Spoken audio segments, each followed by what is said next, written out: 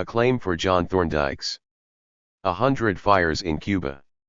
Thorndike is a talented, experienced writer, and Claire and Camilo especially are fully developed, attractive characters. A highly recommended rendering of a love affair and mysterious slice of Cuban history. Kirkus Reviews. The prose is elegantly crafted. 100 Fires in Cuba is a sophisticated historical novel that effectively deploys a love triangle to capture the essence of a remarkable figure and the historic period that produced him, laying bare the yearnings of the heart. Forward Reviews.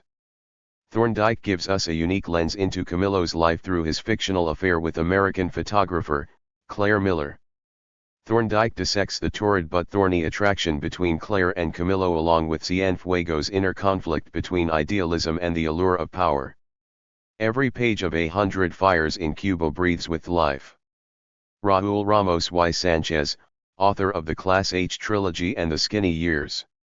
In 100 Fires in Cuba, John Thorndike has done something remarkable, written a compelling love story set in the middle of a revolution. Thorndike's prose is both lyrical and sharp as he navigates a country and a couple in the midst of turmoil and transition. I haven't enjoyed reading a book this much in a long time. Robert Wilder, author of Nickel and Daddy Needs a Drink. With 100 Fires in Cuba, Thorndike explores his great themes: the mother in extremis, the intrigue of a foreign lover, the beloved child, aging men unmoored, and the complications of passion. Ted Conover, author of Rolling Nowhere, Coyotes, and Nujak, Guarding Sing Sing. Thorndike weaves a complex love affair into one of the hemisphere's great dramas, the Cuban Revolution. Evocative prose, timeless conflicts, and an intimate story full of surprises. Natalie Goldberg, author of Wild Mind and Let the Whole Thundering World Come Home. Thorndike's characters know Havana, New York, and Miami well, and his Caribbean story abounds with righteousness, sex, and love. Tom Miller, author of Trading with the Enemy, a Yankee travels through Castro's Cuba and Cuba, hot and cold. John Thorndike brings a resonant emotional sensibility to the days of Claire Miller and her baby girl, Alameda. Thorndike knows that to become a father or mother is a revolution in itself, and projects this against the big screen of political revolution, with its savage and often tragic logic. Paul Kafka Gibbons, author of Love, Dupont Circle, and The Last Murder. I would like to go to Cuba. Now, with 100 Fires in Cuba, I've had my chance through John Thorndike's literary rumba of love and passion amidst the Cuban Revolution. The dance is easy, intricate, flowing, and sensual, with the tantalizing, wry wisdom that always accompanies John Thorndike's writing. Lady Borton, author of Sensing the Enemy and After Sorrow. What you've got here is a mystery and a love story about one of Cuba's favorite revolutionaries. Nancy Stout, author of One Day in December, Celia Sanchez and the Cuban Revolution. Thorndike weaves the novel from two interesting threads: a romance rich with passion and sex, and a crucial moment of history starring Fidel Castro and his cohort. We breathe Cuba's hot humid air, taste Cuba's culture, gain insights into what it means to be Cuban, and more, what it means to be human. Ray Ring, author of Arizona Kiss and Telluride Smile. After 2 nonfiction books, it is a delight to have a new novel from John Thorndike. 100 Fires in Cuba takes us through a rich story of 1959 revolutionary Cuba, where its characters are tested by their own desires and the obstacles of circumstance and history. It clarifies and celebrates the complications of life rather than offering simplistic answers. Eddie Lewis, author of Ray Had an Idea About Love. For anyone interested in how Cubans experienced their revolution, or simply a good read, 100 Fires in Cuba is just the ticket. As its subject, John Thorndike has imagined the relationship of Camilo Cienfuegos, the revolution's most charismatic figure after Fidel Castro, with a young American photographer named Claire Miller. Their story takes place within a vivid recreation of old Havana in the midst of revolutionary change. Although the mystery of Camilo's disappearance while flying from Camagüey to join the triumphant Castro brothers in Havana has never been solved, 100 fires in Cuba provides a plausible, satisfying solution. John Thorndike's intimate familiarity with his subject is evident on every page of this compelling, well-written novel. Ralph Keyes, author of The Hidden History of Coined Words. 100 Fires in Cuba. John Thorndike. 100 Fires in Cuba. 1. Eliseo wore the old face of Cuba, constrained and still. He was a small man whose right hand had been amputated above the wrist, and he drove Domingo's Chevrolet with deliberation, using his stump to work the column shift. All day he'd chauffeured Claire through the small towns west of Havana so she could photograph the colonial churches. Now, as they drove back into the city, he glided to a stop under some palm trees across from a slat wooden storefront. "Aquí venden cigarros," Eliseo said, "and would she like one?" Some women smoke cigars in Cuba, though rarely on the street. "El tabaco me mata," Claire said. Tobacco killed her. She had tried a cigarette when she was 12, and never again. Eliseo laughed, a rare sound, but so natural that Claire wondered if it was only rare to her. She had sat up front today for the first time. Domingo always rode in back and liked her to do the same, but she'd had enough of that. Eliseo crossed the street on foot at his usual measured pace. He drove slowly and walked slowly. Fast driving, dancing, drinking and arguing, these were the expressions of youth, indulgences he had left behind. Not cigars, though. He loved a good cigar. Claire settled down for a wait, knowing how long it could take in Cuba to choose the right tobacco and the right wrap. If it took an hour, that would be fine with her. In Domingo's big house, with his maid and cook and gardener, she rarely had the chance to sit alone and think. Already the day had cooled. Flocks of parrots streaked past the whitewashed trunks of the palms, as the fronds clacked above. Domingo and Alameda would be home by now. Domingo, who was trying to meet a deadline at his magazine, had told Claire that if she'd shoot all the churches today he would take her daughter to the zoo. Allah, now too, had perked up to hear it. "Quiero fans," she cried. She'd been to the zoo before and she loved the elefantes. Sometimes Claire imagined living in a little house, even a little room, on her own with her daughter. How peaceful that would be. But then, of course, she would want a man and a job and help with Alameda, everything she had now. No matter, it would be lovely to have an hour a day on her own. 20 minutes would be good. Alone and idle in Domingo's Impala, she clicked on the radio. The tubes warmed up and a woman's voice rose through the speaker, describing in elegant clear Spanish the rebel offensive underway in Las Villas province, where Escobedo Guevara had led his column into the city of Santa Clara. Soon the forces of the people would deliver a final blow to the despot Fulgencio Batista, restore the Constitution of 1940 and guarantee justice for every citizen. The rhetoric was elevated, but Claire bent forward to listen. In the newspapers and on television, all controlled by Batista, there was little news of the rebellion, and the government troops were always winning. Eliseo surprised her, returning after only 10 minutes with a small package of cigars wrapped in newsprint. He got into the car and cocked his head at the radio, then at Claire. "Who is talking?" she asked. "Violeta Casals. She is an actress and a communist. She is speaking from the Sierra on Radio Rebelled." Of course, Claire should have guessed, it was Castro's rebel station. Violeta continued in her thrilling, educated voice, exhorting the people to hold firm. "In the cities," she said, "in the towns, in all corners of the nation, the time had come for every citizen to support the M26 movement and counter the monumental perfidy of the Batista government." Claire reached out and turned the radio off, then on again. "Is this the station that Domingo listens to?" "It's the station I listen to." Eliseo's blunt look was unlike any she had seen him give his boss. She was about to ask him outright what he thought of Castro's rebellion when Violeta paused. "Now for news of the second column, which is also fighting in Las Villas." The leader of the column, Camilo Cienfuegos. Claire lurched toward the dash. With 300 men, has now surrounded an army garrison of 400 in the town of Yaguaje.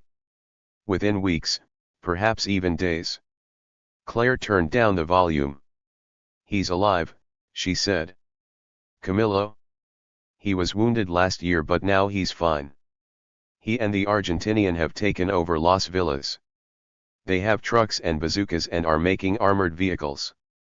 They control the roads, the train lines and the airports, and it is only a matter of time. In spite of Elisеo's animation, she stopped him. Please, what can you tell me about Camilo Cienfuegos? Señora, I know little about him. Only that he is a comandante and very brave. That is always how they speak of him on the radio. Did he come with Fidel on the Granma? Eliseo watched her. You know about the Granma. It's a famous boat. Even the Diario de la Marina has mentioned it. I also read the Prensa Libre, but I've never seen the name Camilo Cienfuegos. The newspapers cannot be trusted. It is only on this broadcast that you hear the truth. Or, there is one other place. He stopped, reached across with his left hand and said, Please, give me a quarter. He took the coin she gave him, got out of the Chevrolet, dodged a couple of cars he would normally have waited for, entered the little store and came out a minute later carrying a magazine, holding it high in his hand. He crossed the street almost smiling, almost dancing. It was a copy of Bohemia, a magazine she'd never seen in Domingo's house. Eliseo's thumb was between two pages, and as he handed her the magazine it opened to a photo of Camilo. With a single glance she drank him in. The beauty of him, the power and assurance. He stood in a clearing in the woods wearing a white t-shirt, his rifle slung over his shoulder. She shut her eyes. Her heart was writhing. She looked again. He wore a full beard and long hair under a battered cowboy hat and stared directly at the camera, wearing the same amused look as on the first day she took his photo in New York. She stared at him too long, then paged forward through the photos of other long-haired and bearded rebels, their names printed below: Raúl Castro, Escobedo Guevara, Juan Almeida, Huber Matos. For 2 years she'd been convinced that Camilo was dead. Now she saw that if she'd looked for him she might have found him. I have to go back to Domingo's. Eliseo nodded. He said nothing. This was the usual Eliseo, the respectful driver, but she knew how watchful he was. As they drove into the city he glanced at her several times. Beyond the flat streets of Vedado lay the white-capped sea. She should not have shown him how interested she was in Camilo. As they turned onto Domingo's shaded street Eliseo asked, "Quisiera llevar la revista?" No, she did not want to take the magazine inside. He was being sly. She pushed it back across the seat until it hit his leg. "Eliseo," she began. "When you and Domingo drive around." She stopped. Her Spanish had fled. It shamed her to ask, and all she could do was stare at him across the broad front seat of the Chevrolet. He parked in Domingo's circular drive, reached through the steering wheel with his left hand to turn off the ignition, and held his stump to his chest. He said, with his usual reserve, "I have worked for Domingo for 20 years. We never argue, and there are many things we do not talk about." She wanted to hug him. Instead, she held her left hand in the air until he reached out with his own, and they shook. They had never touched before. She picked up her camera bag and tripod from the floor, said "Thank you, Eliseo," and got out of the car. Now she had to go into the house to see her husband and Alameda, and pretend that nothing had changed. 2. No, it was impossible, she could not face Domingo with her body in such a roar. She stood outside the house and rummaged through her bag, pretending to arrange her cameras and lenses. She had to think this through, on her own, in some quiet place, and she had no place. She would have to have a migraine. She had them often enough. Sometimes once a month, occasionally twice, but only once before had she faked one with Domingo. It was to escape a weekend with his mother, a woman who believed in quiet children. Alameda often ran around laughing, even shrieking, and Claire didn't like to make her stop. To adjust her face, she imagined the start of one of her headaches, the deep thud at the back of her neck, the pain rising into the right side of her head. Then she stopped, afraid she might conjure up an actual migraine. Please God, no. Mama, Mama. Ala squirmed out of Domingo's arms and ran up to her as she set her camera bag on the floor. Vimos los elefantes. Claire picked her up. Did you see the elephants? She asked in English. Elefantes, the girl insisted. She was going to learn Spanish first, that was clear. Claire often spoke English to her, and Domingo as well, but the language of the house and the city around it was Spanish. Ala knew the difference and now resisted most words in English. Did it go well? Domingo asked. He embraced Claire with one hand, resting his other on Ala's shoulder. Of all men, Domingo was the most considerate. He gave Ala plenty of attention, and she, entirely on her own, had begun to call him Papa. No one had corrected her. It did, Claire said. The light was good, with lots of big clouds. But Domingo, I'm getting a migraine. The flashes and aura have already started. My dear, I'm sorry. Yes, I can see it in your face. Could he? Or was he lying too? I won't eat dinner, she told him, I'd just puke it up. Puke. He was rarely stumped by an English word. Throw up, she said, vomiter. I'm going up to my room to take some codeine, then I'll lie around a little with Ala. I won't feel like it later. I would rub your head and your beautiful neck, but I know that doesn't help. With a real migraine she could not be touched. With the worst of them she lay in the dark with the shades drawn and her eyes and ears covered.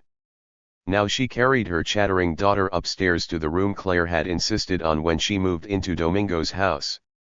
Though she often slept in his room down the hall, she was glad to have her own. Elefante camelos. Alameda cried. Elefante camelos y no eso.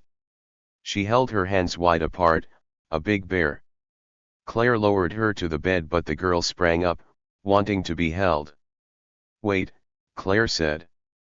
Mama has a headache. Now she was lying to her daughter. She had vowed not to tell Alameda the kind of lies she heard from other parents. If there was candy in the house, she did not tell Ala there wasn't any. If a decision had already been made, one that Ala wouldn't like, she didn't tell her they would talk about it later. But now she claimed to have a headache when she did not. Migraines were tricky. Claire was never sure where they came from, but sometimes wondered if her own tension brought them on. Several times she had convinced herself that some falsehood she'd spoken, or was living with, had triggered the headache, and in desperation vowed never again to lie to anyone about anything. In the middle of a migraine she might swear to that and a good deal more. Later, after the migraine lifted, her vows didn't last. In the bathroom she opened her bottle of codeine and poured some down the drain. She could get more any time. It was sold in pharmacies in small brown bottles with twist-off aluminum caps. But she'd noticed how many things Domingo kept track of, and the level of codeine in her bottle might be one of them. A flush of resentment overtook her as she stared at her face in the bathroom mirror. She didn't like what she saw, the darkened look of a hider.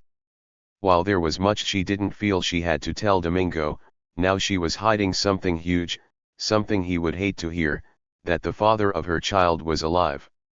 Shall I tell you a story? She asked Ala, and the girl slipped into her arms. Claire began one in Spanish about a little girl and a clumsy bear who liked to dance the rumba, a made-up story that Ala could not have understood completely. No matter, she lay in the crook of her mother's arm, growing still, her small chest rising and falling as she kneaded Clara's hip with her toes. Finally the two of them lay in silence, Ala's eyes focused on the ceiling or somewhere far away, her limbs at rest, her skin glowing. Claire stretched out her legs but could not relax. She was thinking of the lie she'd told Domingo the night they met. She told him that Allah's father was Puerto Rican, a drifter who'd passed through New York. It was a revenge of sorts on Camilo, to portray him as shiftless. It wasn't his fault that he'd been deported, but he could have written and never did. Domingo, inquisitive about so many things, had never pressed her about Allah's father. He took care of the girl as naturally as he took care of Claire. And Allah, unlike her mother, accepted what he gave without a thought. She was too young to owe him anything, whereas Claire was always conscious of how much Domingo had done for her. She met him in the fall of 1957, when Allah was less than a year old. Life had offered Claire an assignment. Alameda's godmother had offered to take care of her for 5 days, and one cold autumn Sunday Claire flew out of New York into the soft air and warmth of Havana. From her first hour she loved the city. In the streets the people were black and white and every shade of brown. The sidewalks were busy, men played dominoes under the streetlights, and though her Spanish was barely a year old, everyone seemed happy to talk to her. The next morning she roamed through the city, shooting in color with her wide-angle lens, slowing down the shutter speed, looking for a softer focus. She photographed the pastel stucco buildings and the crowds of slow-moving shoppers, women and men with the same relaxed posture as Camilo's. The city seemed a neighborhood, and all day long she felt oddly at home. On her second night in Havana, as soon as she entered the Deauville casino with her letter of introduction, she saw what Camilo would have hated: the flamboyant wealth of the place, the muscle that kept the rich in and the poor out, the army of waiters and servants, the expensive and tasteful prostitutes. She wandered at first without her cameras, to block out spaces and compositions. She wore flat shoes and her best midnight blue dress. She accepted a rum and Coca-Cola they were offered constantly on silver trays held by waiters in white gloves and took a few sips. Strong, she thought, and put it down. She talked to some gamblers in both English and Spanish. Later that evening, with her Leica around her neck and her Pentax hanging from a shoulder, she watched a small drama unfold around a couple betting at a roulette table. They were Cuban Americans from Tampa who had drunk too many mojitos.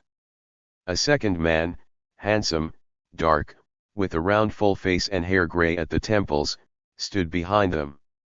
His suit was a deep blue, almost the color of Clara's dress, and stood out against his cloud-white shirt. He looked on, he made jokes, he quietly signaled the waiter, "No more drinks." But the couple's mood, originally festive, had now turned grim, and they resisted his attempts to pry them away from the table. They were determined to make good their losses. They'd stopped betting on odd or even and fastened on the number 17. "Enough, amigo," the man behind them said, clapping his friend on the shoulder. "Domingo, Cono, no jodes."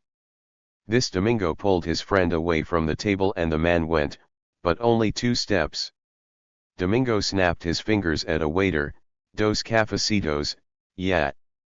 But getting the man away did no good, for the woman simply picked up the chips and continued to deposit them, 5 with every spin, on number 17. It was clear that Domingo could not clap his arm around her shoulder and move her away from the table. She gave him a hard look and said, in English, "Keep away from the chips." Everyone at the table, including the croupier, ignored her stinging tone. Her husband, after burning his lips on a tiny cup of coffee, shook Domingo off and sat down again at the table. Claire looked up from the green felt to find Domingo staring at her chest. From someone so presentable, so well dressed, it seemed a blatant look. He glanced at her face, raised his eyelids slightly, then looked back at her breasts. She didn't understand until, standing behind the couple, he lifted his hands to his own chest as if holding an invisible camera, and pointed his chin toward the 2 gamblers. Clara's usual mode was to stay invisible, to let people get used to her and forget she even had a camera. But a camera could be a weapon and she used it now, zeroing in on the couple. Each time the woman reached out with more chips, Claire took her picture. Then she switched from her rangefinder Leica, a quiet camera, to her single-lens reflex Pentax, which made a clack with every exposure. The closer she approached, the more the couple ignored her. They kept their heads down, kept betting but could no longer ignore the sound of the camera. They grew self-conscious. They'd lost a lot of money. Finally, with a sharp look at Claire, the woman leaned back. She had come to her senses. Her husband gathered up what chips remained, and Claire was still shooting as Domingo hooked his arms through the elbows of both man and woman and steered them away over a deep red carpet, the two of them looking more sober by the second. 30 minutes later Domingo found her in the bar, where she sat with her reloaded cameras and a daiquiri. He approached her with a slight bow. "I want to thank you, señorita." His English was accented, but not strongly. "I didn't know what to do with those two. I couldn't stop them. And I shouldn't have. I'm a photographer, not a lifeguard." What she'd done was unprofessional, yet her photos of the couple, she was sure, would be the best of the night. "Do you work for someone?" Domingo asked. "For life." He was impressed. "I'm always looking for good photographers. I run a magazine myself." What a pick-up line, Claire thought. But she let him invite her to a late steak at the casino's restaurant. Over dinner she told him about her daughter and her life in New York. When she glanced at his wedding ring he said, "Yes, I am married. I have 2 children in college, in Miami and Boston. I've had a good marriage, but Solana is dying of stomach cancer. She has been dying for a year. I'm sorry. Everyone is sorry. My children, the doctors, the nurses, all are sorry. Solana is angry. She is only 41. How old are you?" 46. He didn't ask how old Claire was, almost 20 years younger. It was a cliché, she thought. He was old, he was rich, he was handsome, but she liked him, and 2 nights later joined him at a restaurant and nightclub overlooking the sea, a place even more luxurious than the Deauville. A small conjunto played, and a woman sang the songs of Macaito and Benny Moore, the most romantic Cuban songs. Some were songs that Camilo had played for her on her phonograph in New York. She hadn't come to Havana with any illusions about finding Camilo. She believed by then that he was dead, most likely killed during Castro's invasion of the island, when almost all the rebels had died. Still, she loved being in the city where Camilo grew up, where he'd gone to school and sewn shirts in his parents' shop, and been shot in the leg at a student protest. This restaurant, she knew, was not the kind of place that Camilo would have chosen. It was too formal and expensive. But it smelled of the sea, the songs were evocative, and she was glad she had come. After dinner, as Domingo walked her on a promenade above the water, he kissed her, pressing his palms to the small of her back and his hips to her own. She was aroused, but then he stopped. He lowered his arms and said, "I can't." He could, that was perfectly clear. "Solana has asked one thing of me, and I have promised not to make love with anyone else as long as she's alive." Claire crossed her arms over her chest. "So why invite me to dinner? Why start kissing me? You are angry with me?" "I'm confused." "Okay, also angry." "Claire, I'm sorry. I am attracted to you. It is selfish of me, I know." He had a response for everything. She stared at the curving Malecon, Havana seawall promenade, its lights yellowish in the warm mist. What would happen if you didn't tell her? She would know. Of course. Because they'd been married for so long, because they had children, because they were the same age. At least, Claire told herself, she wouldn't be stabbing some woman in the back as she died of cancer. But that wasn't much comfort, because only minutes earlier she'd been willing to do just that. Still, she didn't want to let Domingo off the hook. He'd led her on and aroused her. When it was a woman who did that, the man sometimes thought he could take what he wanted. Claire couldn't take anything from Domingo, but now she wanted to make him suffer. Maybe she'll know that you invited me to dinner, then kissed me on the Malecon. She is sensitive to betrayal, Domingo said, but she is not clairvoyant. Claire stepped back. He was too sure of himself, and she wanted to make him doubt.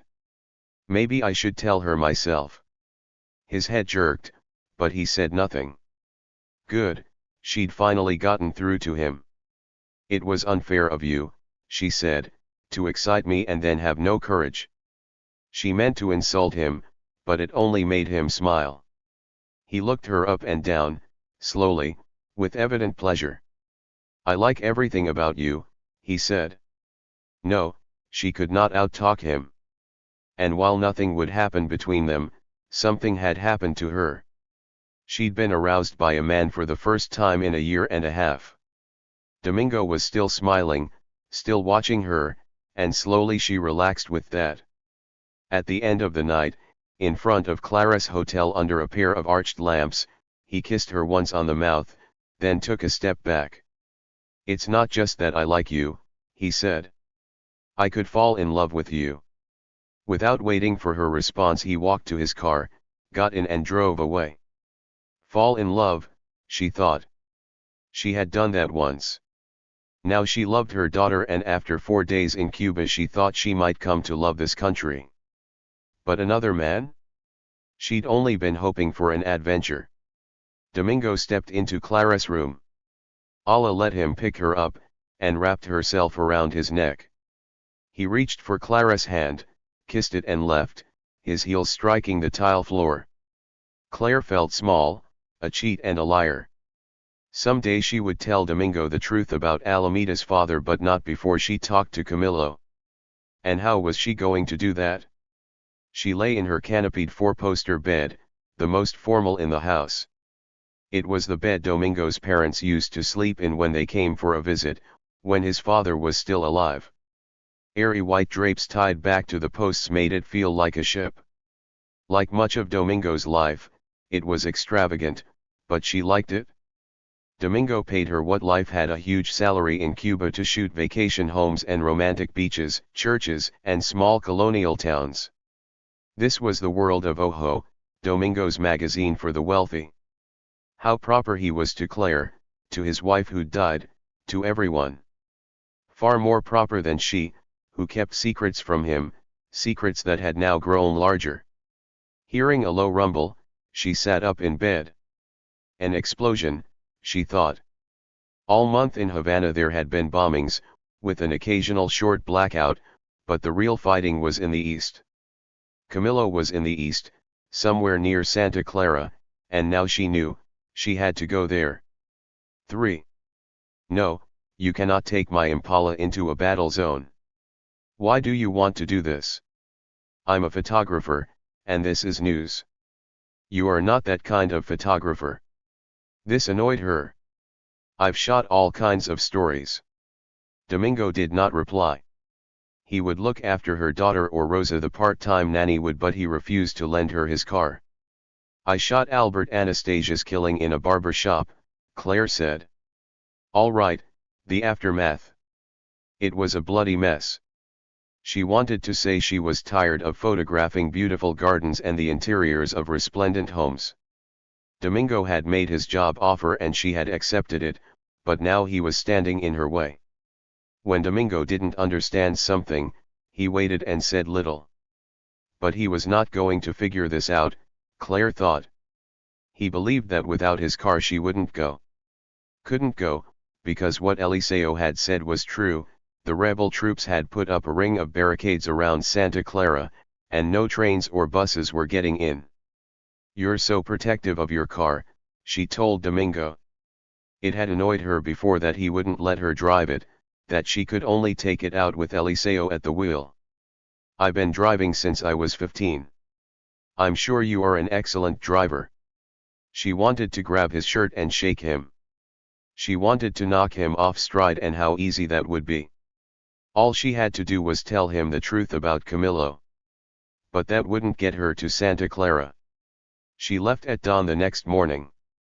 Through Eliseo she'd found a guy with a 48 Mercury he sometimes used as a taxi, and for the fortune of 40 pesos he agreed to drive her to the rebel barricades, though not into Santa Clara.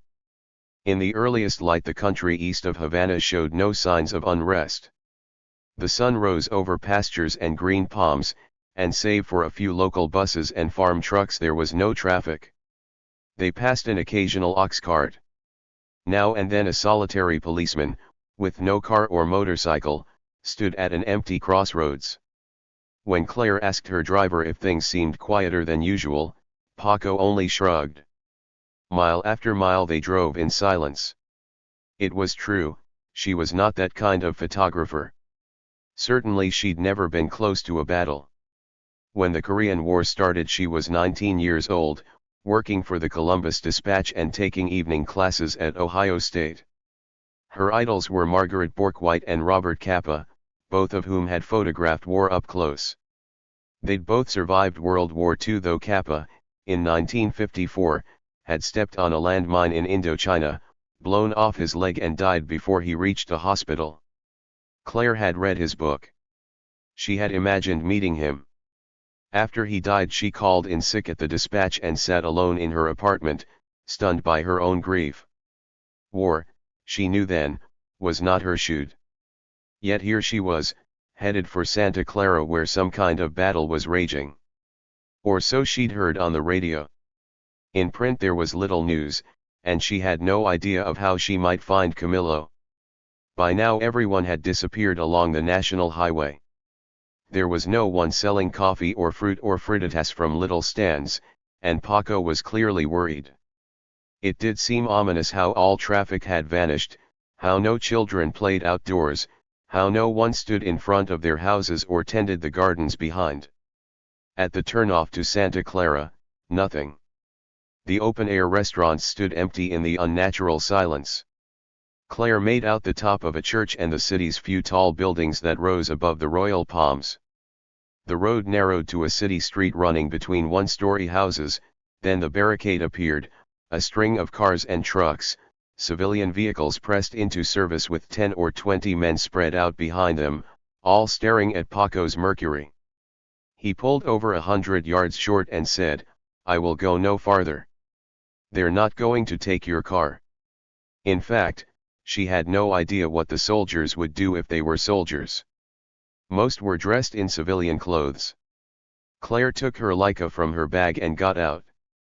Her camera was comforting and gave her a kind of strength. It let her go anywhere. "Wait," Paco said, and jumped out from behind the wheel. Over the top of the car he said, "Pay me the rest of what you owe." Before they left Havana she'd given him 20 pesos. "When we get back," she said now. "You agreed to all day. It's too dangerous here. Pay me the rest." Claire came around the car and faced him. "Don't play the idiot. If I pay you now, what are the chances you're going to be here waiting for me?" "I'll be here." "Good, and I'll pay you as we agreed, the second half on return. Stick with our agreement and stay with the car. No seas cabron. Don't be an asshole." She turned and walked away. Either he would be here when she came back or he wouldn't. She couldn't think about that now. She headed for the line of Dodges, Packards and Fords and the rebels who stood behind them, all wearing the red and black armbands of Castro's movement, the M26. Claire squeezed between two cars and addressed the soldier who faced her, a young man wearing a scraggly beard, her first barbudo. "Good afternoon," she said. "And this barricade, why is it here? Here the army cannot pass with reinforcements. Here we stand firm." He was trying to look determined, she could see. But with his rifle pressed hard to his chest he looked nothing like the confident photos of Camilo and other rebels in the Sierra. The men here wore a combination of steel hats, cloth army caps, loose shirts, pleated trousers, and polished black shoes. Their arms looked just as irregular, from shotguns and rifles to pistols, some of them little snub-nosed handbag guns. No one looked like the veteran of a battle. "And in the center of town?" Claire asked. "They are fighting." As if to confirm what he said, the sound of distant gunfire reached them, First some faint staccato pops, then something larger, making a dent in the air. By now, seeing the camera around her neck, the men behind the barricade had all assumed their postures of defense. Such posing made for bad photos, but Claire took some anyway, just to relax them. She snapped them off, no need for a light meter at midday. She'd taken 10,000 photos on sunny days like this. At 100 ASA, f11 and 100th of a second, they would all come out. She shot the barricade and the men lining it, then turned back to the first soldier. I would like to speak with Camilo Cienfuegos. Camilo has gone. He was here yesterday, talking to Che, but now he has left for Yaguaje. Can I drive there? All traffic is closed through the city, and the fighting in Yaguaje is worse than it is here. It would be dangerous to go close. If she still worked for life, this would all have been easier, because someone in New York would have come up with a contact who could lead her to the rebels. Here, Claire was not about to tell anyone she worked for Ojo, that magazine for rich Cubans. After a long silence, she said to the bearded soldier, I'm going to take a look at the center of town. Could a couple of these men go with me? Señorita, it is a bad idea. Shooting could start anytime, and my men must stay here. We have our orders from Che. Maybe it was a bad idea, but Claire could not just turn around and go home. She didn't want to face Domingo and admit that he was right, that she was not cut out for dangerous work. Nor could she get back in Paco's car after 15 minutes at the barricade. She saw him in the distance, leaning against the Mercury's hood. She'd be lucky if the guy didn't drive off with her 20 pesos and leave her stranded. She took some photos from outside the barricade, but it was hopeless. The soldiers, stiff and intent, stared out as if Batista himself were about to attack them. Kappa said that if your photos weren't good enough, you weren't close enough. Sometimes that was true, but here Claire worked as close as she liked and it only led to more preening. The men gripped their guns, they had cast their lot with the M26, they were battling the tyranny. She threaded her way through the barricade and began to walk. She would go a few blocks, maybe farther, maybe all the way into town. She might find this Che Guevara and ask him about Camilo. The street, with not a parked car on it, was lined with yardless houses and a few small stores, all closed. Her soldier called out from behind her with the same message, "Es mala idea." Claire waved back cheerfully, as if she'd misunderstood him, and walked on into the silence. No one stood outside their doors or even at their windows. Far down the next block a man carried a bicycle into a house. Once a woman called and whistled for a dog, but no dog came. The woman watched as Claire approached, and just when Claire was going to ask her a question she stepped inside and closed the door. Santa Clara, what saint was that? Whoever it was, she and Claire were toqueas, they had the same name. Perhaps destiny was at work, she thought. She walked faster, to shake off all foolishness. Camilo had no idea she was here, he knew nothing about Alameda, and for him Claire was probably just someone he'd had an affair with long ago. Did he ever think of her? Had he ever done so, from the day immigration took him away? Claire had thought of him throughout her pregnancy, during her labor, 2 minutes after Allah was born and every day since. Looking at her daughter's high forehead and sturdy little body, she saw Camilo. He was always with them, a phantom third party. Alerted by something she couldn't see, she stopped in the middle of the street. Her eyes ranged down the next block and the block after that, but nothing moved. Glancing behind her, she could still make out the men at the barricade, but something had lifted the hair on her forearms. It was a sound and she heard it now, faint and intermittent. Not gunfire, she thought, but some bolus of uneasy noise. It came from the city, reverberating off the stone and stucco fronts of the buildings, pressing faintly against her chest. Finally she saw it, a vehicle coming fast from the center of town, kicking up a plume of dust. She stepped up on the sidewalk and put her back to the wall of a house. It was an army truck full of men, all wearing helmets and each with a gun.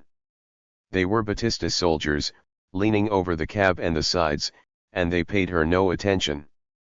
Dropping to one knee, she snapped pictures as fast as she could, trying to keep the truck in focus, the film inside her like a passing from spool to spool with a dense mechanical grip she felt halfway up her arm. Shots rang out, the truck roared past, and as the dust rolled up a bullet smashed into the wall above her, dropping plaster onto her head and shoulders. Her fear, instead of driving her to the ground, lifted her to her feet, and a moment later she was sprinting after the truck, taking dust-filled photos on the run. Hopeless photos, but she had to get closer. With no way around the barricade, the truck never slowed. It plowed into a small gap between two cars, veered, jerked and ground to a stop. In back, the soldiers were thrown into a pile. In front, the rebels poured bullets into the cab. As Claire ran up from behind, one of the army regulars got to his feet, ripped off his shirt, ripped off his undershirt and waved it in the air. All the recruits who still held their guns threw them down. They swept off their helmets, lifted their hands and screamed, "Don't shoot! Don't shoot!" 10 more seconds and the fighting was over. The rebels, guns pointed, circled the back of the truck. "Get down," they cried, looking fierce. The recruits were young, their hair a quarter of an inch long. Claire finished one roll on her Leica, dropped in another, threaded it and kept shooting. The truck's radiator steamed. 3 men had been killed, the driver, another soldier in the cab, and one of the rebels. Claire took their photos where they lay on the pavement, the 3 of them lined up side by side, their loyalties ignored. She'd seen dead bodies before, many of them, in a New Jersey morgue where she'd once been hired to photograph the corpses. But this was different. Only minutes earlier these men had been alive.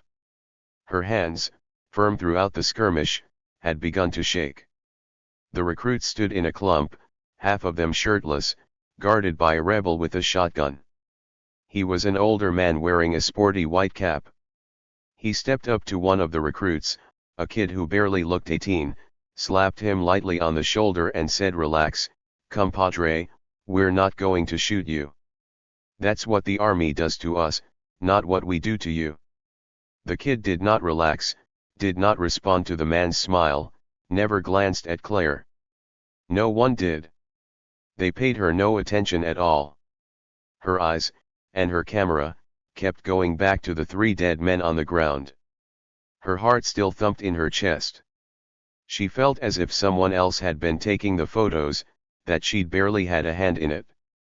The drive back to Havana was long and slow. Paco was in a stew about the danger to his car. Claire paid him his second 20 pesos and didn't talk to him. She let her fingertips rest on her treasure, the 4 aluminum cylinders tucked safely in her pocket. Instead of having them developed here, she'd send them straight to Black Star in New York. For a while, in silence, she called up the details of the fight, the bullet hitting the wall above her, the truck slamming into the barricade, the panicked recruits. Then, as if waking from a trance, she sat up stiff on her seat. What the hell was I doing? I have a daughter. The car rolled on and Claire sank back. Yes, she'd been foolhardy, but she was glad to be taking pictures of something that mattered. It didn't have to be war, but she wanted to photograph people, not buildings. She liked taking portraits and she liked a story. If only she'd gone up into the Sierra on her first trip to Cuba, instead of to the Deauville casino. Okay, that was crazy. Ala wasn't a year old and Claire could not have left her to follow Castro and his men as they fought in ravines and little mountain towns. Still, if she'd gone she would have found Camilo. After this single brush with the Cuban Revolution, Domingo's wealth and her work at Ojo felt like the wrong side of history. She wanted to shoot the rebellion, and the victory that was sure to come. Now she had to laugh, for sounding like the woman on Castro's radio station. No matter, for everything was making her happy.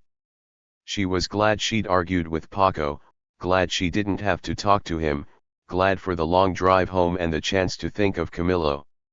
The day she met him she was shooting a feature on the Waldorf Astoria kitchen for La Cuisine, black and white photos of the executive chef, the sous chef, the line cooks and their assistants, all at work in the big whirling room. Camillo stood at a stainless steel table grating ginger and dicing red peppers. He was slight, fair-skinned, perhaps an inch taller than she was, with lush dark hair and thick eyebrows. He watched as she took her first pictures of him, then went back to work as if unaware of her. She circled around him, shot him from every angle, reloaded, drifted away to film the rôti sour and the pâtés sear. But Camillo, with his tall forehead, deep waist and faintly sway-backed posture, was the one she wanted. Leaning forward, he glanced down the line and said, "Alberto, give me your hat 1 minute."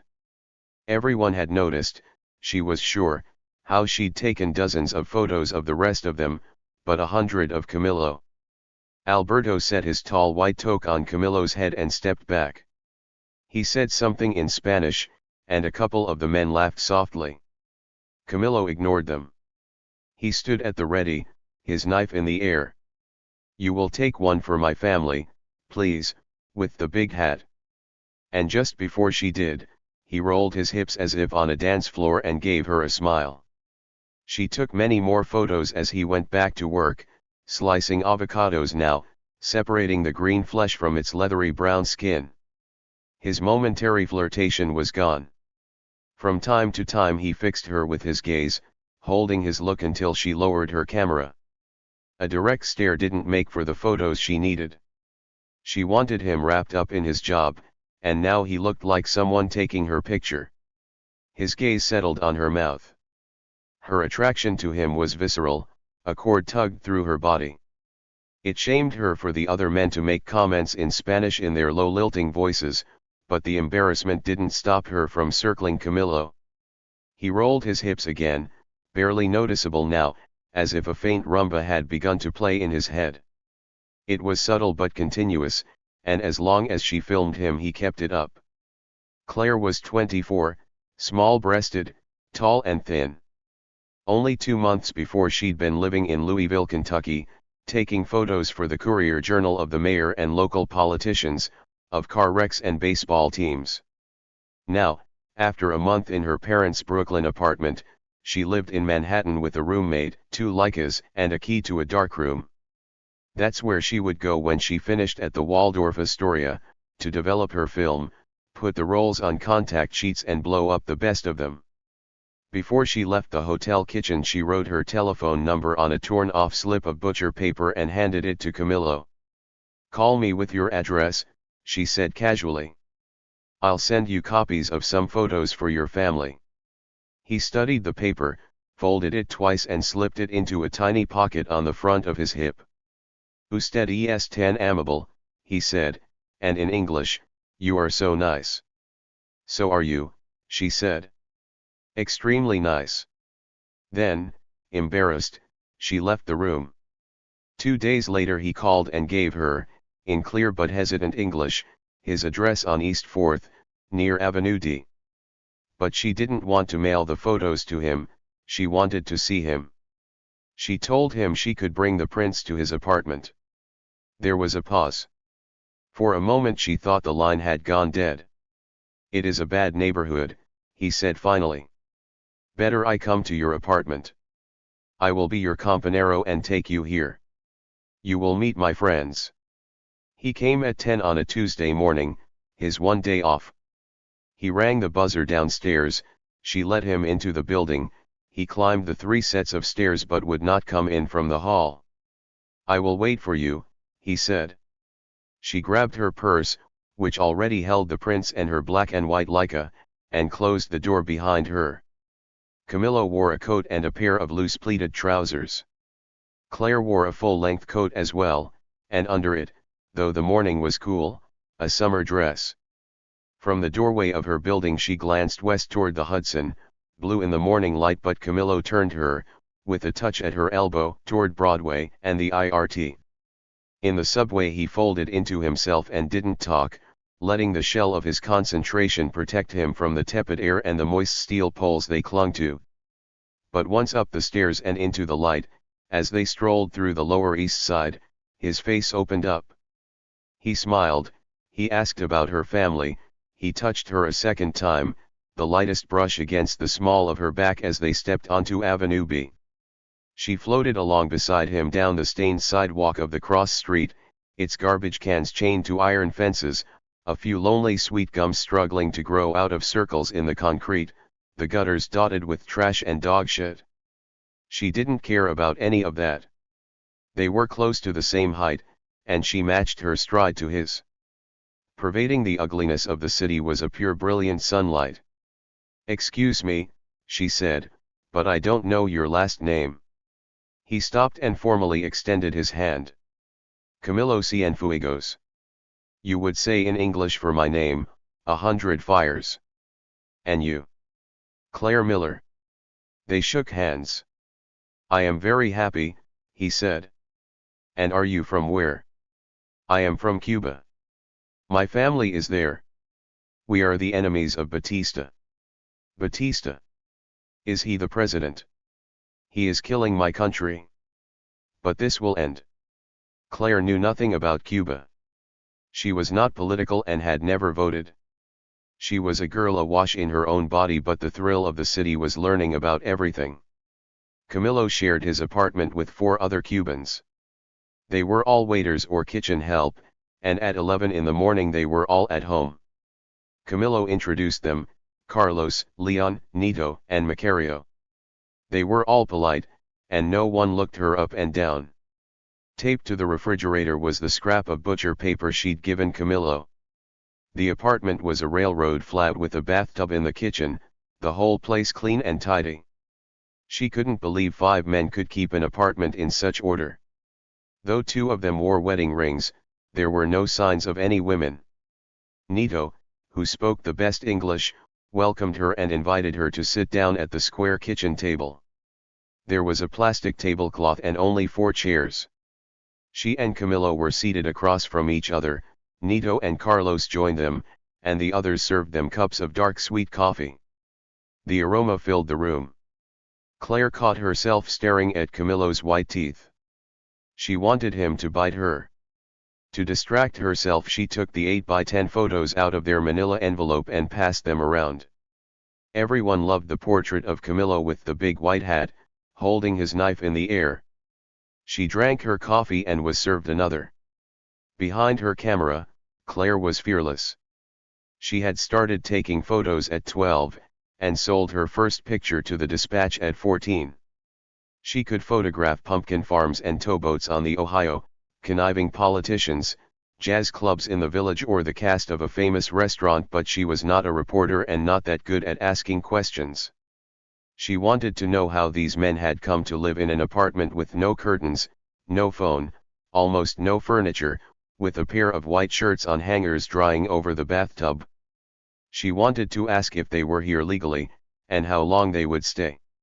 How long would Camilo stay?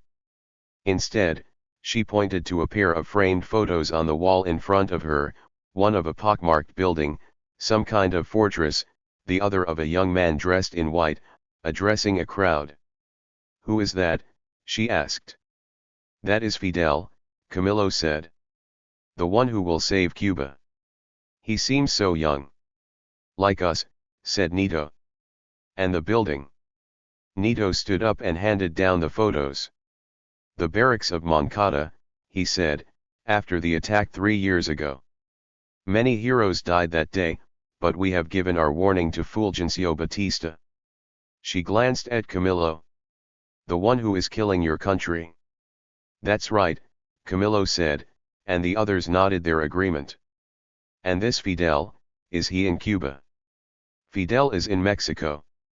With that a silence fell over the room. Nito explained, "Cuba is not safe for any of us." "There," said Leon, "we will all be in jail."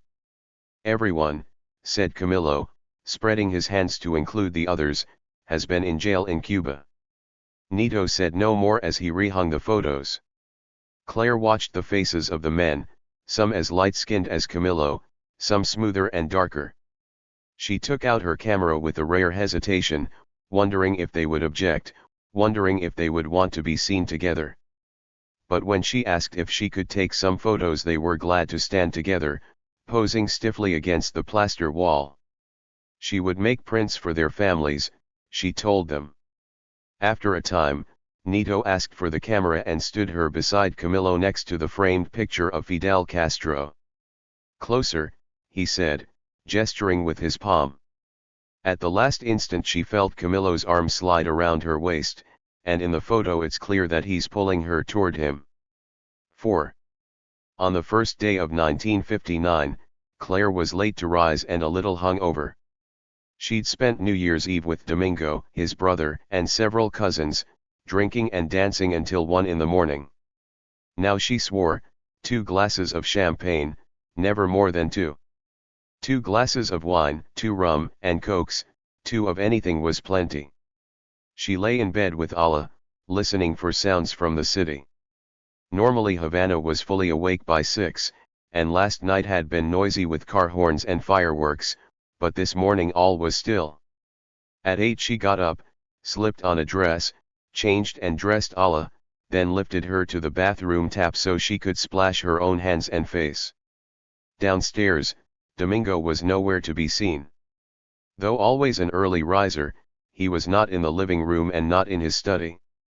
From the kitchen came the high-pitched sound of Lavinia's radio, and when Claire walked in she found Domingo and the cook staring at it, both listening intently.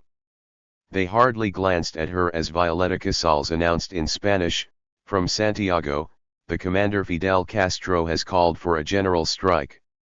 He assures the nation that there is no reason to worry, the transition of power will take place smoothly." Claire, watching her husband and his cook listen to Radio Rebel together, imagined that in the space of hours a new equality had been achieved between boss and worker, patron y obrera. But no. When Claire asked what had happened, Domingo told Lavinia to get some breakfast on the table and guided Claire and Allah back to the living room. He was on edge, she could see. Batista has fled the country. He flew out at 3 this morning with his family, some generals, and probably a lot of money. It is over. Will Castro become president? He will do whatever he likes. On the radio they treat him like a god on his throne. Claire started to object. That wasn't what she'd heard in the voice of Violeta Casals, who'd sounded calm and authoritative. Isn't this what you wanted? You never liked Batista. I wanted an end to his corruption. And now we have it. Or we may have a new kind of corruption, an ideology that will be all wrong for Cuba. Allah was tugging at the hem of Clara's dress. Wait, she said. She crossed the room, picked up Allah's carton of alphabet blocks and set it on the floor so the girl could play with them. Where is Castro now? In Santiago, at the eastern end of the country. He is sending someone here to take over the army. It might be that Argentinian, Guevara. A foreigner would be head of the Cuban army. That slipped out, and Claire was sorry to have said it. Because if it wasn't Che Guevara, it might be the head of the other column, Camilo Cienfuegos. Since returning from Santa Clara she had tried not to mention his name.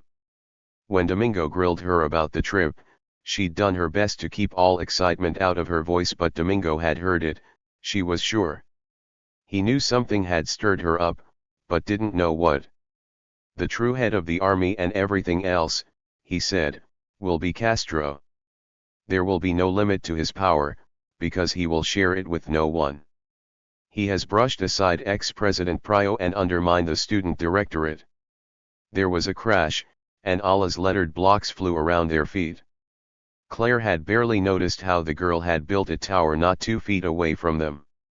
Now Allah lifted her eyes toward them, her message clear, you see what I can do? Stop all that talk and play with me. Claire knelt briefly, started the girl on another tower and stood up. Domingo went on as if never interrupted, I think he's something of a maniac. He was a thug at the university, then he led that futile attack on the Moncada barracks where so many died. Yet Batista has been saying for months that Castro is finished, even that he's dead, and now it is Batista who has fled the country. There was another small crash at their feet. You and I, Domingo said, have never had a political disagreement in this house, and I do not want to start. This kind of argument, it was true, was new to them. Claire stared back at him, but his look was so serious she felt like laughing. Getting to know you, she said, then paused before singing the next line, getting to know all about you. What is that? Domingo, usually curious about anything in English he didn't recognize, was now annoyed. It's from a Broadway musical. They made a movie of it. A movie. The King and I. But what had led her, in the middle of an argument, to start singing? It was a great show, she said. Now all her words seemed false. Her lips felt rubbery, the way they did when she told a lie. Domingo stared at her and she stared back. After a few seconds she let her eyes go out of focus so she could look straight at him and not see him. Domingo swept a hand through the air as if to brush the topic aside, then walked off saying, I must call my brother and talk to him about the mill. His abrupt departure was meant as an affront, Claire was sure. But she didn't care, she was glad to be out from under his gaze. She knelt beside her daughter on the tile floor, stacking up blocks so Allah could knock them down. Arguments were new between her and Domingo. He didn't like them and neither did she, and until recently no disagreement had lasted more than a few minutes. How calm he had always been, and how persuasive. She thought of the letters he'd sent after the first time she came to Havana, handsome cream-colored letters written in a formal and slightly florid English. One day he wrote that his wife was in the hospital, and a month later that she had died. After the funeral he wrote, now my children are back in the States, and I am alone in my house. Half the day I am suffused by grief, and half I'm amazed at how the sun and stars keep turning. I would be very happy to see you again someday. Suffused by grief. She knew he often sat down at night with a dictionary and some American book or magazine, intent on improving his English. When he offered to fly north for a visit, a few months later, Claire declined but continued the correspondence. Finally, in June, she told him she would see him if he came to New York. He took a room at the Plaza Hotel overlooking Central Park, and it was there she slept with him. Domingo was not impetuous, and it was only on the second night, when she was splayed out over his bed with her breath coming short, that he pulled out a rubber and put it on. Better safe than sorry, he said. I believe that's the expression in English. That he would make a joke at such a moment helped her relax. It made her think he wouldn't lose his head over her, or demand too much from her later on. The next day she brought Allah and met him in Central Park. Sitting on an iron bench, as Allah ran laughing after the pigeons, Domingo made her a business proposition. Or so he called it. If she wished to come to Cuba for a longer visit, he said, he would pay her to take photographs for his magazine. I will pay for your hotel, as well. I have an uncle who owns a little place, it's very pleasant. You could set your own hours, my chauffeur could drive you around, you would have all the freedom you have here in New York. She laughed at this. I would live in your hotel, I would be driven in your car, but I'd be free, there would be no strings. Exactly. Domingo, there are always strings. I'm not saying no. I'm not saying it isn't a wonderful offer. I'm just saying it can be a problem to mix business and friendship. Not to mention sex. Domingo smiled. I think we would have a great time, all three of us. When she didn't answer, he bought pretzels from a cart, then an ice cream sandwich he shared with Allah. He let Claire think about his offer, and a few weeks later she wrote him that yes, she would go to live and work with him in Havana. The hotel did not work out, and after a couple of weeks she moved into Domingo's house. Those were lovely days. She had a steady job, she had endless help with Allah, and she was living with a good man who was clearly in love with her. Her flush of happiness was so great that when Domingo asked her to marry him, She said yes. The wedding was small, tiny, really, with only a few of his family members and none of her own. In his study, Domingo was talking to his brother about the family sugar mill in Remedios. Though they owned the central together, it was Felipe who managed the operation. Domingo spoke, was quiet, then spoke again. In his tone Claire caught a hint of exasperation, plus an overtone of guidance. He might have been a father talking to his son.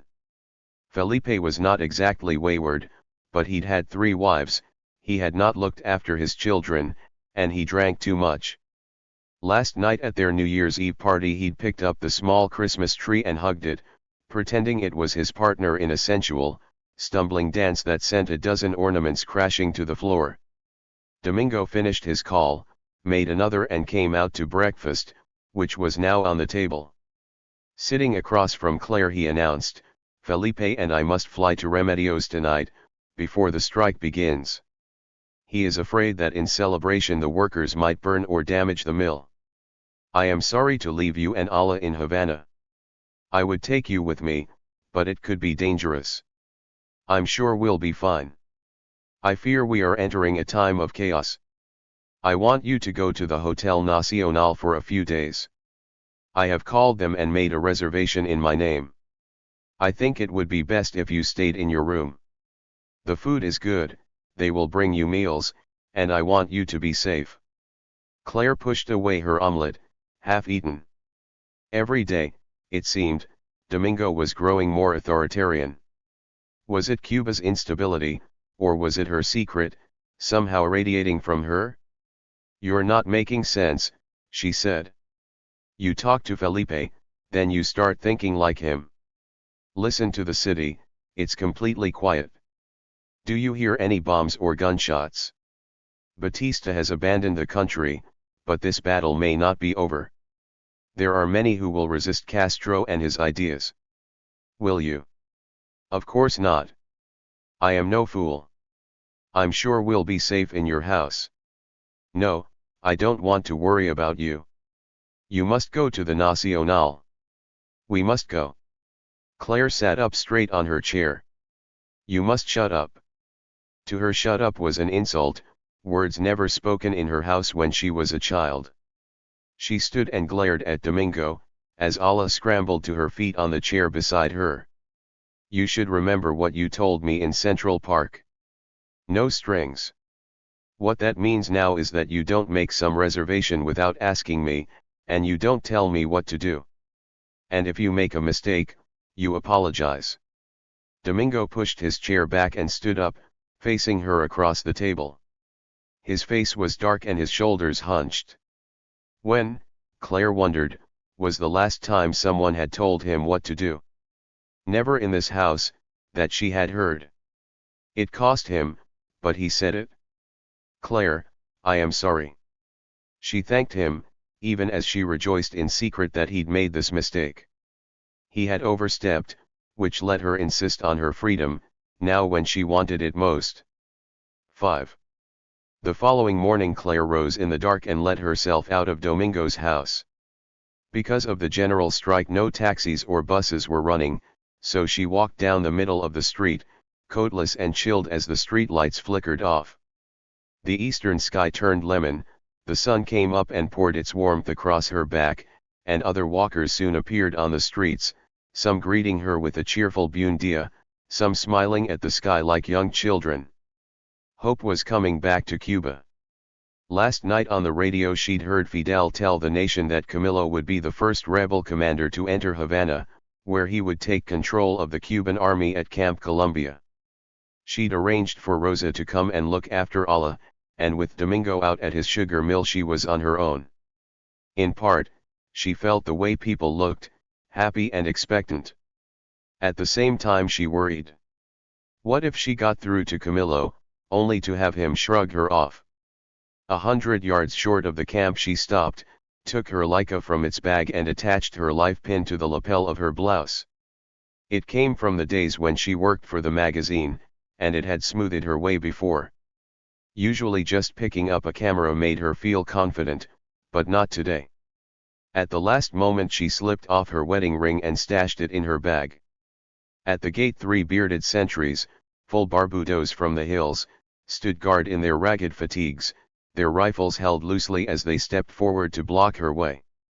"Señorita," said the first. Claire reached out and shook their hands, one after the other. Buenos dias, compadres." "Could they be of some help?" the soldier asked. "I would like to speak to Camilo Cienfuegos." This brought a burst of laughter. "You see how fast it starts," one of the other men said. "We've been here for 6 hours and already a woman wants to meet Camilo." "No," Claire said. "I'm a photographer. I work for a magazine." She lifted her lapel, unsure if these men would even know about life. "It is lamentable," said the first soldier, "but we have our orders. No civilians today, and no journalists. Listen, I know Camilo. We are friends." "Of course. Everyone wants to be friends with El Chico Lindo. The beautiful boy." This was followed by another ripple of laughter. Was this how it was, that women followed him around? Claire pulled back her shoulders. "No," she told the sentry, "I have known him for years." "Of course. I'm sure it is so." Claire lifted a manila envelope out of her camera bag, unwound the stringed clasp and pulled out a glossy black and white photo. It showed a young woman in a summer dress and a man with his arm around her waist, a smooth-shaven Camilo in a white shirt. This interested them.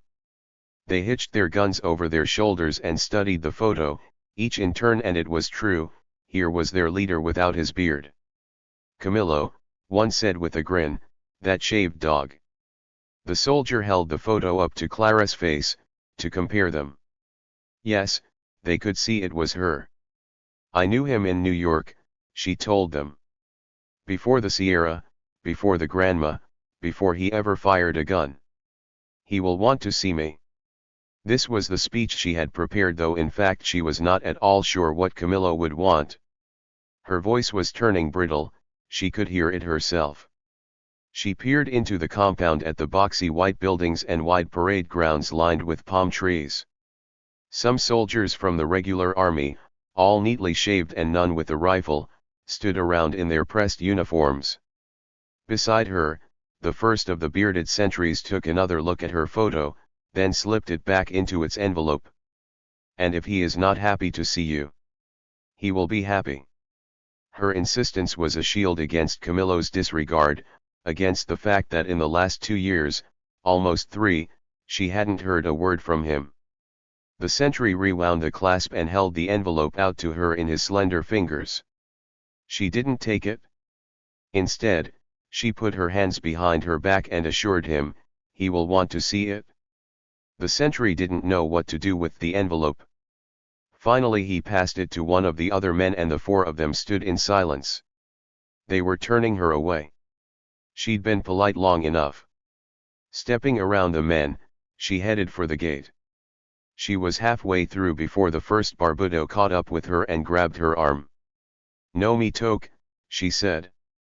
"Don't touch me." A couple of other bearded soldiers walked over, both with their guns. "I'm a photographer," she announced to all of them, "and a friend of Camilo's."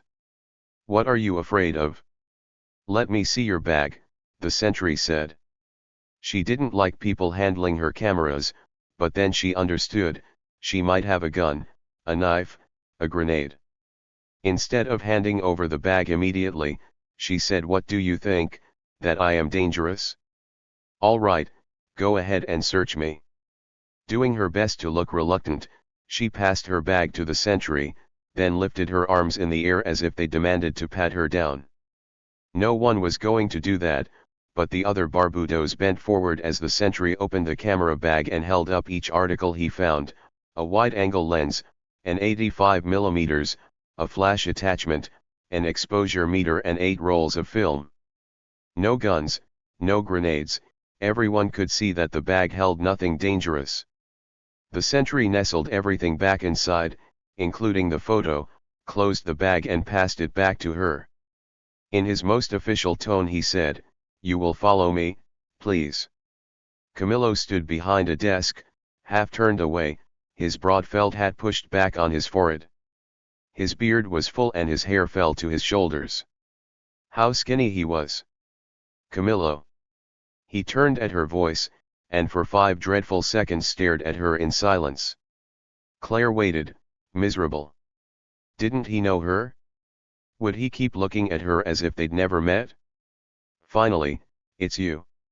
He stepped toward her, put his arm around her, then leaned back to look her over. He stared at her face, at her shoulders and chest. He waved his other hand at the half-dozen men in his office. Leave us for a moment, and they all filed out. But the door remained open, with 2 guards just outside and soldiers passing by. How can this be, he said in English. On this perfect day, on this first day of the revolution you are here. You are in Cuba. I've been here for months. I'm taking photos for Black Star, and for a Cuban magazine. She was aware, as she spoke, of Camillo's hand moving slowly across the small of her back. He smelled of sweat and soil and clothes slept in for weeks at a time. The odor up close was overwhelming, and seeing her hold back, he laughed. Kaoler, no. I must bathe, he said. I must sleep, but there is no time. I must smoke a cigar, I must dance in celebration, and still there is no time. And you come without telling me. How could I have told you? On the desk beside him lay his submachine gun, its wooden stock stained and dark, its barrel pointed toward the door. His beard was a jungle, and in it bits of something, perhaps bread, were caught beside his mouth. His hat was tattered and his cuffs frayed. He was a commandante, but looked the same as any of the bearded soldiers. More beautiful, though. What caution Claire had was dropping away like a skirt off her hips. She said in Spanish, I hear you're in charge of Batista's army. Incredible, isn't it? I have 300 men, half of them so new I hardly know them. Here in the camp there are thousands of soldiers, and everywhere I go they salute me. He lifted his hand to his forehead, mocking the traditional gesture. By nightfall, he told her, Che and his troops would also reach the city. But everything is in the air. Now we must guarantee the revolution, and to relax is impossible. Camillo seemed shorter to her, until she realized he was standing in his socks. His dilapidated boots with their unraveled laces lay in a corner of the room. He noticed her looking at them, and laughed. Boots, he yelled to the sentries at the door. Go through the base and find out where the boots are. New boots for every barbudo. One of the sentries walked off, and Camillo grew more serious. Claire, I want to see you, but what a busy time this is. He lowered his voice. And you know how Fidel feels about the United States. He's angry that the US gave Batista those tanks and airplanes. And those bombs that burn, that Batista dropped on the people. Camillo, I am not my government. No, but now I am my government. She wanted to say that had nothing to do with the two of them. But here in his office, surrounded by rebel soldiers and the Cuban army, their own history was shrinking to a distant idol. If you are your government, she said in English, can't you do what you like? As long as it is in service to the revolution. Now you sound like radio rebelled. All that inflated language they use. She saw from his look that he didn't understand. Hinchado. Like a politician, and you were never one of those. I am a soldier, nothing more. But a soldier present at one of the great moments in Cuban history. She looked at his socks, a toe sticking out of each. Could she still talk to him? Was he going to speak like this from now on, as if she were part of an audience? Well, she had insulted him. Maybe it was all language he'd picked up from Fidel. Maybe you couldn't have a revolution without those lofty phrases. But it was jarring, because no matter the beard and uniform and tattered hat, she had seen the Camillo she remembered, exuberant and candid. She imagined putting her fingers to his chest and telling him, We have a daughter. That would get his attention. But then what? How simple it would be for him to have her escorted out of the camp.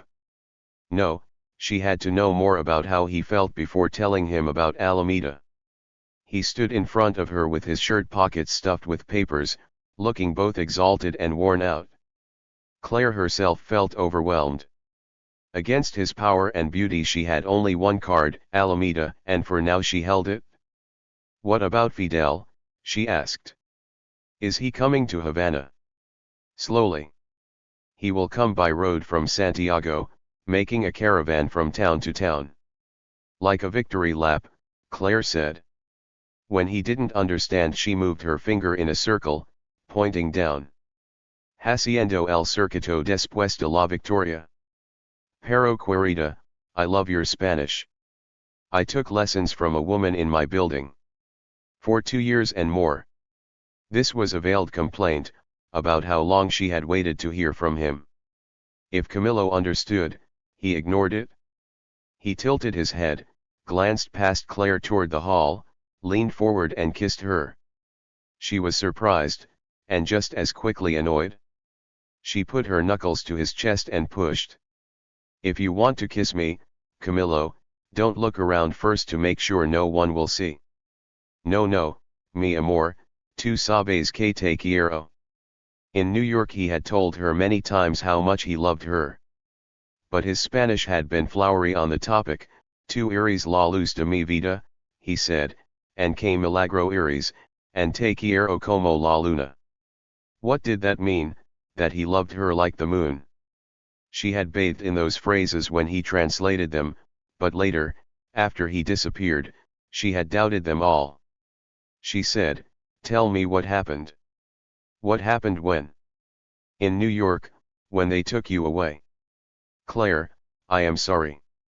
I was in bed one morning, I was going to see you that day, I was so happy. Then a bang on the door. Macario opens it and there was La Migra. They took us to New Jersey, to a jail, a terrible place, for 39 days. And then he snapped his fingers, a plane to Cuba. You could have written, once you were here. I'm sorry, he said again. It is true, I must to have done that. He did look sorry, but only for a moment. Soon I went to Mexico to find Fidel, and everything was a secret. No telephone, no letters, we could talk with no one, not even with a Mexican girl, never. Claire felt like she'd been slapped. What did Mexican girls have to do with this? I see. I see that what we had was just a fling to you. I am sorry, what is this fling? Something you soon forget, with someone who doesn't matter. I have never forgotten. I remember everything. In the Sierra I went to sleep remembering what you said, everything you did. Was this true? It was what she wanted to hear. Okay, she said. What song was playing the first time you took me to the Palladium? That is easy. Sabroso Mambo by Tito Rodriguez. And what did I say when we walked in? You said you could not dance because it was too fast. And you said? I said nothing. I took you onto the floor and put a hand on your hip and we began. You are, what do you Americans say? A fast learner. I was never very good, compared to all the others. Claire took a small step back. And I suppose, now that you're so important, that everything has changed for you. You must have a dozen girlfriends by now. A dozen, 2 dozen, I can no longer count. Was he serious? Clarita, he said, 2 days ago I was fighting in the streets of Yaguaje. I have no novia. I was living in the mountains with many men who smell as bad as me. But he wasn't in the mountains now. He was in a city filled with lush Cuban women, and from how the centuries had talked she didn't believe him. Her chest gave a pull and she felt sick. What was this? In New York, in the midst of their affair, she had never once been jealous. She lifted her bag and held it between them. I only came to take some photos. Camillo stepped toward her and lifted his hand. For an instant she thought he was going to touch her chest. Instead he tapped the bag. "Fidel will be happy," he said in Spanish, then explained how Fidel wanted pictures of everything. Maybe not pictures of the two of them, but photos of the rebel troops here in the camp of Batista. Camilo took a piece of paper from his shirt pocket, wrote in Spanish, "Admit this woman everywhere," and added his signature below. Then he asked for Clara's telephone number. "I don't have a number," she said, though of course she did. "Where are you staying?" "In the city." "In a house?" "Someone's house." She admitted it was so. "Take some pictures," Camilo said. "But then come back to see me." Carrying the piece of paper with his name on it, she wandered through Camp Columbia. Next to the soldiers of the regular army, the bearded fighters stood out unkempt, looking like beatniks or the saints of old. Every barbudo had a rifle or submachine gun, either dangling from his hand or tucked behind a shoulder. If there was another woman in the camp, Claire had yet to see her. The same for photographers and journalists, none so far, and she was glad to have the only camera in sight. She didn't like how Camilo, at the end, had brushed her aside, but she was glad to be here in the camp where Barkin and the other generals had handed themselves over to Castro's revolution. She fingered Camilo's piece of paper. One sentence from him and she could go anywhere. She loved that. She found the room full of boots, where soldiers from the regular army were filling up duffels with footwear of all sizes. She found a barber shop where two bearded rebels sat in the red leather chairs telling stories about their battles in the Sierra to some clean-faced soldiers. Everywhere she found good photos, and she was now utterly sure that she could not go back to taking static pictures of upper-class Cuban life if there was going to be any upper-class life. In the basement she found rooms where Batista's prisoners had been tortured. Claire showed her note from Camilo, and an army sergeant opened the doors for her. She saw beds and chairs with cuffs, blindfolds and hoods, cigarette lighters, and an electrical machine with a hand crank and black wires to which nails had been taped. It was just as Camilo had told her years before, and now she shot it all in black and white, using a flash in the darkened rooms. On the parade grounds Batista's men stood about with little to do. It was the rebel soldiers who were friendly, who smiled and opened doors for her, who asked to see the photo of the beardless Camilo. And they were the ones she wanted to photograph, with their country hats and torn uniforms, a few with bandages tinged with blood, some with great manes of hair, and each, always, with his gun held close, as if at any moment a skirmish might break out. Claire shot 5 rolls of 36 exposures. Then, in a huge mess hall, she ate a late breakfast of rice, beans, and bread off a metal plate, and talked with a dozen soldiers. Their Spanish, from all over the island, was sometimes a trial. There were men who spoke as clearly as Violeta Casals on the radio, enunciating every syllable, and others who talked like auctioneers, far too fast for Claire to understand. She stayed away from Camilo's office. She walked out to the airfield where Fulgencio Batista, after his New Year's Eve party at the camp, had boarded a plane with his money, his family, and some of his generals, and taken off for Santo Domingo, fleeing the country he'd held in an iron grip for most of the last decade. Returning to the parade grounds, Claire sat down on a shaded bench. All morning she'd been immersed in Camilo's world, and now she needed time to think it over. The last time she'd seen him he was a cook in a New York restaurant. Now, at 27, he was one of Cuba's new leaders. She loved his attention, but couldn't guess how long it would last. At some point in the years ahead she would have to tell Allah that her father was not Domingo, he was Camilo Cienfuegos. But when? When she was 3. When she was 10. Each day was another step into deception. Also, when was she going to tell Domingo the truth, and how much of the truth? She understood what she had done with her memories of Camilo.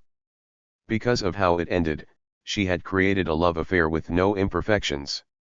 Their days in New York, their dates, were the opposite of most couples.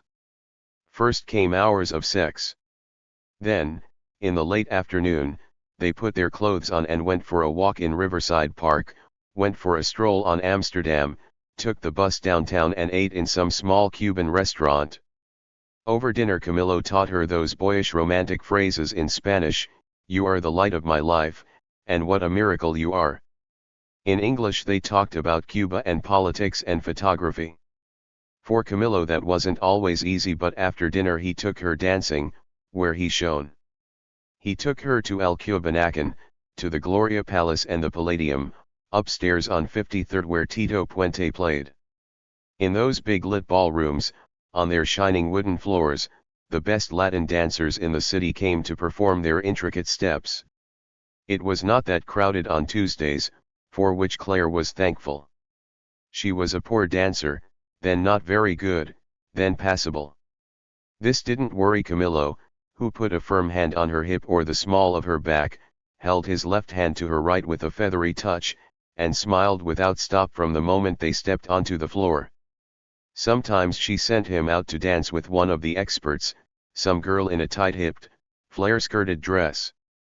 A girl with pushed-up breasts, bright red lipstick, towering hair, and stiletto heels that would have pitched Claire to the ground in 10 seconds. But how those girls could dance!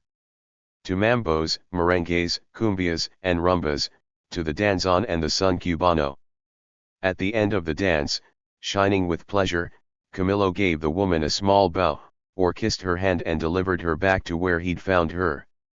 He loved women, he loved to dance, and he always came back to Claire. He was going to leave her, she knew that early on, but not for some woman. He would leave her for Fidel. At night, at 1 in the morning when they returned to her door, Camilo would not come in. He would not spend the night with her there, and never met her roommate. It was always an empty moment for Claire when he gave her a last kiss, turned away from her and disappeared down the hall. On Saturday morning or on Sunday, before he went to work, he called her from a payphone on Avenue D. It was always brief, a 3-minute call, but enough for her to know that he would come again on Tuesday. Always, after he called, her roommate Debbie grilled her. Did they really spend all day in bed? Did they do it over and over? Was it good every time? Claire said yes and yes and yes, but would not elaborate. She didn't want to expose Camilo's innocence, or her own greed in bed. One weekend he didn't call. Not on Saturday and not on Sunday.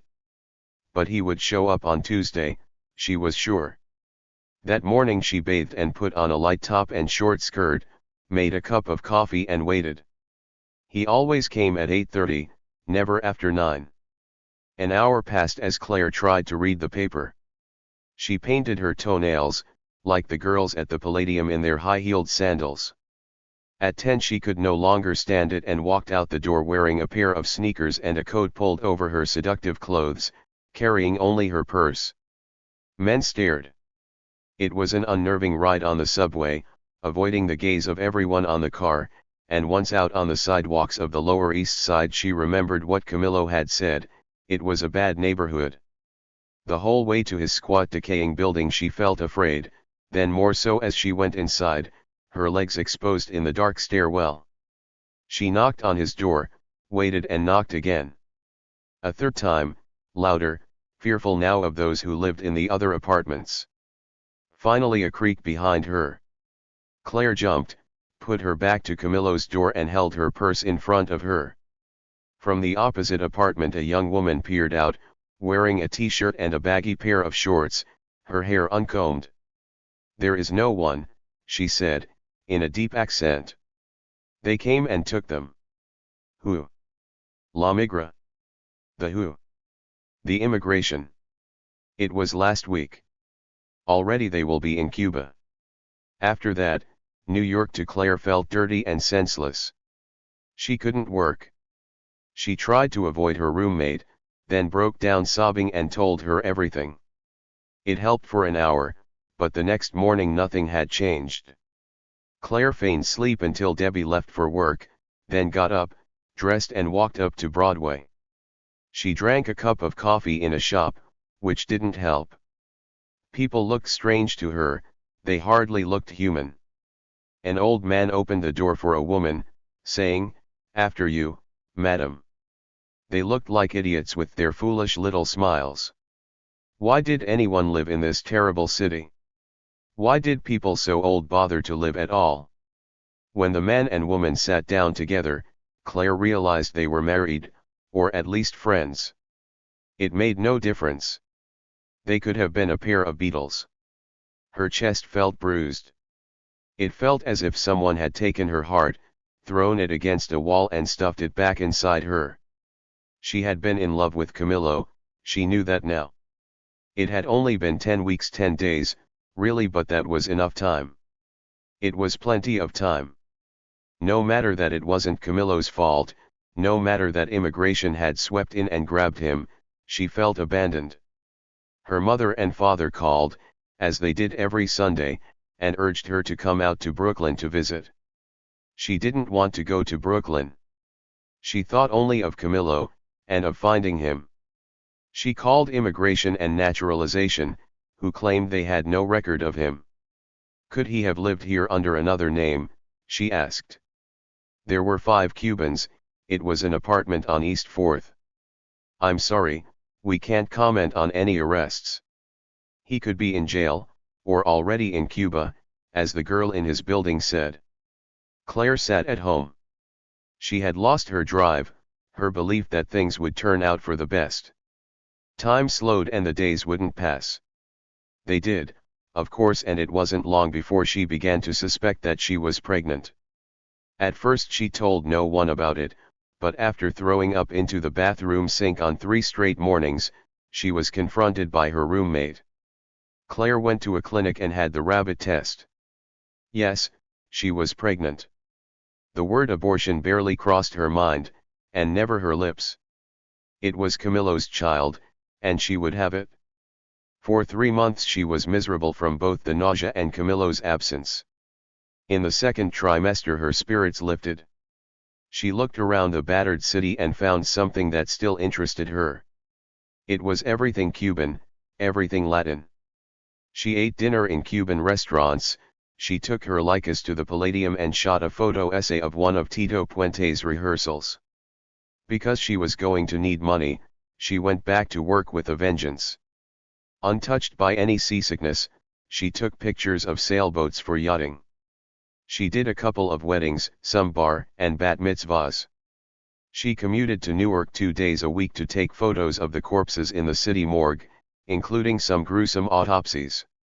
The dead bodies never slowed her down, in a few months she would be giving birth. She wrangled an assignment at Aqueduct, shooting the Trotters. She photographed half the campus of Columbia for a guy in the admissions department who was drawn to her, no matter that she was 5 months pregnant. She liked him well enough, but couldn't stand how he smelled. It was a meaty smell, like beef in an outdoor stall. No, she told him, I'm sorry, we must keep this to business. Besides, he was not Camillo, and Camillo was the only one she wanted. Now she loved her swelling body, loved how everyone gave way before her, paid her tribute, wanted to touch her arm or shoulder. In the mirror, her face glowed. Her days of nausea were forgotten. Pregnancy was easy, it was a breeze on a summer day. An editor at Life called, Asa Bottomwell, who had seen her Aqueduct photos. He asked her to come in with her portfolio, then offered her an essay on Saratoga with its lavish racetrack and wealthy crowd of gamblers. There she shot in both color and black and white, and Asa was impressed. He liked her sly portraits of the socialites, the photos of elegant women with coiffed hair and broad confident mouths, and he ran those beside shots of the muddy trainers and assistants, the men and women who mucked out the stalls of thoroughbreds as famous as movie stars. Life was conservative, it sought not to offend, but Asa was an old New Englander with a socialist streak. He was the one who insisted on a double spread, in several black and white photos, of a jockey in torn silks, thrown during his 6th race of the day, limping back to the stable over the chewed-up track. Life sent her to Nantucket to photograph the survivors of the Andrea Doria, and to the steel strike in Pittsburgh. Claire sold one of her Leicas, bought a new Pentax and set aside more money. By October she'd grown heavy and was moving slower. Her brief months of euphoria had passed, and she began to worry about the future. Her roommate seemed enthusiastic about the child and felt they could all live together, but Claire wondered if that was going to work. Debbie could be intransigent about how the apartment was kept. It was her apartment, and Claire the one who shared it. By November she was 8 months pregnant. Debbie was going home to Connecticut for Thanksgiving, so Claire said yes to her parents' entreaties, and took the subway to Brooklyn to see them. It was cloudy, the streets cold and quiet, and she climbed the steps to their building with a sense of foreboding. Her parents knew that the baby's father was Cuban, and that immigration had taken him away. The topic of abortion had never come up, because Claire was 4 months pregnant before she told them. They did suggest she might have the child and give it away, but after they spoke of that once, she told them not to bring it up again, and they didn't. Really, they'd been decent about it. Still, her father had grown distant, and she thought it was because of the child. Sometimes, on a call, her mother handed him the phone and he had nothing to say. Claire spoke and he did not respond. He was there, she heard him breathing or even asking her mother some question, but to Claire he was silent. He was a pianist who taught at the Brooklyn Conservatory. He had long been absent-minded, even thoughtless at times, but now she took his silence as judgment. Today, at least, face to face with her, he would see that this baby was coming soon. It was not something he could ignore in person. The apartment was rich with the smell of turkey, and her mother beamed to see her. She hugged Claire from the side, placing her own slender stomach next to Clara's and resting her palm, with the lightest touch, on top of her massive belly. "I remember how it was," Lena said. "I could walk, but I couldn't bend over. You are good to have come. Did the subway shake you around? It's the turnstile that's difficult. And Dad? He's here. Henry," she yelled into the living room, "it's Claire." But Henry didn't come. They found him beside the baby grand, a pile of scores spread out on its closed top. He was looking for something but couldn't find it. "Henry, our daughter is here." He straightened up. He looked at Claire quizzically and said, "Hello then." He paid no attention to her stomach. "And where have you come from today?" "From my apartment." "In the city?" "In Manhattan, on 92nd. The one you helped me move into?" "Yes, of course. I brought someone with me," Claire said. "It's your grandchild." She said it lightly, as if joking, but circled her hands under the baby and lifted, her navel sticking out like a little thumb. "You're having a baby." He put down the scores he'd been holding, stepped closer, looked Claire up and down, then stuck out his hands and laid them on her stomach. Next he was pressing her hard. "Dad, stop. Be gentle, Henry," Lena said. "You must be gentle. Babies are delicate." "Oh, you men." She gave a little laugh.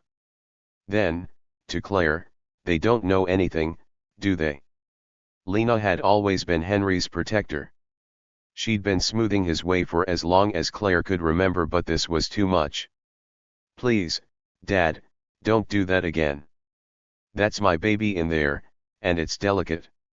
He stepped back, cowed. "Yes, I understand, I must be more gentle. I will, I will." His eyes drifted off. "Perhaps you could help me find something.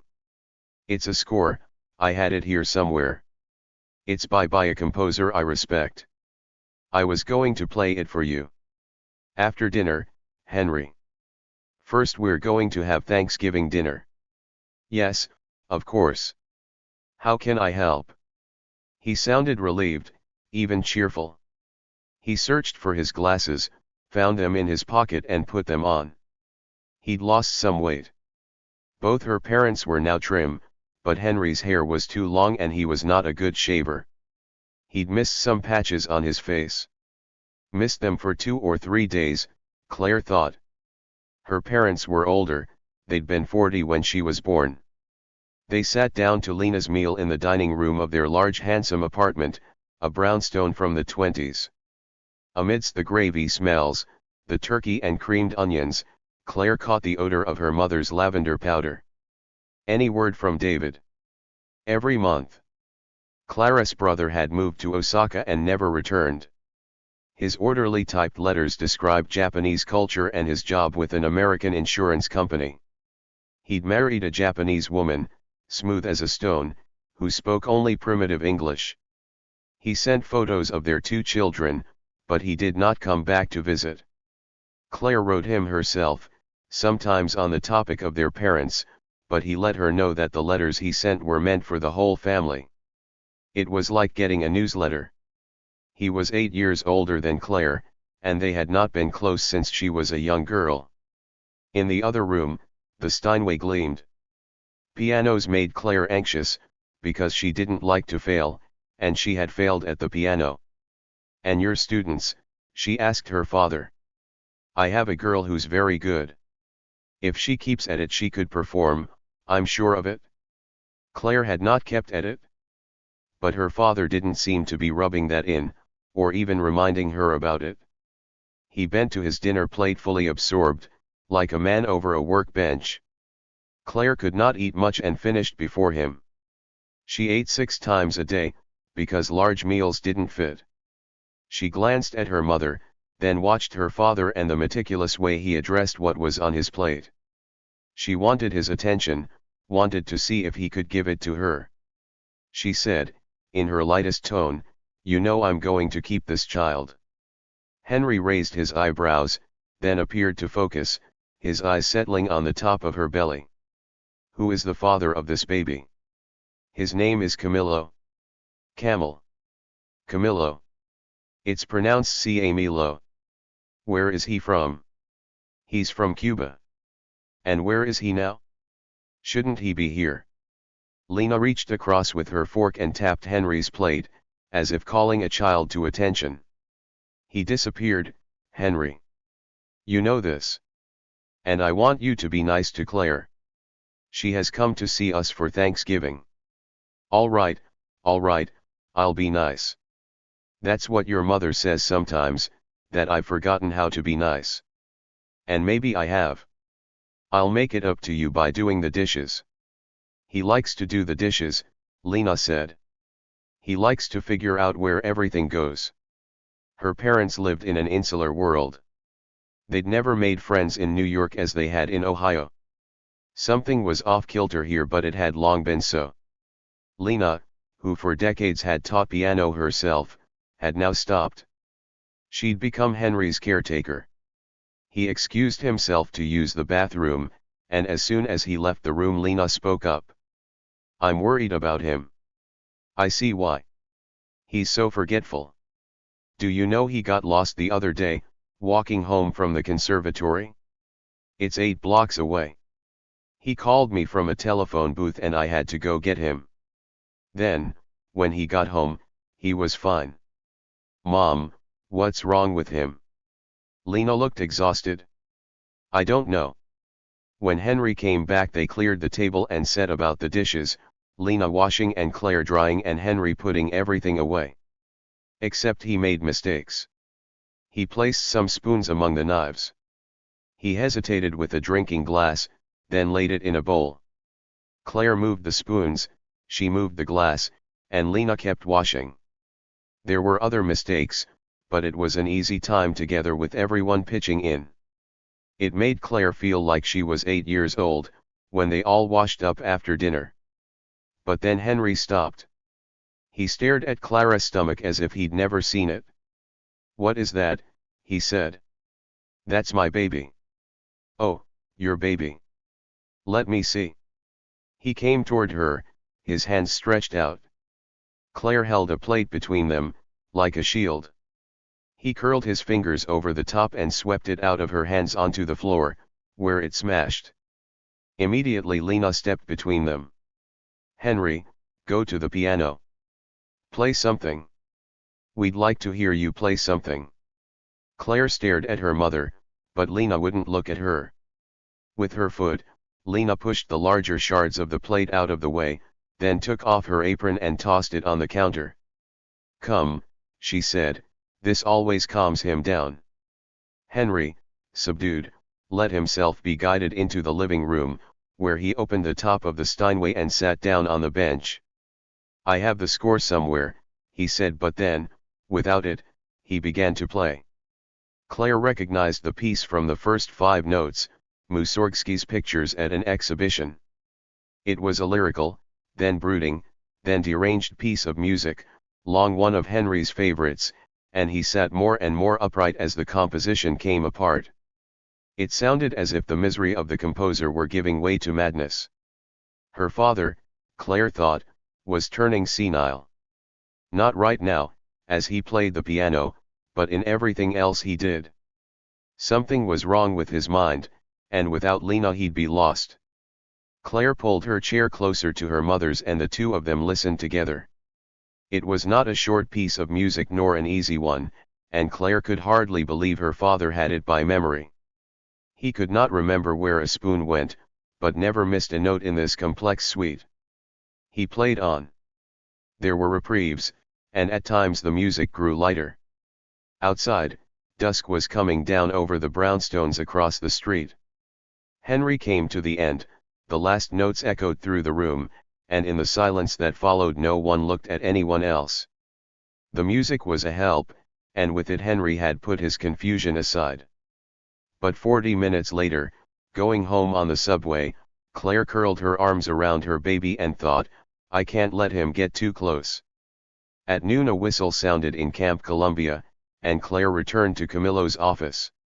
She found him with his boots still off and his feet on the desk beside his gun, smiling broadly at a man who faced him from a second chair, a tightly groomed man wearing a gray suit and dark tie.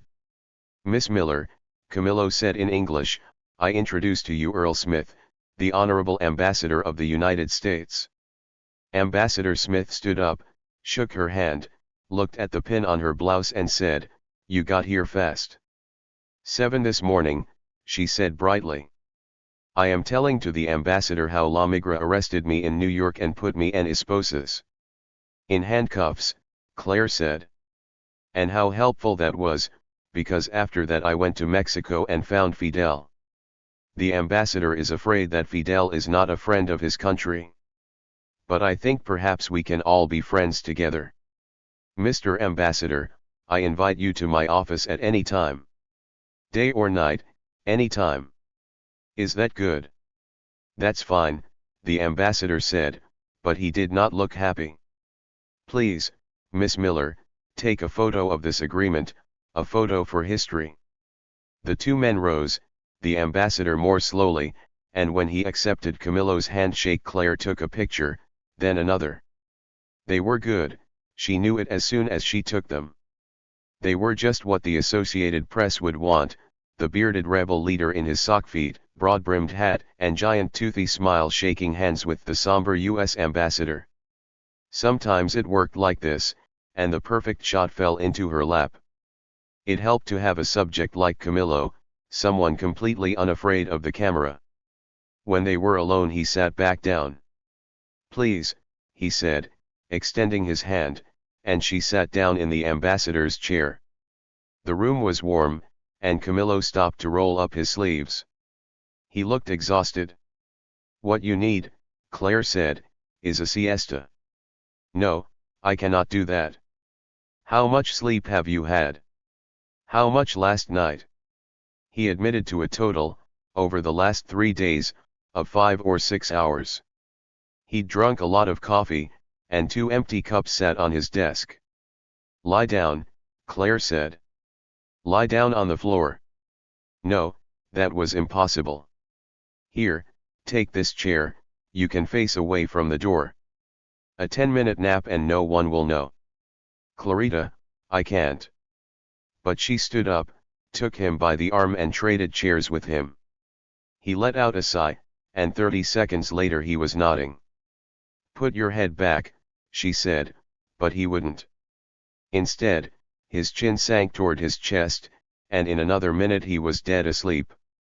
Claire pulled her own chair closer and watched his face soften.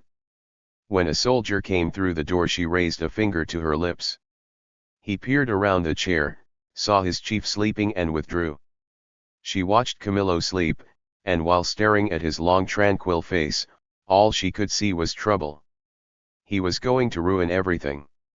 She should stand up right now and walk out of the camp, leaving him to the girlfriends he made jokes about. In New York, she was sure, he had never been unfaithful. But that was in the US, where Camillo had been a foreigner without papers, an assistant cook who lived in a small apartment with 4 other Cubans. His pay was low and his plans unsure. Their romance took place in her world, and Claire had imagined herself as the one with ambitions and a future. Leaning closer to him, she took his shirt between thumb and forefinger, bent her nose to the rank smell and inhaled. There was a hole burned on one of his cuffs and a tear on the other sleeve.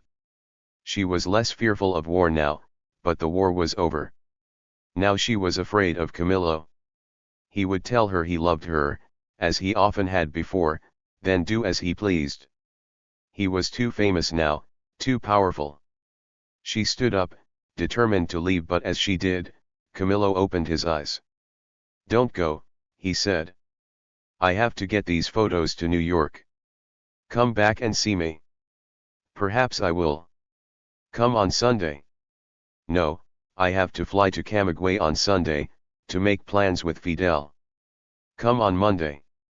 "Perhaps I can make it." Of course she could come on Monday, and of course she would. She didn't fool herself about that, and she could see on Camillo's face that she didn't fool him, either. He was smiling again, that smile that no one could resist. 6. Claire walked home through the city. She wanted to get back to Allah, to hold her and stare at her face and figure out all over again how much of Camillo was in her. But by now Domingo might have returned from his trip to the mill, and she wasn't ready to talk to him. Havana, which had woken slowly, was now fully alive. As she walked back toward the center of town, the streets grew crowded. Neighbors chatted and called out to each other, and in spite of the strike some of the bars and restaurants had opened their doors so people could sit and talk, listen to music, go out on the sidewalk and dance. A few cars moved through the streets. Taxis too, but there was no way to flag one down because they were all filled with people waving Cuban flags, calling out and singing La Bahia Mesa. Claire took some celebration photos, then put her camera away and walked among the crowds completely at ease, as safe as she had ever felt in Cuba. Even before coming to Havana the first time she'd been told not to walk the streets alone, that it was dangerous for a young woman. Aunt Gracia, the white-haired grandmother who had taught her Spanish and Cuban cooking, had insisted that a woman was at risk on the streets, that Cuban men had no respect. She was remembering, Claire thought, her girlhood in the early part of the century, and surely things had changed since then. But when Claire first came to live in Havana she heard too many stories of rape and torture, and of young men and women who disappeared and were never seen again. Claire also stood out from the crowd, which had its dangers.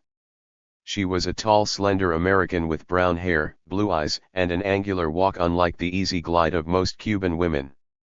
There had been times she felt nervous on the street, times she would have preferred to walk but found a taxi instead. Then, last fall, had come a proclamation from the Sierra. All rape, Fidel Castro announced, was punishable by death. Men had already been shot for it, including 2 of his own soldiers. In Havana it was understood that under Fidel there would be no gambling or prostitution, and that rapists would be shot.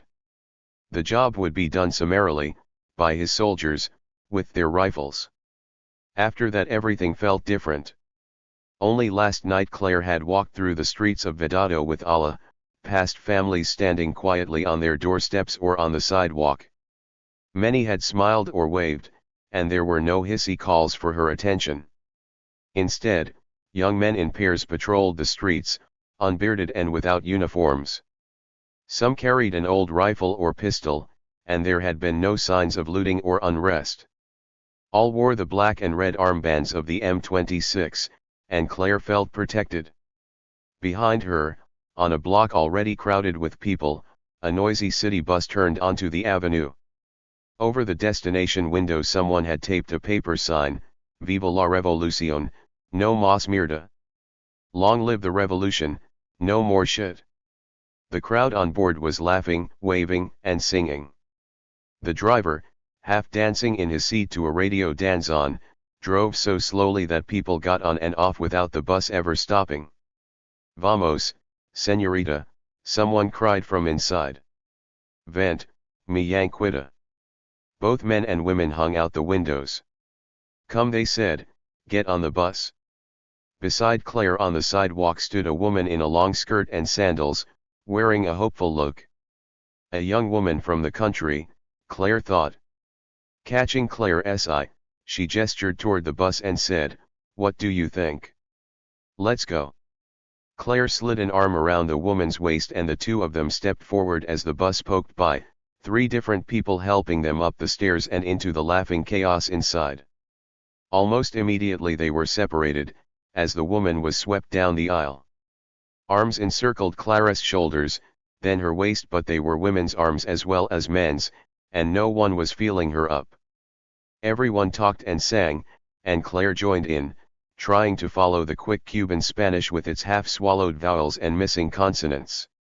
She knew the words to the national anthem and Guantanamera, and before long she was hanging out a window herself, laughing and shouting at those on the street as the bus wound back and forth through the delirious city. How she loved this! How she loved it when they called her compañera. No one cared now that she was a foreigner, that she didn't look or walk like a Cuban.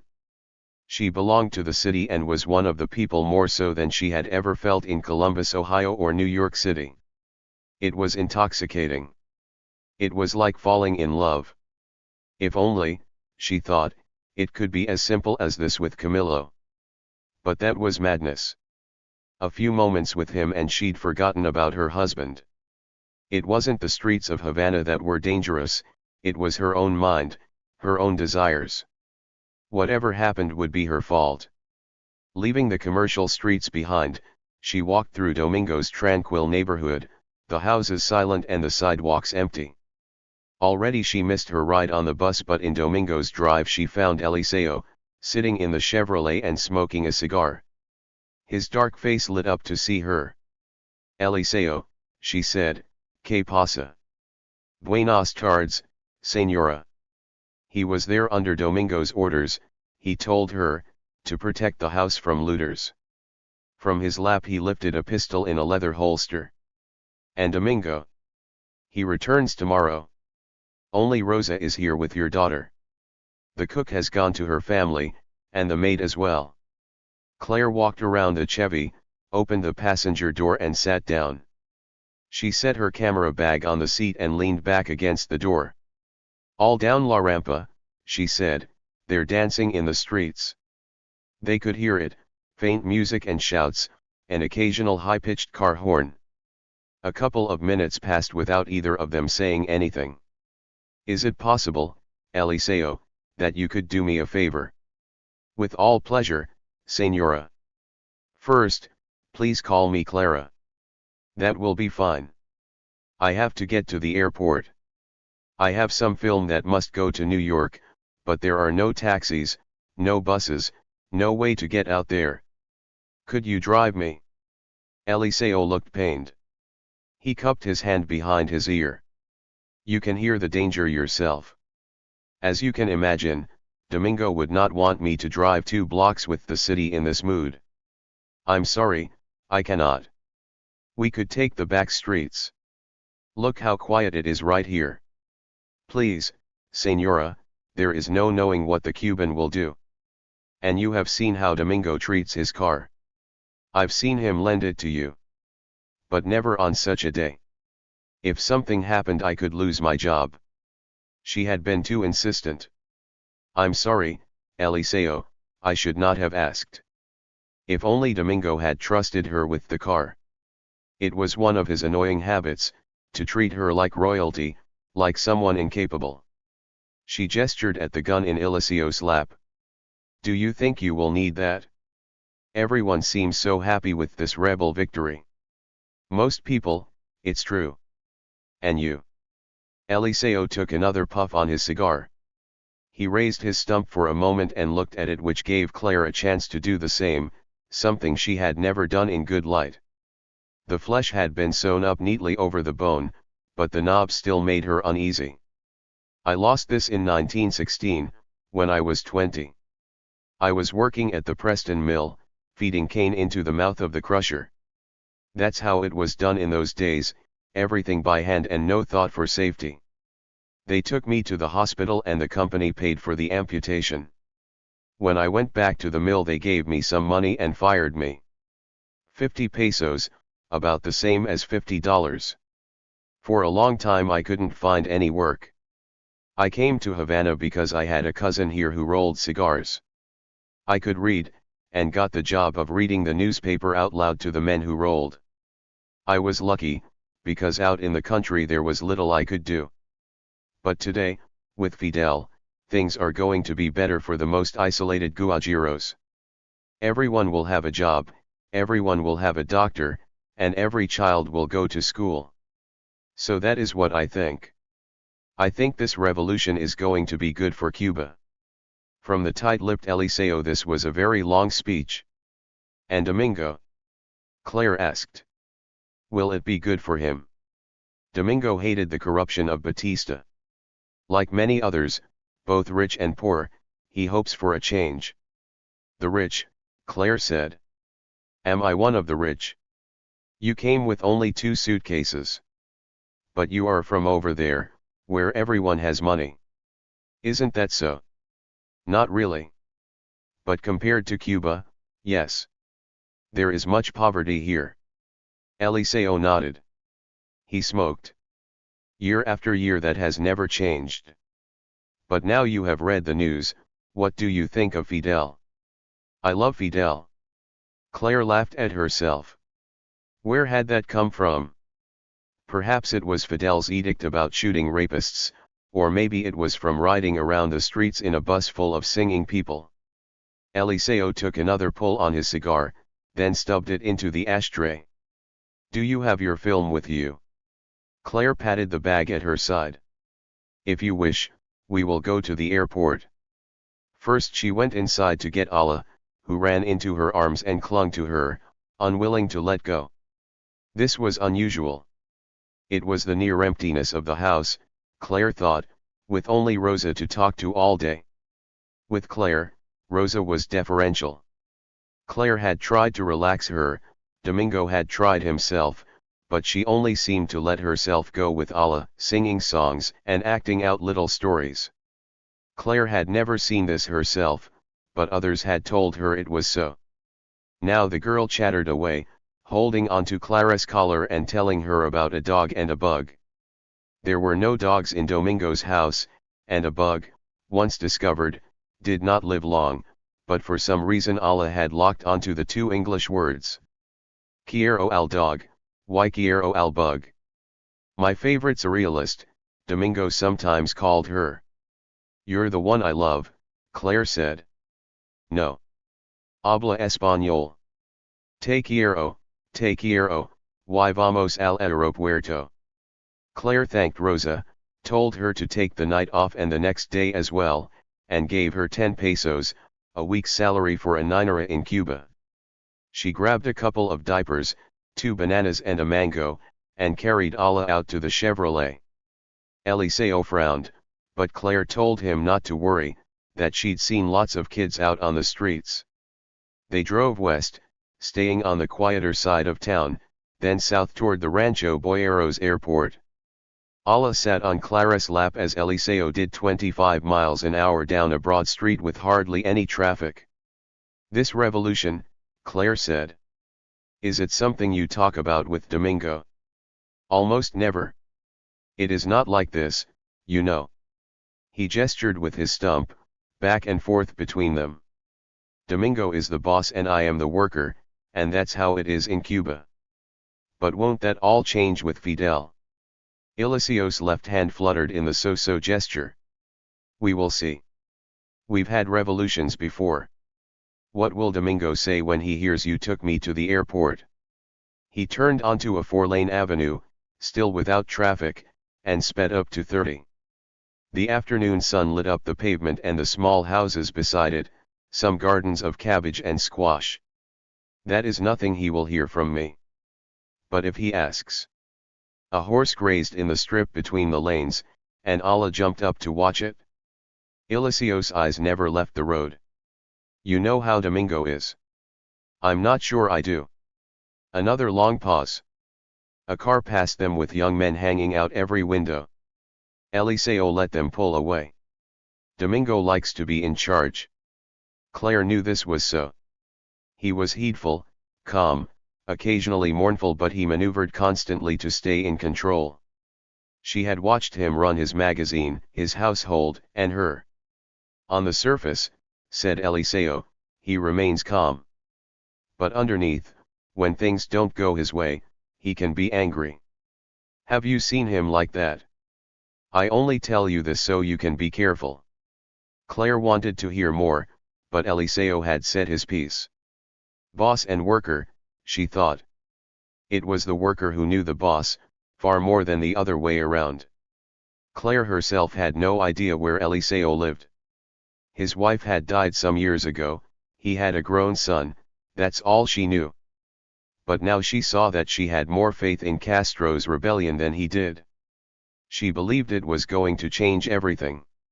She'd been prepared for this long ago by Camillo's descriptions of a ruthless Batista. Now the tide had turned with a rush, and she worried about Domingo. She was a little afraid of him, yet wanted to protect him. The airport looked chaotic, starting with the taxis. Though there had been few on the streets, here were 100 of them angling for somewhere to park. Men passed among them, unloading trunks and suitcases as the women and children waited nearby. Eliseo refused to drop her off. This tiny one-armed man didn't want her to negotiate her own way through the terminal, even though she had twice sent film to New York on the late-night plane. 100 yards away, Eliseo found a place to park. He locked the Chevy and gave some coins to a man dressed in a stained jacket and brimless cap, something like a uniform. Paying someone to keep an eye on a parked car was common practice in Havana. Inside, the central lobby was a tumult of piled-up luggage, loud talk, well-dressed women, and many children. The kids were having no fun, for their mothers kept them close and quiet. At the eastern counter Claire found a clerk she knew, was given a canvas pouch for her film, filled out the address and tipped the man 5 pesos, her money now pouring out freely. By 4 in the morning the AP labs would have her film. Alameda, upright in Clara's arms as she was carried back through the lobby, twisted around to watch. She could sense the tension in the room, Claire was sure. Claire stopped in the midst of it and asked Eliseo, "Why are so many people here?" "These are the men who know they will be shot." "Who's going to shoot them?" "You see that skinny one with his hair slicked back? He is a famous corrupt politician. Everyone knows him, they say he has killed 20 men and raped as many women. We call him El Chacal de Marianeo. He didn't look like a jackal, he looked like a worried father. His wife held onto his children, 4 subdued, good-looking girls. And he should be shot," Eliseo said. "I wouldn't weep to see it." "You have a gun yourself," Claire reminded him. "I have never pulled its trigger. But if someone showed up here, the husband, perhaps, of one of those violated women, there could be trouble. You see that there are no policemen. They are probably afraid themselves. Let's go, for nothing good can happen here." Nothing did. Halfway back to Domingo's car they saw the damage, the rearview mirror lying on the ground and the vent window smashed. The driver's door was dented, and of the man Eliseo had paid to keep an eye on the car, no trace. "Why?" Claire said. "Why would they do this?" Eliseo looked miserable. He walked up to the car with his body stiff, his mouth pinched, his good arm giving little jerks. He pried at the door, asked for Clara's help, and together they wrenched the door open. Eliseo looked under the seat but came up empty-handed. "The pistol," he said. "I thought I left it hidden." Claire apologized. She should never have asked him to bring her here. She apologized a second time, trying to get him to look at her, but Eliseo said nothing. He picked up the rearview mirror, brushed the broken glass off the seat and drove them home in silence. 7. Camillo rose in the dark, massaged his aching calf and pulled on his clothes and new boots. It was the second night in a row, but the first time in years, that he'd slept without his pants, on sheets and a pillow. It was a miracle, but he wasn't sure he liked it. He was used to war. The end of it had come as a surprise. Just at midnight on New Year's Eve the army commander in Yaguaje had sent him a note, agreeing to a surrender. They signed a paper, then someone passed around a bottle of rum to celebrate both the signing and the new year, and Camillo went to bed at 4. An hour later he was awakened by Fidel, calling from Santiago, "Batista has fled, get on the road, the army will be waiting for you at Camp Columbia." Now, after gulping 2 hot coffees and a sweet roll, he stepped outside to find Che already on the parade grounds, chatting with some aides as the first bands of light lifted off the eastern horizon. "Hola, Gaucho," Camillo said, "you got here early. The trick is not to go to bed. Is the plane ready?" "They tell me. But they told me last night we were going to have lobster for dinner, and it was only rice and beans with bits of something. There's a DC-3 on the camp's runway. Let's go then. I miss Fidel, the old mule." Camillo, excited as a 10-year-old, stared out the window as they took off. He'd only been on 3 planes in his life, once up to the US, once back, then the flight to Mexico. This was a noisy, throbbing plane, and the 2 engines roared at different pitches. Already Che had his nose in a book, probably something by a Russian, maybe a Frenchman. Camillo tapped the open page and pointed out the window. "Look at all the cows down there. This could be the Pampas." Che glanced past him. "This is nothing like the Pampas. You think there's sugar cane in the Pampas? They say we're headed for a big fiesta. The whole island wants to see Fidel. We're going to a meeting. We're going to discuss the future of the revolution. You can have a fiesta later with an orchestra if you want. Gaucho obstinado. Once things settle down I'm going to take you out dancing. You know I don't dance. I'll get Aleda to come. Then you'll dance." Aleda was Che's new girlfriend. His wife was in Peru, but it was all over for the wife. Che was smitten with this new girl. It was the closest to drunk that Camillo had ever seen him. "I'm surrounded by a bunch of professors," Camillo said. "You and Fidel and Huber. All you do is read. You didn't bring your Marty? I've seen you read his poems, even memorize them. As soon as we get back to Havana I'm going to buy a copy of Versos Sencillos." "A good book," Che said, and went back to his own. The noise of the plane subsided as it leveled off from its climb. "But damn," Camillo said, "I just remembered. Books cost money. I haven't had a peso of my own in years. You will go to a library? This book is from a library?" Camillo reached over and took it from Che's hands. It was El Origen de la Familia, La Propiedad Privada y el Estado, by Friedrich Engels, and it belonged to the Library of Santa Clara. "Didn't you blow that building apart? Only one room.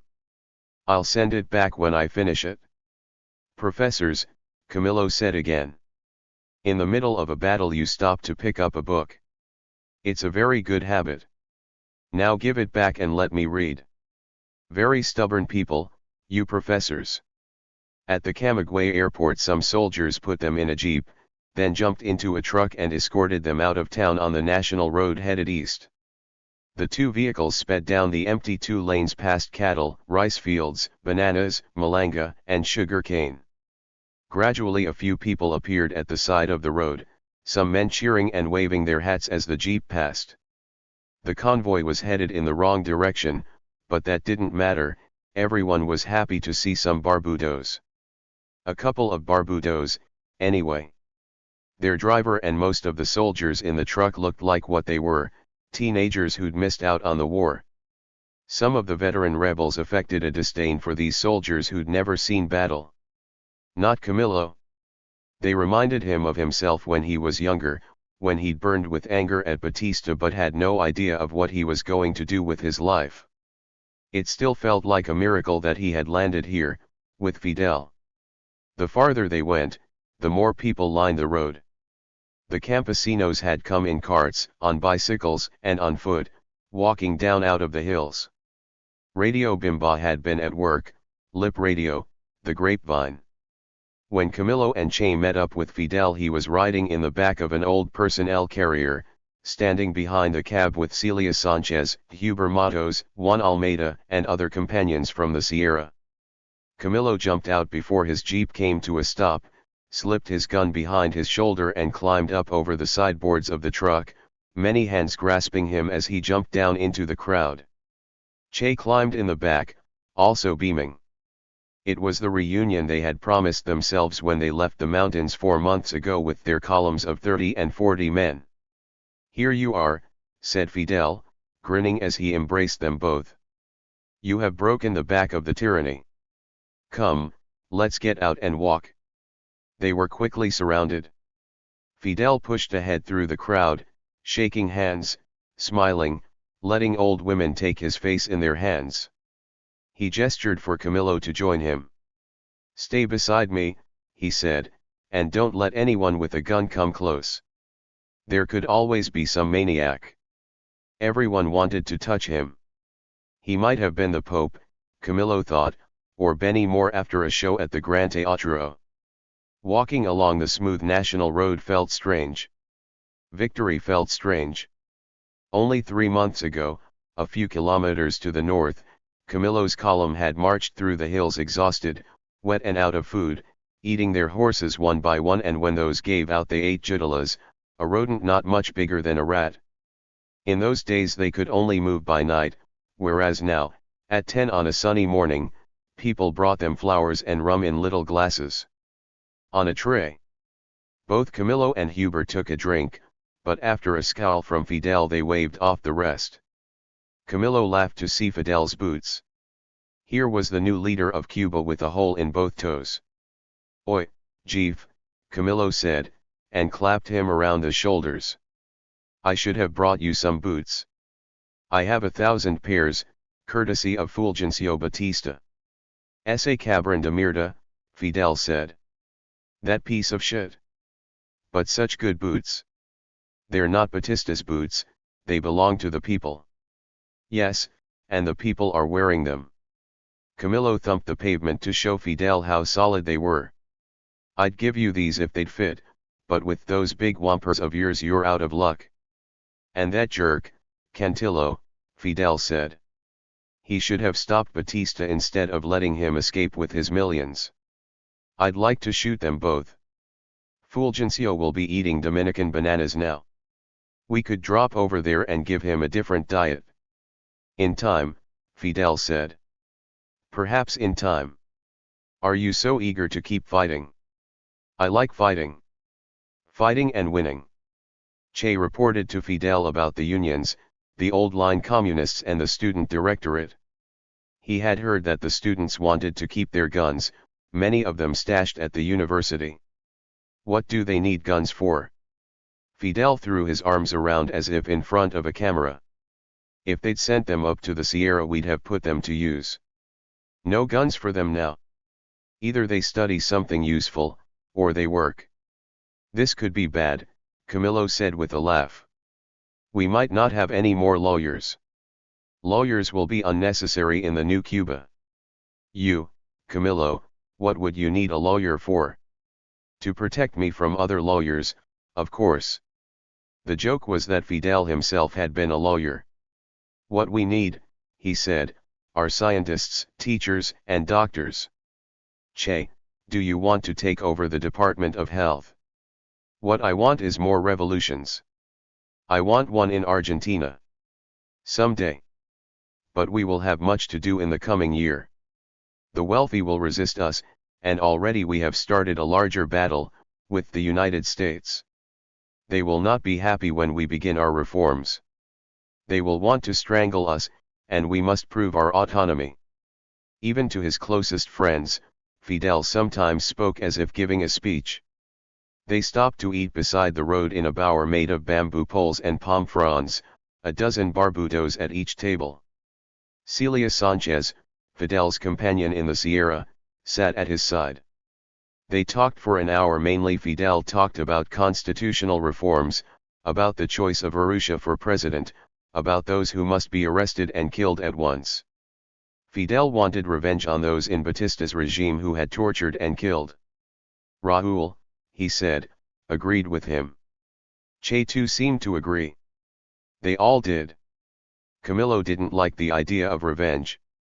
He loved the revolution because it was going to help the most impoverished Cubans, those who suffered from hunger, those who couldn't read, those who died from untreated diseases. All this he had come to believe years ago after reading Fidel's own speeches, so it surprised him now, as cups of coffee were passed around and Fidel lit up a cigar, to hear that while everyone would get a trial, the worst of the culprits must die, and die now. Camilo drank his tiny cup of coffee, gritty and sweet. Everyone here liked him, he was sure. They all laughed at his jokes. He had proved himself in battle, and been one of the first to be made commandante. Yet there were times he felt that he came from another world. His father and mother were tailors. After the 8th grade he'd gone to work, at first in their shop, later in a clothing store. The other leaders of the M26 had all studied at some university. Che was a doctor and Huber a professor. Even Juan Almeida, who'd started as a bricklayer, had gone on to study law. Yet now only Camilo would challenge El Jefe. With all respect, he said, looking at Fidel across the table, why is this revenge so important? Don't we have 100 other things to do? I quote from your Moncada speech, in which you said that for your dead comrades you claimed no vengeance. You said, it is not with blood that we can pay for their lives. Why has that changed now? Fidel glared at him. Their table fell quiet, then the tables to either side. Fidel sat rigidly on his bench. He lifted one hand and pointed a blunt finger. The problem, Camilo, is your innocence. You do not understand evil. In killing these men we will be guided not by vengeance, but the desire for protection. We must protect the revolution from the acts of the evil and ruthless. The revolution is still a delicate flower, and we must not allow these traitors to trample it. Do you understand me? The revolution is a delicate flower. A couple of men laughed, but a look from Fidel silenced them. The flower, hermano, is a metaphor, to remind us of how fragile our victory is, and how we must defend it. Camilo wasn't sure about metaphors, and said nothing. But he did not look away. Will you follow my commands? Fidel asked. Everyone. You will lead, and I will follow. Then let me punish the worst of Batista's men, and any traitors to the revolution. Jefe, Camilo said, you take care of the metaphors and I'll keep my gun close by. Also, I'll make sure you get a better pair of boots. Now they all laughed, Fidel included. Talk started up again at the long tables, more coffee appeared and they drank, cup after cup. In the early afternoon Camilo and Che flew back to Havana. Soon after takeoff Che fell asleep, snoring under the deep rumble of the engines, his legs spilling into the aisle. Camilo, solitary and at rest for the first time in months, let his mind drift off and his thoughts went straight to Claire and the day they met. How serious she had looked, walking into the Waldorf Astoria kitchen. At first Camilo thought she'd mistaken him for one of the head cooks, then he saw that she just wanted to take his picture. She took it over and over. They were dressed almost the same, both wearing black pants and a white shirt, though his was the double-breasted shirt of a chef. She had hair the color of dark chocolate and surprising light blue eyes. She was elegant, the kind of woman who passed him on the sidewalk without a glance. But she was glancing now. More than glancing, she stared at him through her camera, lifting it to her face again and again. Alberto, after Camillo asked to borrow his hat, leaned over and whispered, loud enough for others to hear, "Tu la puedes, hermano. You can do this one, brother." Several men laughed, and Camillo turned away. He wanted to tell this graceful woman that the kitchen was full of Colombians and Puerto Ricans with no culture, and she should pay them no attention. But even though she was the only woman in the room, she didn't seem upset. She did tell him once, "Don't look at the camera."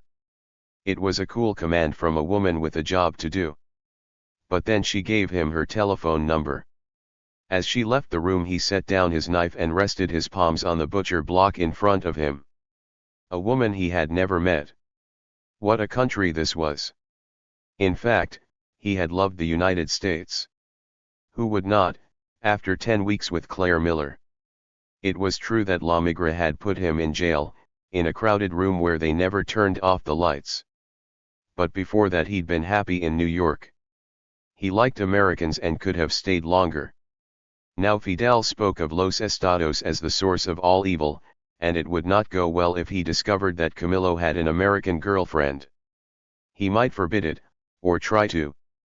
Yet Fidel, who was always telling his men to be faithful to their wives and girlfriends, was not so Fidel himself. He had carried on a romance with a doctor's wife and had a child with her. Celia Sanchez was surely his novia now, but any pretty girl could catch his eye. So what would Camillo tell Fidel, the one he never lied to, about Claire? He would tell him nothing.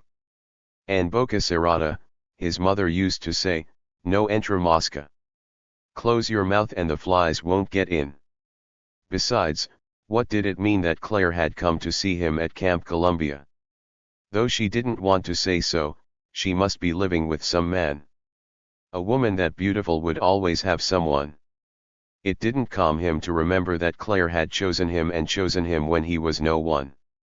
He had told her the truth, pretty much. For 2 years he'd been living hard in the Sierra, with rarely a woman to talk to. He'd huddled against the rain, slept on the ground and eaten whatever was in the pot, one night slabs of beef, the next night moros y cristianos with the rice burned and the beans undercooked. In the flush of victory it was good to have new boots and a bed, but the rebels were not going to live like Batista. Che, Fidel, Raúl, they were all clear about that. Camillo himself had no taste for luxury. He wanted justice, healthcare, and education for every Cuban. Claire was right, that was how Fidel talked. But it was true. Like so many in the M26, Camillo had left his old life behind when he flew to Mexico and joined the rebels. He didn't write Claire because what could come of it? He didn't write anyone. Would she now resist the changes that were coming to Cuba? If so, too bad.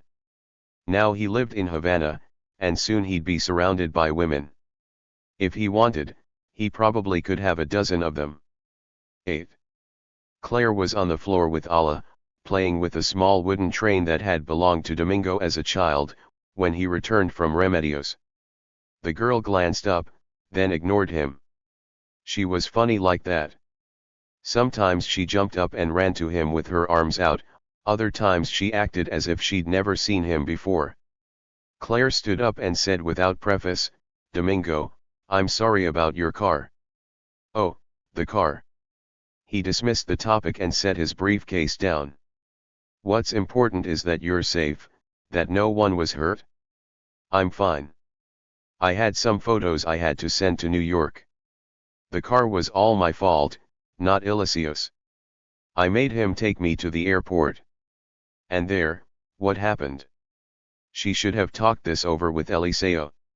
She wanted to take the blame, but didn't want to contradict what he might already have told Domingo.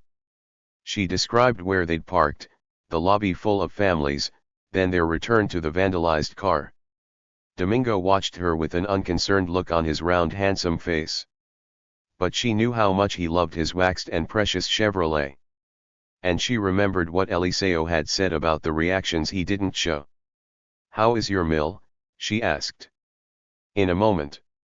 You never saw who attacked the car? No. We came back and it was done. And Eliseo, why didn't he stay with the Impala? I asked him to come inside with me. She said this so Eliseo would not be blamed. But what if Eliseo had said the opposite, that he'd insisted on going in with her? Of course, she thought now, that was what he would say, because it was the truth. But having started the lie, she continued. I was glad he was there. The lobby was crowded and you could feel the desperation. I wish you and Allah had gone to the Hotel Nacional. These are lawless days, and you're still new to Cuba. Eliseo was right about taking the car. He knew the city would be dangerous. It was my fault, I admit it. Domingo considered this. He said, darling, the car is no problem. It can be fixed and will look as good as new, so let us forget about it. Tell me about your photographs. Darling was not a word he used in the bedroom. He said it at times like this, as a kind of reassurance, so Claire answered him directly. I talked my way into Camp Columbia. There were 300 rebel soldiers there and thousands of the regular army. That commander was there, Camilo Cienfuegos, and I took his picture. I got a good one of him and the U.S. ambassador. Ah, said Domingo, his face lighting up. So this is yours. He opened his briefcase and pulled out a copy of the Diario de la Marina. There was the photo she had taken of Camilo and Earl Smith. Top left on the front page. The credit was only to the Associated Press, but the photo had probably gone out on the wire to newspapers around the world. She had captured Camilo's big smile, and the ambassador's grudging handshake showed what the U.S. thought of the rebel victory. It made Claire want to pick up her camera and run out into the street to take more photos. Not pictures of landscaped homes and their owners, but photos like this that everyone wanted to see. She laid the paper on the table and smoothed it out, then showed it to Allah, who'd come over to investigate. The girl stared at the paper. Was it mad, Claire wondered, to think that she looked at the photo so closely because she could see herself in it? Yes, that was crazy, no 2-year-old could see such a thing. Allah lifted her arms and Domingo picked her up.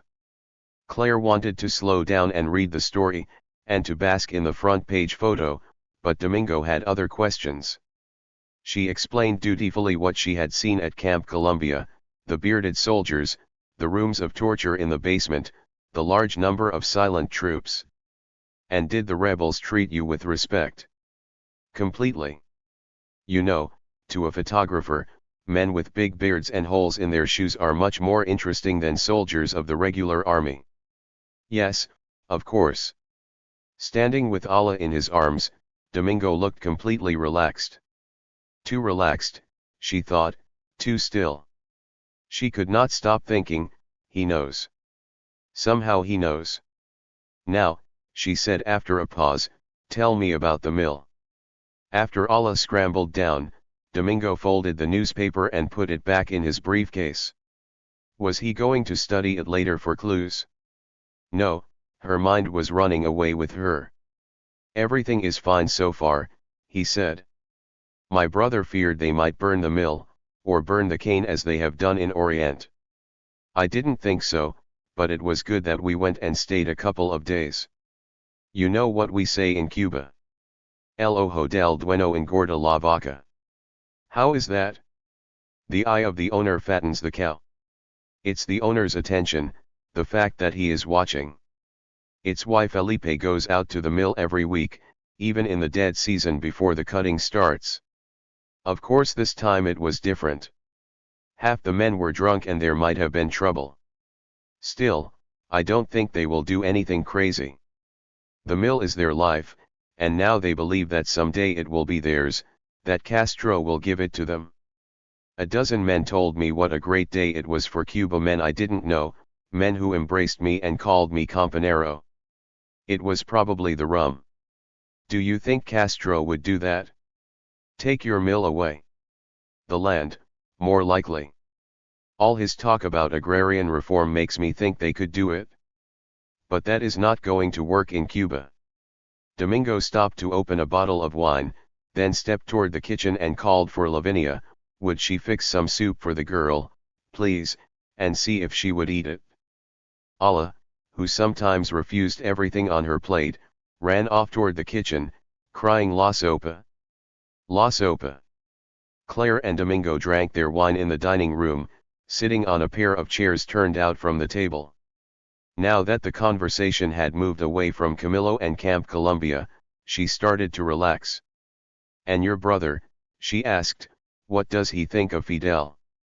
A ripple of annoyance passed over Domingo's face. "I shouldn't call him Fidel," Claire thought.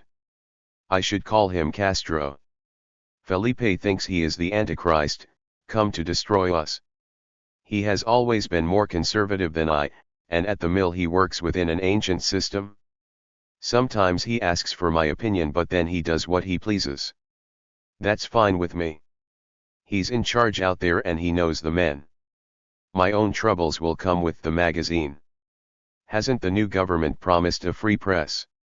That won't last long. You know, Ojo, it has no political content. But it's a magazine for people with money, and Castro won't like it. I am not a criminal, I have stolen nothing and killed no one, yet I may be in danger. You saw all those people trying to leave the country. I saw them myself at the airport just an hour ago, fighting for tickets. A man wanted us to fly his family to Miami in Felipe's plane. It would have taken 2 trips, but he offered American dollars. He had them in his suitcase. He couldn't believe we had a plane and weren't leaving ourselves. And perhaps that man was right. The truth is, I worry about Castro's inflexibility. All is politics to him, and I'm afraid we'll discover that he cannot be satisfied. But Claire, you have now come closer to this rebellion than I have. What was your sense of that fellow Cienfuegos? Did he seem a bloodthirsty type, as some people have said? Bloodthirsty. She could not control herself. She wanted to say, he's funny. She wanted to say, he would make you laugh. Maybe he was bloodthirsty up in the Sierra, or at the battles in Las Villas, but all I found was a guy at a desk with dirty socks and his pockets stuffed with papers. Dirty socks. Stop it, Claire told herself. Stop telling Domingo anything. You can see them in the photo. The one I took. Domingo opened his briefcase and took another look. Yes, you are right. She would not be able to keep this up for long. She'd only managed it so far because she had so little to hide. There was nothing overt, for almost nothing had happened. It was all inside her. Domingo watched her without saying anything. It was only for 2 or 3 seconds, but she noticed. Already, in this new marriage, she had registered his habits, his timing. The pause meant something, but she wasn't sure what. Could he guess what she was thinking? She had never caught Domingo in a lie. He seemed not to lie, though maybe she just couldn't tell. She had lied a lot. She'd lied about her headaches, lied about Allah's father, even about insignificant details, what she'd eaten for lunch, what she'd written to her parents in her latest letter to see if Domingo could read her. As far as she knew, he had no suspicions. But now she was lying about something more serious. Just thinking about Camilo felt like cheating on her husband. Domingo tapped a finger twice against the back of his other hand. He was not a man of extraneous gestures, and the tapping, like the pause in his speech, put Claire on alert. He let the silence stretch out, then said, "Tell me, Claire, are you bored here in Cuba?" "Not at all. Could anyone be bored in Havana right now?" "I meant before this, with your job. Ojo must seem tame after life. Perhaps you can go on selling to Life, or to that agency, what is the name of it?" "Black Star. This might be a good time for that, now that the whole world is watching Cuba. But what they want, I'm sure, is photos of Fidel Castro. Would you say you are a fan of his?" "I think you mean supporter. Fans are for Benny Moore, or Roy Campanella.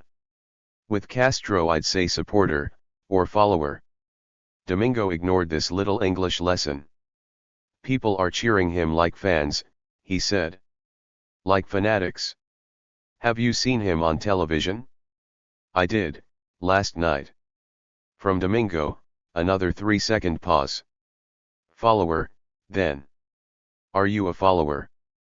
I think I am. He nodded. He seemed to have no response. Claire thought, not for the first time, that there was no battle she could win against him. She could correct his English, but that wasn't winning. What she could do was hurt him, and she didn't want to. On Monday morning after Domingo left for his office, Claire returned to Camp Columbia, where they let her in with smiles all around. Camillo wore new boots and a clean army shirt with a star on one epaulette. Many papers lay on his desk, arranged in piles under a massive paperweight, his gun. He embraced Claire in front of the other soldiers, then waved them out. He smelled better. He smiled, he laughed, he was the Camillo she knew. Look at all this, he said, pointing at his desk. I work in an office. I'm like a banker with longer hours. I have to sign all these papers. His big felt cowboy hat also lay on his desk, and his thick beard and long hair looked freshly washed. They were his banner, they showed how long he'd been part of the struggle. Some of the rebel soldiers wore little beards only half an inch long. Camillo held out one of the papers. On behalf of the FAR, it said at the bottom, followed by his signature. Is this what the head of an army does? Standing beside her and holding out the document, he ran his other hand down her back onto her hip. It was only for a moment, as soldiers came and went in the corridor outside, but it was long enough for her body to light up. She had come with no more fixed intention than the last time, and with just as little resistance.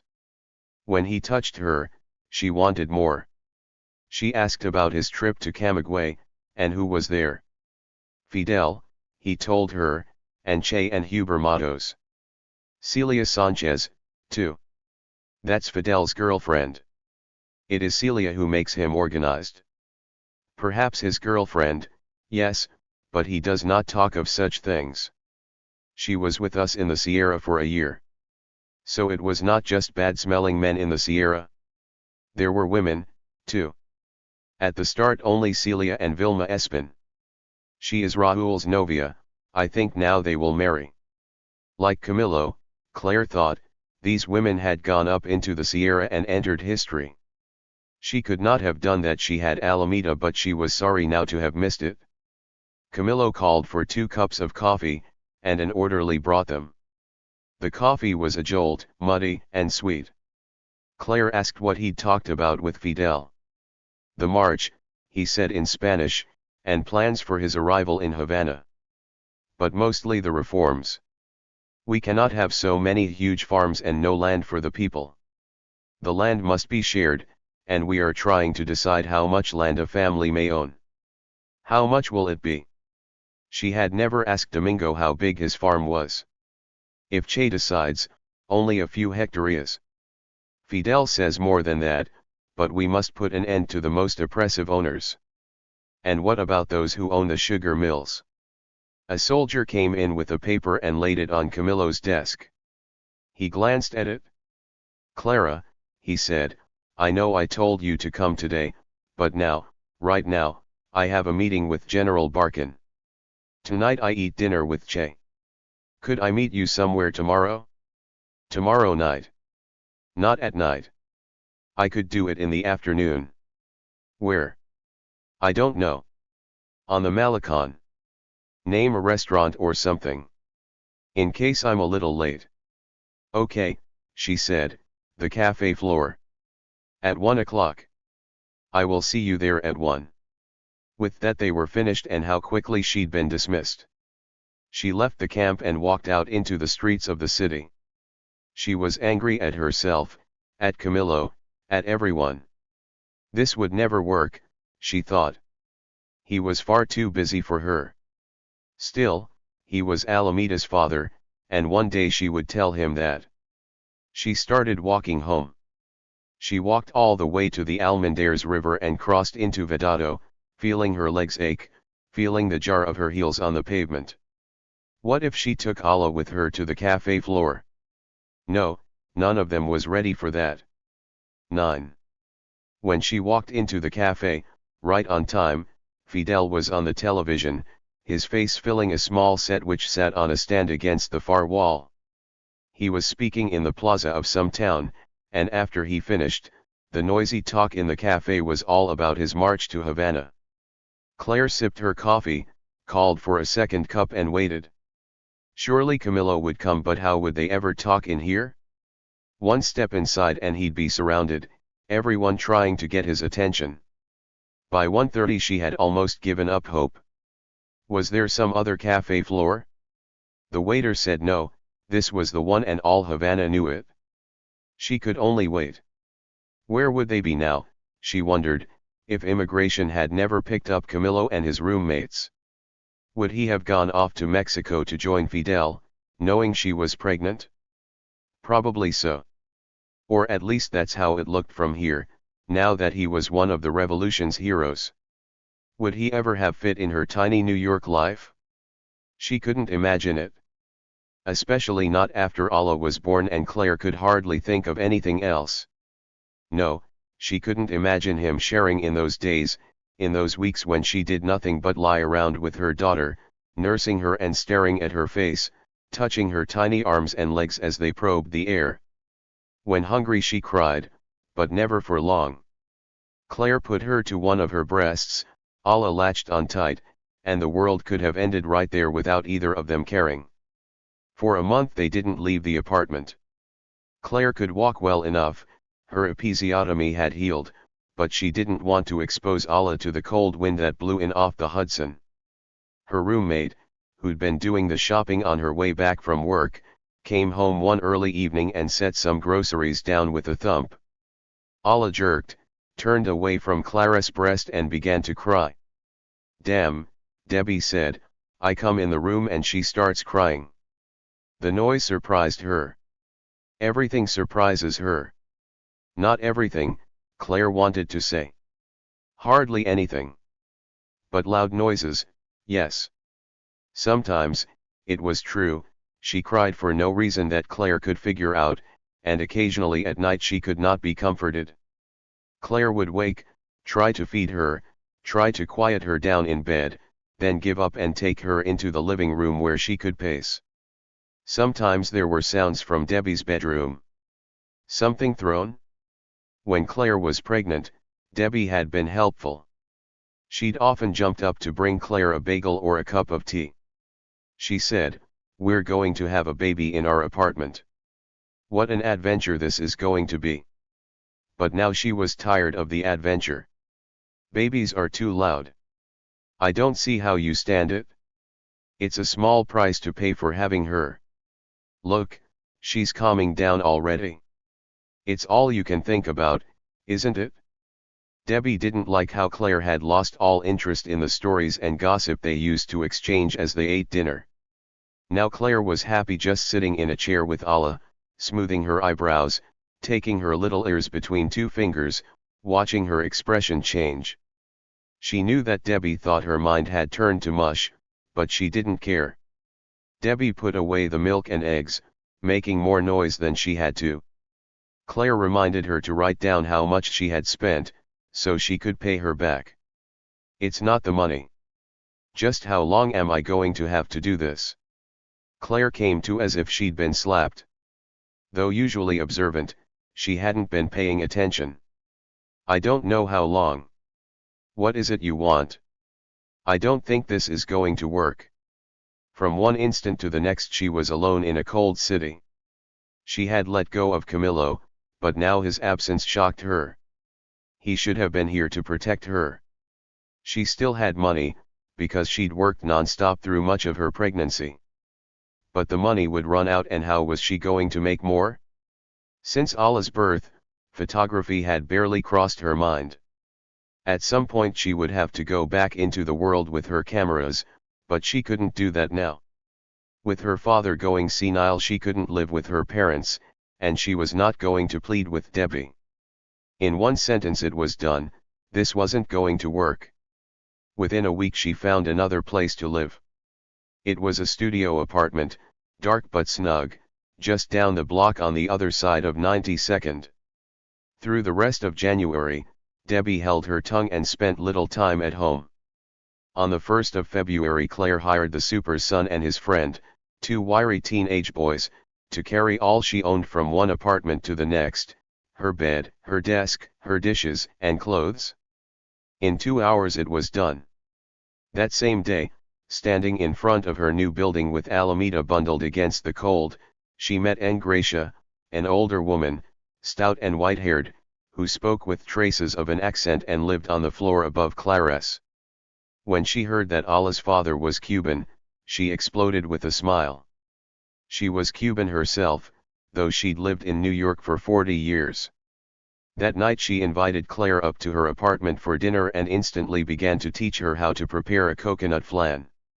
Claire liked how effusive she was, and how generous. It didn't matter that 40 minutes later, when Alla started crying and wouldn't stop, Engracia stepped back and said, "Feed her, please.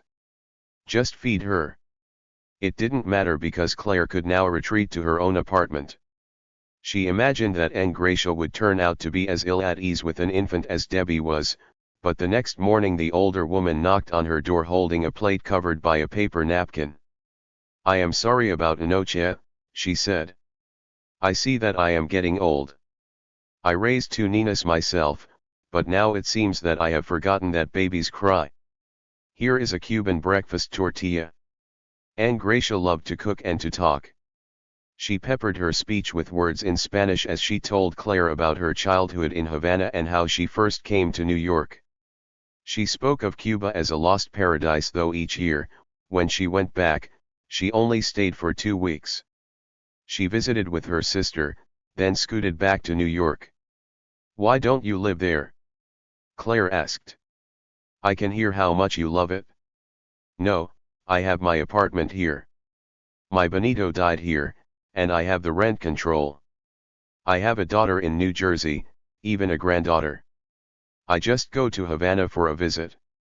I love it there, but with that pig Batista it's not safe anymore." Soon it was decided that she would teach Claire both Spanish and Cuban cooking, and 3 afternoons a week, after Alla dropped off to sleep, Claire carried her and the required ingredients upstairs. There she and Engracia had a long session in the kitchen, preparing lechon asado, pollo en cazuela and camarones a la crema, with lots of conversational Spanish. After a couple of weeks, Engracia showed her the little shrine in her bedroom, half Catholic Saints San Lazarus and Santa Teresa and half deities she didn't want to offend, like Chango and Yemaya. "Don't worry," she said with a laugh, "I don't sacrifice any chickens in my apartment. No cigar smoke, either. I hate cigars. I made Benito stop years ago, and still he died of lung cancer, the little cabron." She said this while holding Benito's photo against her ample bosom.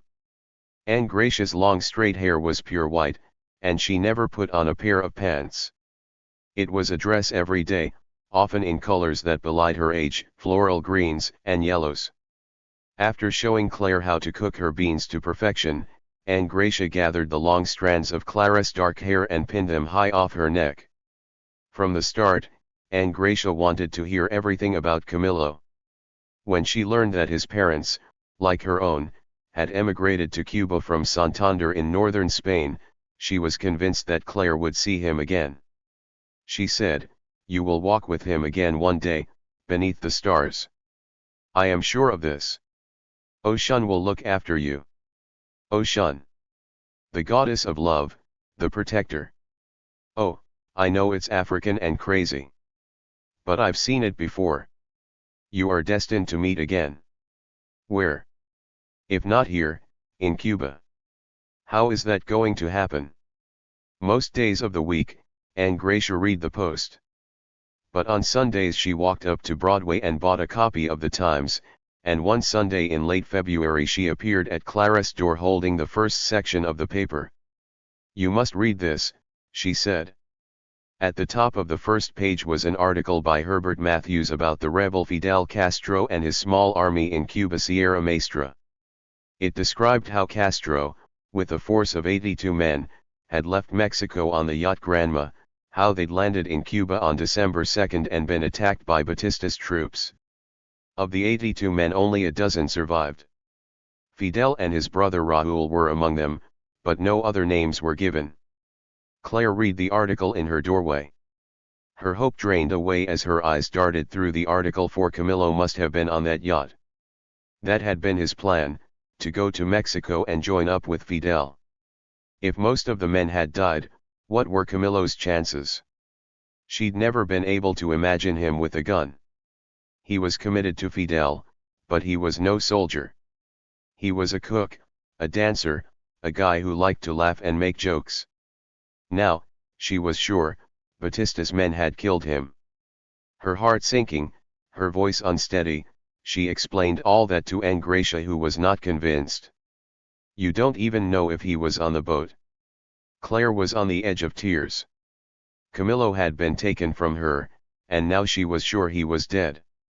He never called and he never wrote, she told Angracia, not for the first time. She let the older woman put her arm around her shoulders and guide her to the kitchen table. It's what men do, Angracia said. It's in the blood. That's right, they get a girl pregnant and then they leave, it's no concern of theirs. They do what they feel like. Maybe if he had known. He should have asked. He could have written, but not once. Now she was weeping openly. Angracia put her soft Cuban arms around her, but it did no good. Clara's chest shook, the sobs pouring out in waves. Angracia let her cry.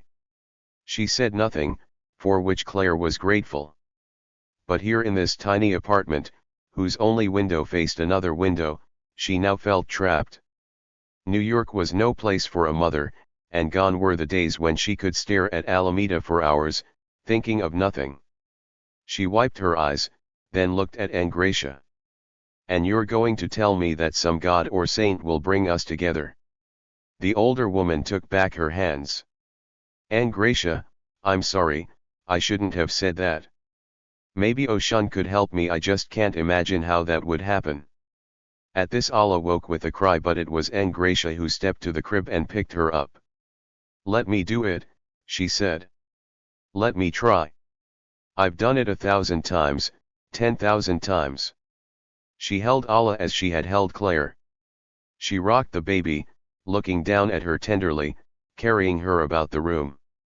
But Alla cried with a rising desolation. She's hungry, Claire said. There is only one solution, and I am it. She took her child and lifted her shirt. She had never fed Alla in front of anyone except Debbie, who'd never been at ease with the sight. But Angracia watched them fondly. That is more like it, she said. I love them like that, when they're quiet and happy. Claire understood that Angracia was making fun of herself. And with Alla latched onto her breast and the milk coursing through her, Claire was calming down. This was the time she loved most. She didn't want to nurse and talk, she didn't want to nurse and think about Camilo. She wanted to lie back and close her eyes and feel the tug of her child at her breast, and watch her downturned eyes, her absolute attention to the job. Angracia, I will come up this evening.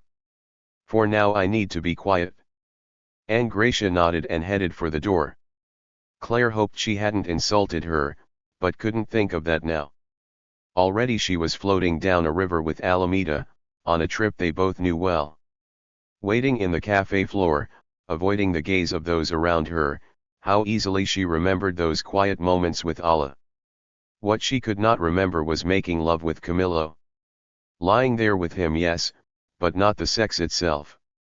This made no sense, for they'd had plenty of it. She remembered all kinds of details from their time together, the two of them dancing naked in the living room to that tango from Damn Yankees, and the mouse that had scurried under Camilo's feet one time when they were sitting at the dining room table, how he jumped up and put his pants on.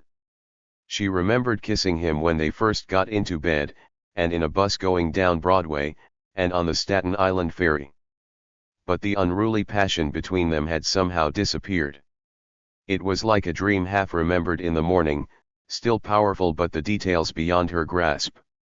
She waited until 2 o'clock. Then she was done. The big hero had papers to sign and meetings with army generals, and fuck him. She called for her bill, paid it, and was about to stand up when the cafe grew silent.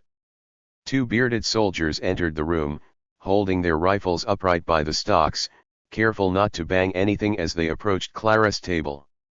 Would she please follow them out to the street, and there, waiting at the curb a few yards down the block, sat a black Ford with tinted windows. It looked like one of Batista's cars, but in the back seat Camillo sat grinning. "Do you see how we travel now? In ease and comfort." They drove through the noisy streets, the 2 soldiers in front, Camillo holding her hand but saying nothing. He didn't apologize for his delay, and if this was a date it included a pair of bodyguards. "Where are we going?" "You will see." "I'm sure I will." "But where is it?" "It's just ahead." "Soon we'll be there." Back in New York, if she asked Camillo a question he answered it. Now he didn't feel he had to. She drew back her hand and watched the city flow by, until the car turned under an arch of pink concrete. Behind the arch was a compound with a row of pink doors, a posada. Claire had heard about these love hotels, had even been curious about them, but now she felt insulted. What did Camillo think, that he could decide such a thing without asking her?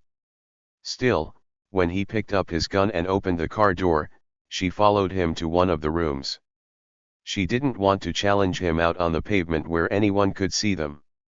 Camillo opened the room with a key. "Where'd you get that?" "Those 2 stopped by before." Already the 2 soldiers were walking out to the street. "Where are they going?" "Maybe they will meet someone. People want to shake their hands, give them a meal, hear stories of the Sierra. Women all want them and the barbudo pays nothing."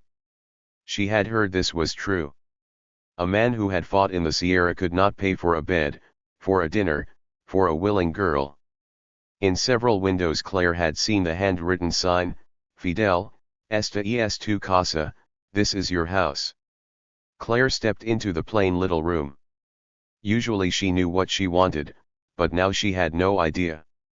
Camillo lay his submachine gun on the black and white floor tiles beside the bed, where its dangerous barrel shone, dark and potent. This was no pistol in a holster. "Camillo, would you put that somewhere else?" "I'm sorry, my Thompson stays close. I have slept beside it every night for years." "But here in Havana? In this city where everyone loves you." "Not everyone, I promise you. Come, we can sit over here." She let him lead her to the other side of the bed, where he pulled back the cover. The sheets were clean and crisp, but a faint smell of perfume hung in the air, perhaps the residue of earlier occupants.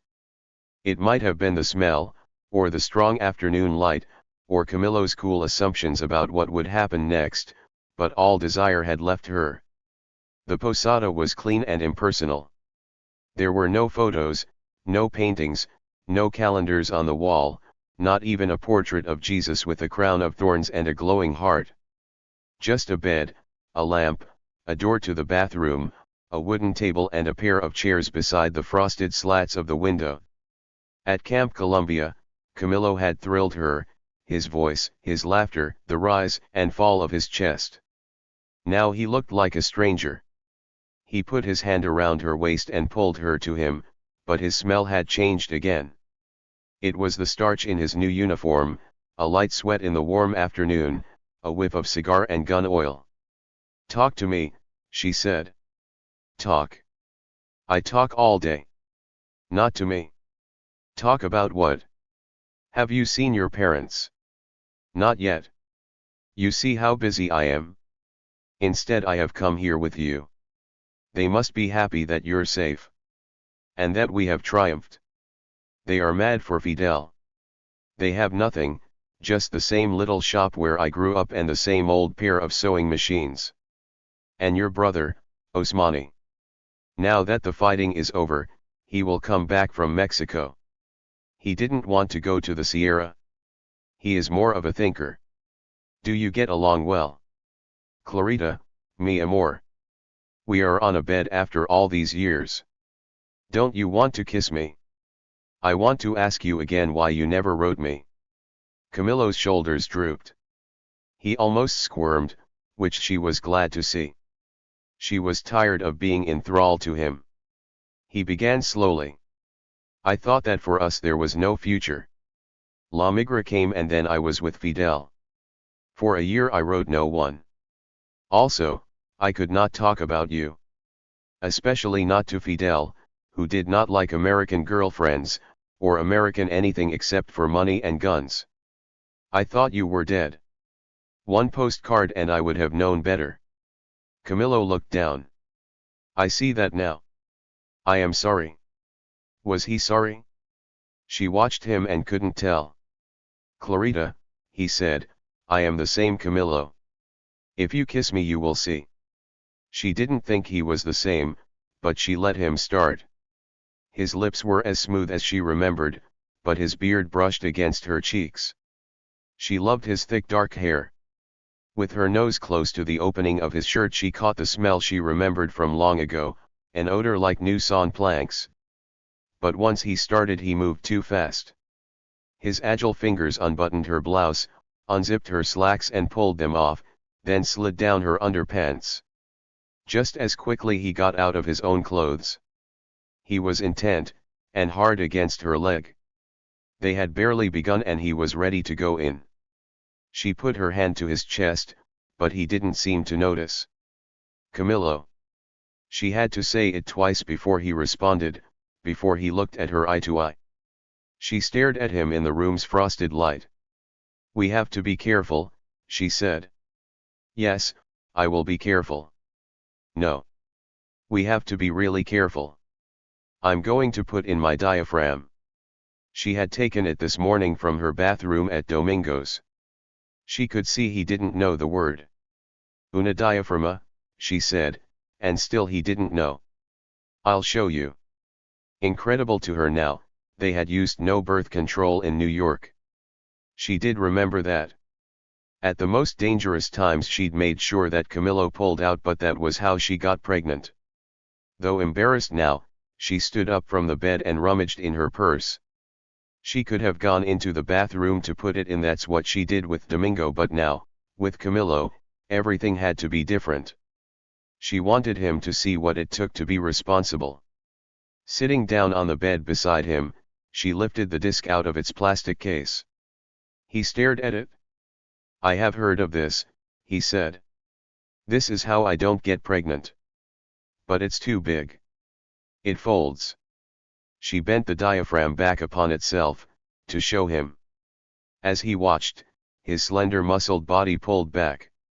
He kept his eyes on her face as she wiped cream over the diaphragm, then inserted it. That's it, she said, wiping her hands on the sheet. Gentlemen, start your engines.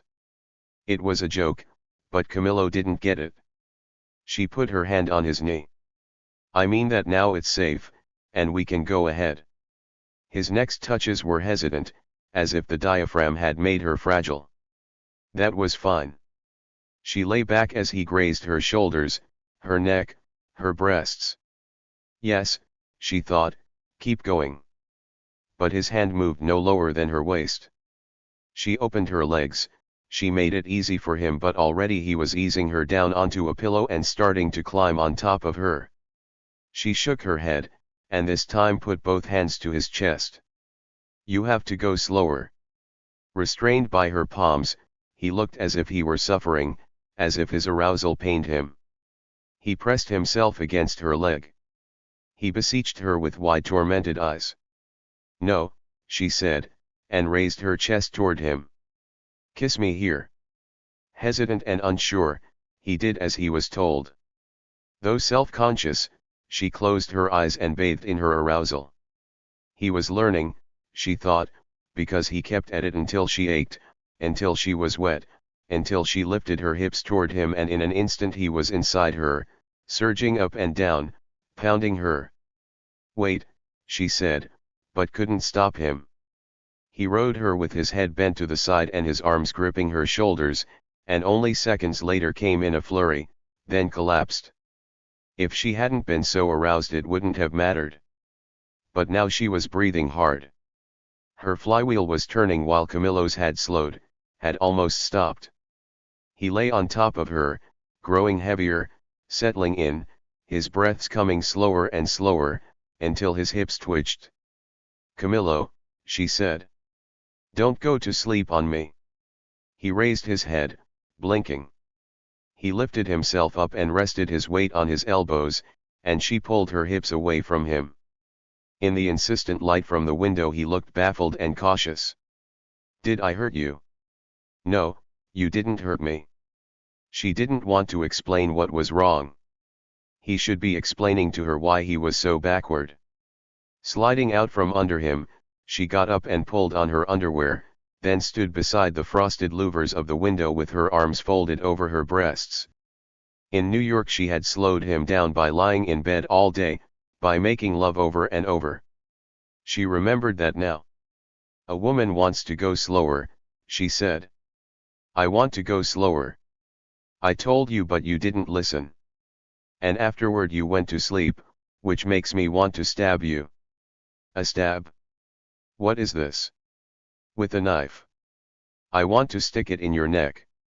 Camillo jerked, then glanced at his clothes on the floor. "Okay, I'm not going to stab you. But you came too fast. Do you understand that, to come?" "Acabar," he said. "El orgasmo." "Yes." She wanted to tell him that orgasms weren't easy for her. She could have them on her own, but with someone else they were elusive. "You have to slow down," she said. "You have to touch and kiss a woman all over." At this her face flushed hard. "When you think only of yourself, I want to stab you." Camillo didn't shrink from this. "Before today," he said, "no one complains." "Before today, who were you with?" For a moment he said nothing. Then, "In all last year, only 2. There was one girl in the Sierra, a guajiro with no education. I taught her to read, and she was happy for that, but then her father sent her away." "And the other?" "A woman from Yaguaje. She was older, I could not stop her, she got into my jeep. But she was no novia, it was just one time." "Was it quick? Was it over in 10 minutes? Maybe 5? You're a dog." Even at that he couldn't keep a smile off his face. Claire stepped toward the bed and lifted her fist as if holding a knife, and Camillo, instead of defending himself, turned his head away and offered his neck. She plunged the imaginary blade into him, a second time and a third, softer each time as he put up no resistance. She hated hearing about his other women, but couldn't stop herself from asking, "With those 2, did you think about birth control?" "No," he admitted, "there was no control." "So next year you might have a little Camillo running around in Yaguaje. How would that be?" "Clarita, why do you torture me like this?" If she kept this up, he would figure out what she was hinting at, that she had gotten pregnant with him. Instead of telling him this, she wanted him to guess it, but already another smile was playing at the corners of his mouth. "I understand," he said, "and I know I have much to learn about love. I think soon I must have another lesson." He was ready to laugh and make a joke of her resistance. But maybe she could trust him, because he'd listened to her. He wasn't afraid of her and never had been. Already his hips had begun to move as if he were ready to dance, and he was humming. At first she thought it was something Cuban, some mambo or bolero, then realized it was that tango that Gwen Verdon had been singing on the radio that spring in New York, "Whatever Lola wants, Lola gets." An hour later they lay in bed as Claire inspected his wounds. The first she knew well, 2 knurls on the back of his calf, a bullet in and out. He'd been shot before she met him, attending a protest against Batista. On his buttocks were 2 new scars, and on his side another, with the exit wound on his upper back. This was his miracle wound, he told her. The bullet had passed through without touching any vital organs. In a month I was fighting again, and that's when I started to believe that I could not be killed by a gun. Yes, yes, I know. Since that time I have seen several bodies of men who believed the same. Claire massaged his scars. She kept glancing at his face, hoping to surprise a look there that would tell her how he felt. He'd been glad to take her to bed, but what did that mean to him? What did it mean to any man? He got up and used the bathroom, a noisy splashy creature like the rest of them. He came back naked, lay down beside her, took her left hand in his and tapped her wedding ring. She had left it on today and it hadn't slowed him down, but now he said, "Tell me about this." "I got married." "To a Cuban?" "Yes." "To the one who owns a house?" "Yes." "What is his name?" "I don't know if I should tell you." "Of course you will tell me." She was going to, but the of course annoyed her, so she said nothing. "How did you meet him?" "I met him here, on a photo shoot." "The way you met me," Camillo said. "How old is he?" "Older." "And he has money?" Claire nodded. She pulled the sheet over her legs, then over her chest. She didn't want to offer anything, she wanted Camillo to pry the story out of her. "Where is his house?" "In Vedado." "And when was the wedding?" "In October." "This October?" "Only 3 months ago. I came to Cuba and then I got married." Camillo lay beside her, his head propped up by one hand and his hair, almost as long as hers, falling to the sheet. He reverted to Spanish. "In October I was crossing the swamps of Las Tunas with not enough men and not enough guns and everyone wet all the time, and you were getting married. The party was at the Hotel Nacional, on the patio. It is clear this man has a lot of money." She nodded. Camillo watched her. He rested a palm on her hip.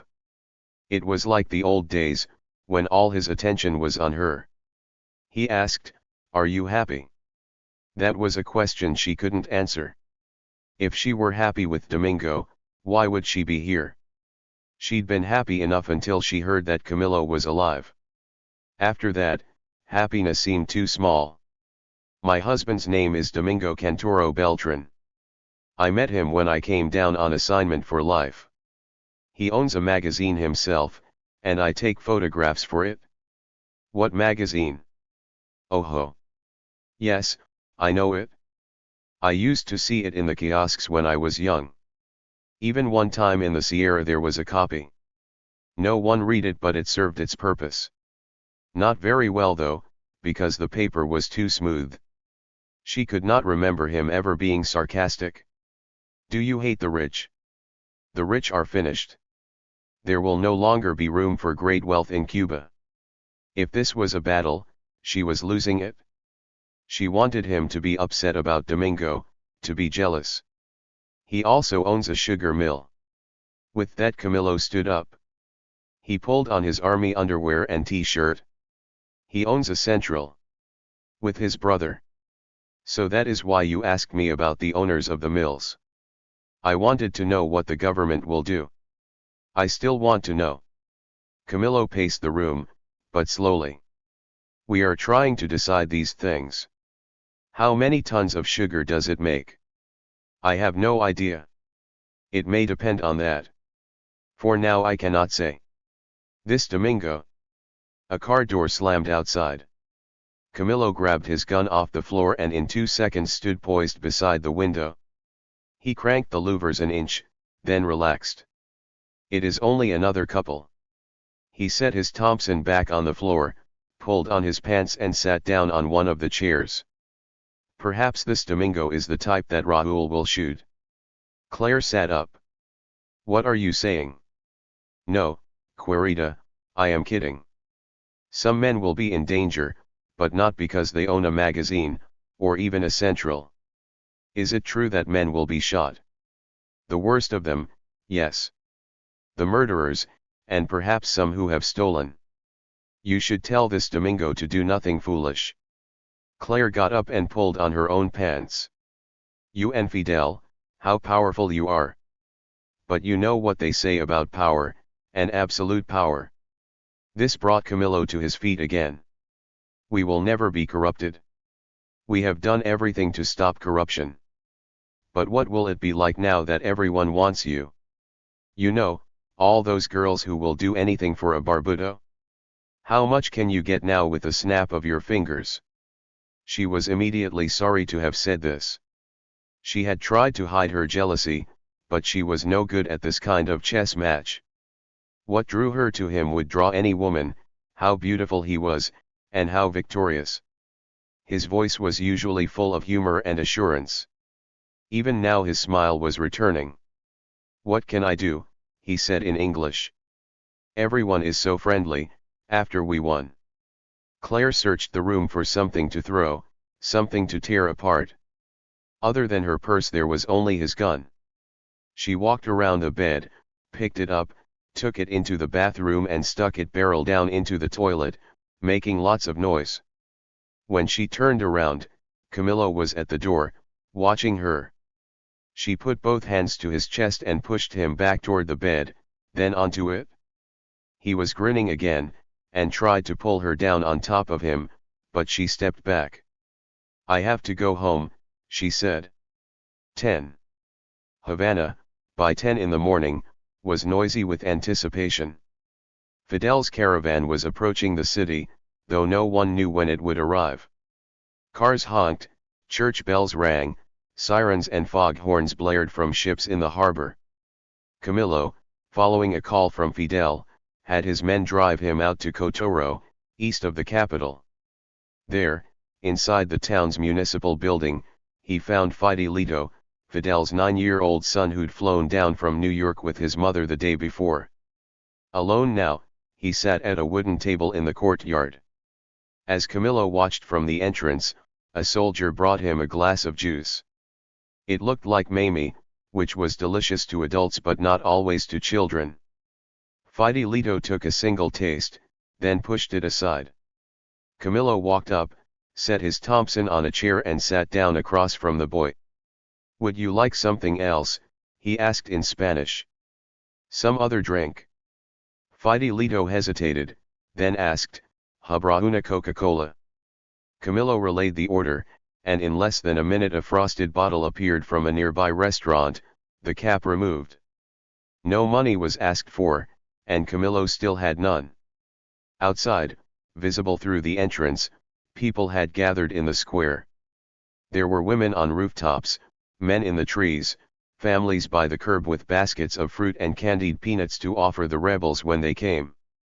Camillo by now was used to the hubbub, but Fidelito looked wary. How's your English? Camillo asked, in English. Immediately the boy perked up.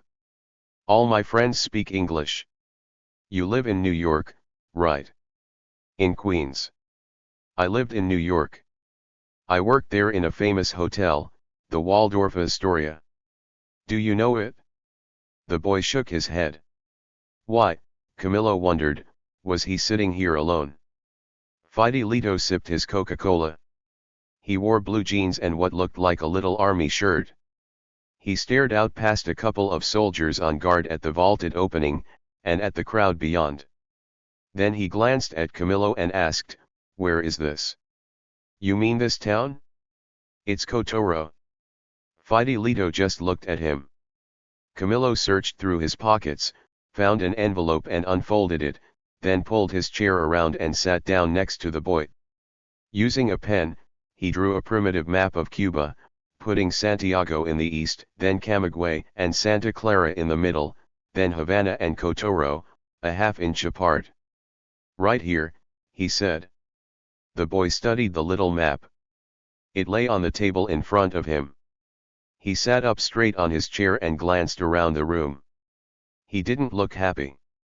Is your mother here? No. She didn't bring you. The boy shook his head. I didn't see her today. He sounded sad and unsure. How did you get here? Some soldiers. I don't know them. Camillo hunched his chair closer. Pretty soon your father will come. I know he'll be happy to see you, because he is talking about you all the time. Fidel had only mentioned his son a few times in the Sierra, and always in anger at Mirta, the boy's mother. Still, Camillo's small lie seemed to work, and Fidelito looked less worried. We're going to have a good time, Camillo said. We'll all get on a truck, or even on top of a tank, and we'll drive from here to Havana. You see all those people outside? They're waiting for your papa. I know. Fidelito drank more of his Coca-Cola. He looked around the high-ceilinged room, more observant now, his brown eyes as long-lashed as a girl's. He was a good-looking kid, and his mother a famous beauty. He asked, "Is there a bathroom here?" "I'm sure there is." "Let's go find it." Camillo stood outside while the boy used the room. It took a long time, so long that Camillo called out, "Are you okay in there?" "Yeah," came the answer. His English was pure Yankee. "You don't need any help?" No response. Of course he didn't need any help, he was 9 years old. Then the sound of the toilet flushing, and Fidelito came out with his hands wet, drying them on his shirt. "I'll be all right," he said. This made Camillo even sadder. Where was Mirta, anyway?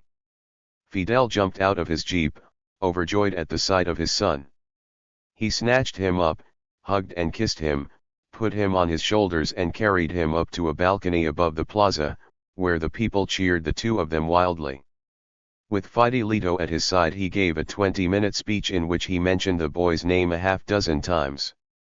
Finally they were ready to go. Fidel sat his son in the back of an oversized jeep along with some soldiers and told him he'd be safe there. He stood above the cab and called Camillo and Huber Matos to ride beside him, their guns at the ready. "And Fidelito?" Camillo said after a few kilometers. "Don't you want to let him ride up here with us?" "Too dangerous," Fidel said. He did not look back, had not glanced around since they left Cotoro. "Of all the times someone could shoot me, this would be the day. Plenty of people want to, you know. We will soon find out how many enemies we have. Just stay alert, and if anyone points a gun at me, shoot him. You hear that, Huber? Both of you, keep your eyes open." The crowds grew thicker as they approached Havana. There were 2 or 3 men for every woman, but the women were the best dressed, some in heels, almost all in skirts, some groups standing arm in arm. Old men approached the truck and reached up to touch the soldiers in back. Young girls tossed candies and pastries wrapped in leaves. The poor and the wealthy stood side by side beneath waving, hand-drawn signs, "Viva Fidel" and "Viva la Revolucion." A few small children stood close to their parents' knees. Camillo saw some scattered pistols and shotguns, but no barrel was ever pointed at the truck. Surprising him, there was Claire on the steps of a church, wearing a cool white shirt with her hair pulled back. She held her camera to her eye, then lowered it and gave him a smile. When Fidel looked the other way, Camillo waved. Claire waved back, then stepped into the street behind the truck and took pictures of those in back. Camillo watched her as she dropped behind. He leaned out past the body of the truck, staring back at her until Fidel jabbed his ribs. "Pay attention, Kono. Don't forget your job. Think of this as a battle. Every moment you must be alert. Claro, Fidel, don't worry." He watched the crowd ahead and tried to pay attention, but this was no battle. Everyone wanted to get close to Fidel but to touch him, not kill him. Camillo turned his head from side to side as if awake to all dangers, while his mind drifted back to the posada, with Claire stretched out naked on the bed. In New York she had never been so passionate, nor so demanding. Where had this come from? He reeled at the obvious answer. She had learned it from someone else, from some man, maybe lots of men. Maybe from that rich Domingo. He wanted to sit down. He wanted to slip into the back of the truck with Fidelito and the other soldiers and ride along with no duties. But he could not, for his place was in the vanguard, at the head of every column. It had always been so. Huber, to Fidel's left, looked vigilant and focused, but Camillo's legs felt wobbly. He held his gun hard against his chest, the safety off. He scanned the crowd but hardly saw it. Buena en la cama, he had heard men say about women, how good they were in bed. It was a phrase that came with a knowing look but never any details. You were supposed to understand, but he didn't. The peasant girl he told Claire about had done nothing but lie in silence beneath him. Good in bed meant wild, he thought. It meant that the woman had no inhibitions, and that was Claire. He loved this, but it scared him. Under his feet the truck dropped into its lowest gear and moved deeper into the city. They passed banks of cheering people, men with guitars, women blowing kisses, paper streamers floating down to the ground amidst a sea of Cuban flags. Slower and slower, impeded by the crowds, the caravan passed by Old Havana beside the bay, headed for the Granma. Someone had brought the cabin cruiser around the island after its disastrous landing on the south shore, and now the boat lay moored against the seawall with 5 sailors in white standing guard beside it. How squat and small it looked. Camillo remembered what Universo Sanchez had asked upon first seeing it, where is the mothership? But there had been no mothership. 82 men had boarded the yacht with their guns and ammunition, along with food and water and 24 jerry cans full of diesel fuel. Looking at the boat now, it didn't seem possible. Fidel lifted his son down from the truck and led him across the gangplank. Camillo and Huber followed, and the 4 of them explored the pilot's cabin, the cramped bunk rooms and the pair of engines in the hold. 82 of us, Fidel said, looking at his son, and only 12 survived our first battle. It is something to remember when things don't go well. There is always hope. You must do your best, because the rest of the world may depend on you. Camillo, feeling the faintest motion beneath his feet, remembered how seasick he'd been on the first day of the voyage. Almost everyone got sick. Only an hour out of Tucson, soon after the swells rose up beneath them, the men started vomiting.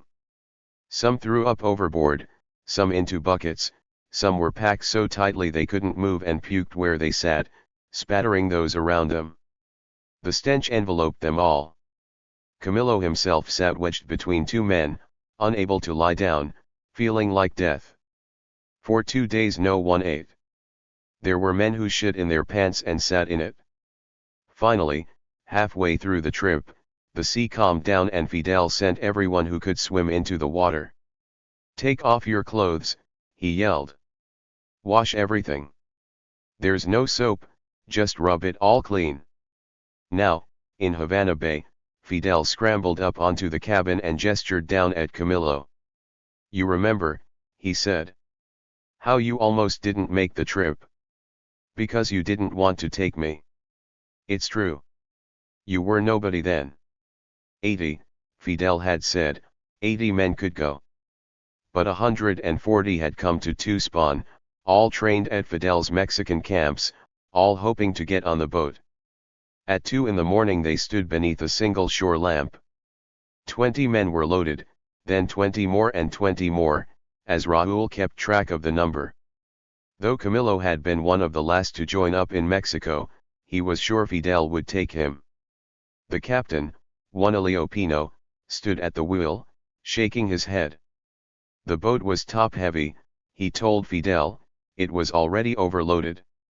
Camillo expanded his narrow chest, trying to catch Fidel's eye, but Fidel never looked at him. You, he said, tapping another man on the chest, and you, and with that Raúl announced, 80, that's it. Camillo could not believe it. He was going to be left behind. One of the remaining men stepped directly in front of Fidel. I must go with you, he said.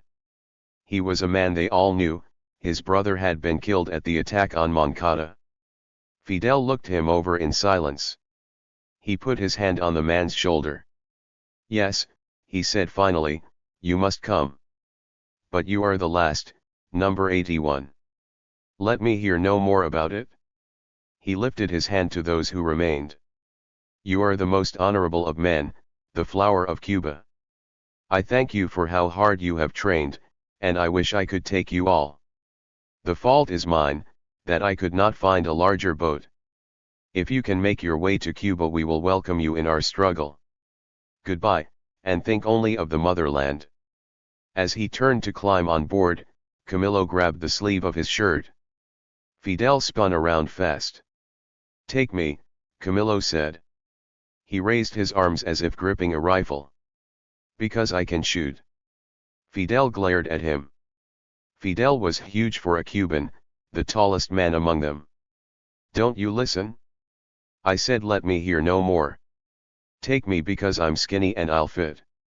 Fidel put a finger to Camillo's chest and poked him hard, but said nothing. A mist was rising from the river, the only sounds were the slap of water against the hull and the murmur of an idling diesel. Another 10 seconds and Fidel's look softened.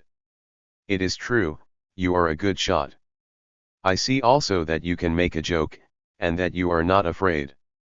Very well, I need some foolhardy men. Go ahead and squeeze in somewhere. Camillo, slapped on the back, stepped up the gangplank grinning, the last of 82 men. A week later most of them would die in a cane field, surrounded by Batista's army. Some disappeared, some surrendered, and were executed. 15 made their way up into the Sierra, though Fidel liked to say it was 12.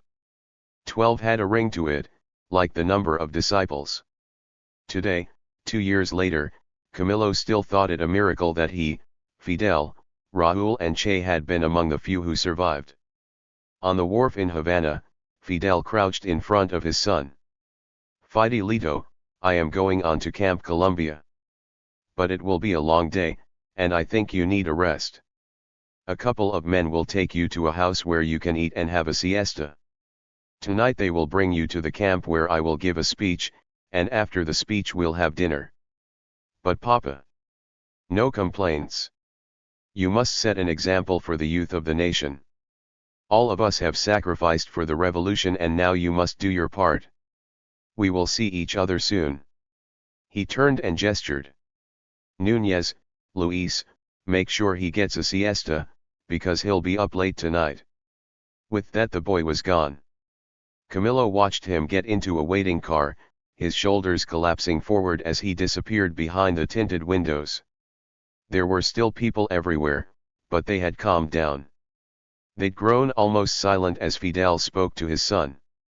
Across the harbor the huge Christ of white marble raised its arms toward them. You know, said Camillo, I think he misses his mother. Enough of that. Fidel was instantly angry. Don't talk to me about his mother. She is the worst of a bourgeois family, a family that has fought us at every step. Still, he's only 9. Enough. Are you going to contradict me about my own son? He stood face to face with Camillo, but several inches taller. Are you? Camillo did not back down. He never backed down, with Fidel or any man. I only spoke because I like the boy. He is my son, and I know what is best for him. I'm sure you do, Commandante. But have you become so rigid that a friend can say nothing to you? Fidel scowled, his hand going reflexively to the pistol at his belt. Camillo waited him out, and 20 seconds later Fidel gave his shoulder a ritual punch. Look at us, he said. We are having another argument, right where we had the last one. That wasn't true. They'd had their last argument a few months ago in the Sierra, not 2 years ago while boarding the Granma. But Camillo let it pass. He didn't need to be right when talking to Fidel. Even so, the boy's story tugged at him. He couldn't stop thinking of how subdued Fidelito had looked, how defeated, as he followed his father's commands. In the officers' lounge at Camp Colombia they talked with men and women from the urban resistance movement, with union leaders, with the army generals who had smoothed the surrender after Batista's escape. Too much talk for Camillo, who was still sleeping only 4 or 5 hours a night. He perked up when Celia Sanchez crossed the room to stand beside him in her olive green fatigues, the same clothes all the rebels wore. She was lean, dark, somewhat austere, not a woman with any interest in rambling conversations. "You and I," she told Camilo. "We're the only ones who will challenge Fidel. You can challenge him. He pays attention to you, but to me he won't listen. More than he lets on, I assure you. But like you, I have worried about Fidelito. Is he with his mother?" "No, he will not be seeing Mirta again." Camilo stared at Celia. Was this some kind of joke? Of course he will see her again. She's his mother. All the same. You heard Fidel about her family. I don't know why she brought him down from New York. Perhaps even she could not resist this triumph, this happiness. But now that Fidel has him, he must grow up to be a revolutionary, and Mirta can have no part in that. I think Fidel will put him in a school. This is not human. I know Fidel can be hard, but the boy must see his mother. Where is he now?" Celia cocked her head. "Do you want to storm the place and rescue him?" "Of course not. But I can't believe this. Perhaps you will bring up the topic with Fidel again this evening." He would not. He had watched Fidel outmaneuver politicians, reporters, past presidents of the nation and a dozen enemy officers in the field, and he was not going to go against him. It seemed unfair, but Fidelito and his mother would have to fend for themselves. "I think," said Celia, "that all of us will have troubles like this. They are the troubles of a domestic life, which we have avoided for years. We've been at war so long we don't know what to do with husbands and wives and children, or with tranquility of any kind." "Perhaps you are right," Camilo said. He had no wife, and he had no children. But there was Claire, and what was he going to do about her? On the parade grounds, extra lights had been set up around the podium, the television cameras were in place and the microphones arrayed. The people stretched out before them, a vast noisy crowd that would not let Fidel start speaking. For 10 minutes their chant continued, "Fidel! Fidel! Fidel! Fidel!" On the podium, Camilo stood where Fidel had placed him, slightly behind and to the right. The crowd went on chanting. Camilo didn't think Fidel was still angry with him, but he could not be sure. Finally, with his arms in the air, Fidel quieted the chanters and began to speak. He spoke of how far they had come. He told again the story of Moncada, the story of the Granma, of their first small battles in the Sierra. Years of struggle, he told the crowd, had led to this moment, which was the end of a war but the start of something much larger. Now the poorest among them would prosper, and the people would govern themselves. Soldiers here at the camp, though they had served under Batista, were welcome to continue in their jobs, provided they hadn't killed civilians or stolen from them. The revolution could be lenient, wanted to be lenient, but assassins would meet the same fate they had decided for others. Above all there would be justice, and the people would determine it. At this Fidel turned to Camilo beside him and asked so all could hear, "Voy bien, Camilo? Am I on the right path?" "Vas bien, Fidel," and the crowd roared. Fidel could hold a grudge. If someone crossed him and betrayed the revolution, that man was finished. He would be removed, sometimes shot. Fidel's anger at Mirta, Camilo was sure, was not so much personal as political. She came from a wealthy family, none of whom had supported Fidel, so they were banished and could play no part in Cuba's future. But his anger at Camilo, a merely personal anger, hadn't lasted. His question, asked as all Cuba listened, showed that Camilo stood not only in Fidel's good graces but at his right hand. Even this was a ploy, Camilo knew, because Fidel's truest advisor was Che. Camilo had been chosen to take over Camp Colombia because Fidel didn't want to expose how important a foreigner was to him. Camilo didn't care. He'd decided long ago that in all things he would support Fidel. 3 white doves pulled him back to the moment, flapping up into the air from the crowd in front of the podium. One of them, after swinging back and forth, landed on Fidel's shoulder, gripped his shirt with its talons and peered about. Fidel turned his head to look at the bird, only inches from his cheek, then continued his speech, his tone and gestures unchanged. The crowd roared, and Fidel's anointment was complete. 11. Domingo's shoes were shined and his pants pressed, but the front of his guayabera showed streaks of dirt from the red clay pots he'd brought home, each with a seedling coffee tree from his mother's garden in Cabanas. He was not a man who paced, but he paced now, back and forth in front of Claire on the sofa. "I've never seen her so nervous," he said of his mother. "So agitated. I know she has some Parkinson's, but it's more than that. She has convinced herself that under Castro we are going to lose everything. She imagines herself an old woman living in a room with no money, no food, no children or grandchildren. She thinks the rest of us will move to Miami and abandon her. She cannot leave Cuba, she says. She's too old for that. You're not going to Miami, are you? Not me. I'm like her, I belong here. And surely you're not going to lose everything. I hope not.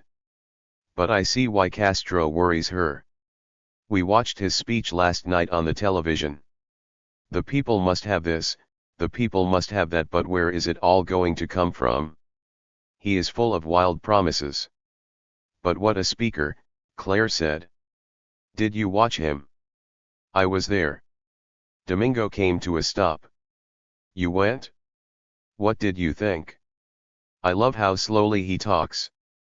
I understood every word he said, which in Cuba is a miracle. And his ideas. It's hard to argue against everyone having a doctor, and everyone learning to read and write. Don't you think? I'm afraid he will go too far. Already you can see it, how he stirs up the crowd and feeds off their adulation. He believes he can do anything. After last night, he probably can. Domingo gave her a sharp look. Can you see the danger in a man like this? Perhaps it is different for me. I'm not Cuban and I don't vote, I only went as a photographer. It is not a question of voting. There will be no more voting. He did promise that soon there would be elections. He also promised freedom of the press, but I don't think we'll have it. Criticism will not be allowed, and he will say it is the will of the people. No, my mother is not all wrong about what will happen. Claire told him how she'd tried to get close to the podium, how hard it was because the crowd was packed so tight. When they swayed, and she could barely raise her arms to use her camera.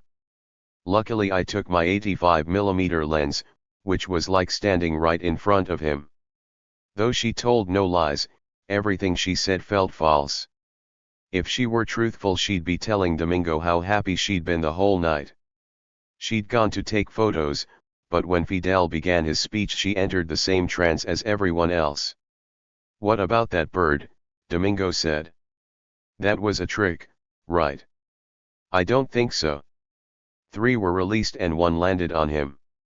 In that huge crowd it chose him. I can't believe that. Domingo, I was there. He was up on the podium, and you know how tall he is. The dove was looking for a perch. It was a pigeon. It must have been trained, or maybe it was held by a string. Claire laughed. You hate him, don't you? Domingo, looking down at his shirt, brushed off the soil from the pots. I don't hate Castro. You know I wanted a change. The one I hated was Batista. What led them to argue, she thought, was her secret, trying to work its way into the open. The delirium of last night's crowd, mixed up with her stay at the Love Hotel, made her say things she should have kept to herself. Even now she wanted to say more, that Fidel had thrilled her, that she loved the Cuban people and their revolution. Also, that Domingo was part of the old order and she wanted to join the new. That she had joined it? She said none of that. She sat on the living room sofa until rescued by Alameda, who ran into the room in her leather-soled sandals, entranced by the sound of her own heels. She came to a stop, eyes flashing, and stomped her feet against the floor, easily making herself the center of attention. She was a dark-eyed, dark-haired girl who passed for Cuban every day. Who was half Cuban and becoming more so. Domingo bent down and lifted her up, but she squirmed against him. He set her down on the floor, where she wrapped her arms around one of his knees and held on tight. Going over there, Claire said, so many people were headed for the camp that I couldn't find a taxi. The buses were filled and wouldn't stop, so I wound up hitchhiking. What do you mean? I was walking out linea and flapped my hand the way people do here, and a minute later someone picked me up. Domingo looked alarmed. They could have thought you were a woman for sale.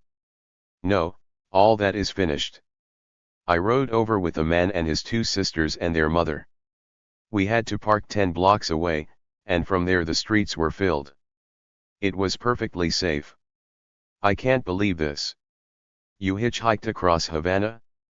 On your own. Domingo, the world is changing. The men are more respectful. They don't want to get shot. You know what Castro has said about rapists.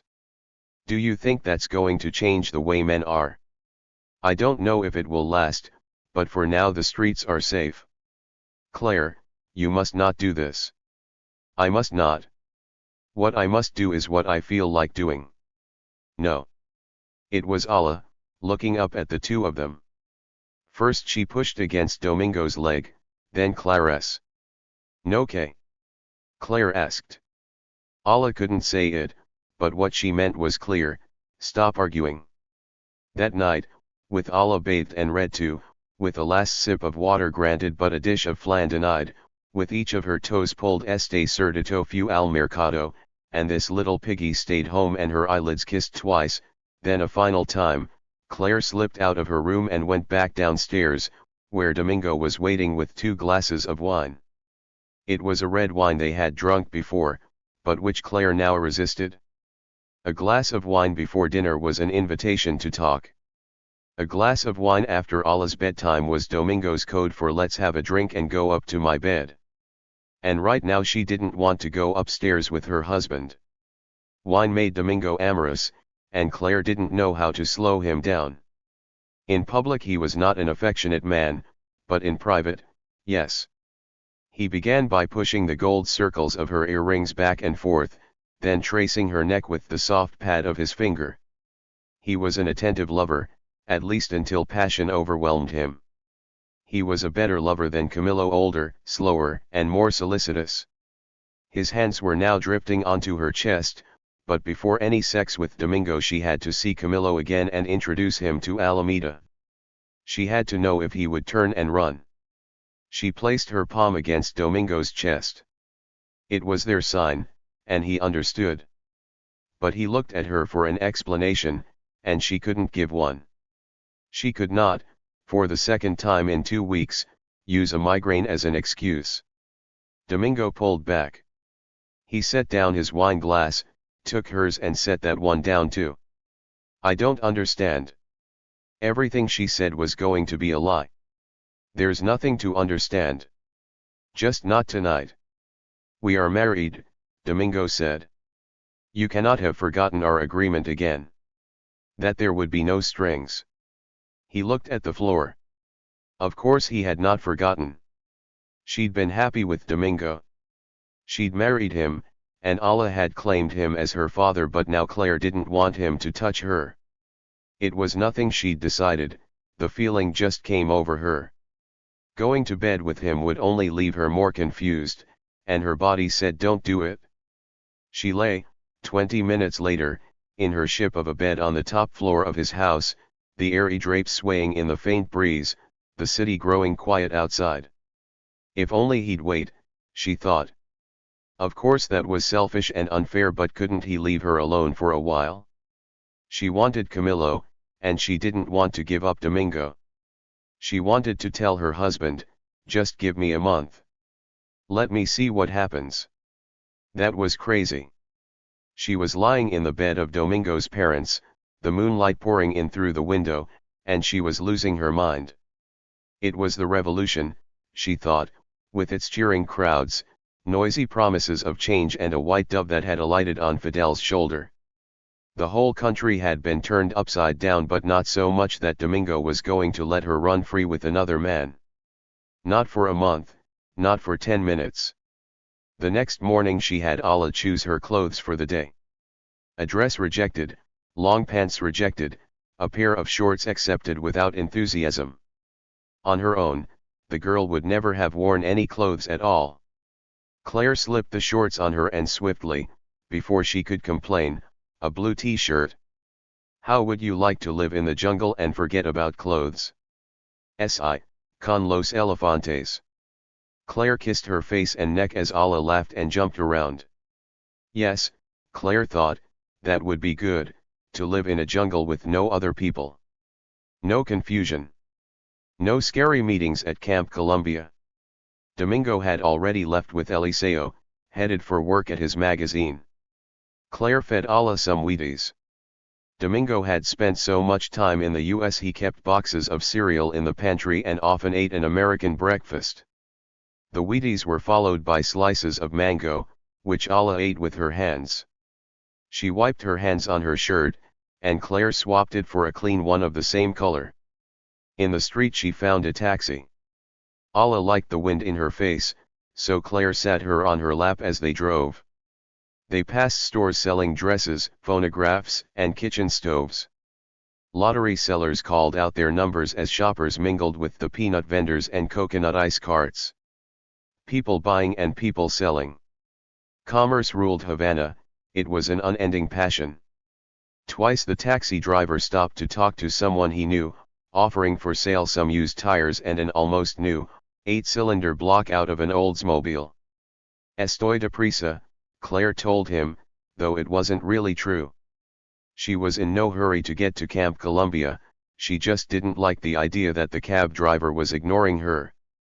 This would not have happened if Domingo had been in the car. Or God knows, Camilo. At the gate, when she asked if Camilo were there, the sentries gave her the Cuban shrug. It was hard to say, someone else might know, they would escort her in. Alla wouldn't walk. Shy now, she clung to Clara's neck and watched the soldiers. Claire had said nothing to prepare her. What could she explain to a girl of 2? Camilo sat writing at his desk, his gun to one side. The sentry said, "Comandante." His smile started, then stopped. He stood up. Alameda lifted her head from Clara's neck and stared at him. From the corridor behind them came the impenetrable murmur of army Spanish. In the room, no one spoke. Claire felt herself lifting away from her body, leaving it behind. She could see everything and do nothing. Camilo and Alla went on staring at each other. Finally he asked, "Is she yours?" "Yes." Claire felt Alla breathe, the small rise and fall of her chest. The ceiling fan stirred the ends of her hair. "What is her name?" "Alameda." "Alla, usually." "How old is she?" "She turned 2 in November." The calculation was elemental. He nodded, the faintest bow of his head, then reached for a chair, pulled it toward the desk and turned it around. "Please, sit down." "No." "Claire, please." She didn't move. If Camilo didn't want his daughter, she would walk out of the room and not come back. Alla looked around. She looked at the fan, she looked out the door, she looked back at Camilo. She didn't fidget, but her quiet spell wouldn't last long. Camilo took 2 steps toward them. "Let me hold her." Alla, watchful and silent, allowed him to take her. She held her neck upright and leaned slightly away from him. Could she know? She was rarely so somber. A decision was being made, Claire thought, that Alla had no say in. If she were told that she must change her papa, that's how it would be. Camilo carried her back to his chair and sat down. Alla twisted around to look at Claire, but said nothing. She didn't try to squirm away, and Camilo took his time. He sat and looked at her, ignoring all else. After a moment she slipped her hand into his beard. She took a handful of it and wrapped it up in her fist. Then her eyes went to the star on one of his epaulets. She released his beard, reached out to the star and pulled at it. "Do you like the star?" Camillo stood her on his chair so he could use both hands to free it. Gently, he pinned it to her shoulder, as it had been pinned to his. Today he wore a star on both shoulders, and when she reached for the other one he moved that as well. She wriggled her shoulders, touched both stars with her fingers and gave Claire a sly smile. "Look what I have." She stared down at one of her shoulders, then the other, and her smile grew wider. Claire sat down. Camillo had been good with Allah so far, and he seemed to like her. But one thing had to be said out loud. "She's mine, and she's yours." "I understand." Allah watched them. She was never more alert than when she sensed some tension or argument. Her eyes went from Claire to Camillo and back again. "What do you think of her?" "I think she is a beautiful girl. Also, one who knows what she wants." "Like her father," Claire said. "Like her mother," he said with a laugh. A bearded soldier came into the room, set some papers on Camillo's desk and withdrew without a word. "I watch this revolution," she said, "and I wonder. Will it always come before personal life?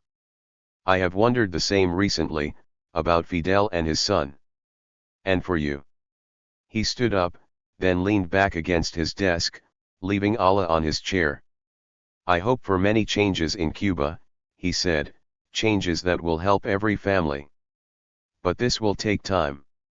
If he didn't want to help with Allah, she thought, how easy it would be for him, at any moment, to invoke his duty to the nation. It was a mistake to press him, she knew, but even now she hoped for some offer from him. She wanted him to say, "I will help you take care of her. I will be her father." But of course she would not be hearing that.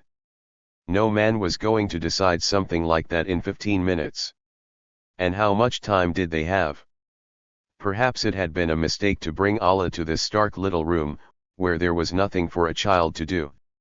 Better to have met at a park or beach, though Camillo, she thought, would not have agreed to that.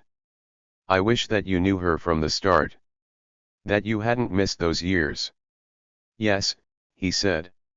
Instead of drawing him into her history with Allah, she was making him nervous. Stop offering anything, she thought. Leave it up to him. Is she always so quiet? Not always. Sometimes she talks and doesn't stop. He touched the girl's shoulder with a fingertip. "Alameda, ¿tú hablas español? Or do you like English better?" She understood him, Claire was sure. But she said nothing, and Claire felt a rush of love for her childish ways.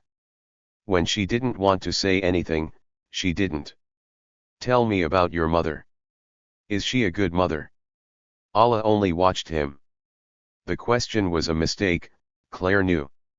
It was not something a 2-year-old child could answer. "These things take time," Claire said. "Yes, I see. It might be easier to do something with her, something she likes. Perhaps someday you could take her for a drive in your car." Camillo looked at her as if he didn't understand. Or as if she had lost her mind. "You could take her to the zoo, she likes that. Or to a beach with little waves." Now she was playing the fool. Camillo could not do any of those things unless Claire came along, which was why she suggested them. She had vowed to make no more offers, but apparently couldn't stop. "Will you love her?" she wanted to ask. If she could only know that. By now Allah was growing restless. She reached out toward Camillo's desk, then started to climb up on it. He didn't stop her. She spilled some papers on the floor, and he didn't seem to worry. But when she reached for his gun, he got to her faster than Claire. He lifted her away, and immediately she burst into tears, her sobs filling the room. Soldiers peered in at them through the slatted windows. Claire took her back, but she would not stop crying. Camillo didn't look annoyed, the way some men did around crying children, but he didn't look sympathetic, either. Claire had turned her single card, and it was not enough to find out what kind of father he would be. No, she had known it all along, the only way to truly discover that was to throw over the rest of her life. Allah kept wailing and Claire said, "I have to go. Give me your phone number so I can reach you." "Not now. Claire." He made a move to hold her, perhaps to kiss her, but she turned away. She left the room, then the camp, with her daughter crying the whole way, an incongruous sound amidst the soldiers. Outside the gate, after Allah finally settled down, she found a cab. She climbed in back and held her daughter close, all the way home. 12. A long afternoon, a day without rest. Domingo had bought a stroller and Claire took it out to the Malecon with Allah sitting upright and observant. The Malecon was overrated. There was nowhere for a child to play, no beach, no sand. Just cars in the street, a wide sidewalk and the thump of waves against a rock wall. The sea was azure and Claire unconsoled. She could not escape her own doubts. The night before, after Allah went to sleep, Domingo had again poured 2 glasses of wine. He didn't make a fuss about it, just passed a glass to Claire and sat down in his usual chair. She knew what he wanted, but was unsure of what she wanted herself. She'd heard nothing from Camillo in the last 10 days. Of course not, because she hadn't given him her number. He could probably have found her, but she didn't expect him to, and didn't want him to show up at Domingo's door. Because what kind of future could she have with Camillo? With Domingo she would know an orderly life and his complete devotion. He sat looking at her, a long stare as he swirled the wine in his glass, slowly, repeatedly. That swirl was a message, she was sure, that once she was naked he would submit her body to the same kind of slow, circular touch. It wasn't arousal that led her to say yes, it was caution. If she kept saying no to her husband, she was afraid it would look suspicious. So she resigned herself. She would go upstairs with Domingo. How bad could it be? It wasn't bad at all. After she inserted her diaphragm in the bathroom, he stood her beside his bed and with many caresses removed her clothes. Her mistake was thinking she could keep her distance as she went through the act. By the time he stretched her out on the bed she was eager for his attention and Domingo was an unselfish lover. Even after he entered her he held himself back, hardly moving, rocking her in the faintest rhythm until she wound up clinging to him and saying "Si, Si." Later that's what upset her. All today she had thought about it. She could sleep with 2 men, she discovered. She could be unfaithful and lie about it. What she couldn't bear was the confusion of being aroused by both of them.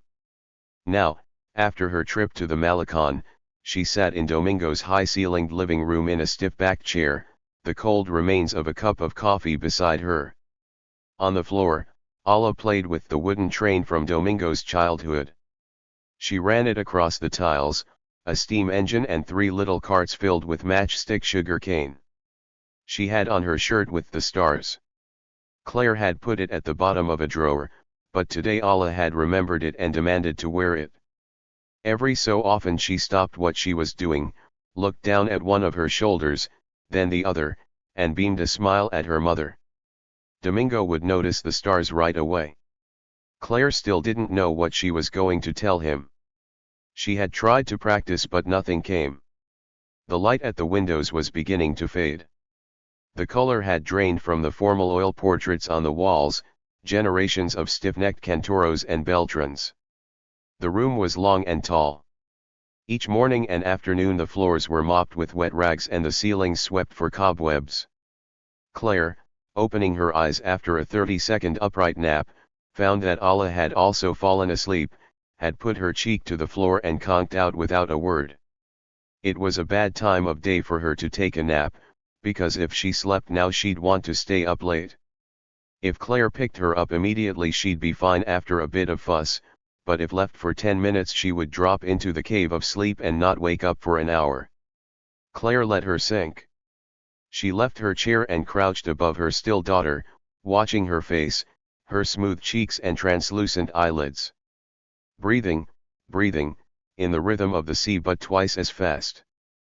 By the time Claire picked her up and laid her on the sofa, her body was slack. In the cathedral silence of the house, with Alameda asleep, Claire could finally think. All logic told her to stay where she was.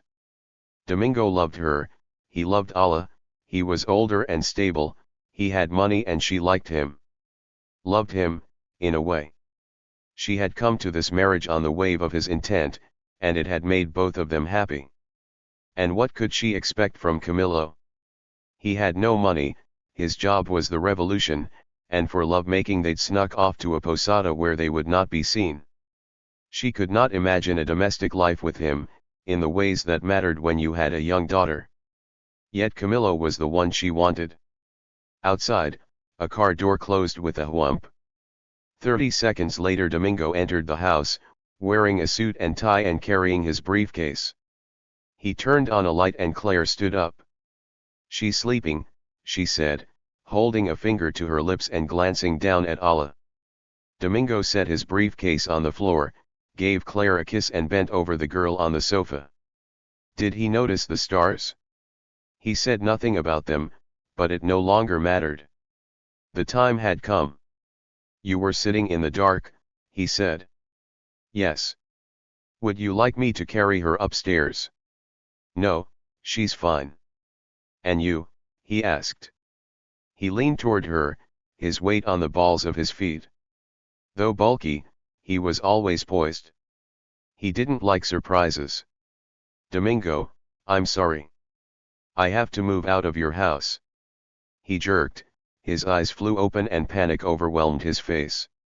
Immediately he composed himself, but half a minute passed before he said, "There is no reason." "Yes, there's a reason. I want to be part of this revolution." "That cannot be. You're an American and these are violent Cuban socialists, even communists." "Claire, you don't have to leave my house. Whatever you believe, it's fine. We are married.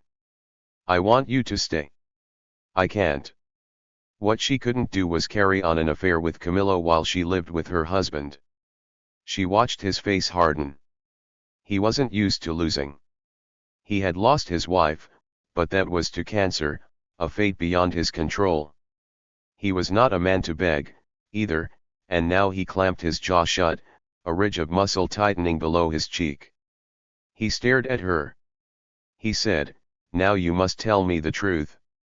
"Yes. It's a man, isn't it? I should have told you before. Allah's father is Camilo Cienfuegos. Until 3 weeks ago I didn't know he was alive."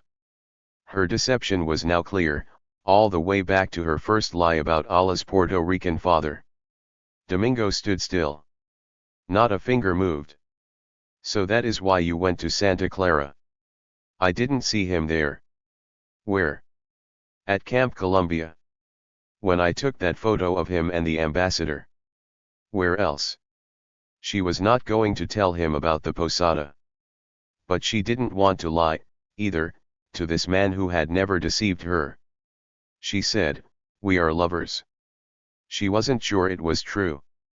She should have said, "I went to bed with him." She should have said, "I want him." But the blade had passed between Domingo's ribs. He said, in a voice like gravel, "He will never make you happy. Even I have heard that above all else he loves women and a party." She hated this, because she feared it was true. Domingo pointed a finger at her, stabbing the air in a gesture she had never seen him make. "He would be no father to Allah. No, you cannot do this." She was instantly enraged. This had happened before, when Domingo told her what she could or couldn't do. She stepped closer to him. "He is her father, and I'll do what's best for us." At this, though Claire hadn't raised her voice, Allah woke up on the sofa. It was uncanny, Claire thought. Even when asleep she knew an argument had started. Claire bent to pick her up, as Domingo walked off down the hall. She should not have begun this with him while Allah was in the room, asleep or not. He came back with Lavinia, but Allah wouldn't leave with the cook. Not even the promise of a coconut flan persuaded her, so Claire carried her to the kitchen and stayed until the flan was set on the table. Allah looked suspicious.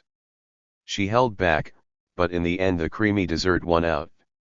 In the living room Domingo's face seemed to have swollen, and his body shrunk. He was shorter than she was. Of course he always had been. But now she was attentive to everything about him. She watched his eyes as they darted back and forth, how his shoulders drew forward and his chest sank. She had never feared him, not once, yet now imagined him walking to his study and coming back with a gun, a second gun she didn't know about, and shooting her in the chest. "You lied to me," he said. She nodded. "It was true.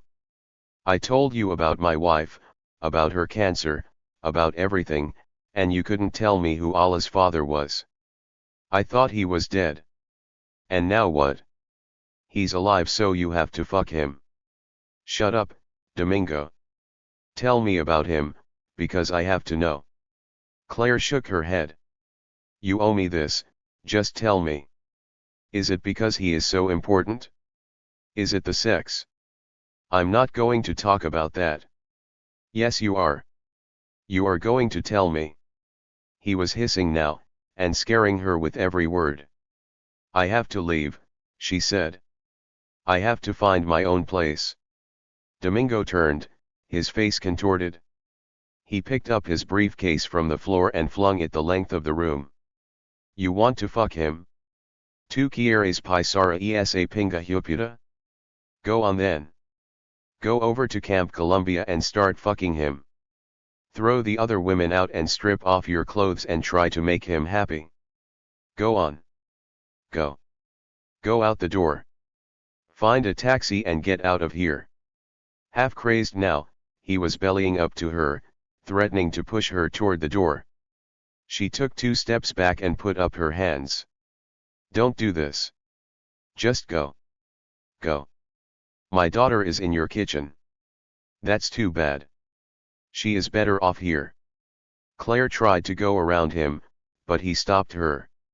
He didn't use his hands, just put his body in front of her. She pushed him hard, as far as the hall, and there he stopped. "You're not going to my kitchen.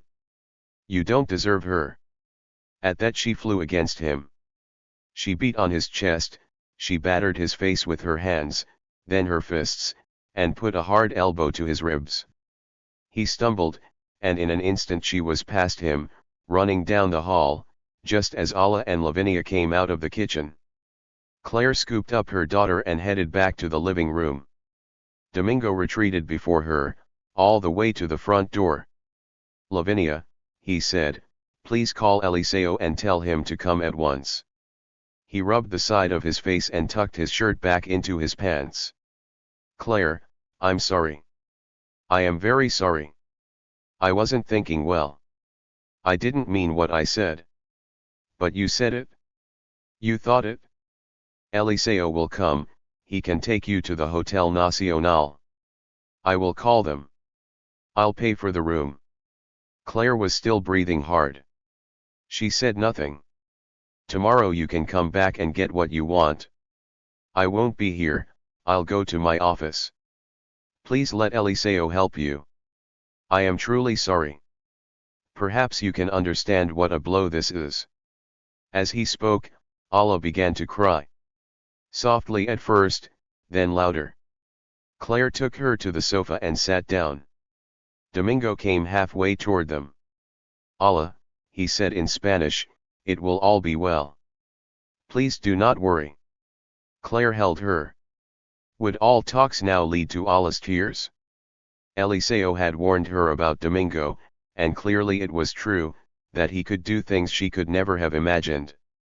He had calmed down, she no longer feared him, but now she had to find her own place and start living alone with her daughter. It was clear to her that she could no longer be married, or supported, or controlled. 13. At 8 the next morning, Eliseo came to their room at the Hotel Nacional. He wore a neutral face, but he was clearly not averse to helping them find a place to live. Don Domingo has told me to give you the whole day, as long as it takes. This was gracious of Domingo. Of course, if Eliseo helped her find a place, Domingo would know where it was. Sit down, Eliseo. Would you like some breakfast? Thank you, I have eaten. Let me show you some ads in the paper. I circled them. He scanned them without sitting down. He shook his head. Too much money, he said. I don't want a dark place with not enough light.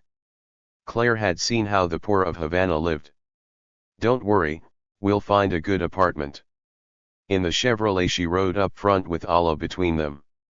The girl stared openly at Eliseo's stump, then climbed onto Clara's lap and watched the rows of stuccoed buildings pass by, the motorcycles and bakery trucks, groups of children gathered outside their schools, puffs of diesel exhaust and the warm winter sun that flooded the streets. Claire felt that before, in spite of how their trip to the airport had ended, she had shared a certain bond with Eliseo. Yet she'd never been comfortable with having him drive her. She was an American, she could have driven herself. Domingo's world of servants was sometimes oppressive to her, which now let her feel what she wanted to feel, that she was doing the right thing to go off and live on her own. That worked for a mile or two.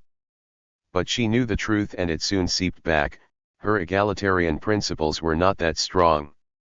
She didn't want to be poor, and she liked living in a beautiful house. She loved having help from Lavinia and Rosa. And in spite of herself, she responded to wealthy or powerful men. She was drawn to Fidel as he spoke to thousands at Camp Columbia. It was true that she'd loved Camilo in New York when he had nothing, but he thrilled her even more when Fidel turned to him and asked, "Voy bien, Camilo?" and tens of thousands roared in approval. No, she was not as humble nor as democratic as she liked to think. Eliseo glanced down at the newspaper and groaned again at the prices. "No," he said, "we will talk to some people I know." They spent the morning dropping in on store owners, restaurant managers, Eliseo's aunt, a plumber, and a lawyer. Eliseo knew many people. He was poor but drove for someone rich. They toured a cramped apartment with a low ceiling, and another accessed through the owner's house. "No," Eliseo said. Just before noon they found a small area apartment above a dress store, 2 rooms with their own entrance up a half-enclosed set of stairs, all facing a small park. The apartment came with a miniature kitchen and a pair of single-bed frames. The buxom landlord, Natalia, owned the store below. She was taller and darker than Eliseo, with a broad African face and a pile of tangled hair. Upon settling the deal she shook hands with Claire. No paperwork, she just slid the first month's rent into her cash register and handed over the keys. She sealed the deal with a big hug for Claire, another for Eliseo and a squeeze for Alameda, who had stayed in her mother's arms. "She won't cry too much during the day," Natalia said, "will she?" "Oh no," Claire said. "I close the store at 7, so at night it's always peaceful here." "She's a beautiful girl." Smiles, thanks, another handshake and off they drove, with Natalia waving goodbye from the sidewalk. How quickly it had all been settled. Claire had the advantage of being a Yankee, and everyone knew that Yankees had money. Natalia owned and tended the store downstairs, so she must be responsible. She'd look stylish, even somewhat risque, in a knee-length dress and white high heels. Maybe this was part of the new Cuba, to make a deal in 10 minutes, with the revolution smoothing out race and money. Eliseo grinned as he drove. "And that's how you find an apartment," he said. His relish at their success was great, but his smile, Claire guessed, was the afterburn from Natalia's voluptuous hug. "Now you need mattresses," he said, "and a lamp, and you can tell me what else." Ala fell asleep in the car. Claire left her with Rosa at Domingo's, then spent a couple of hours shopping with Eliseo. They returned to the apartment with 2 mattresses tied to the roof of the car and Clara's domestic purchases: sheets, pillows, towels, some pots and pans laid out on the back seat. Natalia, in her high heels, helped them lug the mattresses upstairs, and as dusk fell the three of them stood in silence on the shallow balcony overlooking the street, watching the brilliant green parrots flash past. In the park a man and woman held hands as they strolled behind their two boys, and the sight of them made Claire uneasy. An instant before she'd been happy with her new place, but a single glance at this family made her doubt everything. She had just destroyed her own family, in an act as impulsive as the one that had brought her to Cuba. If Camillo were true to his past he could easily abandon her, and she'd wind up alone with Alameda in this foreign country. She had a new apartment, but neither the park, the parrots nor the soft approach of night could calm her.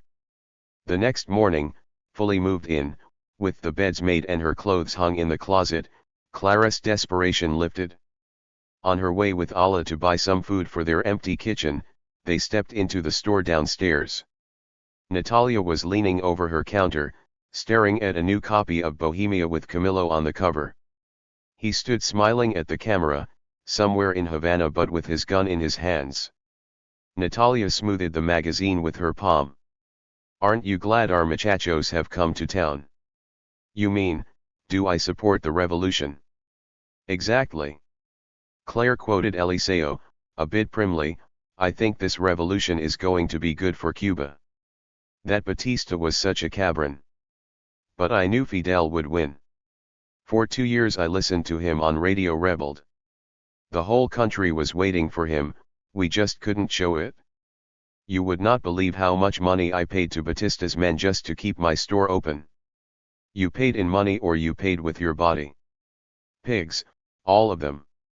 At this unlikely moment, Alla reached out and thrust herself toward Natalia, who received her with a smile, a blaze of perfect teeth. "She likes you," Claire said. "They all do. All children like me. Do you have any of your own?" "Not a one. I don't think I can, because so many times it might have happened and didn't.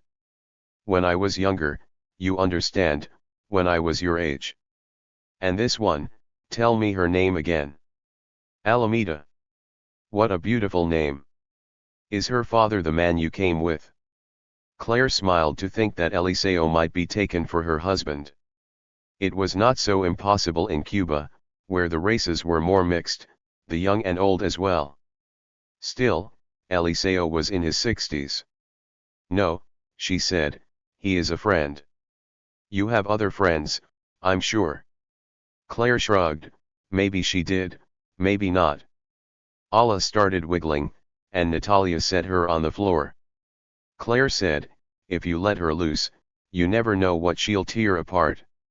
If she pulls something down, we'll pick it up. 10 Querida Kes." As Alla looked around the store, stuck her head into one of the dressing rooms and wandered beneath the hanging clothes, Natalia laid a finger on the magazine's cover. In a low smiling voice she said, "How about this one?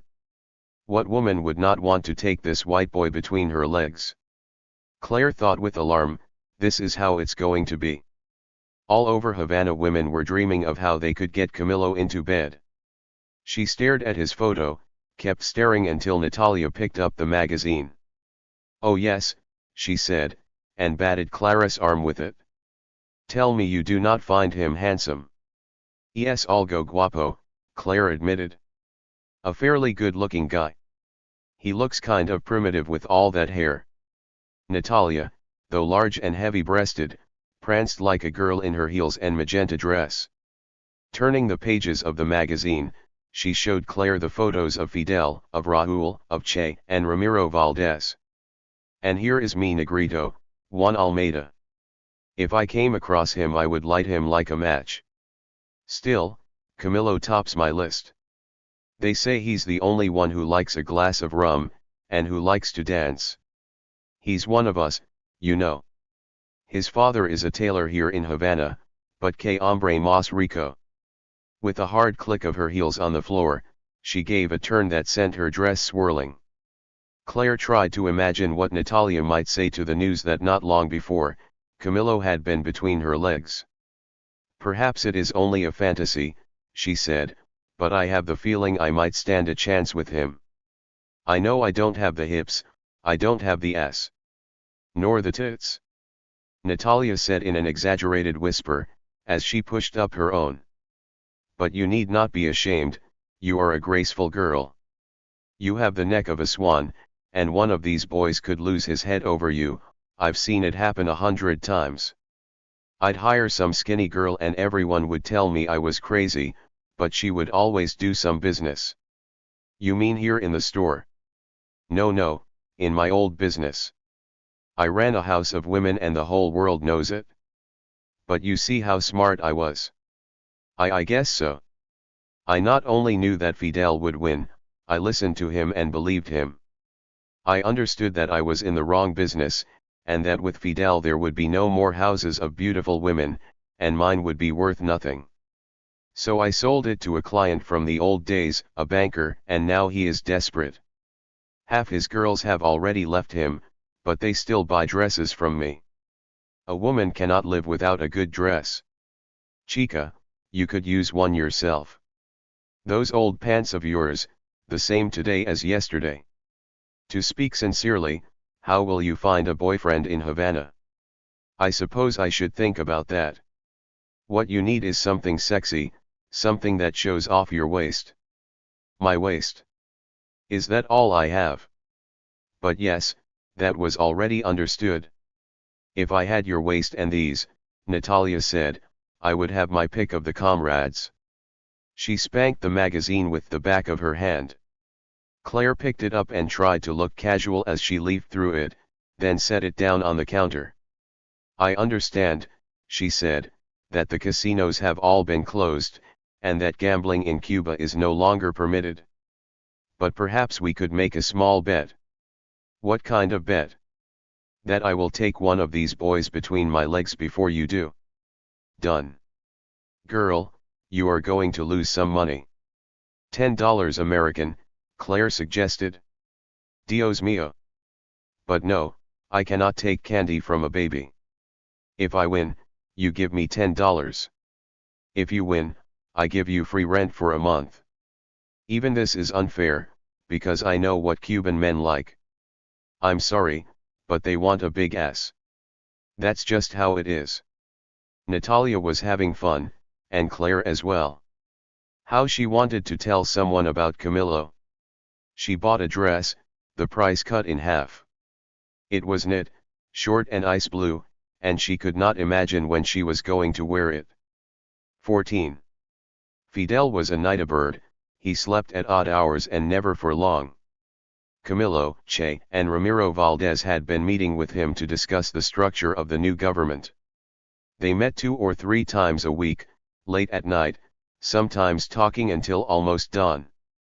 Fidel, in the middle of the discussion, might slip away, lie down on a sofa and sleep for an hour, but when he was ready to continue, everyone else had to be ready as well. They met across the bay at Che's La Cabana house, in Cojimar on the coast, and on the 23rd floor of the Hilton, now renamed the Habana Libre. They talked about banks and agrarian reform, about the nickel mines and the utility companies. They talked about those who would try to derail the revolution. Camilo knew nothing about the nickel mines, but Fidel and Che had decided they should belong to the Cuban people. The financial world was even more complex, and Fidel was going to make Che the head of Cuban banking. Not a job for me, Camilo thought. He'd cooked at the Waldorf Astoria, he'd become a soldier, he was neither capitalist nor communist. He was sure of only one thing, wherever the revolution headed, he would remain a Fidelista. Still, he hated it when Fidel told him, I need you to help Che in overseeing the tribunals. Banking would be easier, Camilo thought. In the Sierra he'd seen men shot for treason. He had condemned some himself, but there, at least, he knew the facts, that the culprit had stolen a rifle from the rebel troops or had raped someone's daughter. The rules were strict but clear. Here at the trials in Havana were prisoners Camilo had never met or heard of, accused of crimes that took place during Batista's rule.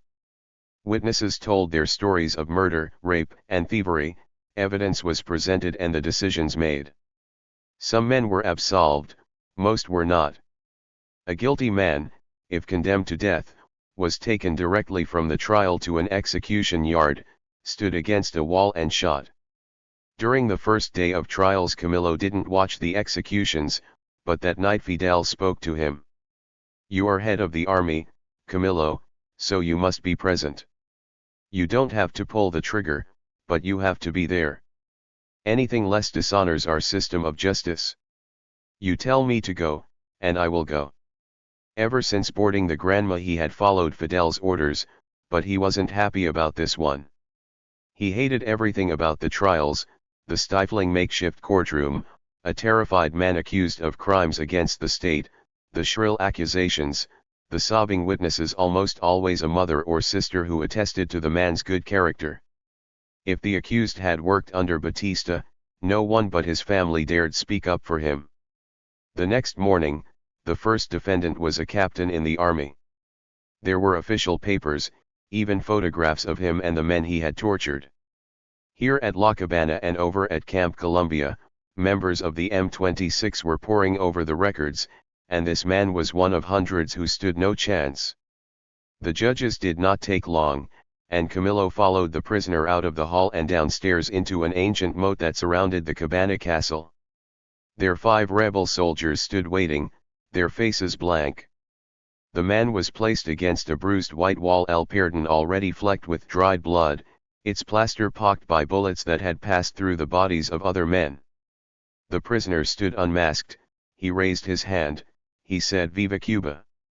"Fuego!" barked the head of the squad. The soldiers fired and the prisoner slammed back against the wall. Someone came forward with a country wheelbarrow, the dead man's body was lifted over its worn wooden sides and carted away, the steel wheel beneath him clanking against the paving stones. Camillo went back inside. It was 10 in the morning. He wanted to rinse out his mouth with a glass of rum, but the next trial had already begun. There was no swearing in, no delay. The tribunal moved from one case to the next. The new defendant, having heard the shots outside, had broken into an obscene sweat. This man, witnesses claimed, had stolen several houses by evicting the families at gunpoint. When 2 young men resisted him, he had them arrested and put in the back of his jeep, and they were never seen again. By all accounts the man was a sodomist, but neither the sodomy nor the death of the 2 young men could be proved, and the judges gave him 10 years. The relatives of the missing youths were unhappy. They wanted the man shot and began to chant, "Perdon! Perdon!" They were silenced, the man was marched away and the next trial began. After 10 days the press of trials eased. Still, the late-night meetings with Fidel continued, and one day after lunch Camillo began to doze off in his Camp Columbia office. He told his sentry to let no one in, took off his boots, put their toes under his head and lay down on the floor. But then he didn't sleep. He started thinking, as he had every day, about the girl Claire had brought to his office. Alameda, his daughter. He didn't doubt that she was his. The timing was right, and she looked like the photos of his mother as a child, the same full mouth, with a pronounced drop at the center of her upper lip. She was a Goriran, a Cienfuegos, but what could he do about that? He liked kids well enough, but knew nothing about little children. Though Claire aroused him as much as she had in New York, he didn't want a daughter who crawled across his desk, knocked his papers to the floor and cried when he picked her up. He was much too busy to be responsible for a child. Night and day, he was busy with the revolution. He had judged Fidel about how he treated his son, but now Camillo saw that he didn't want to spend any more time with the child than El Jefe did. He thought he should be better than Fidel, a better parent. Instead, he would have to get away from Claire somehow. Perhaps none of this mattered. She hadn't written him in 2 weeks, and maybe she'd had enough. Maybe she could tell how he felt about children. He had 1,000 jobs to do, and Claire would have to raise her daughter on her own. What she wanted was impossible. He could not get involved. Slowly, as it all became inevitable, he settled down and went to sleep. When he woke he was given a note on a folded piece of paper. I've moved to my own apartment, upstairs at 215 Calle de las Moradas. I'll be there tonight. No midnight visits, please, but if you come early you can stay late. Claire. All his resolutions vanished. She had written him. She had her own place.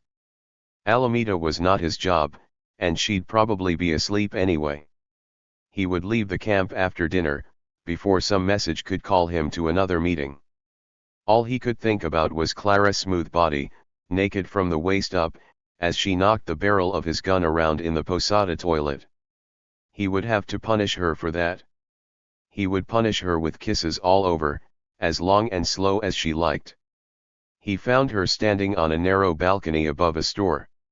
She pointed to the stairs at the side of the building, and he started across the street, leaving his Thompson behind.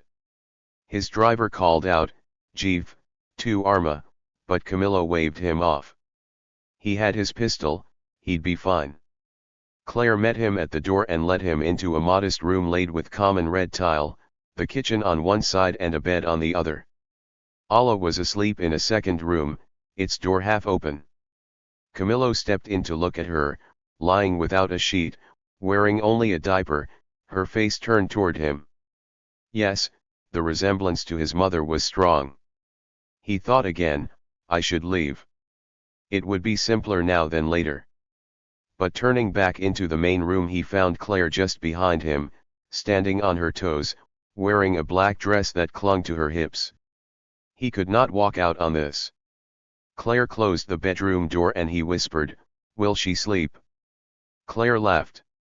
She said out loud, "Once she goes down she sleeps like a stone. For 3 or 4 hours a freight train wouldn't wake her. In the middle of the night that changes, and sometimes she comes in and lies down with me." Camillo glanced around at the apartment. It surprised him, how small it was. Not small for Cuba, but for an American. "There is no other room." "The bathroom," she said, gesturing at a door. "But you have no maid." "A maid? That's for people like Domingo." "Do you have a maid?" "I have soldiers," he said. When she laughed at this he added, "Che has a maid." "He does." "Fidel, too, so Celia doesn't have to spend time cleaning. They live in houses.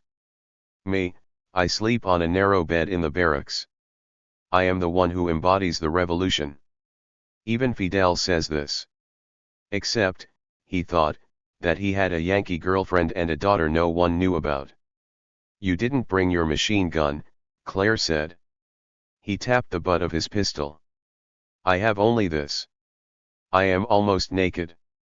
Floating in on the night air, through the open balcony door, came the sounds of a son cubano. The 2 soldiers in his car had turned on the radio. Claire went to the balcony and looked down. "Are they going to stay?" "Right there." "Yes, it is a good idea." She looked from the car to Camillo. "Does it seem to you that we need a chaperone? You don't want them here?" "I'm sure it will be fine, Camillo, if you just want to sit and talk." "All right," he'd tell them to go. He leaned over the railing and gave a whistle between 2 fingers. Instantly the men scrambled out of the car with their rifles. "Tranquilos," he said, with his hands in the air. They could leave, he told them, and he'd drive himself back to the camp later when all was quiet. "You can throw me the keys." They looked doubtful, but Camillo held out a hand. They turned off the radio, locked the car, tossed up the keys and walked off down the street. Then he wasn't sure what to do. Did he have to slow down now, as well? Did she mean all the time? He had to talk to her. He remembered that though looking at her, all he wanted was to kiss her and take off her clothes. He held back, searching her face for clues until she laughed, until she came to him and pressed her breasts against him and let him know she was ready. Late at night they lay in bed, the hum of the city drifting into the room. Camillo, after sleeping in the woods for 2 years, was alert to every sound, the grind of a truck on Neptuno, a ship's horn out in the harbor, a rumba on someone's radio. While in Clara's arms, kissing her neck, her eyelids, her teeth, he'd been oblivious to the city. He'd even forgotten about Alameda, asleep in the next room. Now he glanced at the door and asked, "Will she come in?" "Not yet. She's good for another couple of hours." Claire stretched out naked beside him, her head propped on her palm. "So now we can talk," she said. "Okay. I want to hear about these tribunals. Are you part of them?" Camillo drew back. "Not far, for there wasn't much room on the single bed. I am part of everything, so yes, I am part of that. The executions too." He closed his eyes. Already he'd seen 40 men stood against the pardon and shot. "Camillo, I'm not the Prensa Libre, I'm just curious. Do you think the trials are fair?" "They are quick." "But yes, I think they are fair." "How quick?" 30 minutes, perhaps an hour." 30 minutes? Then they are shot. Some of them. There are many who must be tried, many who were killing and stealing. Batista did nothing to stop it.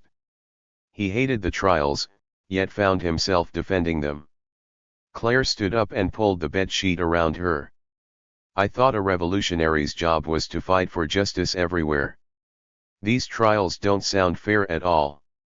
The U.S. ambassador also makes his complaints. Claire watched him. Her apartment was orderly. Every plate was washed and put away.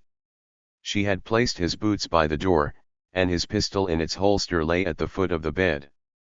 After she'd stared at him for a full minute, he rose and pulled on his pants. "All right," he said, "I do not like these executions. I know the trials are short, but I do not think that innocent men are being punished. All the same, I find it difficult." "Why?" "In battle I have killed many men. Once a soldier of Batista ran into me in the woods and I shot him in the chest. He was so close I caught his gun before it fell.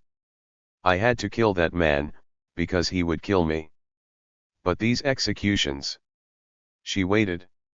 Clearly, she wasn't going to help him. "They are cold blood and I hate them." "So why do you go?"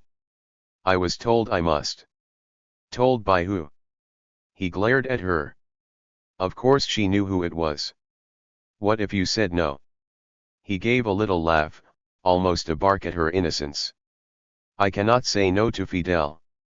No one can do that. If you're part of the revolution, you don't say no to Al-Jif." She considered this. Then she stood, dropped her sheet and walked naked to her tiny kitchen. She took a towel and a pair of mangoes, brought them back to the bed and gestured for him to sit down. Face to face, they ate the fruit in silence, the juice running over their hands, her breasts standing out from her chest. After they finished the mangoes she cleaned her own hands with the towel, cleaned his, dropped the towel on the floor and gave him another long look. "Do you understand what I have done?" He was lost, he understood nothing. "I have left my husband." That was what he'd wanted, when she first told him about Domingo. But now it made him nervous. He stood up, then sat down again. Did he have to be more responsible, now that she'd left Domingo? "You're not going back to his house?" "No." "Good," he managed to say. But he saw, in her watchful face, that she read his doubts. She waited him out until he gave his excuse.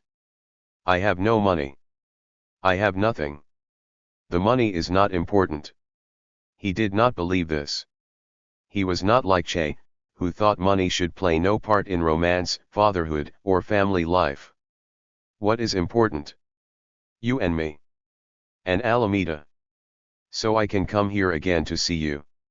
"Yes, that's what I want." "Good," he said again, and this time he meant it. He would think about Alameda later. Claire gave him a quick smile, picked up the towel and walked across the room on her toes.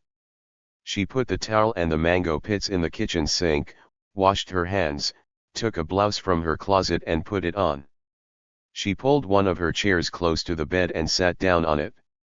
The bottom of her blouse fell onto her thighs, and he caught a glimpse of the hair between her legs. He wanted to stare at it, but made himself watch her face. "What I want to do next," she said, "is to take the kind of photos that interest me. Especially portraits. I'd like to take some of Fidel. That you must do on your own. Don't worry, I'm not asking for your help." Of course she was, he thought.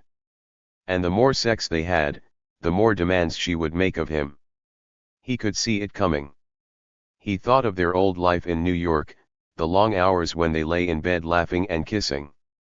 Now there was Alameda, asleep in the next room, and the revolution, and many people watching him. That day when Fidel came to Havana, Claire said, "Was that his son in the back of the truck?" "Yes, that was Fidelito." "Tell me about him." Too much English tired Camillo out, so he explained about the boy in Spanish. He described the scene at the grandma, and the argument that followed. "You liked Fidelito," she said. "Because he was a boy. I wanted to protect him. I do not dislike children. Yet Alameda makes you nervous." "You make me nervous." It was a joke, but she didn't laugh. "I am no father," he said. "You must know that. But in fact, you are a father." The refrigerator hummed. The girl slept. Claire sat on her chair in front of him. He said, "I mean that I would be no good at it." She watched him, her face rinsed of emotion. "Does Domingo know you are here?" he asked. "He loaned me his car and driver to find this place, so I'm sure he does." "He doesn't care that you leave." "He cares a lot. But he restrains himself. That has always been how he gets what he wants." Camillo could not believe this. No man would help a woman like Claire leave his house. "He'll show up here someday," she said. "I just don't know when." And Allah. She misses him. She calls him Papa. None of this would be easy, Camillo thought. It was too soon after his years in the Sierra, years in which he rarely spoke to a woman save for Celia Sanchez, Vilma Espin, and the girl he taught to read. He didn't know how to defend himself. Claire put her hands on her thighs, smoothing them slowly. Her long slender toes lay flat on the floor. "Tell me," she said. "Does Fidel know anything about me?" "No, I cannot tell him." "Does anyone know?" "My men. Someday, when things are calmer, I will tell Fidel." Clara's mouth tightened. "Don't say things to make me happy, Camillo. If you don't want to tell anyone, just say so.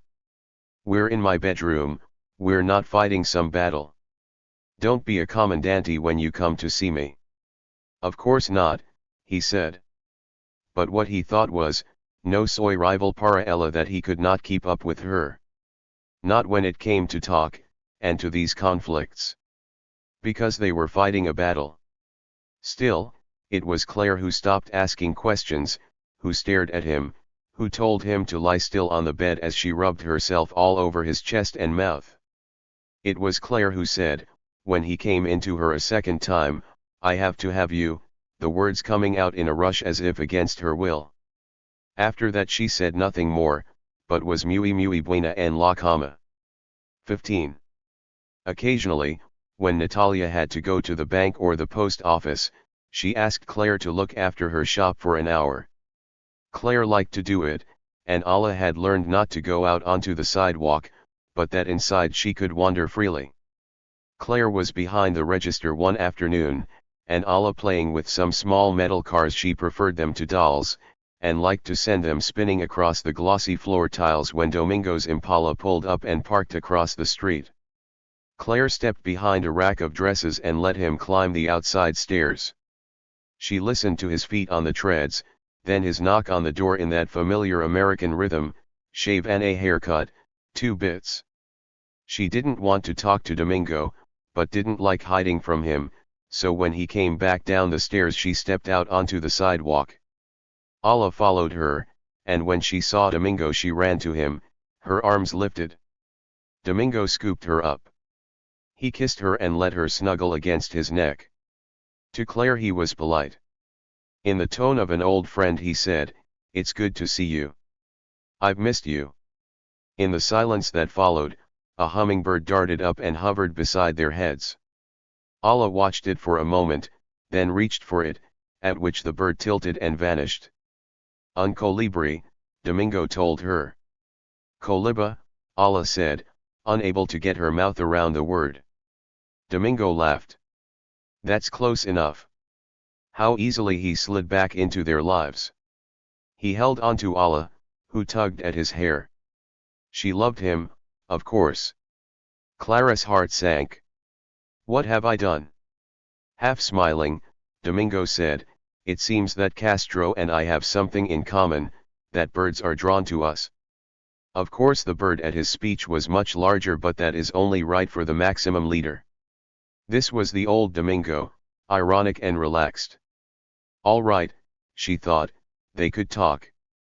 They talked about Eliseo, about Natalia and the dress shop, about the course of the revolution. Allah, soon bored, shimmied down to the pavement from Domingo's arms, then leaned against his legs.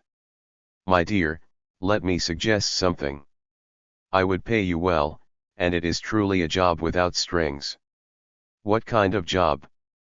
"I'm planning another article, and I know you would take the best photos. You're going to keep printing Ojo. Until they stop me. I want to do an article about the cane, about the land and the mills and how sugar is made. The harvest is underway in Remedios, and cane is the essence of rural Cuban life. I think it would interest you. Is this so they won't take your mill?" Domingo gave her a steady look, his brows smooth. "I have no control over such reforms." Claire missed working, and missed her salary. The AP had sent her a check for $400, payment for 2 of her photos they'd sold around the world, the one of Camilo shaking the ambassador's hand, and one of Fidel with the dove on his shoulder. She could live for months in Cuba on $400, but opportunities like that did not come every day. Black Star had also taken some of her photos from the first dramatic days of Castro's return, but by now the jubilation had passed and the city had settled down. Would the article make it look like I'm taking sides with the landowners, or that I'm against the revolution? Because I'm not. You can take whatever photos you wish, and I will choose from what you give me. I'm sure you will see the beauty of the land but also the life of the workers, which is often hard. Photograph anything. If you like, take only photos that Castro would approve of. From me, no restrictions of any kind. I'd have to take Allah with me. Would Eliseo drive us? I would drive us." She studied him. All this would be easier if she were more sure about Camilo. Making love with him, she had everything she wanted. Then he left, the morning came and she had no idea when she would see him again. "Claire, I know I have made you uncomfortable before.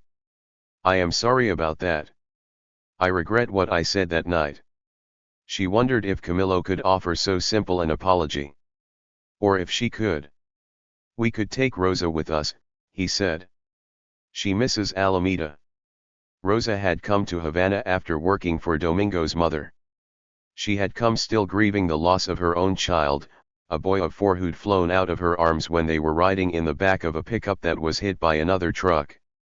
That had happened 2 years before, and Claire was sure it had much to do with how tenderly Rosa cared for Allah, played with her, carried her around the house, gave her a subdued but extravagant attention. Claire, ashamed now of her selfishness, had thought little about Rosa since leaving Domingo's house, had not stopped to consider the new grief that Rosa must be feeling. She told Domingo that yes, she would do the shoot. They drove east through a rich land, green with cattle pastures and clumps of trees. Claire and Domingo sat up front, and a happy Alameda rode in back with Rosa. The wide fields were broken by side roads that led to the distant hills. Occasional houses dotted the landscape, all small and tidy, made from the curved slats of palm trees. From the slightest distance their simplicity looked appealing, but Claire had long ago vowed not to take pictures that made poverty attractive. They stopped to buy chirimoyas, nances, and zapotes, sold from fruit stands beside the road. There were pie-like pastries and sweet dark coffee served in little screws of paper. Claire drank 3 in a row, got back in the car and felt like she was growing taller on the seat. On into cane country, past fields already cut and others dense with stalks twice as tall as a man, 3 times as tall. Railroad tracks diverged from the main line, curving off toward distant haciendas and the towering smokestacks of sugar mills. The harvest, which had started in December, was now in full swing, and the roads were littered with fallen cane, dropped from trucks and ox carts piled high with stalks. "I grew up in country like this," Domingo said. As a boy he'd ridden horses, climbed the palm trees and swum in the rivers. An idyllic childhood except for his father, who drank. At 11 he'd been sent off to school in Havana. Actually, the same school Castro went to, a school for families with money, the Colegio de Belén. But not at the same time. "My dear, he's 15 years younger." She still liked how at ease Domingo was with himself, with his body and his age. They passed through Remedios and drove on to La Voluntad, the Cantoro family mill. Outside the ancestral house, with its whitewashed walls and red shutters, Claire loaded her Pentax with color, her Leica with black and white, and walked straight to a field where men were cutting cane. They nodded to her. Some tipped their hats, then went back to work. In the hard heat of the late afternoon they wore boots, gloves, heavy pants, and long-sleeved shirts, and still there were lines of blood on their wrists and necks from the sharp-edged leaves of the cane. The harvest was a dance, more like a waltz than a rumba. Slash the stalk close to the ground, trim the leaves, lift and cut it at midpoint and throw both pieces on a pile. It was repetitive, interminable, back-breaking work, and Claire discovered the best cutters as quickly as she would have found the best swimmers in a pool. Some struggled and looked tired, others flowed with the job and made it look easy. She shot and shot. At the Cantoro house the cook had a meal ready, a roast duck with ginger and cabbage. Delicious, but Claire ate fast. Darkness was falling and she could see the flickering lights from the central. Tomorrow, in the daylight, she would photograph the crusher, but she wanted to shoot the furnaces at dusk with her fast 400 film. Domingo introduced her to the foreman. The workers, stripped to the waist in the high heat, fed the flames a constant stream of bagasse, the squeezed-out stalks of cane. Everywhere Claire went, Domingo followed, explaining how the garapo, the first light juice, was growing thicker and darker inside the boilers, where eventually it would turn into molasses. They bring the bagasse straight from the rollers. The mill never stops, because if there's any delay the sugar content drops and... "Domingo, would you leave?" "Why? What's wrong? Can't you see it? As long as you're here I'll never get a natural look out of anyone. You're the patron, and everyone is aware of every step you take. I'm sure they're also aware of you, my dear. Just go outside and let me do my job." The next morning she rose early, loaded her cameras in the first light and walked from the hacienda to the mill. Inside, where the boilers had been running day and night for weeks, a wave of heat rolled over her. A different foreman, a skinny black man with 2 gold incisors, told her how the huge centrifugal baskets, whirring at the far end of the building, were separating the sugar crystals from the mother liquor. Claire set up her tripod on one spot, then another, as a different crew from the night before sang out snippets of Spanish, all too colloquial or sing-song for her to understand. Unloaded by tractors with mechanical claws, then propelled on beds of steel rollers, a living river of cane poured into the mouth of the crushers. Larger grooved rollers mashed the cane, the dark green garapo gushed into a tube that led to the boilers, and the bagasse was ejected beyond. Claire photographed the foreman, the men feeding the cane and those at the controls.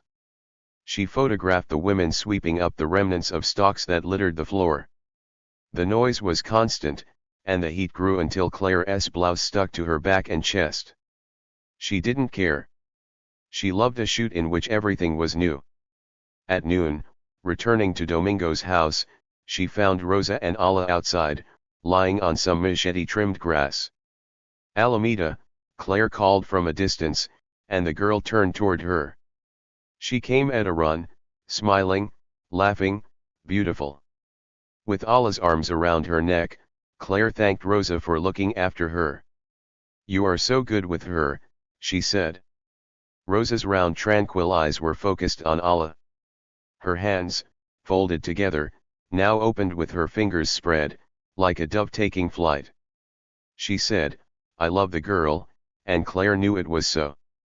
Domingo drank a rare glass of rum before the noon meal. He helped seat Alla at the long table, on top of a Spanish encyclopedia on a chair. But when the girl was presented with a stew of chicken and pork and yucca root, she pushed her plate away. She wouldn't taste the broth or any part of the meal. "No quiero," she said. "No quiero, no quiero, no quiero." "Está bien," Claire said. "Don't eat anything you don't want." But Alla would not be calmed. She reached out to push the plate again, spilling some of the broth. Claire told her to stop. Instead, she picked up her spoon and dropped it on the floor. It was good silver and rang like a chime. Claire picked it up and set it aside, then took her daughter's hand. She wanted to smack it, something she had never done. She cleaned Alla's fingers with a napkin, which brought new cries of outrage. These fits came over her sometimes, more often since they'd moved out of Domingo's house. With a look of resolute calm, Domingo stood up from his seat at the end of the table and came around to her. He soaked a piece of bread in her stew, but when he offered it to her she turned away and wouldn't look at it. She said "No. "Alameda," Claire said in English. "Don't say that." In response, Alla grabbed the knife from Clara's setting and banged it on the table in front of her. Claire took it away, but made the mistake of setting it down within reach. Alla, with her eyes locked on her mother's, put the back of her hand to the knife and slowly swept it to the floor. It rang with the same silvery note, and Claire stood up. "Enough," she said and picked up the girl, who flooded the room with her cries. Outside, Claire set her on the lawn. Alla twisted away from her, wailing. She beat her forehead on the ground, she stood up, she rolled her eyes and dropped limp to the grass. For a moment Claire could have laughed, but the cries continued, interrupted only by Alla's gasps for breath, as if she were dying. Claire took her in her arms and tried to console her, but the girl pushed her away. She cried and screamed like a wounded animal, and Claire was embarrassed to have this heard by everyone in the house. How long could she keep it up? Claire checked her diaper but it was dry, and Alla kept screaming. Claire looked up to see Rosa standing at a respectful distance. When Claire gave her a desperate look she said, "I could try." "Please," said Claire, "because I'm lost. She's not wet, she's not cold, I don't think she's hungry. I don't know what's going on." Rosa picked Alla up, and 20 seconds later the girl quieted down. "I'll take her for a little walk," Rosa said, and headed around the side of the house toward the cane fields beyond, as Alla stared back over her shoulder, quiet and still, a different child which put a blade through Clara's chest. Domingo came down the stairs from the house. "Do not feel bad," he said, and laid a gentle hand on her shoulder. She could not accept his sympathy. She'd left him and could not turn to him now for comfort. From the mill came the high whir of the centrifuges, as smoke from the chimneys poured into the sky.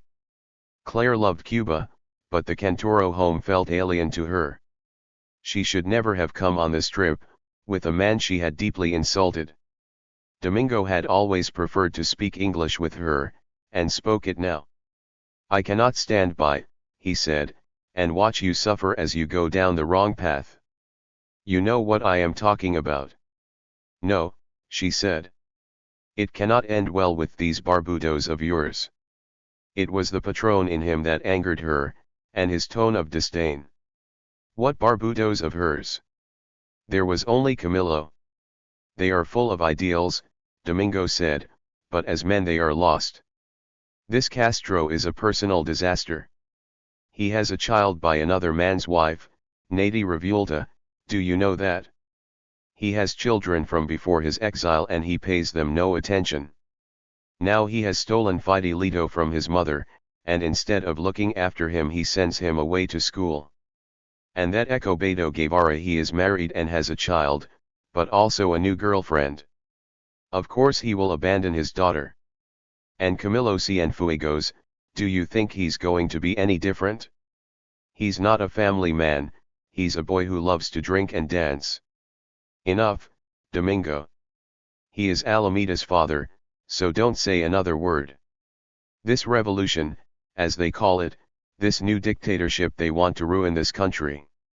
Destruction is all they care about, the destruction of the old Cuba, of everything that is pure and good. Domingo, stop. I'm not going to talk about it. Even so, I cannot let this pass. You know I have loved you since the night I met you, but your daughter is suffering, I can see it. I know that you are not a woman who will abandon your child to follow some bearded Casanova. She put her fist to his chest. What do you mean abandon? Because I let Rosa take her, do you think I'm abandoning my daughter? Do you imagine you're going to steal her? Claire, of course not. She pressed him harder with her fist. You tried this once before, now take us home. I'm going to get my suitcase, and you get your car. If you won't take us, I'll find my own ride. On the long silent trip back to Havana, what galled her was the fear that Domingo was right about Camilo, that he would never be part of a family. To him the revolution was everything. 16. Camilo sent word that he would come at 9. He chose this hour, Claire knew, because by 9 Allah would be asleep. But not tonight. That afternoon, instead of letting her take a nap, Claire kept her on the move. They took a bus out along the northern shore to a beach with gently lapping waves, and on the trip back Claire held Allah on her lap and told her fantastic stories about the cows and goats and dogs they saw, keeping her awake until they got home. At dusk she collapsed, and didn't wake up until 8. Claire was feeding her dinner when Camilo tapped at the door. She rose and let him in. Passe, passe, I'm just giving Allah some croquettes. She didn't go down for a nap until 6. The disappointment was clear on Camilo's face. She had asked him more than once to visit during the day, but no, he could only come at night. Now it was night and his daughter was wide awake. He stood just inside the door. Claire took his arm and led him to the table. Are you hungry? He shook his head. Perhaps it is better if I come back later. Sit down, Claire said. Help her with her food, and I'll get some plates for us. The girl would have none of it. When he offered her a spoonful, she turned her head away. Mama, she said. Claire ladled rice and croquettes onto 2 more plates and set them on the table. Before dinner she had brought out Alameda's shirt with the army stars on it. Allah had slipped into it with barely a glance at the stars, but now, next to Camilo, she tugged at one, then the other. Quita, she said. You don't like your stars anymore. No inglés. Español. Camilo watched her as she fussed with her stars, then offered to unpin them for her. No, the girl said, her mother had to do it. By now Claire was having second thoughts about keeping Allah awake. Camilo looked good. His beard had grown almost as wavy as his hair, and his army shirt was half unbuttoned, showing the white V of his t-shirt. Let's eat, he said. Perhaps later she will like me. Some things with children cannot be forced. Was he going to instruct her on how to raise a child?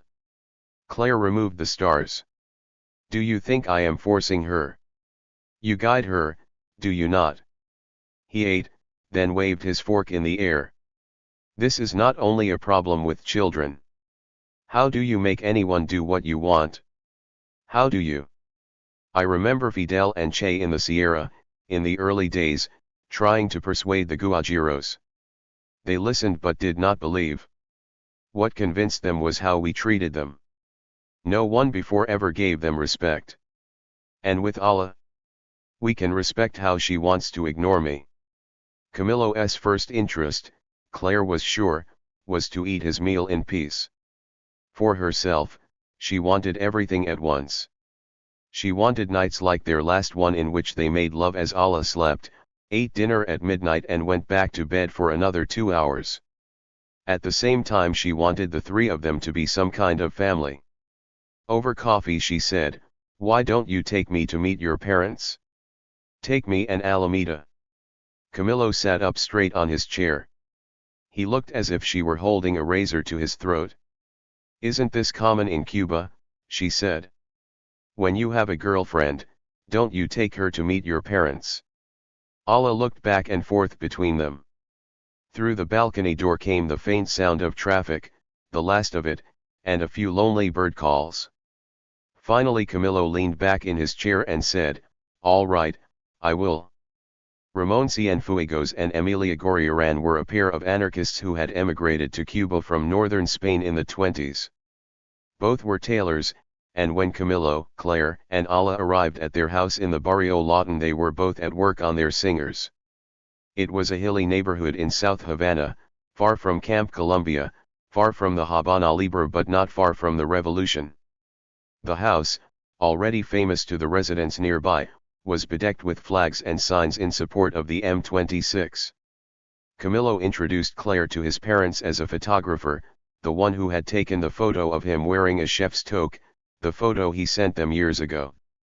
It hung now on the wall in a frame of plastic flowers. "And this is Alameda," Camilo said, at which his parents cooed and smiled. His mother knelt and held out her hands, but Allah only leaned back against Clara's knees. Just by looking at her, Claire thought, they must have understood that Allah was their granddaughter. But no word was said about that, and no questions asked. The house was small. One of the paired rooms in front held the sewing machines, the other a sofa, 2 chairs, and a rack of customers' clothes, blouses, guayaberas, dresses, and men's formal jackets. Camilo asked about his brother, Umberto. "Still driving his bus," Ramon said. Osmani, the only brother who'd studied at the university, had returned from Mexico to work as an architect with the revolution. Camilo was the youngest. They settled Allah on the sofa with some pastries and a glass of milk. Ramon, wearing a pair of round Trotsky glasses, looked like a professor. Emilia took Camilo by the arm and didn't let go of him. Their vagrant son now overwhelmed the room with his laughter, his broad gestures, his hat pushed back on his forehead. Claire had left her cameras at home. Outside a crowd gathered, and people now stared in through the open windows, turning to call out to others, "Camilo has come back, he's here." Finally, so they could talk in peace, Emilia closed the living room shutters. Claire said, "Camilo tells me that you came from Spain, that you are anarchists." "Not anymore," Ramon said. "Now we are Fidelistas," Emilia explained, 100%. "He is a good man," Claire offered. "Has there ever been anyone like him?" Ramon shook his head. "No one. Some say Jose Marti, but Marti was never practical. He rode his horse into a stream of bullets. It was a kind of suicide, something Fidel would never do. Fidel would be thinking of the people and what would be best for them. No, in Cuba there has never been his equal." Claire liked this couple. They were older, like her own parents, and in the US they would have been nearing retirement. Claire wanted her daughter, as she grew up, to know all 4 of her grandparents, but she could not imagine how this might happen. Still, Claire loved the photo albums that Ramon brought out from a closet, large books of soft black paper to which the photos had been glued, with comments below in white ink, "Camilo en el mar, Camilo a los Nuvenas, Camilo con su amigo Rafael." She loved most the photos of him as a child, skinny and carefree, his hand on his hip, looking straight into the camera. Had he ever been shy? His mother said no. They headed home through the narrow streets of the barrio, then out onto the broad avenues, riding in the back of Camillo's Ford with his 2 guards up front and Ala asleep on Clara's lap. His men spoke no English, Camillo had told her. Though some of his best fighters, they were illiterate, men from the Sierra who could neither read nor write. Though Claire felt awkward in their presence, she asked Camillo, "How is it that the whole world knows how brave you are?" "It's what everyone says. Please pay no attention to that. It is only people talking." "Is it true?" "It's something that happens to me when the shooting begins. Afterward I don't remember it." They passed flowers for sale on wheeled carts, men with sheaves of lottery tickets, women carrying melons and yams. Claire watched the city go by, then turned again to Camillo. "Why is it then, when it comes to me and Alameda, that you have no courage at all? You introduce me to your parents as a photographer. In my parents' house, I am sorry, I cannot say you are my novia." She understood this. In Spanish novia meant girlfriend, but also fiancé. "You could call me compañera. You could call me una amiga. Don't you think your parents understood? Anyone can see how much Ala looks like your mother. So now they must know. I took you there, as you asked. Then pretended you barely knew me. I felt like stabbing you again." "No, no more stabbing. I'm serious. Don't make a joke of it." They drove in silence. "Sometimes I feel like that girl Psyche," Claire said, waiting for Cupid in the dark. "Do you know that story? She wants to know what he looks like." "Yes. But he only comes at night and in the dark she can't see him. He might be some kind of monster. A big serpent is what she thinks." Camillo let his eyebrows rise, and Claire banged her invisible knife into his shoulder. "Don't," she said. "What happens to them?" "I can't remember. Everything was a tragedy for the Greeks. I will read about this. I will get a book from the library." "Camillo, I'm glad you took me to meet your parents. I just don't want you to come to my house only late at night. I don't like being someone you hide. From your parents, from Fidel, from anyone. Another day when I am free, we will do something together. But I must tell you, it is better if Fidel doesn't know. I won't be the one to tell him. When I photograph him, which I am going to do." A cold look from Camillo. "You should know that if you tell Fidel, this will end." Claire turned on her seat, Ala still on her lap. "You would do that?" "He would do it. He would find a way." "You are Kamamirdash," Claire said, "the two of you." Later that night, alone in her bed, her consolation was recalling the look on Camillo's face, the shock, the hurt after she called him and Fidel a pair of shit-eaters. Each week in Revolucion, the official newspaper, the martyrs of the struggle were profiled and held up to praise, famous young men like Frank Paez, murdered on the streets of Santiago, Eddie Chibas who shot himself in the stomach, and Abel Santamaria who died at Moncada. Others less known, as well, Ciro Redondo and René Latour and Roberto Rodriguez, all heroes now. Claire wondered about their parents. Camillo's family had been lucky, but there were many whose sons had died in battle. The parents of such martyrs, she thought, might be glad of the recognition given to them, might even feel, for a time, that their lives now brimmed with meaning. But what of their misery late at night, when no one was watching? She took a bus one day out past Matanzas, to visit the parents of José Antonio Echeverría, who had led the failed attack on Batista's palace 2 years before. She left Ala with a niece of Natalia's, a level-headed girl of 16, with Natalia downstairs to keep an eye on both of them. Fidel had gone to visit the Echeverrías, which was how Claire knew where they lived. They were polite, and welcomed her into their house. They had suffered the worst loss any parent could know, but their sacrifice had not been in vain, and their son lived on in the hearts of the people. Every time Fidel spoke on the television, he gave meaning to their grief. Through the Echevarrias she met other parents, but not all were so content about the revolution and the death of their children. Many looked beaten. An article about their son, or occasionally a daughter, was welcome to them. It brought attention and sympathy. But after a few days or weeks the attention died away. They lay down at night and found that nothing could change the bitter truth.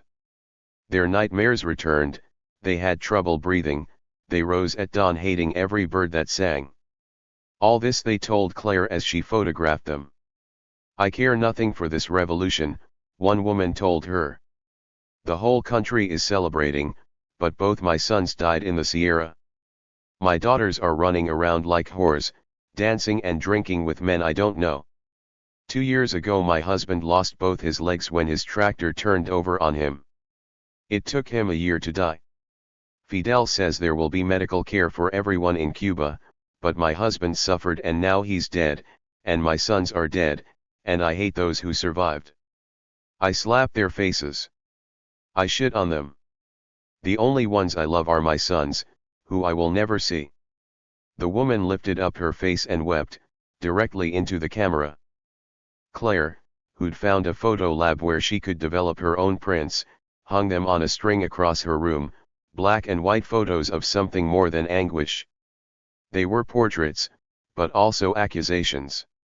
Black Star, she thought, would not be interested in these photos, and the Associated Press less so.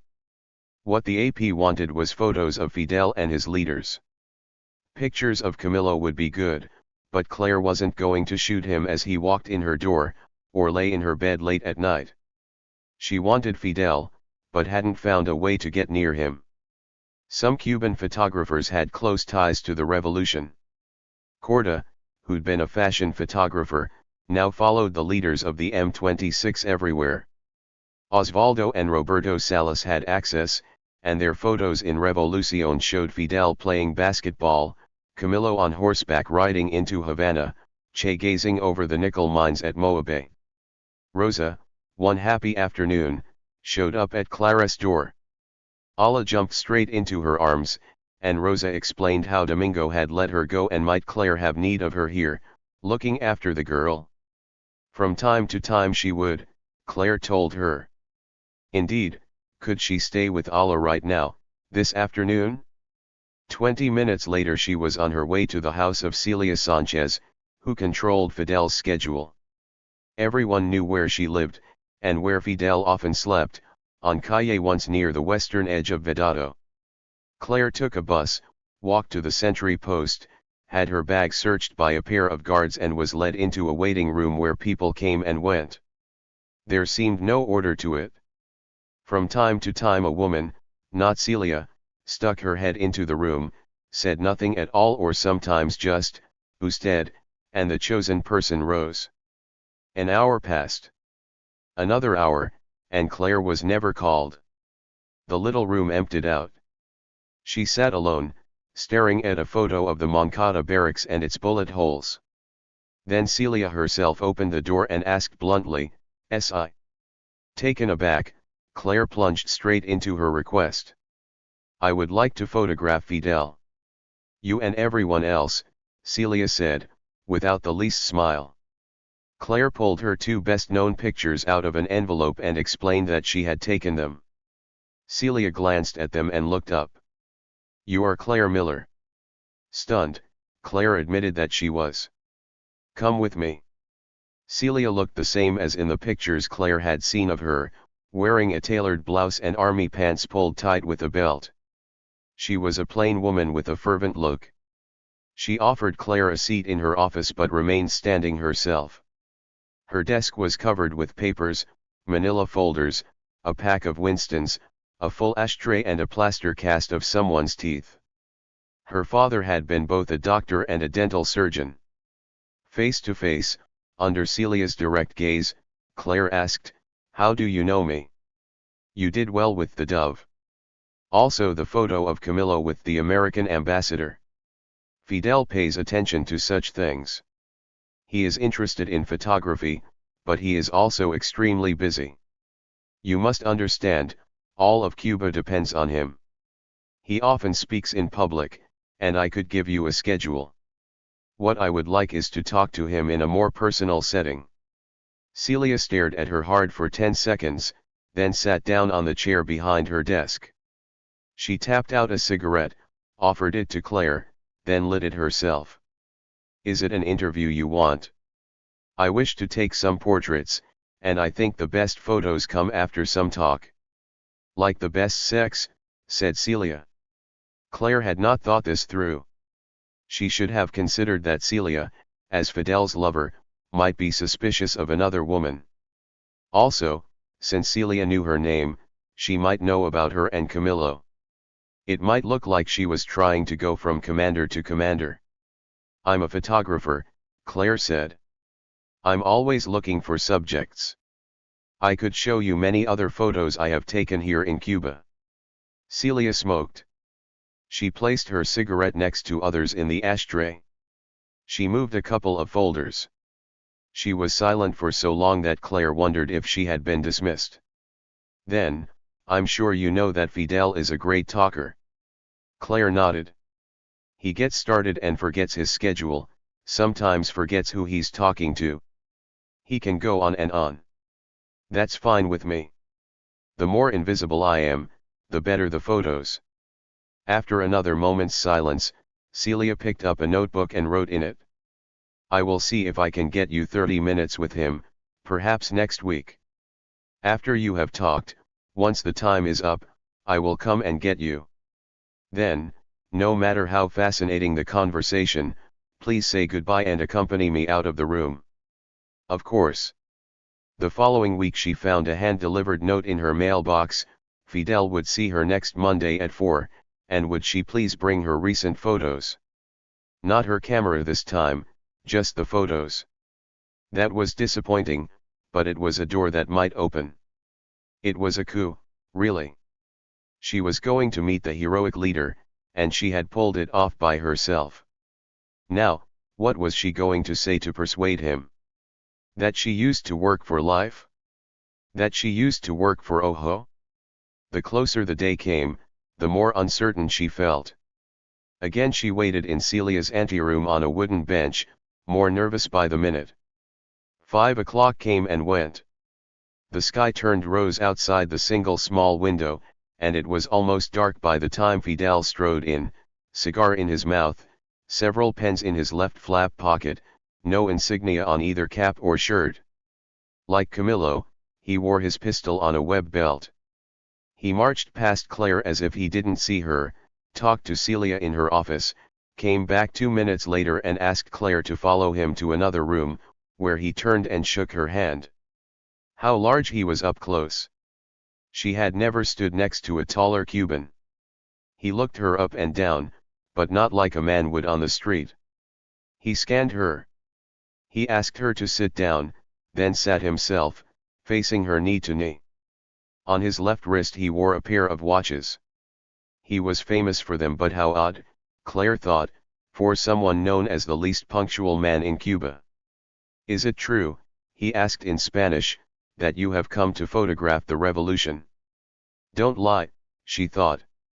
If they knew who she was, they might know a lot more. I came at first to work for a Cuban magazine, Ojo. It's run by Domingo Cantoro. Do you still work for him? Only on occasion. He is not the kind of person who is going to help the revolution. Nor hold it back, she said. There is nothing political in his magazine. Everything is political, especially money. Why do you want to take my picture? Because the world has an endless desire to see you. Fidel considered this with no hint of self-consciousness. Doing what? He asked. They have photographed everything already.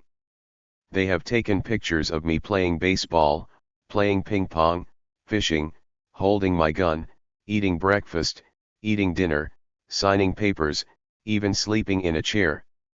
What else can there be? I'm interested in the families of the revolution. I would like to photograph you and your son, Fidelito. Fidel's eyes never moved, but his face tilted slightly, as if someone had turned it with a crank. You know my son.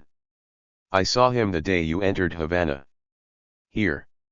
She reached into her bag and passed him a picture of Fidelito, sitting on the back of the truck that carried both Fidel and Camilo. It was a selected photo in which Fidelito looked fairly cheerful. There were others, taken only moments later, in which he looked tired, even a little sad, propped between two soldiers. He is in school, Fidel said. It is not possible. He stared at her, the topic closed. Do you have a copy of the Dove photo? She gave it to him. He inspected it, then asked if he could keep it. Claire nodded yes. That was a great night, he said, a momentous night in the history of Cuba. And as we celebrated the purest victory of the people, that dove came out of nowhere. 3 of them. She didn't tell him that she had seen the man who released the birds from a cage, not far from the podium. She said, it looked as if it had happened before. Fidel straightened in his chair. Do you imply that I rehearsed that? Not at all. Just that you were so comfortable with the bird on your shoulder, and went straight on with your speech. Well, yes. This mythic leader of the revolution, she thought how much like other men he was. How easily offended, how easily calmed. Bueno, he said, show me what else you have. Do you have more recent photos? Claire, relaxing under his interest, reached into her manila envelope and passed him the best of her recent work, all parents and relatives of those who had died in the struggle. Fidel had spoken many times about remembering those who had fallen, those who didn't live to see the changes for which they'd sacrificed their lives. Yet now he went through Clara's prints with increasing speed. Toward the end he barely glanced at the parents, at the grief radiating from their faces, from the very bones of their skulls. He gathered the photos and handed them back. We don't need more stories of suffering, he said. That is all in the past. Today we are creating a glorious future for Cuba. Claire tried to defend herself. Every parent in those photos lost a son, or a daughter. A few of them lost 2. I feel I am honoring the heroes of the revolution. Fidel lifted his hand, palm out. The duty of a revolutionary is to help the revolution. Are you helping in some way? I hope you will take some other photos, something more uplifting. If you do, show them to Celia and perhaps we can talk again. Now, I have a meeting. That was it, the interview was over. Claire, shamed and angry, made her way outside into the street. She would take no portraits of Fidel Castro. For days she held tight to her grudge, hating him fiercely. 17. Out on the street, Camilo was a target. Wherever he went, women approached him. They took his arm, they put their cheeks to his beard, they gave him their names and phone numbers on slips of paper. One of them had added the words, "Me, es2, my bed is yours." While one woman told him how she'd listened to him speak on the radio and left her boyfriend the same night, he felt the delicate fingers of another sliding a note into his pocket, her fingertips lingering on his hip. What man could resist that? Perhaps, Camilo thought, this was why Fidel always went out with an escort. It wasn't just to protect him from an assassin, but from the women. Fidel never spoke about his women, not even about Celia, though toward the end of their time in the Sierra he'd shared a little house with her. Now, Camilo had heard, he had a new girlfriend, a German girl only 19, which didn't stop him from telling his commandantes who they should sleep with and who not. Camilo had heard him grill Che about Aleta March, was she a true revolutionary, or just a bourgeois girl on a fling? If so, he should drop her and go back to his wife. In the end, Che would do what he wished. Me too, Camilo thought. In fact, he never had to make a move. Once, parked in the Plaza de la Revolucion with his men not 20 meters away, a good-looking black girl had sauntered up to his car. "Buenos dias, mi comandante," she said, and an instant later her head was inside the window, then her chest, then her whole body as she wriggled in on top of him, her skirt pulled up and her legs in the air. She did her best to hold and kiss him as he laughed and cried out for help. His bodyguards came running and pulled her out of the car, a job they complained about for days in mock anguish. One Monday morning Camillo went to the barber at Camp Columbia. "Don't touch the beard," he said, "but give me a haircut." Later he was sorry. His head felt light and unencumbered, but something was lost.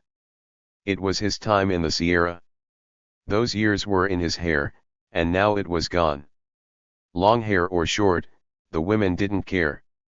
A couple of nights later, after a girl worked her way into his office by claiming to be his sister, everyone knew he had no sister, but she was a beauty. He drove her to the Rio Almendares, they stripped off their clothes and he carried her into the warm water, the two of them thrashing in the moonlight like a pair of fish. She was a delectable girl the color of cinnamon, and if Claire had seen them she would have stabbed him for real. Claire had called him a Camamirda, but he could not resist her. Even while kissing the girl in the river, up to the very moment of orgasm, he was thinking of Claire.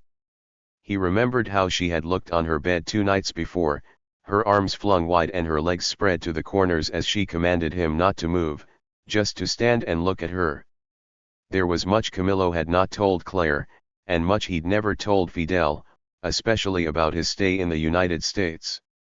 The worst of it wasn't Claire, it was that before he met her he had enlisted in the U.S. Army. Damn, if Fidel ever found out about that he'd be rabid. Yet there had been a logic to it. He'd been stuck in Tampa, had run out of money, couldn't find a job and figured that in the Yankee Army he would learn how to shoot. After he knew enough he could slip away, cross the border into Mexico and join up with Fidel's men who were training for the invasion. Isabel, the woman he was living with, couldn't believe he had enlisted. She was a Salvadoran nurse, now a U.S. citizen, and she thought he was nuts. "The Army," she cried when he told her. "Of the United States? Estás completamente loco." He was living in the land of milk and honey, why didn't he forget about shooting people and get his green card instead? If he wanted, he could always marry her and become legal that way. After knowing her for barely a month, she was the one who was crazy. A week later Macario wrote him with news of a job in New York, and he left the next day on a 40-hour bus ride, the money for the ticket borrowed from Isabel. He did pay her back. But 3 weeks into his job at the Waldorf Astoria he met Claire and forgot about Isabel. He fell in love and soon forgot the U.S. Army. Still, he'd signed the papers in Tampa and was now officially a deserter. He doubted the Army would ever find him in New York, and they never did, even when La Migra put him in jail.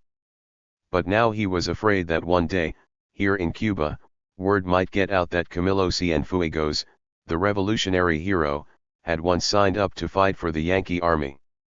Something else he'd never told Fidel was how much he liked the United States, and how much fun he'd had there, especially when he was making good money buena plata, dolas en grande and making love to a beautiful woman. He would not get far if he tried to explain how none of that had changed his original plan to join the movement. El Jefe would not want to hear anything good about the U.S., or anything about American girlfriends. He'd view it all as behavior unfit for a revolutionary. Claire finally had a telephone. For weeks she'd been entreating the telephone company in vain, until Camilo stopped by their offices and put in the request himself. The next day they showed up at her apartment with an old 1930s phone. She left a message for him and the following morning he called her back. Could he come for a visit at 8 o'clock tonight? He asked. She said 7 would be better, but okay, come at 8. He'd found an old Plymouth that didn't call as much attention to itself as the government's black Fords, so he could drive across town on his own at least at night without everyone watching. But now, approaching Clarice, he was nervous. Not about Claire but Alameda, who would probably still be awake. Would she ignore him? Would she be upset to see him? Claire opened the door in her underwear. After a quick glance she said, "Your hair. I had it cut." Alla was sitting at the table and turning the pages of a book, solemnly, as if she could read. She glanced up at him, then went back to her work. Claire turned and stumbled to her bed. "What's wrong?" "I have a headache. It's bad, and I left my codeine at Domingo's." "Can you get some?" "At a pharmacy." "Make one open up." "It's easy for you." "Please, I can't talk." She lay down on her bed, covered her face with a towel and tucked it around her ears. After a glance at Alameda, he went out, got in the Plymouth and headed downtown. Somewhere there would be an open pharmacy, but the ones he passed were all closed. Finally he doubled back, parked in front of the Farmacia Regal and banged on the door. Silence. "Companeros," he yelled, "open the door." No one stirred. The lights were off inside and the windows protected by a steel grate. He yelled again, as some people gathered on the sidewalk behind him. He turned around. "Is no one here?" "It's an emergency." "Is that you?" a man asked. "Really you? Do they live upstairs?" "No, in back." "I'll get them," and the man disappeared down an alley. 3 minutes later Camillo was inside the store with a flustered pharmacist, who poured an amber liquid into a small bottle. "It is an honor," he kept saying. He handed Camillo the bottle and would take no payment for it. "It's for a friend," Camillo explained. Of course, of course." In the street more people had gathered. He passed through them, avoiding all eyes, got into his car and drove off. "Thank God," Claire said. She sat up in bed, unscrewed the cap and drank half the bottle. Camillo took it as she collapsed onto her pillow. Beside her, Alameda leaned on the bed with her elbows, staring. Camillo put his hand over Clarice. "Would it help if he rubbed her head?" "No, don't touch me." "Not my head." "Oh, Jesus." She arched her back, then curled up in a ball. "It will be better later. The codeine always saves me." "Please, Camillo, will you change Allah's diaper and put her to bed? She's probably wet." "Change her diaper? You can do it." "I have to be quiet." With the towel over her head, she withdrew into silence. Camillo looked at Allah, who stared back at him. "All right," he said.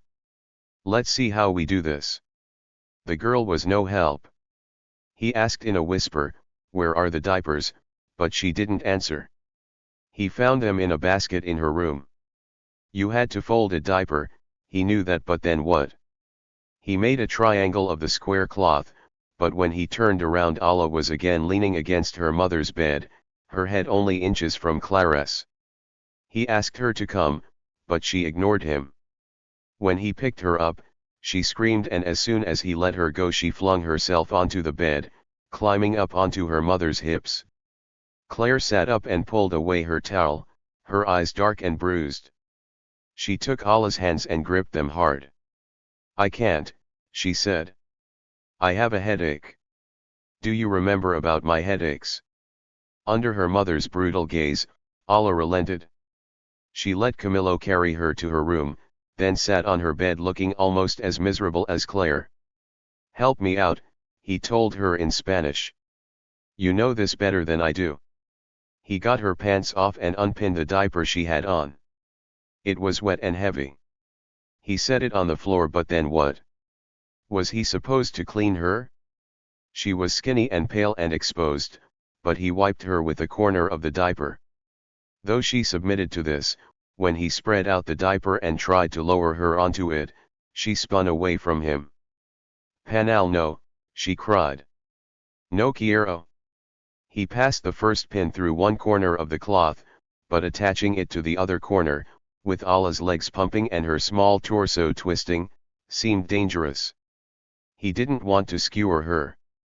She cried, then screamed. He got up and closed the door, came back, took one of her legs and pinned it under his knee, held down her squirming chest with his forearm, yanked the cloth together and guided the big pin through both ends of the diaper, at which Allah lay back in bed and wailed, as he attached the second pin. He had manhandled her, and now she wouldn't look at him. She curled up like an animal, like her mother, and he covered her with a sheet that she immediately kicked off. He went back into the other room, feeling miserable and inept. He wanted to take off, to drive out to one of the little bars in Marianao and drink a couple of mojitos. But he could not leave Claire with her headache, and Allah so unhappy. He opened the refrigerator, found some rice and beans and ate them cold. It was comforting. It reminded him of the many unheated meals he'd eaten in the Sierra. 20 minutes later he heard sounds from Allah's room.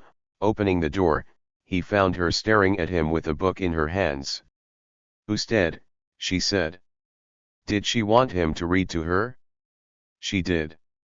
He took the book, stretched out gingerly on the bed beside her and pulled the table lamp closer. It was a book he knew, La Cucaracha Martina, a book his mother had read him as a child. He remembered the illustrations, the splashes of red and brown. He opened it and began to read, quietly. After a while Allah rested her head against his arm, and her breath smoothed out. When he came to the end, to the last word, she said otra vez, and he turned back to the beginning. Slowly, her eyes began to droop. They opened, they closed, her chest rose and fell beside his own, and she slept. When he thought she wouldn't wake, he turned off the lamp, put his arm around her and drew her close.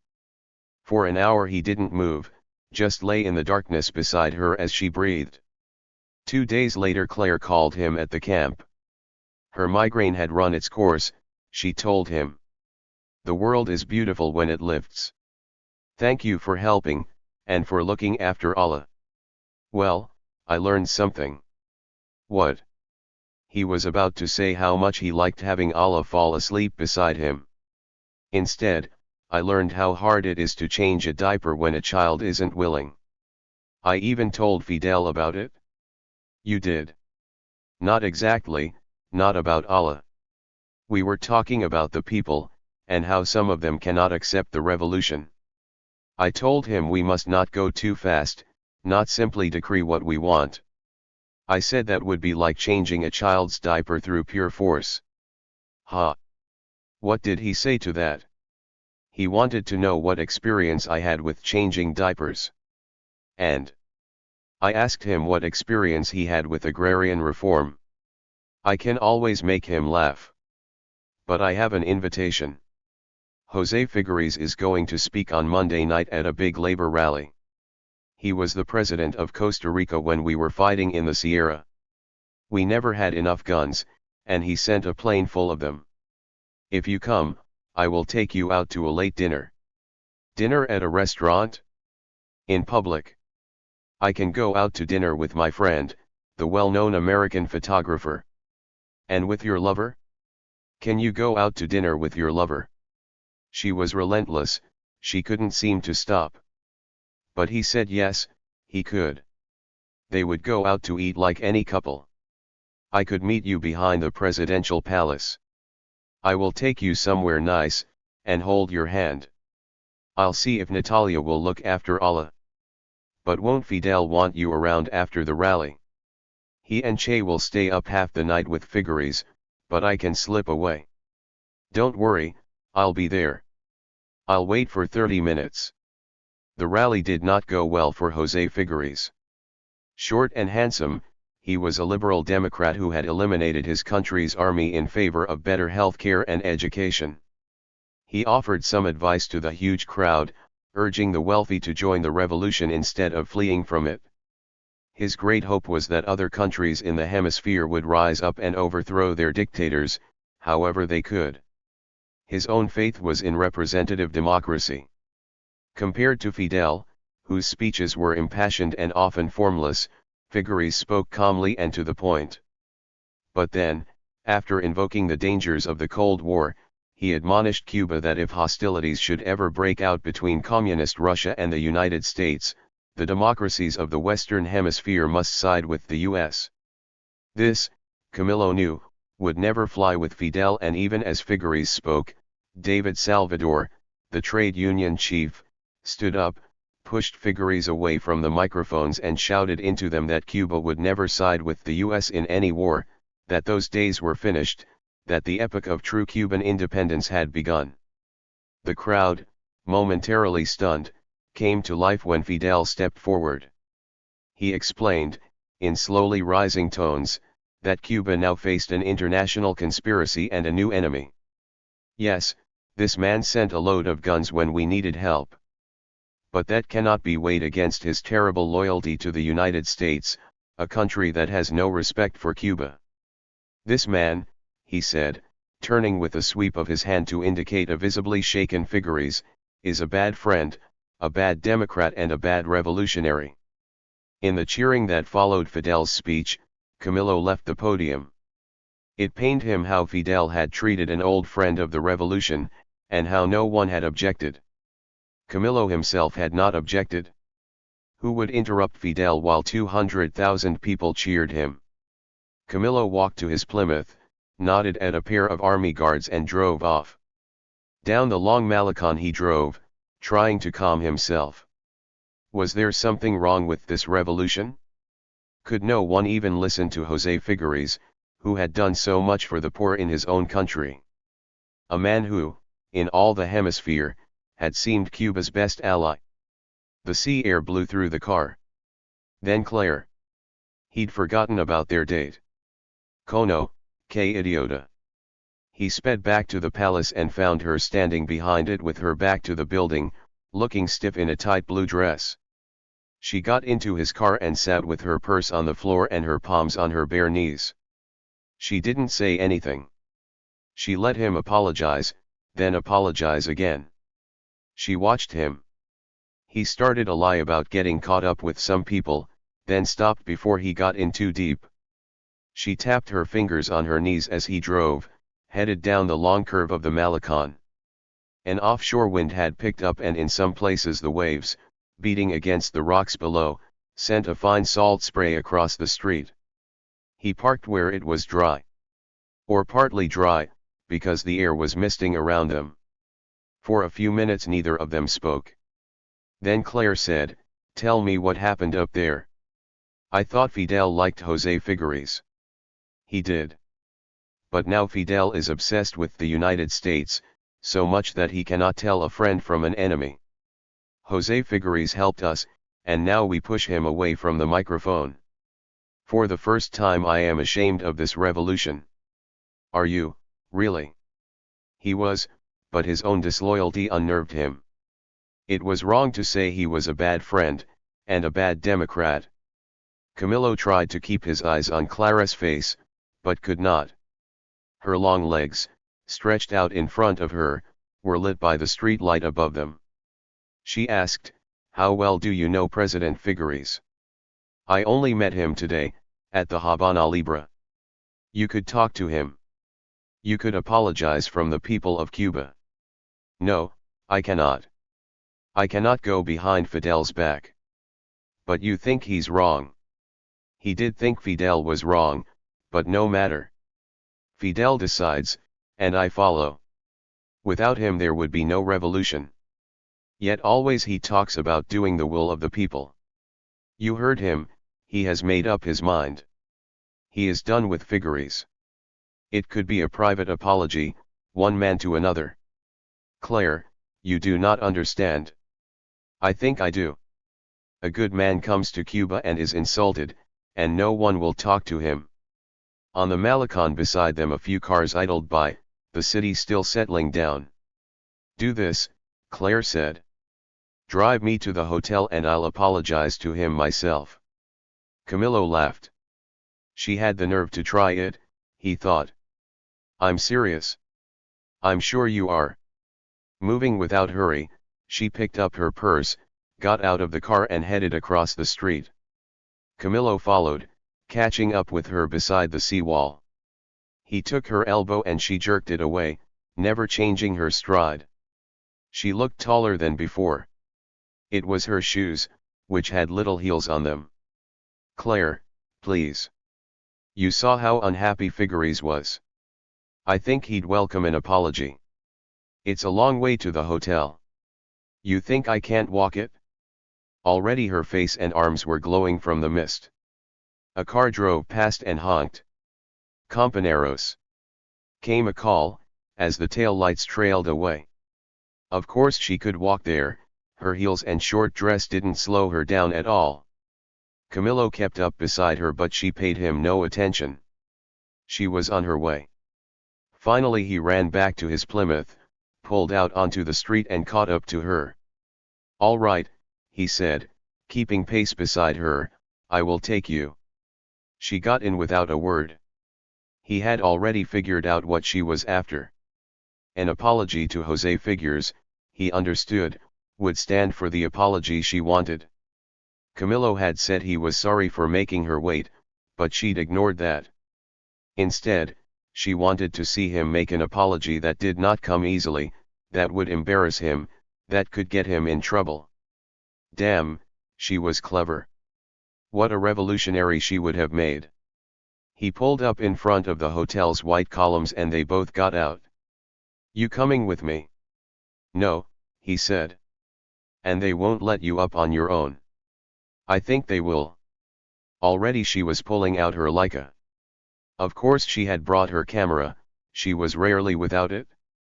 She removed the lens cap, and in front of the bellboys, soldiers, and some guests waiting for taxis, she began to take photos of him, one after another from different angles as she strode back and forth over the polished floor. The one thing he didn't want was a photo of him with Jose Figueres. "He'll have guards. You'll never get to his room." She stuck out a slender hip. "Whatever Lola wants, Lola gets," she sang it slowly, ignoring everyone around them. "Tell you what. You come with me and I'll leave my camera downstairs." When he didn't agree she moved in closer. Still shooting, she spoke like an announcer, "And now I give you the beautiful commander, the hero of Yaguaje, the wildly famous Camilo Cienfuegos." "Okay," he said, "put away the camera." She spun around, not bothering to conceal her smile, and walked into the hotel. She slipped the Leica into her purse, handed it to a man behind the desk and asked if President Figueres was in. The man, after a quick glance at Camillo, said yes, he was on the 20th floor. "Please announce 2 visitors," Claire said, and set off for the elevator. A soldier from the lobby went up with them, and in the corridor there was another, who bristled before lowering his gun. "Camillo," he said in surprise, then corrected himself, "Mi comandante." Camillo waved, then asked which room was that of President Figueres. Better to take charge now, he thought, and rapped twice on the door. The president was alone inside, standing in his socks. With an evident look of surprise he shook hands with Camillo, then turned to Claire, who said, "Encantada, Señor Presidente." "Call me Don Pepe," he said in Spanish. "Everyone does. Or just Pepe is fine." Behind him a large window looked out over the city, the white and yellow lights fading into the distance. Claire gave Camillo a glance, a slow look with her eyebrows faintly rising. She was giving him his chance, he thought, and he took it. "We have come because of what happened tonight. That David Salvador, who acted so rudely, is no friend of the revolution. On behalf of the people of Cuba, we wish to apologize for how you were treated at the rally." Claire, in her clinging blue dress, was smiling widely. Don Pepe looked back and forth between them. "We. Esta visita," Claire said, "es el resultado de un acuerdo internacional." Don Pepe laughed and said in English, "You are from the United States, I believe." She answered in a tone of mock surprise, "You mean I still have an accent?" "A delightful accent. I have been married to 2 women, both from the United States. One of them is my wife now, Karen Olsen de Figueres, with whom I am very happy." "And you two, how did you meet?" Claire told him about the Waldorf Astoria. "So all of us," Don Pepe said, "have lived in New York. After MIT I went to Columbia. It is from those days that I have such a fondness for the U.S. Fidel has traveled there too," Camillo said in Spanish. but he can hear nothing good about a country that, in truth, has done much harm to Cuba. I understand. Still, Claire said, it is shameful how you were treated tonight. Don Pepe nodded. Even at home that has happened, though usually at the hands of some crazy person. I was surprised by Fidel, I admit. Yet it has not diminished my respect for what he has accomplished. My only fear is that he might wind up closer friends with Russia than the United States. Camillo shook his head. He will never be friends with the United States. As for Russia, he listens too much to his brother Raúl, who has always been a communist. Don Pepe considered this.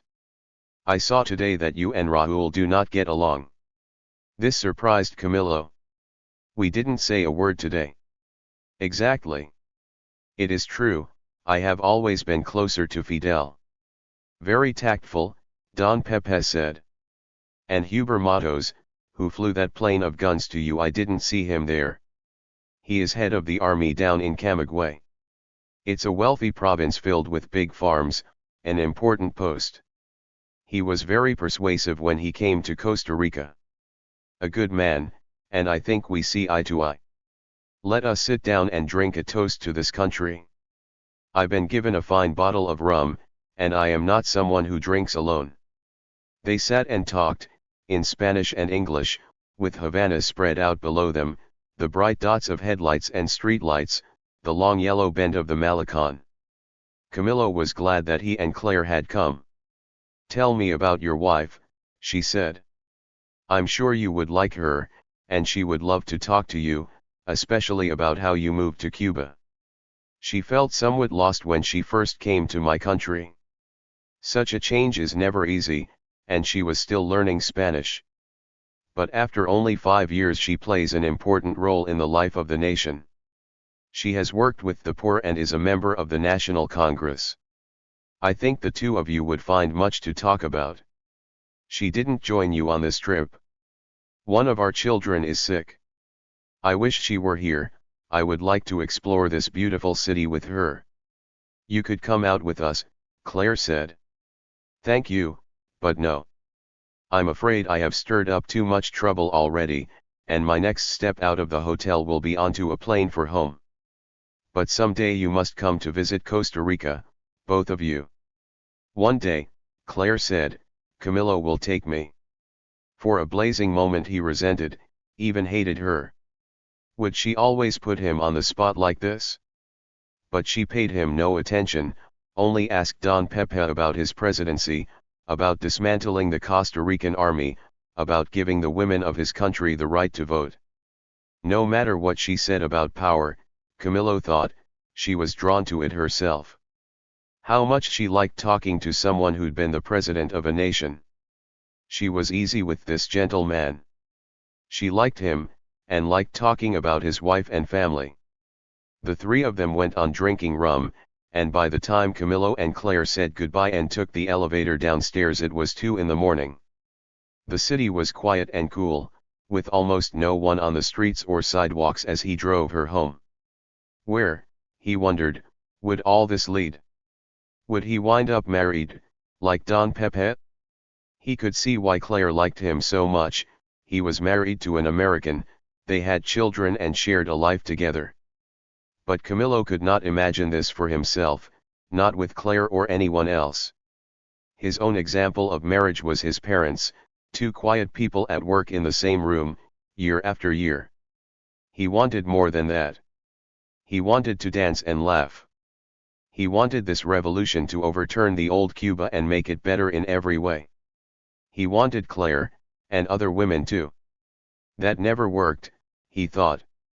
Or it didn't work when spoken of openly, and Camillo didn't want one of those marriages out of the old days, in which a man had his secrets and kept them. What Claire worried about was surely true, he would not make a good husband. Yet now, right now as he drove her home, she was all he wanted. 18. In April the streets were full of dust.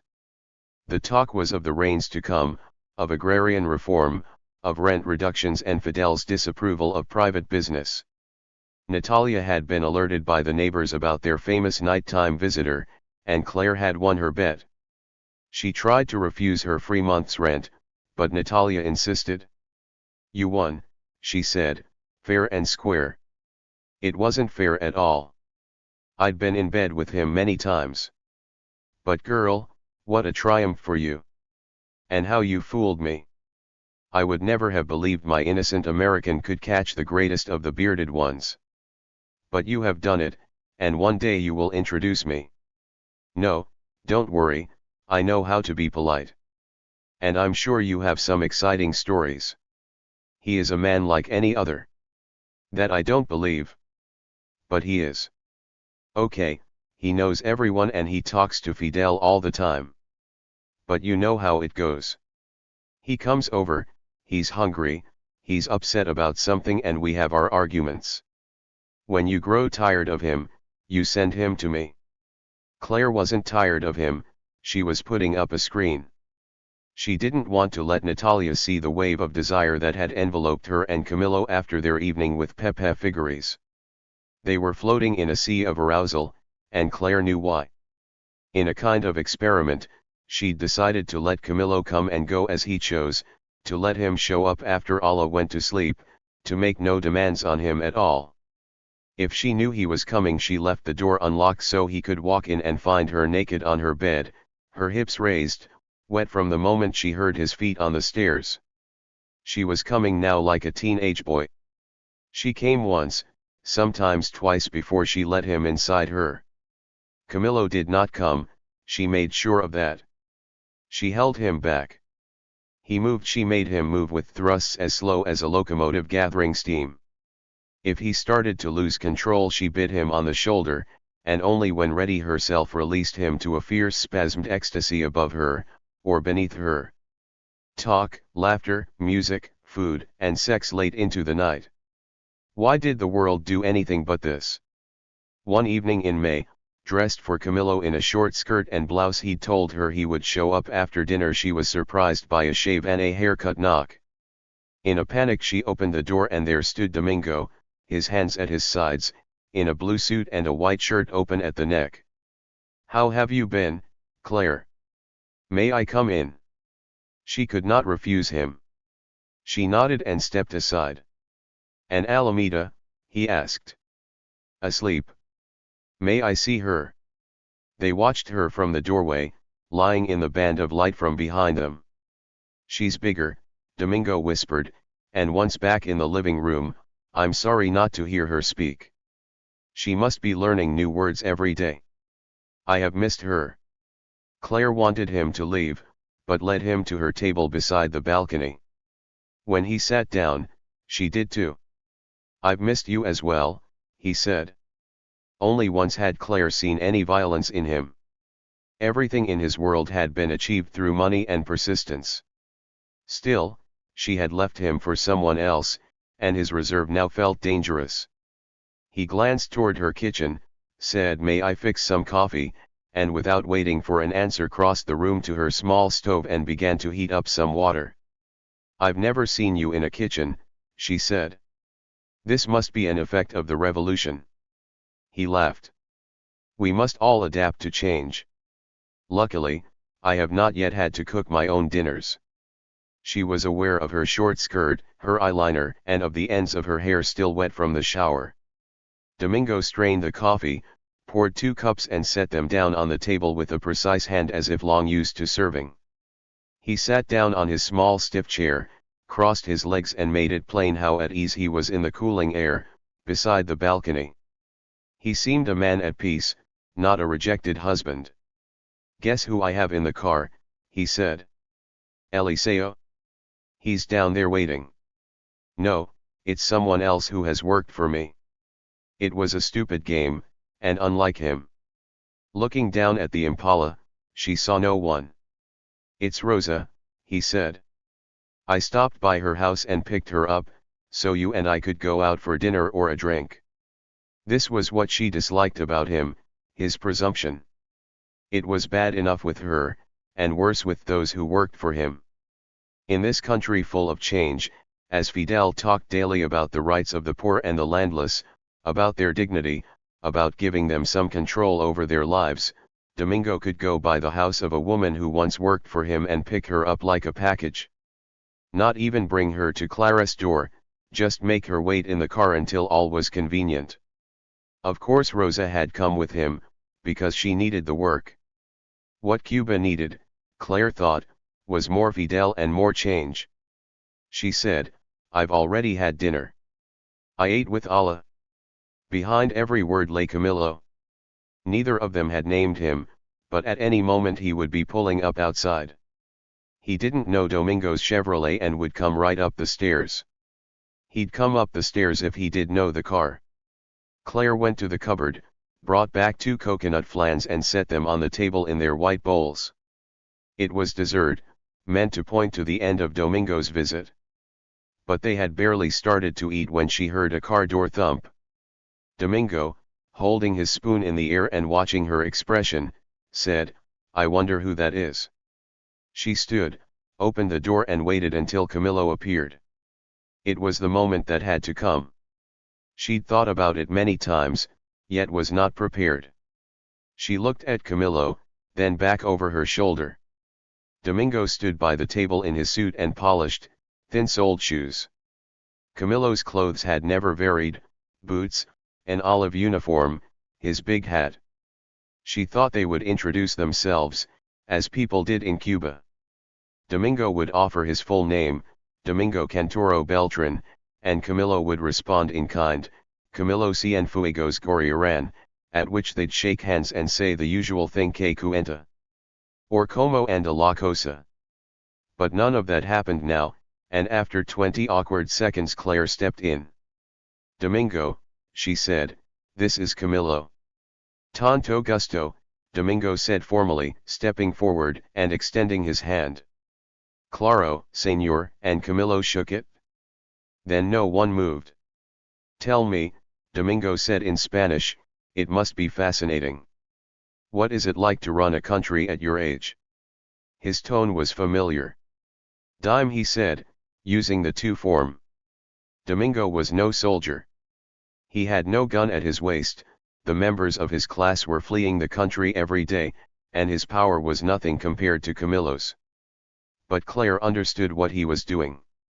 He was a smooth master of authority and control. Camilo didn't shrink from the question. He eyed Domingo coolly. "President Urrutia, Fidel, Che, Raúl, the cabinet, there are many who are running the country. But you are one of them. I see your face everywhere in the magazines, on posters, even on the sides of buildings." Camilo leaned forward into the space between them. There wasn't a man in the country who could intimidate him. "We are making many changes. Do you welcome them? I've heard talk I don't like, about how the government might take my family's mill." Camilo watched him. He seemed to be memorizing Domingo's jawline, his nose, the hairs on his head. "La voluntad," he said, "in remedios. You've had a good harvest this year, more than 40,000 tons so far." 43,800. Domingo inclined his head minutely. "There are 150 mills in Cuba. Do you know the production of them all? Of those with the most workers? And what do you think? Will my family keep our mill? It is doubtful. You have read the proclamation of agrarian reform, issued from the Sierra. Now we are revising it to give even more land to the people, and to make sure that the biggest mills contribute to the economy of the nation." Domingo's face, his chest, his legs had all stiffened. Camilo, seeing the breach in his defense, pushed into it. "The harvest is coming to an end, but you are not at your mill, you are here. My brother looks after the family land. He lives there. He has a little plane and flies out every week, sometimes twice a week. All his life Domingo and his family had been winners. But Cuba's new winners were younger men wearing beards and army fatigues, all eager to dismantle the old ways." Claire understood how hard this was on Domingo, and was not surprised when he turned away and sat down casually at the table. "Would you like some coffee?" he asked as if he were the host and Claire would serve it. She did, to give herself time to think. Something was going to explode, and she didn't want it to be here with Alameda in the next room. "Bueno," she said, when the cups were half drunk. "Who's taking me dancing?" When neither man spoke, she went out on the little balcony and yelled down to Domingo's car. "Rosa, are you there? Could you come upstairs?" Fidel's idea of celebration was a speech to hundreds of thousands, but at El Panchon the glossy yellow floor was filled with couples celebrating the revolution in a more traditional way, dancing to a 10-man Cuban charanga, drinking and flirting and paying no attention to the fact that Fidel wanted to close such nightclubs. The three of them were seated at a table near the dance floor. Camilo had left his hat in the car too much like a flag, he'd once told Claire, but even so, a ripple soon spread through the crowd. "It's him." Couples broke off in the middle of dancing, women waved handkerchiefs, a girl sat down smoothly on his lap and kissed him on his bearded cheek. Camilo turned to a pair of waiters hovering nearby. "Muchachos," he said with a laugh, "protect me," and they did. "Have you been here before?" Claire asked Domingo. She thought it unlikely that he would have frequented a neighborhood such as La Playita, a run-down part of the city filled with bars and cabarets, drunks and loose women. Here, in his dark blue suit, he stood out as much as Camilo in his fatigues. But his answer was yes. "I came once when I was young, as an adventure." He held out his hand. "Would you like to dance?" She glanced at Camilo. At the Palladium in New York he'd been the one to dance with others. Now, like a pontiff granting an indulgence, he lifted his hand toward them. Domingo danced well. Though thick in the waist he moved smoothly in his dapper shoes. They danced a rumba, then a slow bolero. Was Camilo even watching? He was talking to a pair of women, so Claire danced another song with Domingo. She caught glimpses of Camilo past the other dancers' glimpses. She understood that Domingo was allowing, even lining up, as he turned her this way and that on the floor. "You can see for yourself," he said, "what kind of life he leads." What she saw were the two women sitting on either side of him, their own chairs pulled close, bending toward him to give him a look at their breasts. At the end of a cha-cha-cha she stepped away and headed back to their table where Camilo, without a glance at the women beside him, stood up and took her hand. He turned her as if Domingo were one of the waiters and led her back on the floor, which immediately filled. Camilo's big teeth gleamed. He was light-footed even in his boots and moved her without effort, signaling with his hands. She gave in to him. She loved how he'd left the other women behind, without a glance. She thought, I should not be so easily won, but she was, and didn't try to hide it. She knew Camilo on the dance floor as she knew him in bed, and let his palm on the small of her back guide her every move. They danced again, and again. At the table, Domingo sat with 3 mojitos in 3 tall glasses. He rose as they came off the floor and tried to do what Camilo had done, take Claire back to the dance floor. But the moment he touched her arm, Camilo wedged himself between them. "Basta, viejo." Domingo, the heavier of the two, tried to push past him, but as soon as they touched, Camilo took hold of his jacket, extended his arms, and Domingo slid backward in his light shoes. The orchestra, just beginning a song, stopped. "Get out," Camilo said, as if dismissing a vendor. "I've had enough of this." Domingo put his hands to Camilo's chest. With a quick shove and a swing of his right foot, Camilo dropped him to the floor. Chairs flew, the two of them writhed, and 5 seconds later Camilo had his knee jammed between Domingo's sternum and jaw, choking the wind out of him. Domingo's eyes bulged and he stopped struggling. That was not the end of it. "You and your brother are finished," Camilo said. "Of course we're going to take your mill.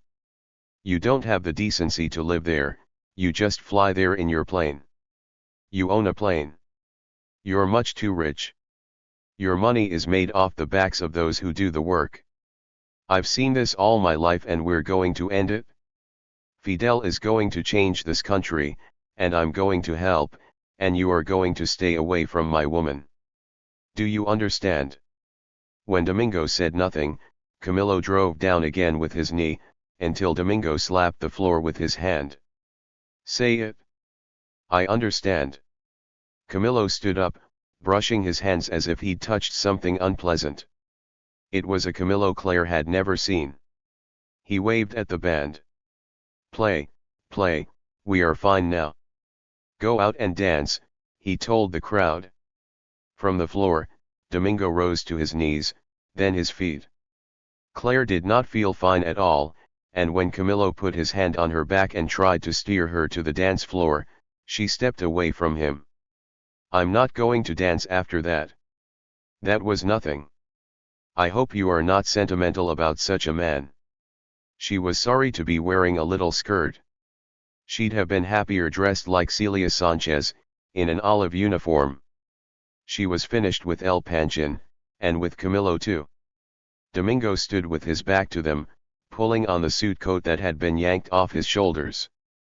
Claire tried to take his arm but he shook her off, his face full of rage and shame. Come, she told him.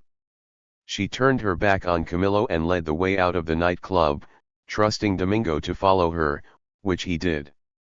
But on the wide seat of his car they sat far apart. He drove in silence, all the way back to her apartment, and stopped in front of it with the motor running. Domingo, I'm sorry. Get out. His lips were tight and his eyes hooded. You're a fool, and you'll be sharing him with every woman in Cuba. She hated them both. Domingo even more, as he drove off without another word. Did he even remember about Rosa? In 2 hours, in 2 men, she had seen the worst of Cuba. 19. She didn't call Camillo, and he didn't call her. She mourned him. She'd become used to his body, to his skin. She wanted his weight on top of her. She wanted to feel him tremble when she slowed him down and made him hold still, when she opened his shirt and pulled up her dress and straddled him on a chair and they had one of their long conversations about the weather, or what they'd eaten for lunch, insistently bland talk with Camillo forbidden to touch her with even the backs of his hands. I hear it's going to rain tonight, she'd say, as she pressed down on him. He was hard, but not allowed to move. I was listening to the radio and it's going to rain, but tomorrow it's going to be sunny and warm, and the next day the same, with a warm day and the night cool all as Camillo went crazy beneath her, struggling to obey her and sit still. Now instead she was alone at night. She was still angry at him, even as she hated that he didn't call. She'd given too much to him, thought of him too much, paid too little attention to anything else. She had no family here and not enough friends, almost no one except Natalia. There was Domingo, but after that night at El Panchin she thought they'd never talk again. Cuba was falling apart for her, and photography as well. She took her camera into the street, met some people and took some portraits, but when she developed the film every photo was lifeless. The fault was hers, she knew. She had lost all faith and could engage with no one. Except Allah, of course. They had an easy routine. At home they played games, including Allah's favorite, no jumping on the bed. Claire lay down and pretended to sleep, telling Allah she could do what she liked, but there was one rule, she must not jump on the bed. That was dangerous, Claire explained, it was prohibited absolutely. Allah lay still at her feet. Claire closed her eyes and pretended to drift off, and just as she gave a little snore, Allah jumped up, already laughing, and began to bounce up and down. No, no, no. Claire grabbed the wild little animal and held her down. What's going on here? She asked in Spanish. Were you jumping on the bed? You must not jump on the bed. I need my rest. Oh, I am so tired, I am feeling so sleepy, I'm just going to drift off for a bit. And a moment later all was repeated. It was impossible to play as long as Allah wanted. After 30 minutes, after 40, she was still enthralled by her own disobedience. Alameda, please. Don't you want to stop and play some other game? No. Don't you want to take a break and sit down with me at the table and we can read the newspaper? No. You tell me not to do it. Don't you want to listen to the radio and hear how the revolution is doing, and what advances have been made in the cultivation of new crops? No. No. No. Allah's hair was in her face, her eyes wide open, her shirt half off. You have to do what I want. Sometimes that was a game in itself, a calmer and longer game. After a morning trip to the market, Claire told her that for the rest of the day she would do anything Allah wanted.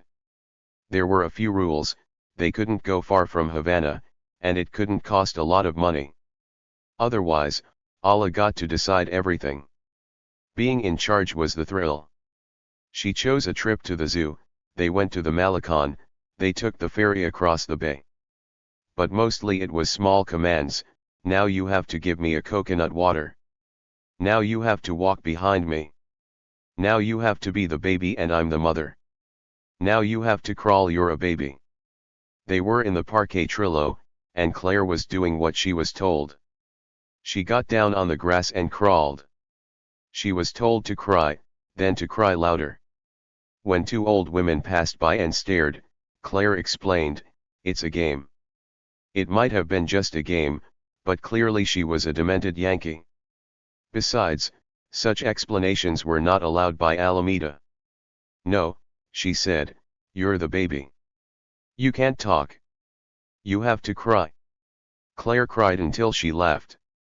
She was crawling around on a little patch of grass in a Havana park, acting like an infant as her daughter played the tyrant. She left, and Allah said no.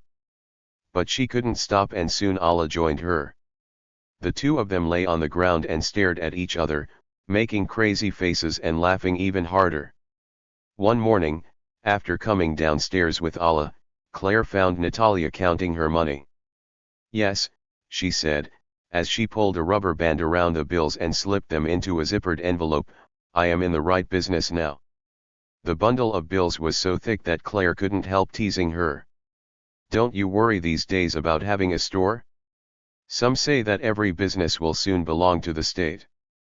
Natalia, of course, had heard this. It was a rumor known to all. "That is not possible. Don't we have to wear clothes? Every woman must have some dresses, so there will always be stores. There are those who say there will be no more dresses. Close your mouth, girl. Some say we'll all be wearing army uniforms, men and women alike." Natalia, quick and affectionate, spun Claire around and slapped her bottom. "No Cuban man wants a woman in pants. Did you go dancing in a pair of pants?" Claire had told her about the night at El Panchon, and Natalia was right. Every woman there had been wearing a skirt or dress. "But you know," Claire said, keeping her serious look, "sometimes I think it would be easier if we all wore the same thing. Not the boots, perhaps, but we could all wear olive fatigues. That's what Celia Sanchez wears, though I think they're tailored. You could offer a line like that, it might catch on." Natalia stopped to consider this. "You Yanquis," she said, "you do no business. But are you going to wear a pair of pants like that?" Claire picked up Allah, who was tugging at her hand. "Only if El Caballo tells me I must." The horse was a name people used for Fidel. "What Fidel decides is good enough for me," Natalia said. "But not even Fidel can tell us what to wear. This is Cuba, not Russia." In photography, Clara's interest had long been the same: people whose lives were going astray. She was drawn to the jockey who'd fallen off his horse, to the couple gambling away their savings, to the Cuban parents of those who'd died in the struggle. Black Star, after buying her photos from the Santa Clara barricade, had surprised her by taking a dozen portraits of mourning parents and grandparents. Fidel had turned her down, but to hell with him. Cuba was full of faces from the old days, people she had barely noticed when she first came to Havana. Now, on almost every street, she saw portraits she wanted to take of the elderly and broken down, men and women too old for the hustle of daily life, too old for sex, perhaps too old for the revolution. Some were decrepit, others encumbered by disease or heartbreak. If they had suffered, Claire wanted to talk to them. She went out with Allah, whose carefree beauty touched everyone. The more the girl chattered and jumped around, the more Clara's subjects opened up to her about the revolution, about Fidel, about their families. Slowly, Havana was regaining its charm. Then there were the days when Claire came home, shut the door behind them, set Allah up with some paper and crayons and curled up on her living room bed. She was fooling herself. She hadn't heard from Camillo, she was not Cuban, she could not become Cuban, and where would all this end? 20. He went early to Clara's house, at dusk, under a sky the color of a ripe mango. He climbed the stairs holding a bottle of Harvey's Bristol cream, and over his other arm a white robe embroidered with Claridge's seal. He tapped the bottle against the wooden door, which opened onto Clara's quiet face. She watched him as if from a distance, as if staring out at the ocean. Behind her Alameda looked up at him, more inquisitive. "Buenas tardes," he said. From Claire, no response at all. Was she going to let him in? He lifted the bottle and the robe. "I brought you something from London." "London, England." "The robe is from the hotel where I stayed." They had a little store. He held it out but she wouldn't take it. She was still angry, he was sure, after that scene at the nightclub with Domingo. But Kono, the guy deserved it. It was Allah who reached out and took the robe in her fist. "Yes, Mia," she said, and Camillo let her pull it from his arm onto the floor, where she burrowed under it. Too late, he realized he should have brought something for the girl as well, some kind of gift, even if it was only a Cuban toy or doll. How could he have forgotten that? Still, Clara's face had softened. Perhaps it was the gifts, or his mention of London, or more likely, the amusing sight of her daughter crawling around under the robe. Of their daughter, he reminded himself. "What were you doing in London?" "Fidel sent me. I was trying to buy some jets. Jet airplanes. He should have sent Che, he's better at such things. But Che is in Egypt talking trade deals, and from there he goes to Japan.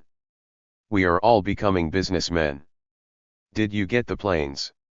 "I don't think so." This seemed to soften her even more. At least they were talking now, if only like a pair of acquaintances. As Allah crawled around on the floor between them, her head popping out then disappearing, he explained how he'd gone to speak with England's Foreign Secretary, Selwyn Lloyd. Fidel wanted to swap 5 English Sea Furies, a prop plane already purchased by the Cuban Air Force, for some Hawker Hunters, much faster jets. He reverted to Spanish.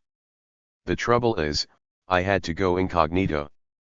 Fidel wants the planes, but the Yankees don't want us to have them." "Of course they don't, if they're going to invade us.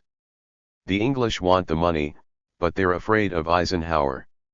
Every day I was driven to Selwyn's office, to the back door. I had to smooth down my hair and wear a thick English suit. With a necktie terrible. But I liked talking with Selwyn. He fought in the big war over there, in France, and he knew all about me. I think he liked me. Doesn't everyone? Not really. Not everyone all the time. But he could not help smiling. "What a life you lead, Camillo. 3 years ago you were cutting up vegetables in a New York restaurant, and now you're making deals with England to buy jet planes." From under the robe Allah was yelling, "Find me! Find me!" Camillo bent down and picked up both her and the robe, and she screamed in delight until her head emerged and she saw who was holding her. Then she kicked her legs in outrage and fought to get back to the floor. He put her down and she scrambled to her feet, watching him, suspicious. Claire invited him to dinner. "I have plenty of food, it's almost ready." She spoke as if he were a friend who'd stopped by. He should have brought some dinner with him, he thought. He could have stopped at a restaurant on the way. He had plenty of money now.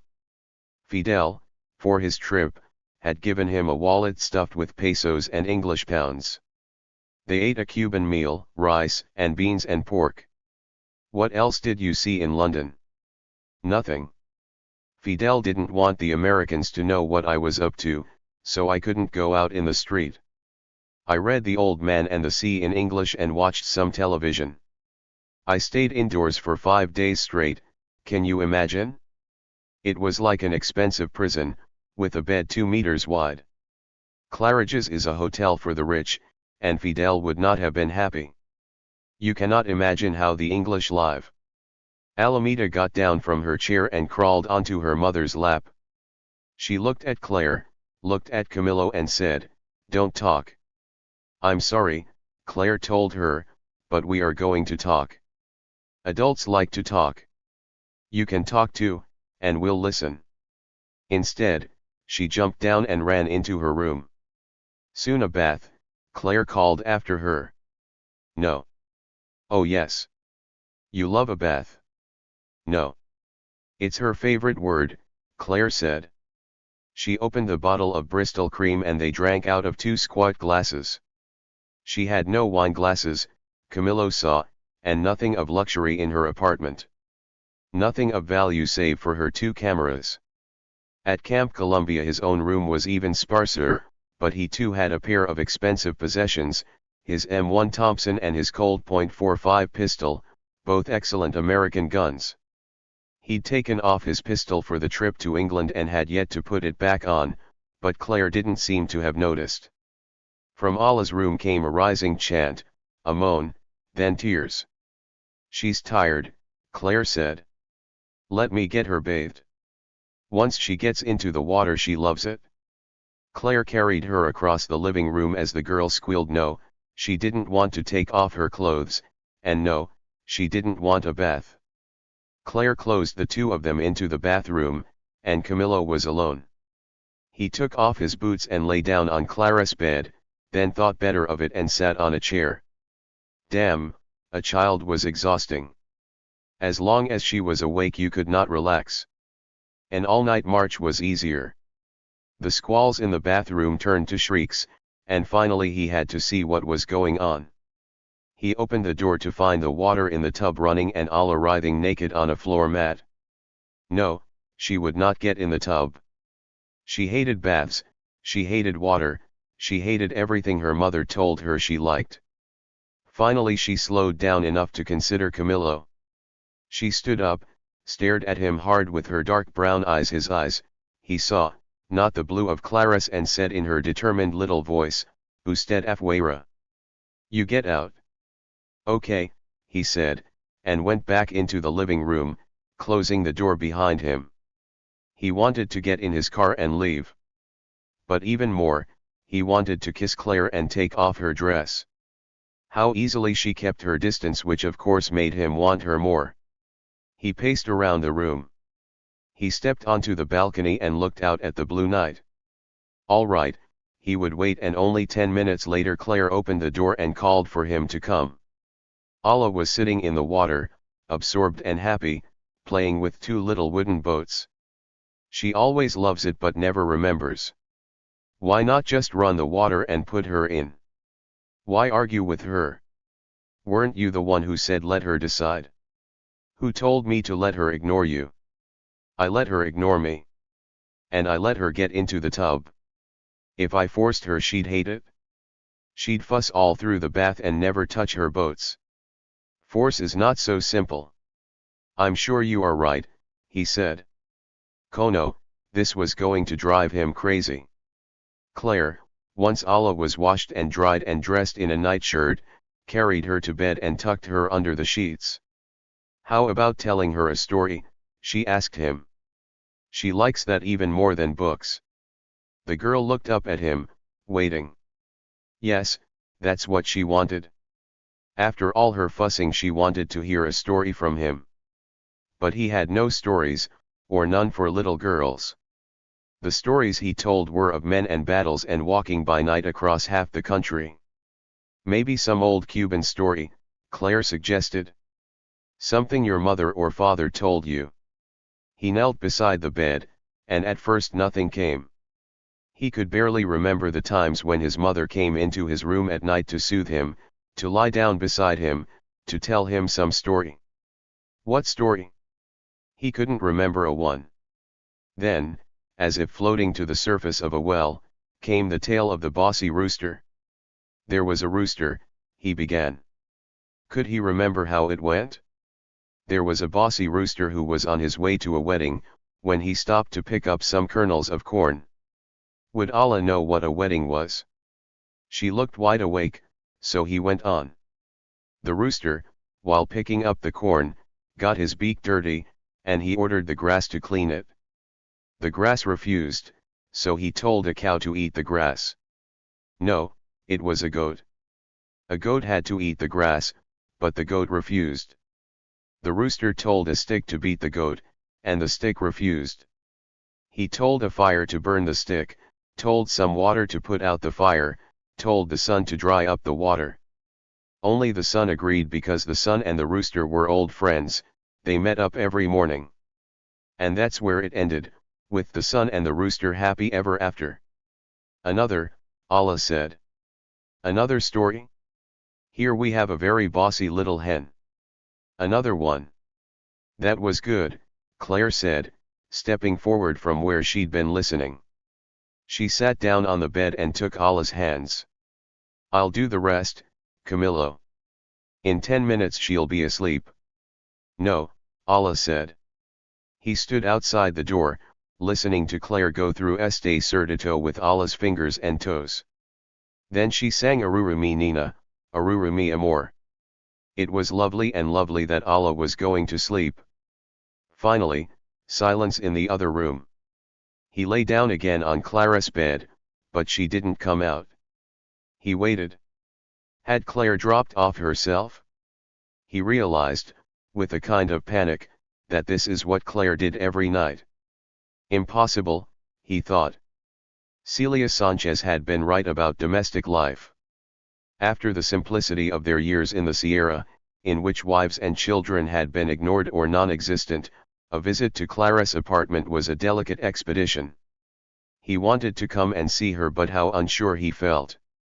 He was calmer, 20 minutes later, when Claire emerged from Allah's bedroom. She had indeed fallen asleep and now blinked it off, rubbing her face with her palms. At the stove she made 2 small cups of coffee. Camillo wasn't like Fidel, who could drink 3 cups and fall asleep the next minute. But some coffee now was fine, he had no plans for sleep. They sat at the small round table, they drank the coffee and some more sherry, and Claire relaxed. He could see it in her limbs. Yes, it was going to be all right. Tell me more about England, she said. How did you get there? In a Cubana plane. A huge Viscount, and I was the only one on it. Just me and the pilots. They let me fly it for a while. You went to England and I had no idea. It was a secret from everyone. Fidel said that was vital. But now you have told me. You should not repeat it, though in 2 weeks it won't matter. Either they sell us the hunters or they don't. He settled back in his chair. Perhaps he should not have put his knee to Domingo's throat. But the incident had passed and now all seemed well. Clara's apartment was still cooling off, the palm fronds outside knocking like blocks in a dance band. The birds had gone to sleep in the trees. So there you were, locked up in your hotel room and no one knew you were there. You couldn't even meet any English girls. Well, he shouldn't tell her, he knew. But it was only a lark, as they said in London. The English are very strange. You don't think so at first, because they're so formal, but at night someone kept sending girls to my room. They'd knock on my door, carrying an envelope. At first I thought, it's a menu. But when I opened the envelope, inside was her name, and already she was taking off her sweater. Did you let them stay? He looked down. He struggled to arrange his face. A couple of them. Claire, don't worry, I'll never see them again. Their names even now I can't remember them. Claire brought her face closer, slowly. You liked it? What could he say? Of course he liked it. And here in Havana, where you're the center of so much attention, how many women have you slept with here? She seemed curious. She waited for him to answer. Not that many, mi amor. Clarita, they don't mean anything to me. It is you I love. Her face grew still. She said nothing. Claire, I'm sorry. She stood up. She walked on the balls of her bare feet to the balcony door, open to the night. For several minutes she stared into the dark. Then she closed the door behind her and came back. I do not understand men. She pulled her chair closer to his and sat down. When I make love to you, that's all I want. Sex with someone else doesn't interest me. Why is this different for you? I don't know. If I slept with someone else, it would mean that I was unhappy with you. Are you unhappy with me? No. I am very happy.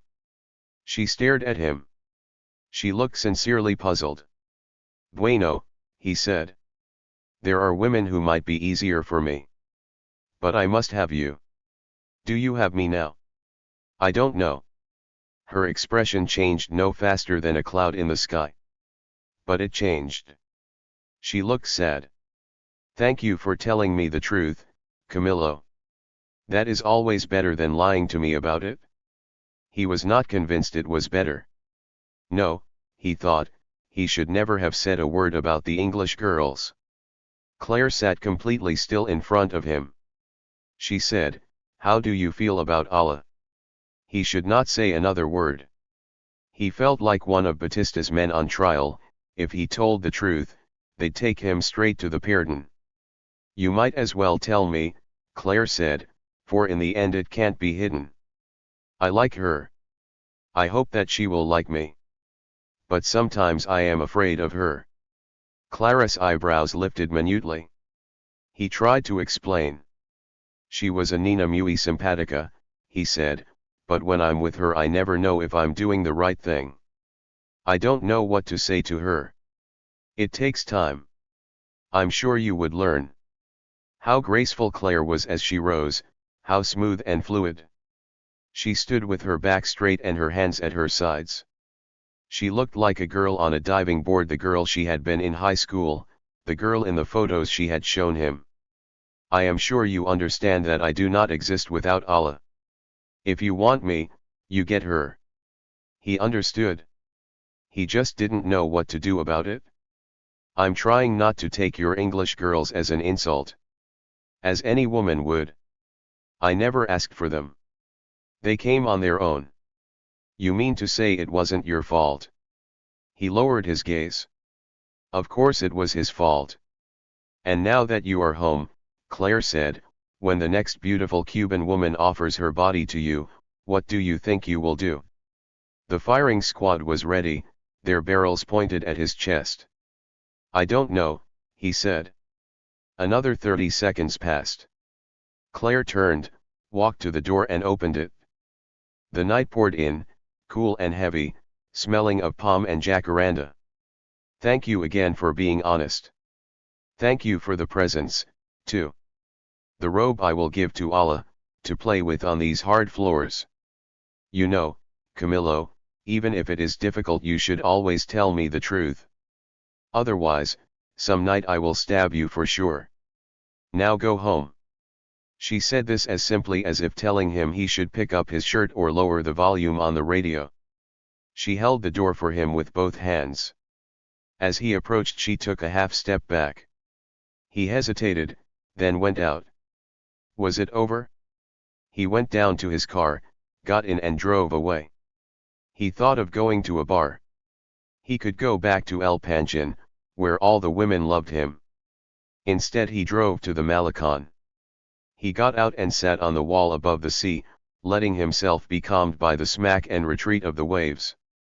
He sat there long enough for the earth to rotate a few degrees under the Southern Cross. Then he drove back to Camp Columbia, lay down on his cot, and in the glaring light of the overhead bulb searched out 2 lines from Marty. Con los pobres de la tierra. Quiero yo mi suerte echar. Like Marty, he had cast his lot with the poor of the earth. Beyond that he didn't know what to do. 21. Havana in July.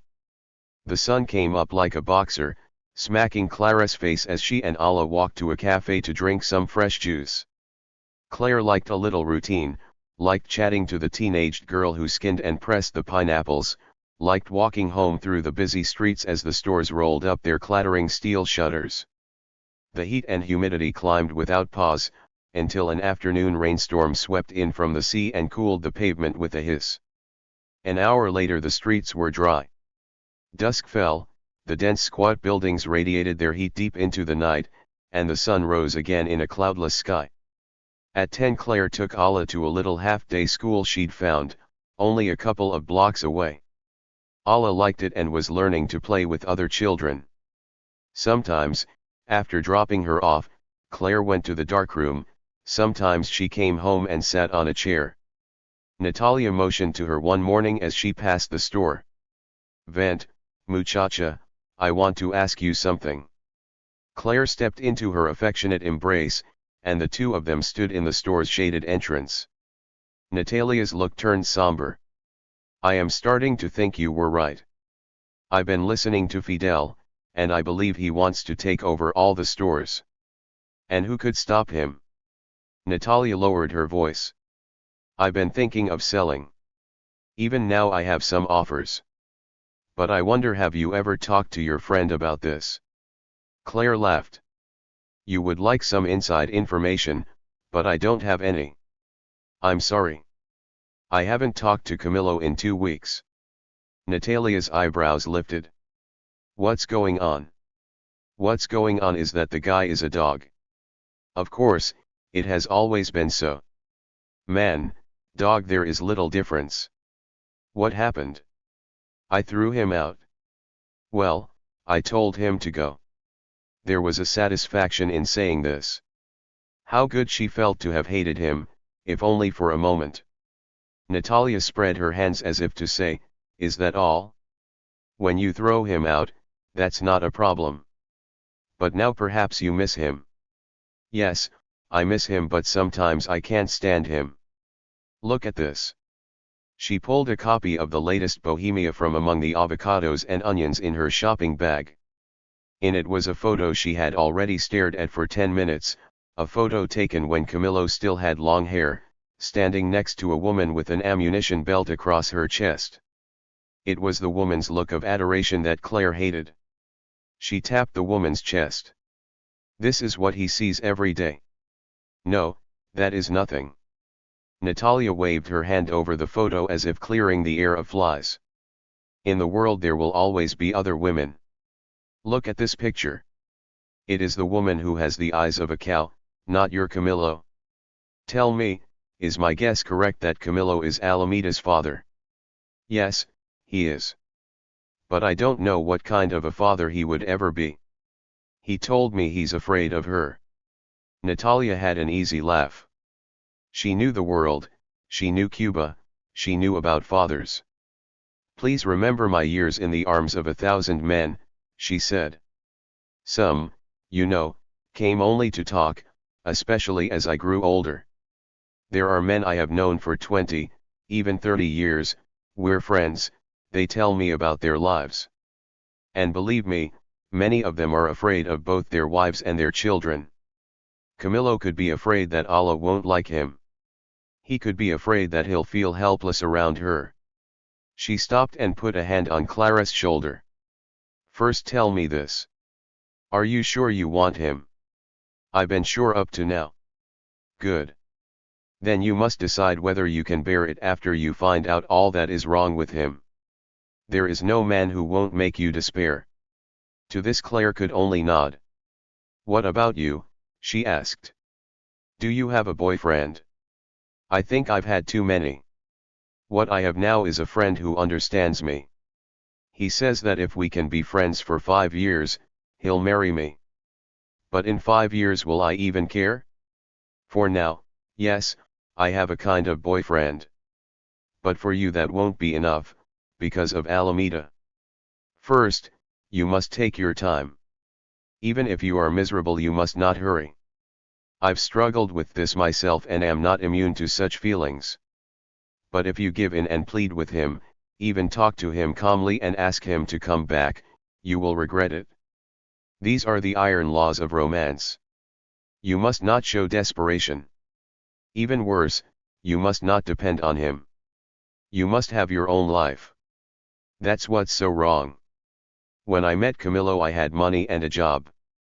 I was in my own country, I wasn't married, I had no child, everything was simple. But now, in Cuba, with Alameda, I don't know what I'm going to do. Natalia took a turn past a rack of dresses, her heels sounding on the black and white floor tiles.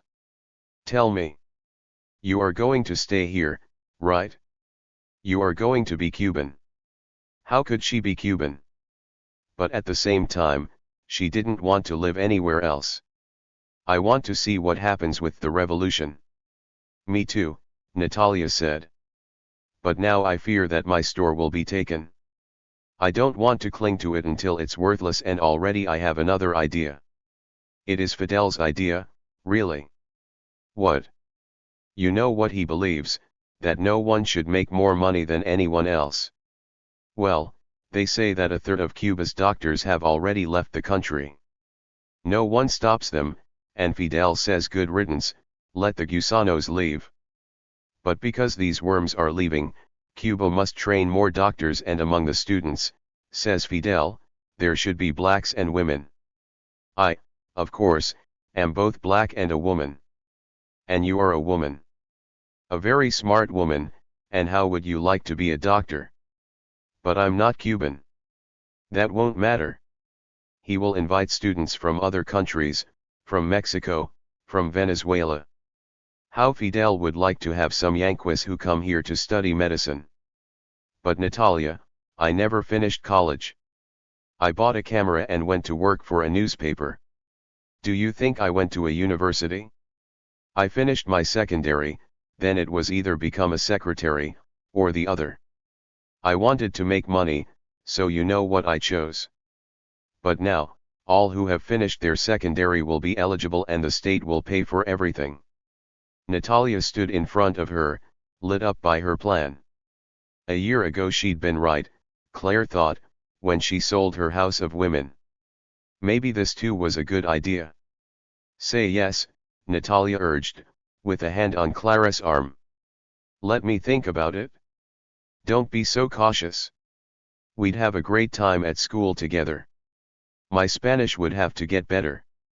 Your Spanish is excellent, you understand everything, and Camillo can smooth our way, he can make sure we are chosen. If I'm still talking to him.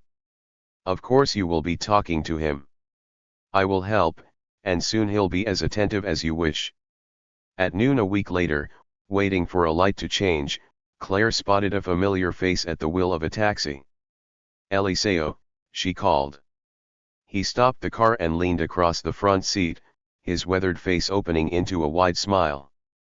Llévame al Polo Norte, she said with a laugh, and got in, que hace un calor de diablos.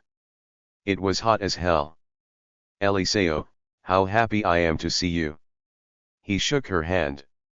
He held it as he stared at her face, her hair, her legs until the car behind them honked. Finally he started driving, but slowly. You look more and more like a Cuban, he said with approval.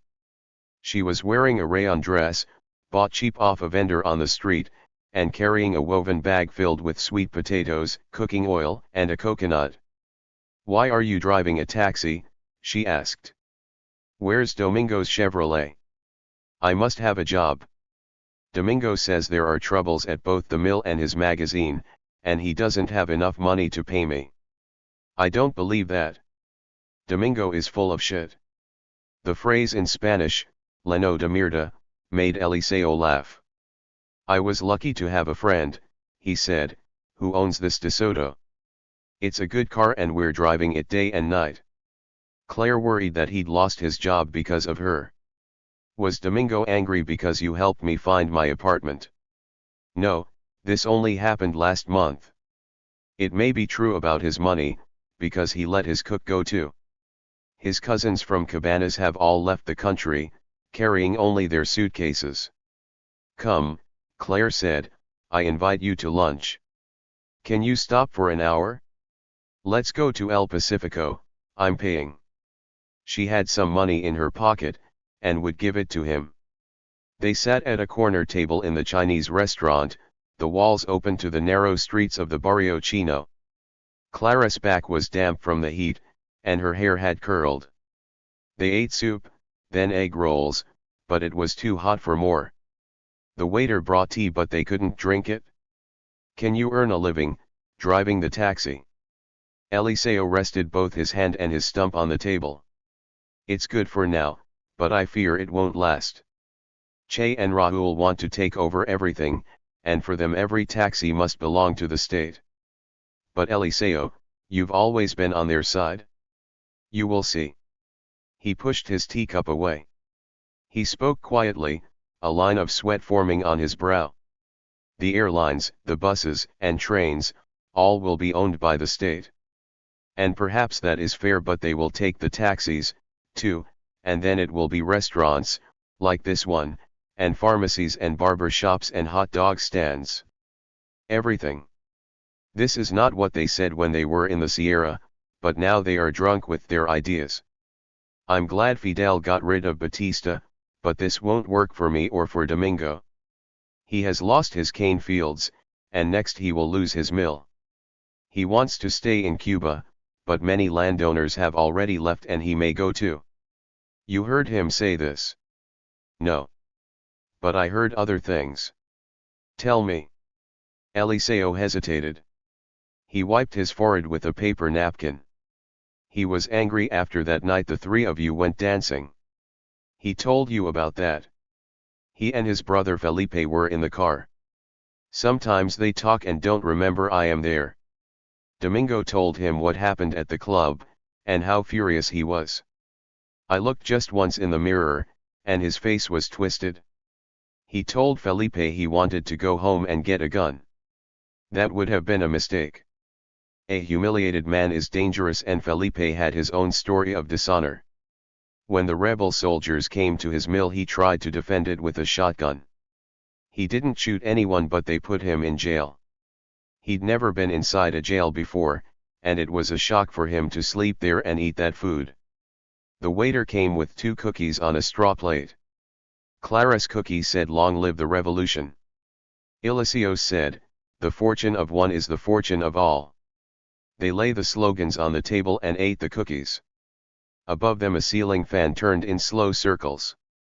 Eliseo said, I think Camilo should be careful. Do I have to be careful of Domingo? No, because he is in love with you. You left him, but you didn't put your knee on his neck. They parted awkwardly, their affection derailed by Eliseo's warning and the ungodly heat. He dropped her in front of her house, and it was only after he drove off that she remembered the money she had meant to give him. Damn it! 22. Autumn arrived, the season of hurricanes, with towering clouds and an occasional break in the heat. All day the city lay bathed in light, and after dark a gusty wind pushed the smell of the sea through the streets. One night after Claire put Alla to bed there was a knock on the door. She opened it and found Camilo. He held a bouquet of flowers and 6 dinner plates, ringed in gold and tied up with string. She looked at the plates. You stole those from some gusano's house. I bought them. But with so many people leaving, he admitted, there is a large black market. Claire, I'm sorry for what happened. May I come in? That was his apology and she would get no other. She didn't close the door on him, and he didn't tell her that anything would be different. She let him in, put the flowers in a tall glass jar and the plates in her cupboard, and told him he could have what was left of a plantain omelette. He ate, then they sat on their chairs with Alla asleep in the next room, talking about the cooler weather, about Fidel's 5-hour speech at the Plaza Civica, about the little school that Alla now attended. Claire slept with him, and the next day she told her confessor how the night had gone.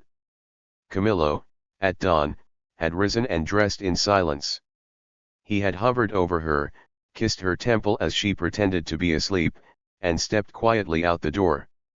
"Good," said Natalia. "Don't pour your love and tenderness over him. Let him give you those kisses. Eventually he will figure out that he needs much more than sex. For now, give him your body and let him become dependent on that. Let his need grow. You're a busy woman. You're a photographer and you might become a doctor. Did you have a good time last night? We were up until 3. Remember that what drives men wild is your pleasure, even more than their own. Pobrecitos, they think it is something they are giving you. No, it is yours and you are taking it." That much, Claire thought, Camillo already knew. She was speaking with him one night about the revolution, about Che and Raúl. "What about those two?" she asked. "Do they run around with a bunch of shop girls?" That was Clara's word for the women who threw themselves at Camillo, dependientes. It was an old-fashioned term, dismissive and elitist, but she didn't care. She wasn't going to call them compañeras. "Che and Raúl," he said, "are family men." She had heard that. "Do you get along with them?" "With Che I can laugh, he is not so stiff. When Raúl and I are in the same room, the talk stops. He knows I can't stand him and his politics. He's too extreme, he thinks Russia's communism is impure, that they have allowed too much private initiative. He is too much in Fidel's shadow, like a hungry little kid. He looks like a little kid." Camillo served himself from pots of rice and beans on the stove, then added an avocado. He'd come late, so she let him take care of himself. He did so without the least hesitation, she granted him that. He looked somber tonight. Wistful, Claire thought, as if remembering better days. She had bought some rum and poured half a glass for each of them, then looked in on Alameda. The girl seemed warm, and Claire removed the sheet that covered her, then left the door ajar behind her.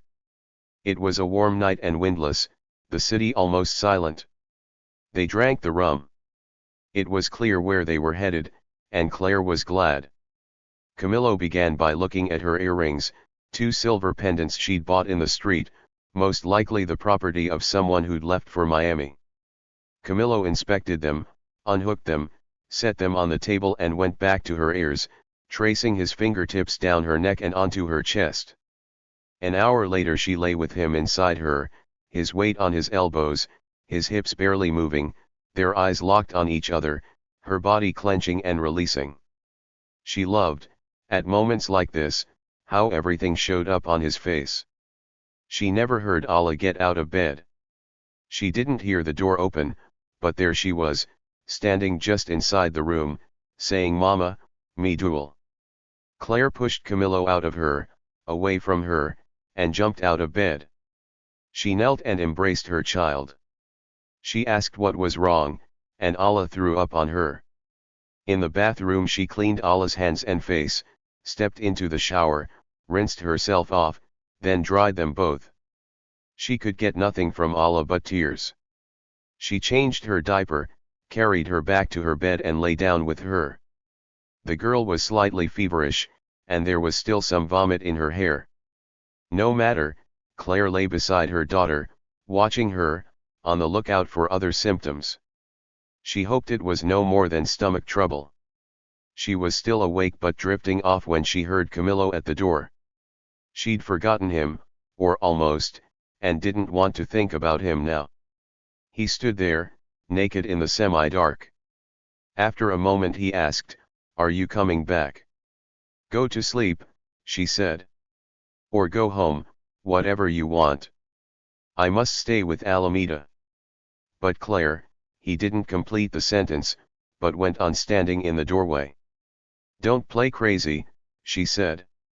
Did he think she was going to go back to her bed and continue making love to him? She turned back to Allah and watched her. At some point she dropped off, and in the morning Camillo was gone. 2 days later she read in the paper that the Ministry of Defense, under the leadership of Camilo Cienfuegos, had been replaced by the Ministry of Armed Forces, led by Raúl Castro. The same day, after leaving Alla at school, she found Camillo talking to Natalia in her store. "Since you weren't here," Natalia explained, "I have introduced myself, and I've been asking him some questions." "She is a great supporter of the revolution," he said. "I think she knows more about Fidel's plans than I do." This was not the Natalia who had imagined taking Camillo between her thighs. Polite and intent, she plied him with questions about agricultural land and the utility companies. Camillo, as he answered, was full of enthusiasm about the changes being made for the poor of Cuba, for those who'd never owned anything, for those who'd never had a doctor. "Is it true," Natalia asked, "that the government may regulate private businesses? That it might close them all down?" Camillo woke up to what she was asking, and took a step back. "Fidel and Che and Raul are the ones who talk about that." He looked around the store, at the racks of dresses, the tall narrow mirrors and the cash register. "In spite of what they say, señorita, I cannot imagine the end of stores and private businesses. My own parents own a business. They have run the same shop in their home since before I was born, and I cannot believe we will take that away from them. Fidel took his father's lands and gave them to the state. He had to, or he could not take land from anyone else. It's true that some people have too much, but a small store like this? No, it cannot be." "And what of your job with the army?" Natalia asked. Camillo sagged. "That's why I came." He turned to Claire. "Can we go for a drive?" Natalia saw them out to Camillo's Plymouth. "Don't worry about Alameda," she said. "I will pick her up at 2, and my niece can look after her, or I will call Rosa. Give no care to the hour. Go for as long as you like." Claire thanked her with a hug, during which Natalia gave her a hidden, suggestive pinch. Perhaps she thought they were headed off to some posada. Camillo said little as they left the city. They drove through the tunnel under the bay, emerging into the sunlight beyond. His shirt pockets were empty, his hair and beard trimmed, and after some miles he tossed his hat into the back seat. "This is what I need," he said. "To get into the country more often." It was a peaceful day in the middle of the week, an unremarkable day, a Tuesday. They drove east along the coast past a few small towns, past seaside farms, then back into the hills and out again beside the blue water. It was a day in which Camillo could travel almost incognito. Some farmers watched the car as they drove past, but no one waved or seemed to recognize him. Claire remembered Natalia's advice about holding back, but when they got somewhere, anywhere, she would unbutton his shirt and put her hands on his chest. She was about to do it now, as they drove, when he asked, "Did you read the paper this morning?" "I read that Raul is taking over the army." "The little shit. So now I am no one. Worse than that, I came back from the Escambray yesterday and found all my men gone. Men I fought with in the Sierra, the bravest of men, Orestes Guerra and Arsenio Carbonell and Wafrido Perez and a dozen others. Raul has separated them and sent them all to distant regiments, far from Havana." At this he took an abrupt left turn down a dirt road. The ocean gleamed before them, and when the dirt turned to sand he parked and faced her. "I have no command. My men are all in little outposts, split up as if they were part of some cabal, as if together we might be dangerous. No one can doubt your loyalty to Fidel. Worse, more insulting, Raul brought in a barber and had the men shaved, and if their hair was long he had it cut. They all have clean faces now. He has made them nobodies, as if they never fought in the Sierra. Have you talked to him?" "I went straight to him. I walked into his office and called him a comamirta. Soon both of us were screaming, and the little filly pulled his pistol on me. He aimed it right at my chest. He would never have the nerve to shoot me. I tore the gun out of his hand and threw it on the floor. I tell you, it is going to come down to him or me. But he's Fidel's brother. I cannot bear to be under his command." "What does Fidel say?" "Only that we must look forward, not back. Come, let's walk.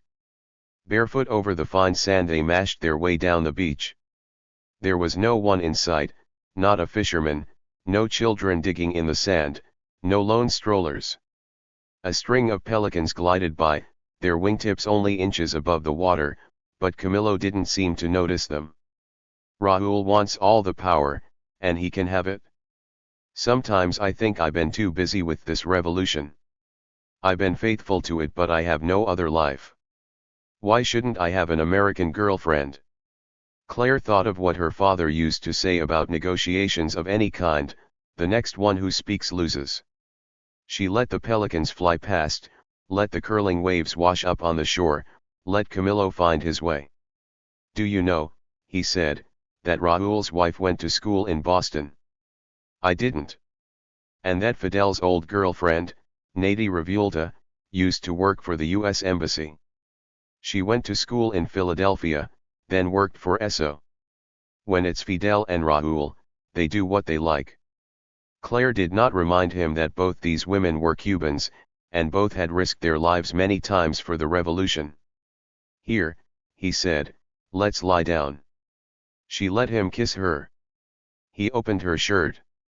He rolled over her with his elbows and knees on the sand, and kept kissing her as he lowered his hips, pressing against her so she could feel how hard he was. Still fully dressed, he rocked slowly above her, pushed aside her skirt and ran his hand up her thighs. Her hips rose, for she too wanted it. No, she said, we can't. There is no one. The beach is deserted. We can't because I don't have my diaphragm. The mention of this seemed to make him more urgent. I have to be inside you. No. It's because I love you. We're not going to do that. Yes, this time we will. I'll be careful. When his fingers slipped beneath the elastic of her underwear, she reached down and took his wrist. No. In his eyes a tiny flicker, through his body a pulse. She knew what it was, the thought that here, on this isolated beach, where no one would see or hear, he could take what he wanted. For a long frozen moment his eyes locked on hers. Then he breathed again and pulled back his hand. His face lost its foreign look, but his cock was still insistent. She sat up, pushed him down on the sand, opened his pants and took care of him with her hand. It didn't take long. They lay on the beach half undressed, side by side. By race he was pure Galician, light-skinned, almost pale. He sat up and turned his back to the sun. His hat was in the car and they had no lotion. No te vas a quemar, he asked. I don't burn that easily. As she spoke he was staring at her mouth. Gently, with a delicate fingernail, he pushed up her lip and tapped one of her two front teeth. What is this? He bent closer. These two, they are a different color. She sat up beside him. You can see that? In the sunlight, yes. Those are my false teeth. No. She laughed. You think I'd make this up? I lost the real ones when I was 17, on the bottom of a swimming pool. You know I was a diver. In her next to last year in high school she'd finished second at the Ohio Junior Championships. But the following year, on a practice dive off the 3-meter board at the same tournament, her face hit the bottom of the concrete pool. I swam up and spit everything into my hand. It looked like a pile of bloody chiclets. Camillo put his arm around her. My mother came and took me home. The pain was horrible, and no one gave me so much as an aspirin. I can't believe I never saw the difference. You're not supposed to. Come, let's go in the water. Naked, slippery, they floated up and down as the waves pushed past them onto the sand. You and Raoul, she said. Have you ever gotten along? Not from the start. He didn't want me on the Granma, and it was no better in the Sierra. We are nothing alike. He can't tell a joke or laugh at one, and he thinks music and rum are common vices. All he can talk about now is socialism and communism. It's the same with Che. He's a doctor, but he will never practice. He wants to run the mines and the National Bank. Fidel tells him he's too extreme, that he must not speak about politics outside Cuba. He doesn't listen. He wants a big stage.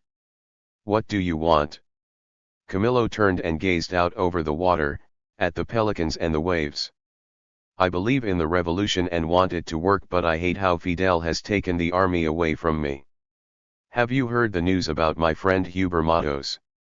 It's been in the paper. Huber is a good man, one of the early commandantes. He risked his life to bring that plane full of guns from Costa Rica, and we have fought side by side many times. But he hates communism. He doesn't like where the revolution is going and wants to give up his post. This, Fidel will not allow. He takes it as an insult. President Urrutia resigned. Yes, and look what happened to him. He was afraid of being shot, and had to sneak into the Venezuelan embassy dressed as a milkman. I've been friends with Huber since the early days, and I've tried to talk to him, but he has no restraint. I told him he must not resign, and a week later he writes Fidel a public letter saying that he wants to give up his commission. He says he will not resist arrest, that he believes in Cuba, that he has the strength to do 20 years in prison, and I'm afraid he will, if Raúl doesn't convince Fidel to shoot him. Raúl's heart is cold. He thinks the revolution would do better without Huber, and better without me. If he could get away with it, I'm sure he'd shoot me himself. I can't believe you're in any danger. After Fidel, you're the most loved man in Cuba. Not by Raúl. Headed back to the city, Camilo hunched over the steering wheel and stared at the road ahead. Claire could feel his tension growing. He parked his car in front of her apartment, they climbed the outside stairs, and there, taped to the door, was an envelope with black and red stripes, the colors of the M26. Camilo's name was on the front. Inside was a folded sheet of paper with more stripes and a note in Fidel's orderly cursive, "Where are you, Cono? There are troubles with Matos. I need you right away. F." Camilo folded the letter, then opened it and read it again. Huber is too blunt. He follows no one blindly, and Fidel won't stand for it. To Fidel, you're either faithful to the revolution or you're the enemy. I have to go. Camilo. Claire grabbed his arm, holding him back before he went down the stairs. Will Fidel be faithful to you? He paused. Probably not as long as I am faithful to him. 23. 3 days later she heard someone climbing her stairs. Natalia, she thought, but when she opened the door she found Domingo in a white guayabera, holding some children's books and a tub of ice cream from Carmelo's cafe. Coconut, he said, holding it out. It was Allah's favorite. The girl, who had followed Claire to the door, now jumped out from behind her skirts and cried, "Heladu, Heladu." Domingo offered her the carton, which she wouldn't take. He showed her the books, but she held back from those as well. He let her warm up at her own speed, and eventually she said, "Heladu en una copa," and Domingo had to serve it. She grabbed hold of his shirt and pulled him toward the kitchen. The ice cream was a ploy, but no matter. After their ugly parting the last time, Claire was glad to find him relaxed. She set 3 bowls on the table and let Domingo fill them. "And your room?" he asked Allah in Spanish, "which is it?" "That one." She waved a hand toward it. "I have a new pillow." "How well she is talking," Domingo said. Claire watched him as they ate their ice cream. He had come for some reason, she was sure, but he would not be hurried. He finished his bowl and had another. He asked Allah if she liked her school, how did he know she was going to school, and had she made any friends. He folded his hands in his lap, then looked directly at Claire. "I have some news. This may surprise you after what I said before, but I am leaving Cuba. Like so many others, I'm going to Miami." Claire tried to keep the relief out of her face. She was ashamed to feel glad, but Havana would be simpler without Domingo. Walking through the streets, she would no longer worry about running into him. I didn't want to leave, but perhaps it was inevitable. My son and daughter are in the US and tensions keep growing between the two countries. Here, the family land is gone, they have left us only the house and a few hectares. Felipe is convinced we will lose the mill as well, most likely before the next harvest. He has sent his daughters ahead, our cousins have gone, even my mother has given in. I put her on a plane last week. What about your magazine? The final edition is in the kiosks. The government didn't have to intervene, because all the advertisers pulled out. No one believes that a graceful life can survive under Castro. I've had my fun with the last of the articles, describing the wonderful new resorts that the government is going to build for the people. From cover to cover I've used the most uplifting socialist prose. But Ojo is finished. All that remains is to see how much money I can get out of the country in dollars. Luckily, I have an account in Miami. And your house? They will take it? It's almost empty, but they take everything. Felipe is living with me. All he has left is his plane. Are you cooking your own dinners? Every night. Don't tell Eliseo, but I'm going to leave him my car. I don't want Castro to have it, so perhaps that beautiful Chevrolet will become a taxi. Now, I must go. He turned in his seat. Alameda, me quieres dar un abrazo. The girl stared at him. No, she didn't want to give him a hug. She looked cautious, and Domingo's eyes were starting to water up. She came no closer, nor did he move toward her. Hey, un gato en el parque, she said. There's a cat in the park. Domingo saw nothing strange in this announcement. Do you like that cat? Ala nodded, her head bobbing over her small chest. He held out a hand and waited. Now his eyes were wet. Perhaps that was what convinced Ala, for she went to him and buried her head against his chest. She could do what Claire could not.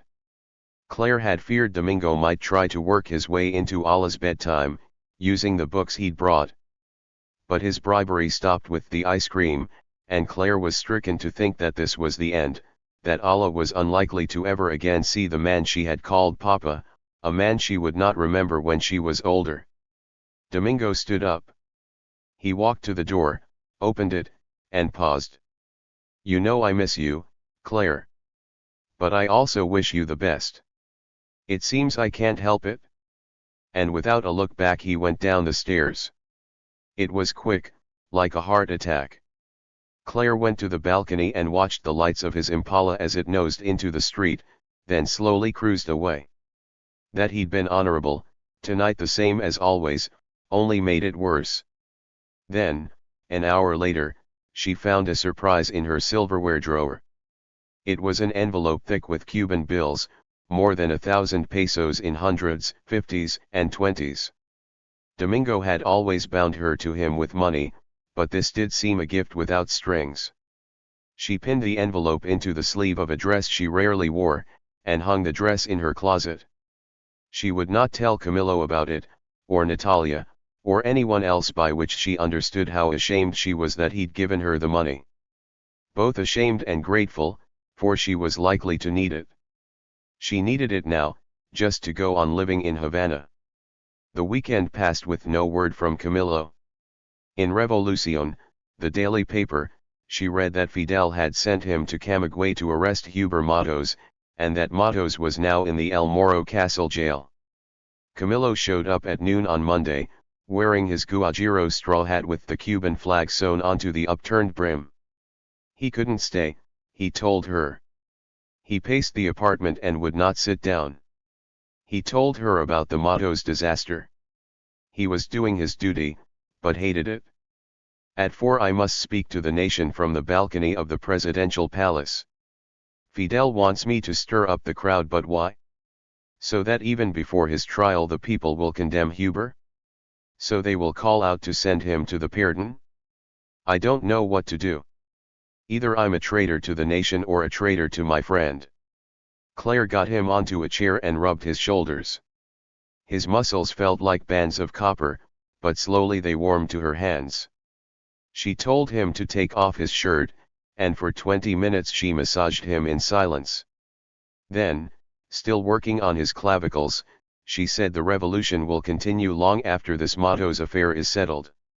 His ship is sinking and you cannot save him. Just talk to the people about the good that the revolution is doing. Camillo was grunting now in affirmation, his head lolling from side to side. Natalia would not approve of this attention to him, Claire thought. But by now her body, her mind, the very tips of her fingers had given in to him. All calculation was finished, and if it ended badly, so be it. She could not resist him. She would give him what he needed. If you want to come over later, after the speeches, I will be here. It doesn't matter how late. Come whenever you can. Later that afternoon she picked up Alla from school, and from there they walked to the palace, as the sidewalks, then the streets filled with people. The crowd carried signs in support of the revolution, and there were occasional cries of "Pardon! Pardon!" In the plaza Claire hung back with Alla, afraid of the tightly pressed crowd as it pushed and swayed. The first to take the microphone was David Salvador, the one who'd insulted Pepe Figueres. Next came the new president of Cuba, Osvaldo Dorticos, a cautious and sober speaker compared to Fidel. Of course, everyone was. Introduced by Dorticos, Camillo stood on the balcony in his cowboy hat, his hands at his sides, waiting through a long ovation, letting the people cheer. He didn't interrupt them, he didn't wave to them, he stood until the cries, whistles and rhythmic shouts diminished slightly. Then he bent toward the mic. He began by praising the revolution, this movement that would never die, and the unbreakable will of the Cuban people. He spoke of how treason must be resisted, yet never mentioned Huber Matos. His speech was short, he was done in 5 minutes, and the crowd roared for as long. After Camillo came Che, who would not finish quickly, Claire was sure. Nor Raúl, who would follow, nor the long-winded Fidel, who might speak for hours. Already Alla was fidgeting, so Claire turned and slipped away from the crowd. She went home and made dinner for the two of them, hoping that Camillo would come that night. He didn't. 24. How Fidel loved a crowd. After Che and Raúl spoke, Fidel went on for 3 hours, his speech broken only by waves of applause. Camillo had been up late the night before, and now, protected by the stone railing of the balcony, he was going to sleep in his chair. Fidel bewailed the treachery of the United States and the treason of men like Huber Matos, and twice Camillo's head slumped forward before snapping back to attention. The second time he woke to hear Fidel asking the crowd if they thought that traitors like Huber Matos should be executed by firing squad. The crowd roared "Si! Pardon! Pardon!" Camillo shrank from this. The revolution was the future of Cuba, and Huber a fool to resist it. But shoot him. This was surely the work of Raúl, who loved an execution. Just as Fidel had demanded that Camillo make the arrest, next he would insist that Camillo testify against his friend. In the trial, Camillo would be the main witness. Fidel had already told him that he must return to Camagüey to root out any lingering anti-revolutionary sentiments. Camillo objected. He said the city was calm, but Fidel insisted. The rally closed with Fidel's usual exhortations to either conquer or die, and as soon as he could, Camillo slipped away.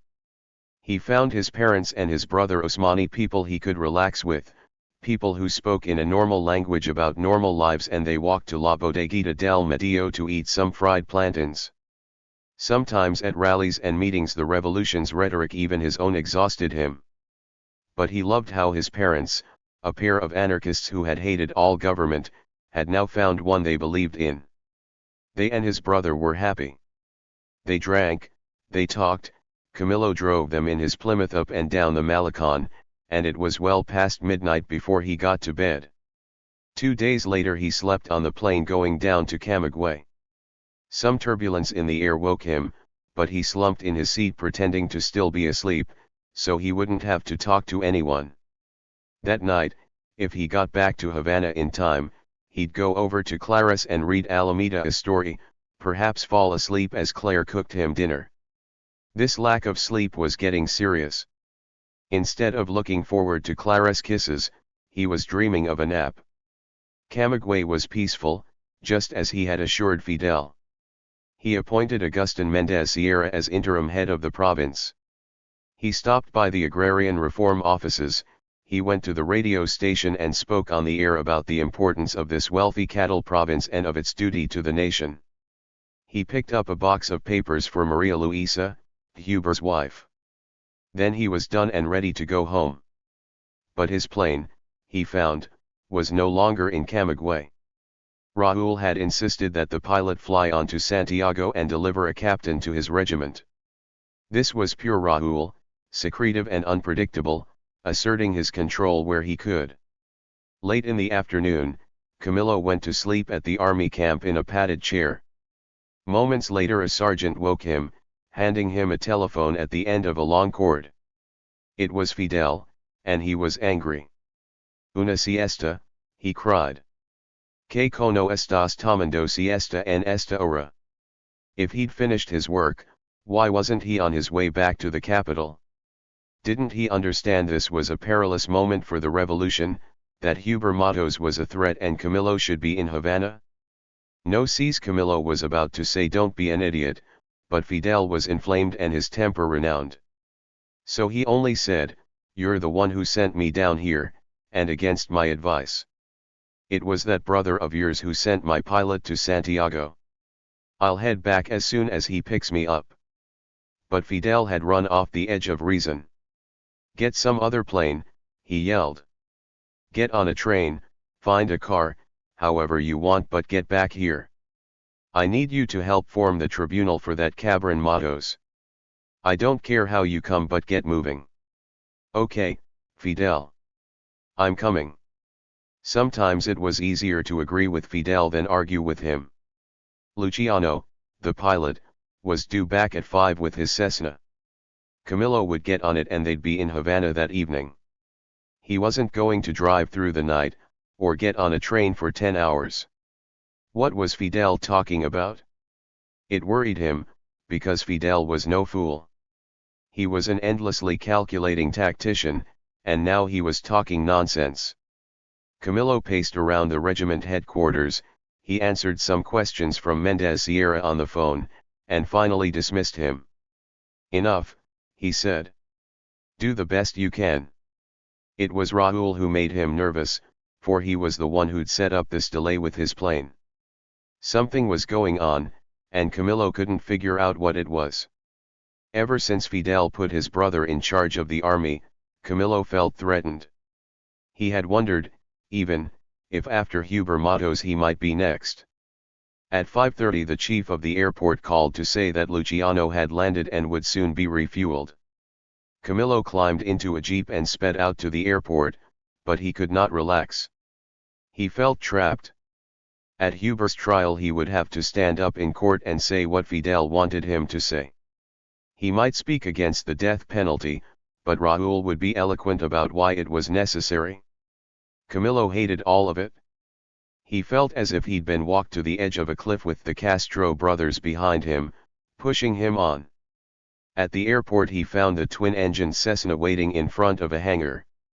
Luciano was inside the terminal, drinking coffee from a tiny cup. He stood up immediately, but Camilo signaled for a pair of shots for himself, and downed them hot as he stood beside the counter. Within a minute he felt the first pure liquor of animation.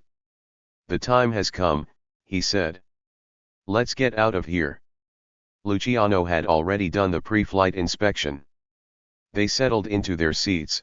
The pilot checked his instruments and called the tower for clearance, and at 6:01 the Cessna took off into the softened light of dusk. 25. Claire waited. She was paying the price, Natalia would have said, for trampling the laws of romance. She had withheld nothing from Camilo, and now didn't know when she'd hear from him again. Wednesday passed. Thursday, she was a fool for having told him to come at any hour, because once he heard that he didn't come at all. On Friday morning, as she and Allah were eating breakfast, she heard a faint knock on the door. She opened it to find a young girl she knew from the neighborhood, a girl of 12 who'd always been eager for a glimpse of Camillo. Now she stood folded into herself, her face contorted. "What is it?" The girl lifted her right hand, in which she clutched a newspaper. Its large black headline read "Desapares Camillo." Claire grabbed the paper as the girl slumped to the floor. On Wednesday the 28th, Camillo and his pilot had taken off from Camagüey at 6 in the evening, bound for Havana.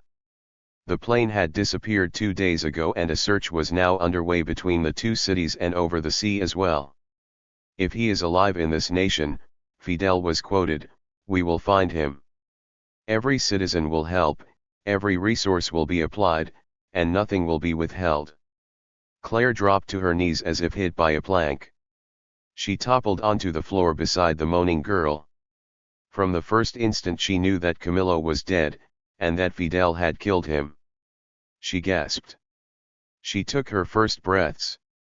She would get to Fidel and kill him. She would find Raúl and kill him too. Something stirred beside her, and Claire remembered the girl.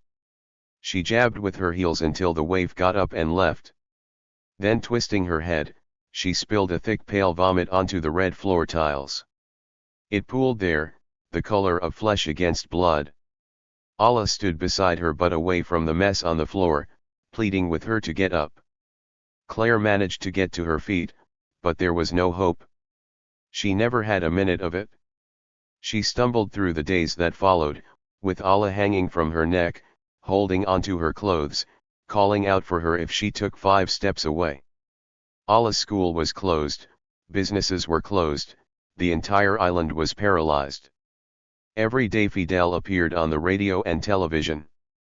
Every day he flew back and forth over the provinces of Las Villas and Matanzas.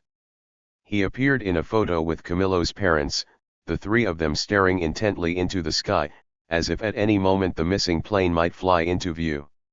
It was a staged picture that made Claire weep. That Cono Cabron, that son of a whore Fidel. From Raúl not a word, but the two of them had done it together, she was sure. On the third day a rumor swept through the city that Camillo had been found alive.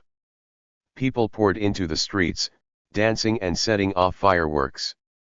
Claire walked among them, watchful and disbelieving, holding Allah in her arms. There had been no word from Fidel or the government, and the rumor ran unchecked. The next morning, another headline, "Una bola maldita," a terrible rumor. The plane had not been found, Camillo and his pilot remained missing, and only a day later Fidel called off the search. Claire hadn't realized how many people knew about her and Camillo. Sitting outside in the park with Allah, one woman after another approached her. They wanted to commiserate, they touched her shoulder or hand. Claire let them touch her and say what they liked, but if they wanted her to respond she picked up Allah and left. The girl seemed to understand. She grew less willful, even as she asked for more of Clara's attention. The one person Claire let into their lives was Natalia, who climbed the stairs from her shop 3 or 4 times a day, opened the unlocked door and lay down with Claire on her narrow bed. They wept together, and Allah soon joined in, climbing on top of them and adding her high-pitched wails. For a week Claire ate nothing. She fed Allah what food she had in the house, bought her frittatas from a nearby stand, and they went to sleep at the same time every night. At 5 in the morning Claire woke to the roosters. For a moment she clung to whatever she'd been dreaming, then the truth slammed her again, he's dead. She lay waiting for the sunrise, recoiling from the light when it came and from the early sounds of the city. When she got up, her chest ached as if someone had been clubbing her ribs. Finally, with little food left in the house, she took her shopping bag in one hand, Allah in the other, and went out to the market. They stopped first at the fruit stand, where Claire ordered 2 glasses of pineapple juice and found she couldn't taste either hers or Allah's. She swished some around in her mouth, but nothing. She smelled the juice and there was no odor. Beside her, Allah drank from her glass. Several other customers stood at the bar or sat at tables, and none of them looked worried or suspicious. Claire asked the bar girl for a banana, peeled it and took a bite. It felt like a banana, it squished up in her mouth like a banana, but it could have been wet paper. She spat it out in her hand, walked to the curb and shook it off. She wiped her hand on her pants, paid her bill and took Alla to the market. There she bought plantains and beans, oranges and papayas and some chicken. She felt the rasp of the plantains, felt the dense chicken through its white paper, but could not imagine eating any of it. That night, after feeding Alla dinner, Claire explored what remained in her cupboards. Vinegar and minced garlic, normally so pungent, smelled like air. An orange had no taste. Salt had no taste. She gave up and lay on her bed, letting Alla go to sleep beside her, the girl's hair and body unwashed after another night without a bath. She needed to get away from her daughter. She felt guilty but had to do it. She wanted to walk through the city alone, to sink into her worst grief. It lay waiting for her, Claire knew, but she didn't want to scare Alameda. Finally she called Rosa and asked her to come the next morning and stay for a day and night. She didn't know what she'd do or where she'd go, just away. Lying on her bed, all desire was beyond her reach, as far removed as taste and smell. She couldn't remember sex with Camillo or anyone else. Why had she ever bothered? All she wanted now was to sleep, and sleep wouldn't come. She didn't want to die, she didn't want to live, she didn't want anything. Alla was glad to see Rosa. The girl could tell, Claire thought, that here was someone whole. Rosa had endured, she'd survived the death of her own child, and Alla turned to her as if to a life raft. Claire, the lost and negligent mother, gave her daughter a hug, grabbed Camillo's straw hat that he'd left behind on his last visit, and walked out the door. Outside, the alien world had nothing to offer. She walked, she kept going, but every person, every dog and bird and building felt wrong. She sat down finally in a distant park on a wooden bench under a lone magnolia, took off her hat with its Cuban flag and stared down at her legs and her brown arms as if looking at someone else's body. Walking again, she found no comfort anywhere. She hated the cars on the street, those steel cages with people inside. She hated the racks of bread displayed at the bakery, hated the juice stands and the bees hovering over half-empty glasses. She hated the sky and the hot midday sun that cooked the pavement beneath her feet. Worst of all, she hated the posters of Camillo that now hung from telephone poles and street lights throughout the city, showing his long-nosed Galician face and the gun in his hands, his Thompson, that she had once stuck down a toilet bowl. Already they were turning him into a martyr, destined to be glorified, not remembered. This was how they would forget him, these sly Cubans with their terrible capacity for happiness. She recoiled from all of them. She watched strolling couples, kids playing soccer, old men hunched over sidewalk games of dominoes, and everyone looked false. She shrank from the pigeons that clapped up into the rosy sunset, from the dusk that fell like a platter, from the windless night that followed. The dark brought no escape from the only truth that mattered. She walked, sometimes staggered down the middle of streets. Late that night on a quiet block, his name escaped her in a scream, Camillo. A few people came to their doors but said nothing, only watched her pass by under the streetlights in her sandals and rayon dress and tattered hat. It looked crazy on her, but that's what she wanted. She turned the corner into the next street. Camillo. Camillo Cienfuegos. Like anyone in the city, she headed for solace to the Malecon, with its curve of yellow lights and eternal waves slapping in from the dark. She walked for miles. Long after midnight she stumbled onto the portico of a building that faced the sea, and on its bare tiles she lay down and went to sleep to be wakened in the first light by the scritch of a street sweeper's broom. He was working along the gutter, cleaning out leaves and paper. Claire watched him without raising her head. At the sight of her open eyes he said Buenos dias, then continued down the street. This was how it would be. The city, the whole country would make do without Camillo, and she would be left, hating that he had vanished, hating that everyone else, even she, would go on living. 26. Pain, then nothing. Pain again, instant and hard. As soon as he was here, the pain was here. Pain again, long enough to know he was lying down. Where? He tried to move but couldn't. The ends of his fingers felt something, maybe cloth. He was on a bed. There were faces above him. Every breath he took seared his throat. Someone took his hand and squeezed it, but when he tried to squeeze back to show them how much he hurt, they all looked happy. They hovered over him and gave little cries. Why were they happy when the pain was so bad? He closed his eyes and left. He came back. The pain was the same. The people were women. They were what? He couldn't remember the word. What was wrong with him? There was a name for them, but he couldn't remember it. He had other words. He remembered comma and mono. He remembered garg and tat, his throat that ached at every breath. He went away. He came back. They were enfermeras, and they were taking care of him. They liked it when he looked around, when he hurt, when he moved his fingers. Los dedos. He needed words to think, and it was hard to get hold of them. They asked him how he was. He said, with just his lips, "Me duel. It hurts." They bent closer. He watched their hair and ears and little caps. Their goras. He had words, but sometimes the pain wouldn't let them come. "Me duel." They nodded. "We know," they said. But they didn't. He slept and woke and slept again. They called him Armando. He didn't think that was his name, but all names had left him. He had parents, but their names were out of reach. Even their faces wouldn't come to him. He knew Plato now, and Sopa and Sangra. He was in a hospital. There were nurses and doctors. Somewhere there was someone he hated. Who was it? There was a woman he wanted to see, but who?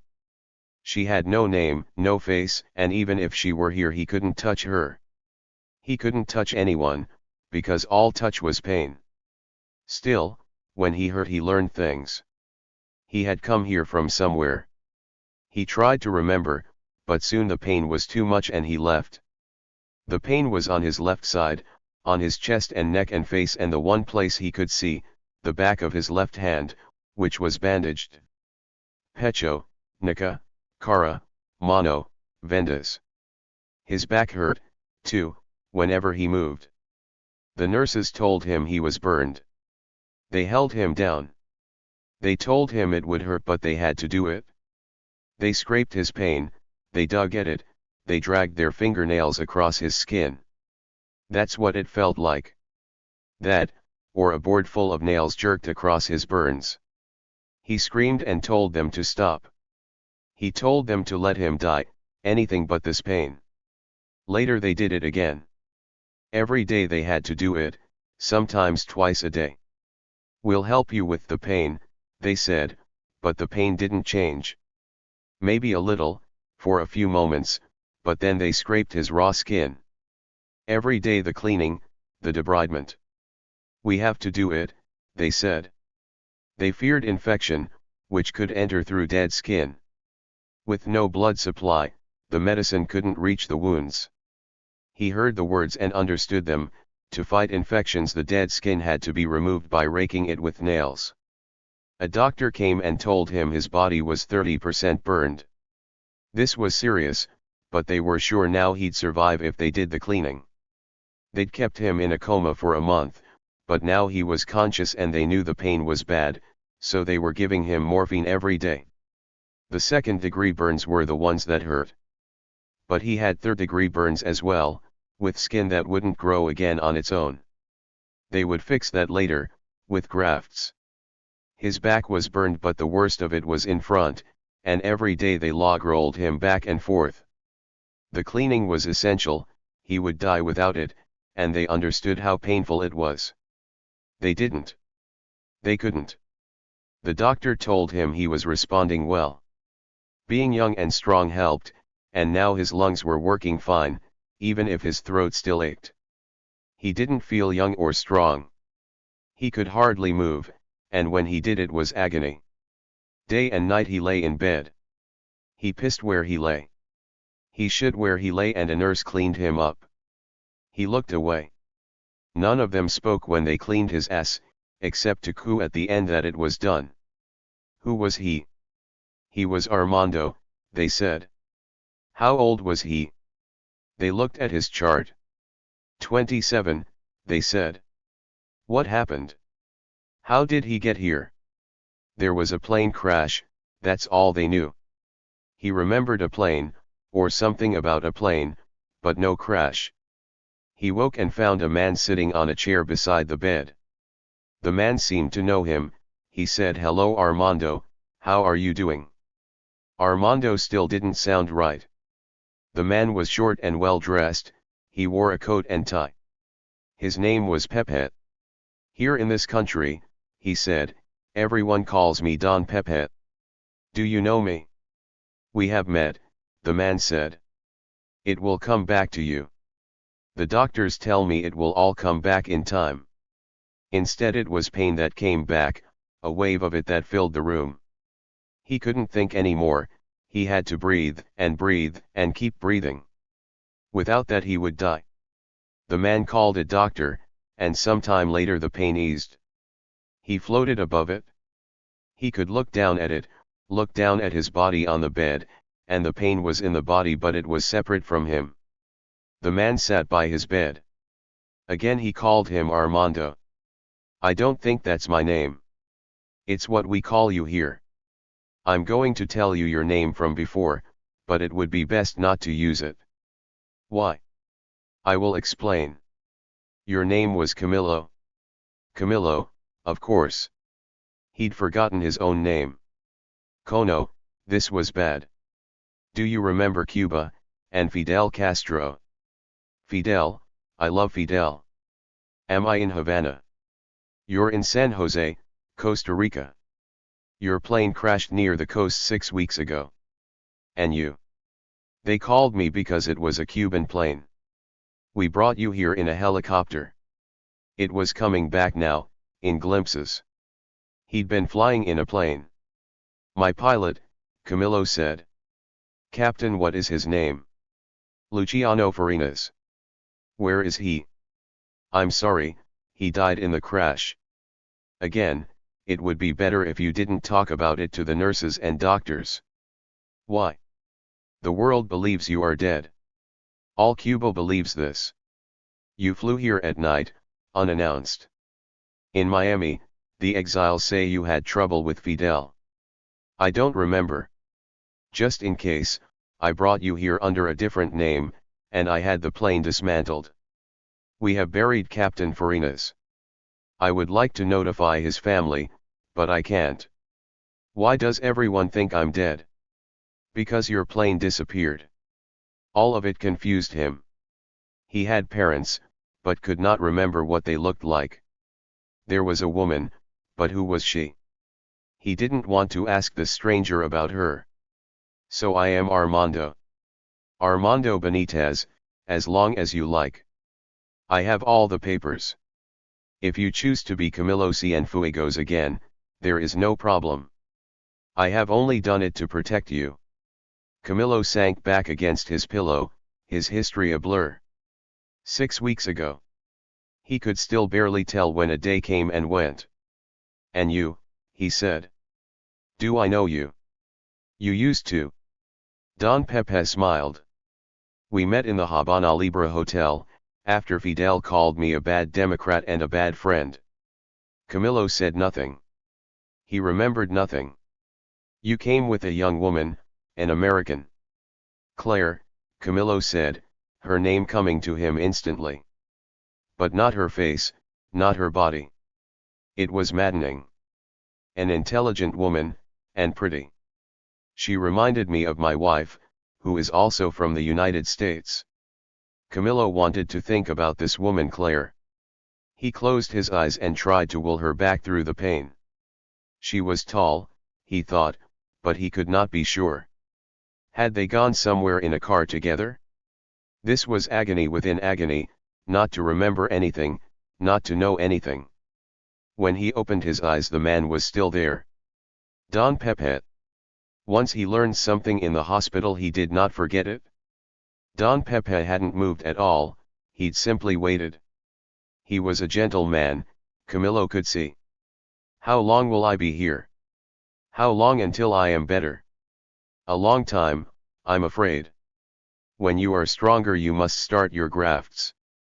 The dead skin that has not separated must be removed, and new skin grafted on from other parts of your body. It has to be done. Just the talk of it sent a wave of fear through his body. It prevents infection and limits the scarring, which will be important to you. For those operations you'll be given anesthesia, and you'll have the two best specialists in Costa Rica. Both of them worked at the burn unit at Mass General in Boston, and they know what's best. He couldn't speak. His skin, teeth, and entire body ached. He could not keep back a moan. Don Pepe disappeared and came back with a nurse. You can have some morphine now, but there's a limit to it. The nurse added it to a line that ran into his arm. Don Pepe talked on, but Camillo wasn't listening. Already the pain was easing, once again he was floating above it. He could sit up and feed himself. He could even walk to the bathroom. There was no mirror there, and they wouldn't give him one to look at his face. His chest was horrible when they took off the bandages to clean his skin. It looked as if a lizard had crawled onto him and died. He wanted to see his neck and face, but couldn't. He stared at the back of a soup spoon to catch a reflection, but it was only a blur. He was not allowed to touch his wounds. Very dangerous, they said.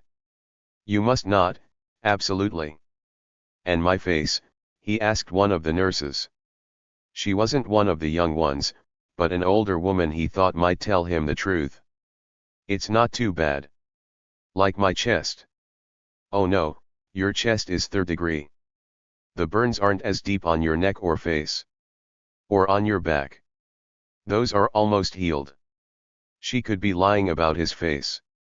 What about my chest, how do you think that looks? I've seen worse, but pretty bad. The doctors will work on it, they'll make it look better. And my neck. She wiggled her hand, she didn't want to say. From this he knew that it too was bad. When he moved his head, his neck felt crusty and painful. Second and third degree mixed, she said. That's why it hurt so much. Young or old, he was glad to be surrounded by these Costa Rican nurses. Some were dark-skinned, some light, some were blacks from the Caribbean coast. Some were thin, some bulged within their uniforms. They walked around in squeaky shoes and starched white dresses, their hair pulled back from their faces. The younger ones were not as assured. They could swab away at his chest or back, and work their way up his neck, but the closer they got to his face, the quieter they became.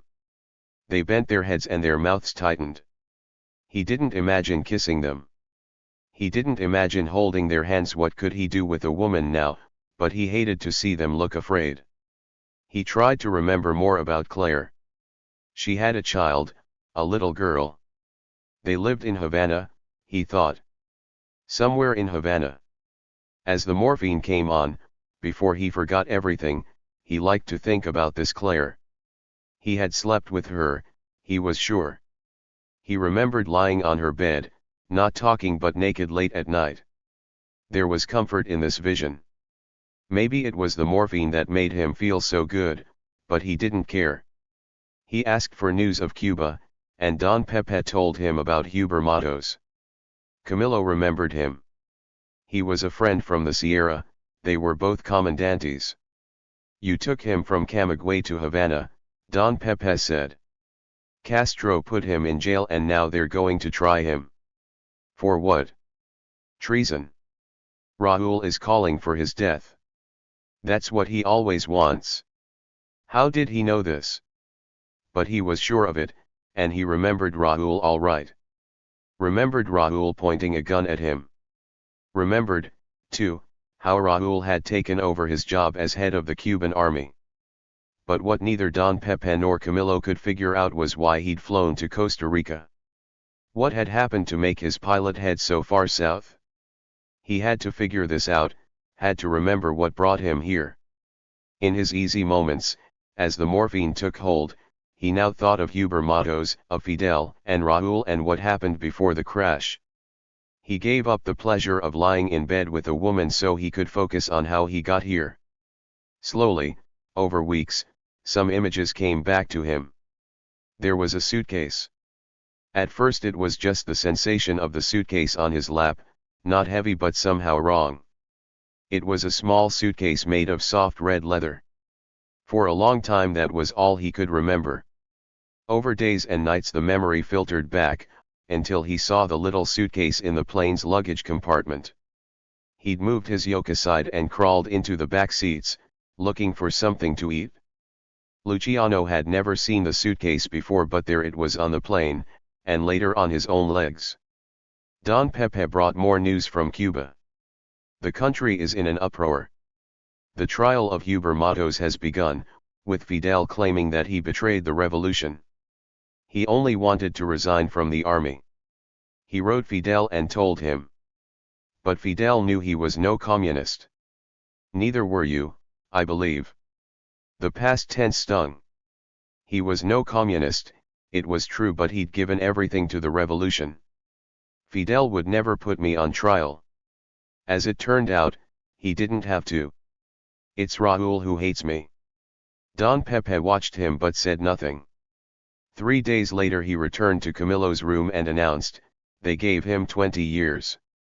By then Camilo had reeled in the memory of his 2 trips to Camagüey and his arrest of Huber Matos. Another day passed in his hospital bed, then another. The suitcase was the key, he was sure. He remembered hauling it over the seat and onto his lap. It wasn't his, he'd brought nothing with him but a briefcase. He remembered trying to open it, flipping the 2 hasps but finding the lock closed. He remembered sticking the point of his knife in the lock, and breaking the tip. Now, just lying in his Costa Rican bed as he tried to call it all back, he felt nervous. Another day passed. He jammed the broken blade under one of the brass latches and pried, enough to get his fingers into the gap. Pulling at the 2 halves of the suitcase, he worked his way toward the lock in the center. He was sweating and nervous. With a sharp crack the top of the suitcase flew open. Son of a whore. Cushioned on some balled-up newsprint were 4 sticks of dynamite tied together with strips of cloth, and a fat alarm clock, its second hand slowly revolving behind glass. Once that dam broke, the rest poured back. Luciano stared down in horror. What is it? It's a bomb. The pilot's voice rose in panic. Can you turn it off? I don't know. Who has done this? That Camamir de Raúl. Camilo, beneath his anger, was terrified. His legs began to shake. He told Don Pepe none of this. First he had to think it through, and he had plenty of time, for the doctors had started the grafts. As Don Pepe had promised, these were carried out under anesthesia. Where the dead skin hadn't sloughed off it had to be removed with a razor, down to the living tissue. In some places they went down to the underlying fat, even to the fascia that covered the muscles. The blood loss was great, and when he emerged from the anesthesia he could hardly move. It was better that he didn't. From other parts of his body, from donor sites on his buttocks and the inside of his thighs, they removed thin sheets of skin to transplant onto the tissue beneath his burns, and those sites were pure pain. At night they put his hands in paper mittens and bound them to the bed so he wouldn't touch his wounds while he slept. In these days he thought less of Claire. What sustained him through the grafts was anger. By now he knew he was going to get better, and when he did he'd go back and kill Raúl. But first he had to remember everything. The suitcase haunted him. It was the feel of it on his lap, with the dense sticks of dynamite and the clock with its deadly second hand. On his march across the plains of Las Villas he'd had an expert with him, Sergio, and they'd blown up some bridges and once a truck full of gasoline. But Sergio had done all the work with the timers, and now, Staring at the bomb, Camillo had no idea how to disarm it. "I have to throw it out," he told Luciano. "The door won't open. Not at this speed." "Then slow down. Wait until I tell you." They rose in a sickening upward lunge. At the top of the arc, with his eyes on his instruments, Luciano said, 60 miles an hour. "Open the door." Camillo unlatched it and tried to push it open with his elbow. Air screamed in as he pushed the suitcase away from him, trying to keep it level, but the door wouldn't open far enough. He had no leverage. He turned his face away. "Do it now. We have to have more speed." The bomb was going to go off in his lap. He was trembling, and the plane gathering speed. "Get it out!" Luciano cried. He twisted, lifted a foot to the door and pushed. The crack opened, he turned the suitcase on its side and slid it through, and the door slammed shut. They waited for the explosion, but nothing came. Luciano pulled them out of their dive, sweating and cursing, and they flew on over the dark ground below, over the isolated lights of small Cuban towns. Far to the west lay the last red light of day, a thin line between clouds and sea. Luciano checked his flaps, his rudder controls, his instruments. Wild-eyed, he looked across at Camillo. "What will we tell them in Havana?" "Are you kidding?" Camillo almost laughed. The bomb was gone and he still had his legs, his balls, everything. "Raúl Castro, the new head of the Cuban army, just tried to kill us. If we land in Havana he'll have me shot, and since you know everything he'll shoot you too." "Then where?" "Back to Camagüey." "Luciano, wake up. They're going to shoot you. Raúl doesn't care. He's shot hundreds already. To live we must leave the country. As of this minute, we are exiles." They droned on over a dark Cuba. "Where can we go?" Luciano asked. "The Dominican Republic. Trujillo would love that. He'd stick us in prison and ask for ransom. Or he'd shoot us himself." "But you are Camilo Cienfuegos." His fall from grace still wasn't clear to the pilot. "I have no command," Camilo said. "Raúl is in charge and all my men from the Sierra have been disbanded. I should have seen where this was going. What's the range of this plane? Can we reach Costa Rica? Florida is closer. Not the United States. I am no gusano." Luciano took out his maps. He measured, he divided some numbers on his pre-flight clipboard and said, "We could reach Nicaragua." The guy knew nothing. Somoza would be worse than Trujillo. He'd claim we were invading his country. It has to be Costa Rica. Not at this altitude. If we go up near the ceiling, perhaps we can make it. But we have no oxygen and the heater doesn't work. At 19,000 feet we'd freeze. Go up now. Turn south." Luciano was right about the cold. There were a pair of jackets in back and Camillo dug them out, but within minutes his fingers were stiff and his breath labored. He felt like Che with his asthma. Finally they leveled out as high as the plane could fly. Stars above, the ocean black below and only once a ship, its dots of light far to the north. "My wife," Luciano said miserably. "My children. This is what happens." They flew, shivering in their jackets. Their breaths, growing thinner, emerged in wispy clouds. After 2 hours of cold and darkness, Camillo saw that Luciano was no longer in control of his trembling legs.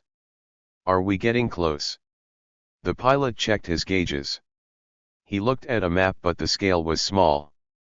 "We're not going to have much fuel. There's an airport in Puerto Limón, but that's too far to the south. I can't find anything between the coast and San Jose. Head for the capital. But we better drop down, it's too cold up here." He didn't want Luciano to pass out. At 300 feet the nighttime warmth was delicious. After 20 minutes Luciano said, "Look, we're going to make it. You see that white streak? That's the beach.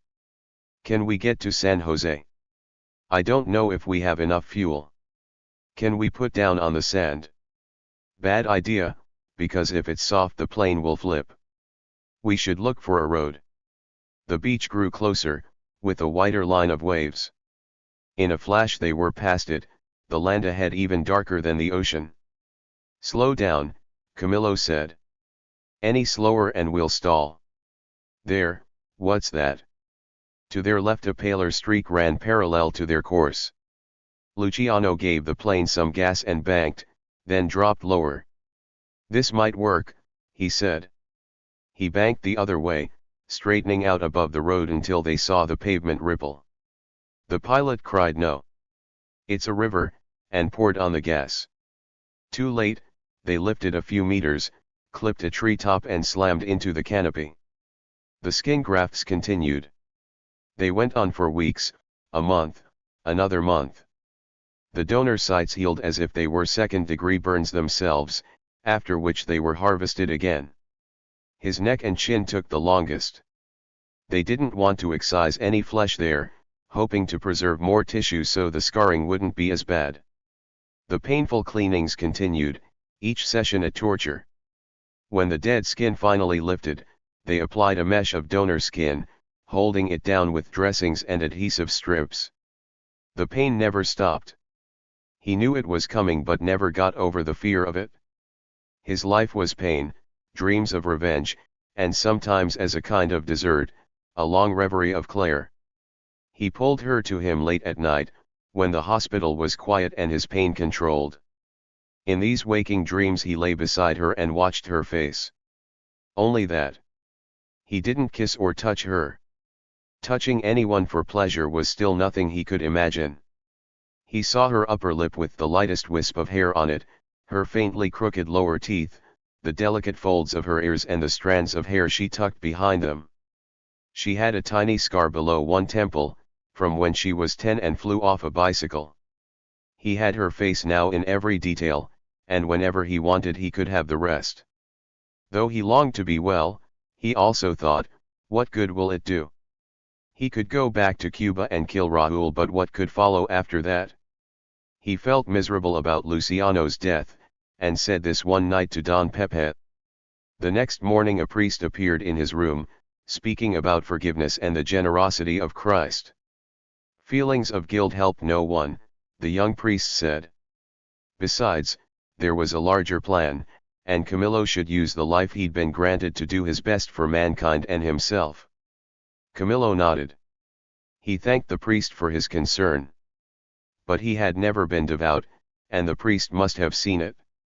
The two men sat for a time in silence, facing each other in chairs beside the hospital bed. Sometimes, the priest said, those who suffer and can see no way out, even through Christ, have escaped their trials by imagining themselves to be in a more peaceful place. In a garden, perhaps, or on a beach, or even inside a church. A place where everything would be easier to bear. The most peaceful place is morphine, but they give me less and less. I mean a place for your soul, which morphine cannot help. Camillo had long hated the Cuban church for its craven support of Fulgencio Batista. Still, this priest was not insistent, and suggested something that didn't sound religious at all. So that night he tried it. He imagined himself sitting in the small garden behind his parents' house, where he'd played as a child. He imagined a grassy spot on the Almendares River where they sometimes went on Sundays with a basket of food. He imagined himself stretched out on the beach where he'd gone with Claire, the beach with the pelicans. He tried to be a pelican, sweeping over the water in an easy glide. None of it worked. His agitation grew, and the pain was no less. His only escape was his dream of punishing Raúl. That's how he disappeared from himself and the agony of his skin. He plotted his return. He imagined all the ways he might surprise Raúl, how he would find him alone and knock him to the ground and smash his face with the stock of a rifle, the barrel of a pistol, with his boot, a chair, an iron pan grabbed from a stove. Each fantasy culminated in a beating that ended in death. In all of this Raúl had a chest and arms and legs, but Camillo ignored them. He only beat on Raoul's head and face, on his darting eyes and nearly beardless cheeks. He rained blows on his skull, he broke it apart and spilled gobs of brains on the ground. Then, magically, Raoul healed and could be smashed again. Camillo was sure that Christ could not help him. God could not help him because God did not exist. When the pain was bad, only rage would help, only revenge. He'd given the revolution everything and it had spat him out. He missed Cuba and at the same time, with a cold eye, saw how much he missed his life there as a famous revolutionary. He hated being no one, a fulano de tal. In this stark little hospital room, living without strength or beauty, he missed his former life like a drug, like his painkillers when they were late in coming. 27. Why, Camillo asked Don Pepe, had he helped him so much? Don Pepe stood with his back to the window. I am grateful to you. You were famous for your loyalty to the revolution, yet in Havana you came to me and apologized for what Fidel said. I am fascinated by Fidel. He went into the Sierra with a dozen men, and in 2 years he drove Batista out of Cuba. He's a genius, and all who resist him are crushed. I've lost my faith in the revolution, Camillo said. Perhaps it will come back, but I don't see how. I'm less of a man now. I no longer care about Cuba and the poor. I think only of my own pain, and of going back to kill Raoul. He passed his fingers over his neck and chest. Every day that's what I dream of. Don Pepe nodded. He was a short, even-tempered man. He came less often now to the hospital, every 4 or 5 days, but he still came. Today he'd brought some orchids from his farm at Tarazug. I understand your desire, he said. But if Raoul tried to kill you once, won't he do so again? And how could you get into Cuba without anyone knowing you're there? They all know me with a beard and they don't know me burned. Don Pepe, let's go for a walk outside. They let me out yesterday for the first time. The hospital San Juan de Dios had a cobbled drive in front and a few patches of spiky grass. Camillo thought he could walk a block or two, but soon, breathing hard and afraid he might fall, he leaned on Don Pepe, who led him to a bench. Ashamed of being so weak, he recovered slowly. Fidel Castro, he knew, would have had no interest in anyone so infirm. Don Pepe was a more patient man by far. A better man, Camillo thought. In this country, he asked, can you do anything you wish? Can you give this Armando Benitez, this man you have created, a Costa Rican passport? Very simple. We'd need a good photo, and perhaps it's too soon for that.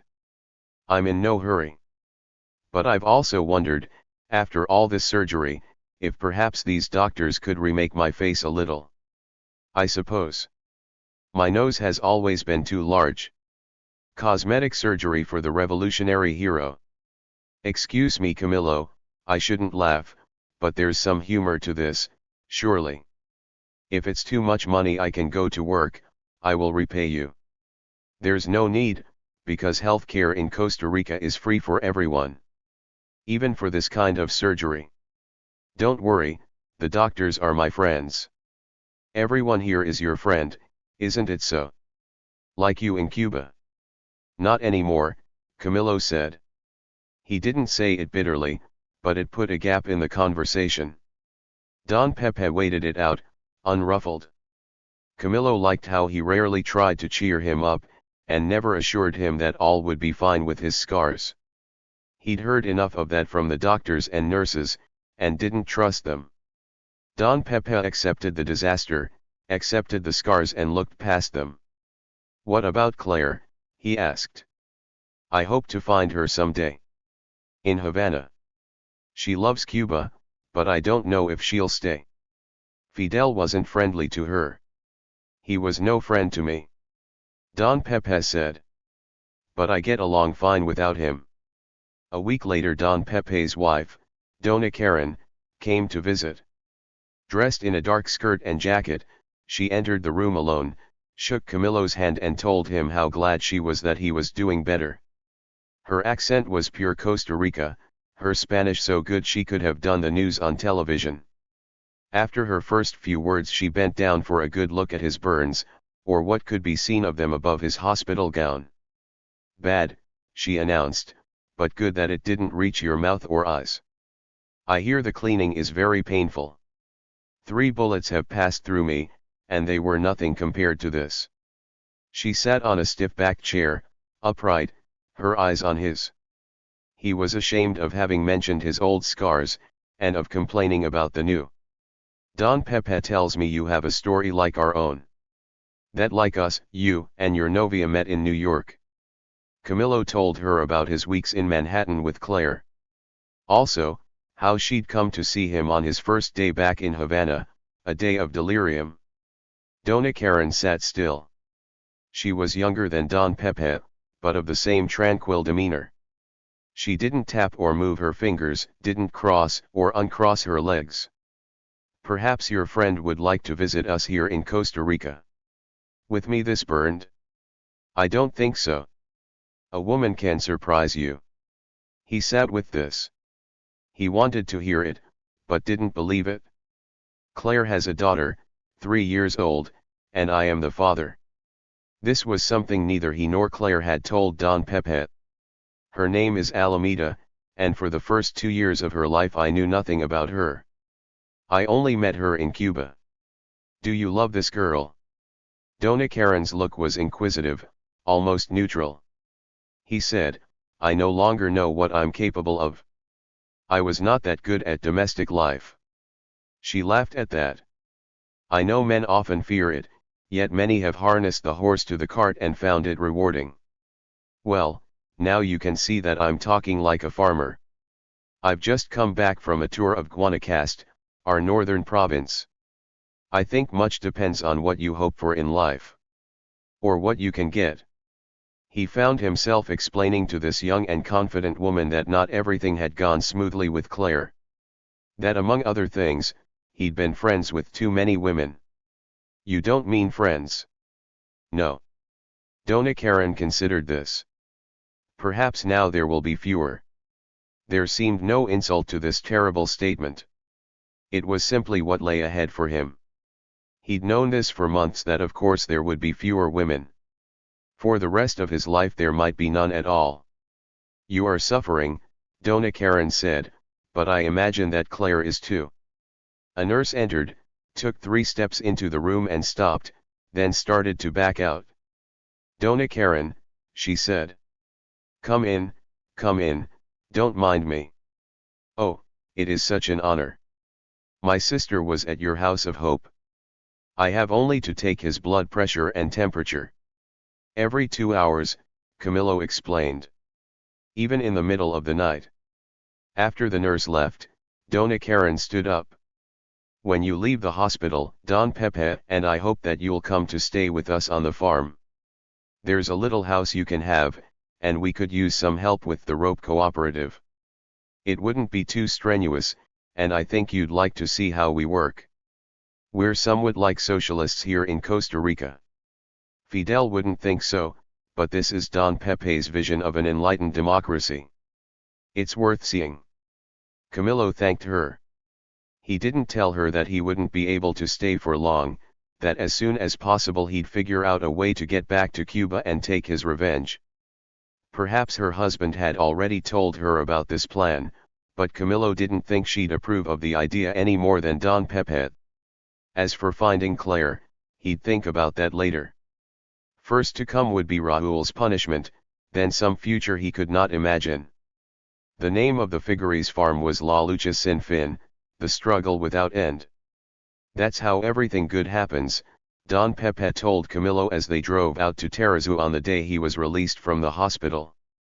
"You have a goal and you keep at it? A dictator might say the same." Don Pepe laughed. "I suppose you're right. I named the place when I was young, and since then many jokes have been made about it. Still, my best ideas have all come to me there on the farm. I hope, Armando, as I will continue to call you, until you correct me, that you will drop the Don. In public even my wife calls me Don Pepe, but among friends just Pepe is fine. His farm was vast. 1,000 campesinos grew and processed coffee, as well as the manila they turned into rope. The manila growers were sharecroppers, but free to sell their crop to anyone. Almost all sold to his mill. Because I pay a fair price, Pepe said. There's a dairy, and those with children get free milk. Vegetables, too. The workers lived in small wooden houses, and Camillo's was only distinguished from the others by having an inside bathroom with a toilet and sink. Like the rest, it had a cold water outdoor shower screened by latticed panels. It's not much, Pepe said, as he showed Camillo around. But there's a bed and a little table where you can work or write letters. This was the house of one of my first managers. When he came to work in the factory he couldn't read or write. And guess where he is now? At the university, studying to become a lawyer. A campesino who will be a lawyer. We're very proud of him here. Camillo wondered if that's what Pepe hoped for him, a return to school. He'd only made it through the 8th grade and a move to some new career. He couldn't think about that. He fingered the scar on his neck, then stuck both hands in his pockets. Pepe took him for a walk among the coffee trees, large bushes that flowed over the hills under the shade of larger trees. Underfoot, the soil was dark and soft. First he learned about making rope. The farm had 2 large German machines that pulled the manila yarn into strands. The manila was a species of banana known as abaca. There were large plantings on the farm's lower elevations, the harvest continued almost year-round, and the 3-strand rope that emerged from the machines was strong and sweet-smelling. Over a couple of days Pepe took him everywhere and introduced him to 50 people, too many to keep track of. After a polite first glance, most kept their eyes off his face. A week later some boys showed up at the door of his little house. They wanted, he guessed, to see the man who'd been burned, and before long one of them, a boy of 6 or 7, asked him if it hurt. It itches. Do you want to see the bad part? The boy said nothing, but didn't back away. An older boy answered for him, yes, we do, and Camillo opened the buttons of his shirt and let them see his chest. In spite of all the grafts, it still looked terrible. They stared in silence. He'd shocked them, he thought, but over the next few weeks their curiosity abated and they treated him more naturally. They knew him. He was Armando, the burned guy, ese hombre quemado. Don Pepe was training him to be a manager, though everyone must have seen that he knew far less than anyone else on the farm, men and women who'd spent all their lives with coffee and rope. The adults were slower to relax around him. His own constraint was the problem, he thought. He never got used to his scars, he only forgot them for longer periods, a minute, 10 minutes, finally an hour at a time. In his bathroom was a small square mirror. He wondered how it got there, why it was hanging from a nail the first time he went in. He suspected, from the newness of its frame, that either Pepe or Karen had put it there. He was glad to have it, because buying one for himself would have embarrassed him. On most evenings, in the light of a bare bulb, he took off his shirt and held the little mirror in front of him. No, he would never get used to it. He rubbed a cream into the scars, given to him when he left the hospital, but aside from a little softening he could see no improvement in his banded red skin, the patches of animal hide. We have done our best, the doctors said, and he knew it was so. He was grateful that where the burns crept up onto his neck and the bottom of his face, it was not so bad. On the farm he looked away from the young women. He'd always loved a pretty girl, or a woman with a lively spirit.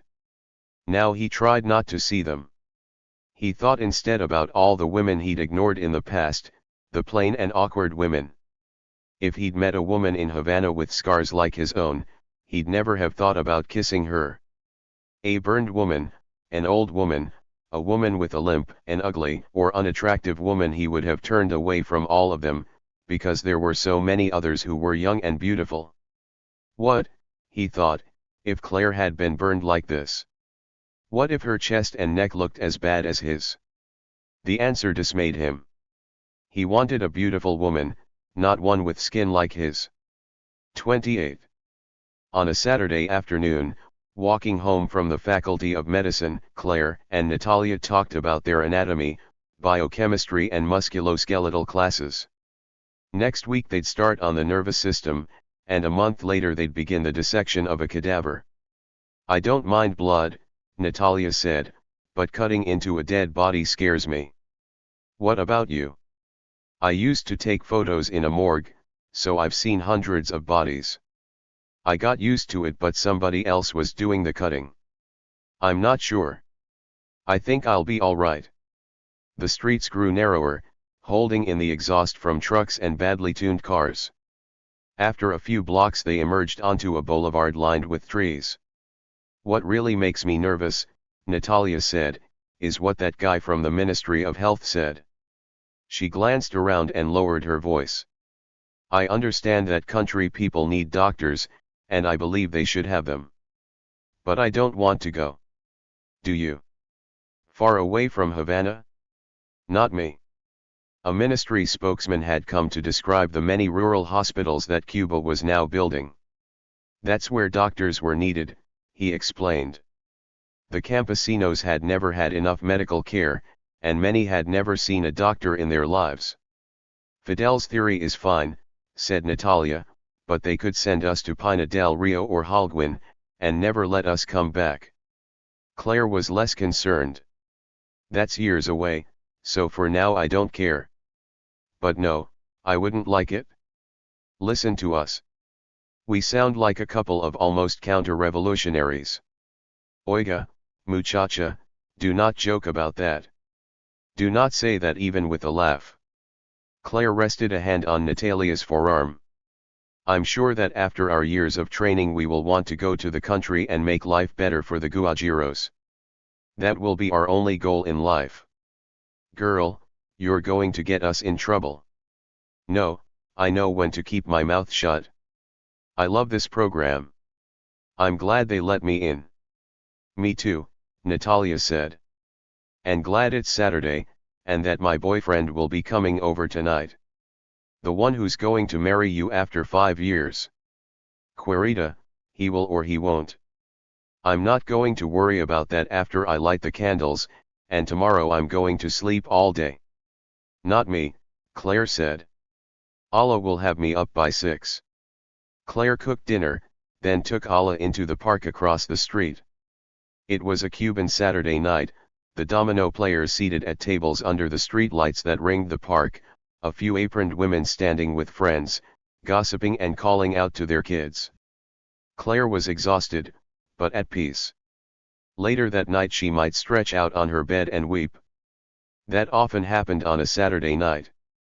For now she watched her fatherless daughter run around laughing, then return to wedge herself between Clara's calves, to gather her confidence and take off again. Her Spanish was flowing freely now, she spoke rivers of it. Last night she demanded her dinner of Claire with the casual vocabulary of an adult, tengo hambre, cono, onde está mi comida? Damn, I'm hungry, where's my food? They were living a Cuban life. Claire read a Cuban newspaper, ate Cuban rice and beans, drank her morning coffee from a screw of paper on her way to school. Often on Sundays she and Allah took the ferry across the bay to the Virgin de Regla Church, where they sat on a dark wooden pew after the morning services, breathing in the smoke from the incense and votive candles. Later they walked beside the blue water, looking out at the small boats that dotted the bay like toys, and at Havana, gleaming white in the distance. On this Sunday morning they went shopping. They shared a tamarind juice, then Claire bought some plantains, yams, and a piece of pork wrapped in butcher paper. Claire felt calm walking home, even as they passed under a poster of Camilo, then another. The photos no longer upset her. That was another man, the public hero known to everyone. Her own Camilo she had locked up in her chest. Rounding the corner of her block, she stopped at the sight of a black Ford parked in front of Natalia's store. What would someone from the government be doing here now? Her stomach tightened and she reached for Allah's hand. She wanted to step back around the corner, but already she'd been seen, and a man in fatigues was waving to her, sweeping his fingers toward the ground in the gesture that meant come here. There were 2 other soldiers as well, and her apprehension grew as she walked toward them. The first soldier was middle-aged and wore a beret like Che's. Though none of them had a rifle, to Claire they looked ominous. The older one stepped forward as she reached the store, took her by the elbow and said, "Let's go upstairs." One of the others tried to take hold of Allah's hand, but the girl cried out no. Claire jerked her own arm away. "You don't have to drag us. Just tell me what you want. I want you to go upstairs." They ascended with a soldier in front of them and 2 in back, as if they might try to flee. They all went inside and the door was closed. "Do you have a suitcase?" "Why?" "Please pack it." "1 suitcase for the 2 of you. Take anything you want that will fit inside it." "You have 5 minutes." "What are you talking about?" "Take what you want. In 5 minutes I will lead you out the door." "To where?" "The time is going by." "Who has decided this?" The man was silent. "It's Rahul, isn't it?" She glanced at the other soldiers, but they were young, they knew nothing. "Or is it Fidel?" "I have my orders." "You now have 4 minutes." "It was that shit Rahul. Do you know I'm a medical student? I'm studying to be a doctor, in a government program." The officer sat down at the table and laid one wrist over the other, exposing his watch. Angry and helpless, Claire grabbed the larger of her 2 tan suitcases and opened it on her bed. She dropped some of Allah's clothes and books into it. "Get your duck and monkey," she said, then gathered up some of her own blouses, pants, and dresses, making sure to take the dress that held what remained of Domingo's pesos. She took her passport from her top drawer and put it in her camera bag, but the soldier interrupted her. "1 suitcase," he said, "nothing more." She placed her passport, both cameras, her lenses, and filters into the suitcase, then took a folder of contact sheets from the bottom of a drawer, all her best work, gathered up dozens of rolls of exposed film and tried to add them to the pile inside the suitcase. It didn't all fit. She yanked out some pants, a dress, and the books, angrier with each move, then closed the suitcase, leaned on top of it and snapped it shut. A watchful Allah stood at the door of her bedroom, holding her monkey. "And your duck?" The girl held out her hands. It was missing. They would have to leave it behind. "It's time to go, Señora." The soldier in the beret took her suitcase, Claire picked up Allah and they all went down to the ford. The Castros didn't need laws. They just said something and it was done. Was she never coming back? They all climbed into the car, then headed south out of town. Allah, too overwhelmed to complain, sat on Clara's lap and watched the blazing streets flow by, the July sun now halfway up the sky and starting to cook the city. At the airport they stopped at a metal gate, waited as a pair of soldiers opened it, then drove across the apron directly to a plane. It was a Cubanid Aviation with a set of aluminum stairs leading up to the open door, and all 4 propellers were turning loudly. Claire started up the swaying stairs, holding Allah to her chest. The propellers, only 20 feet off, made her nervous. A soldier followed her, set her suitcase inside the cabin and went down without a word. Claire hesitated. A stewardess and a pilot were saying something to her from inside the plane, and the older soldier below was making the reverse sweeping gesture with the back of his hand. "Go on. Cretino disgraciado." She wanted to scream. But it was hopeless. The pilot took her arm and she stepped inside. The door closed behind them, the noise diminished and Cuba disappeared. She turned to the pilot and asked, "Where are we going?" He lifted his palms. "Could there be any question?" "To Miami." 29. Alameda, through the noise and vibration, seemed oblivious to the takeoff. She sat her monkey on her lap, she moved his arms and legs around, she corrected him with mano, no se permit, and no te violarar, he was not to cry. Though never spanked in her life, she thwacked the little animal with indignant fervor. Claire was lost. In 30 minutes she'd gone from living in Havana to nothing. Medical school was finished, Natalia gone, the city streets with their posters of Camillo already far away. She closed her eyes and let Allah talk to her monkey. She remembered, too late, the things she'd forgotten to put in her suitcase. A slender volume of Marti's poems, given to her by Camillo. His straw hat with the Cuban flag on the brim. Hercules' dictionary, worn as an old Bible. Her codeine. At that she felt a moment of panic even though, in the month since Camillo's disappearance, she hadn't suffered a single migraine.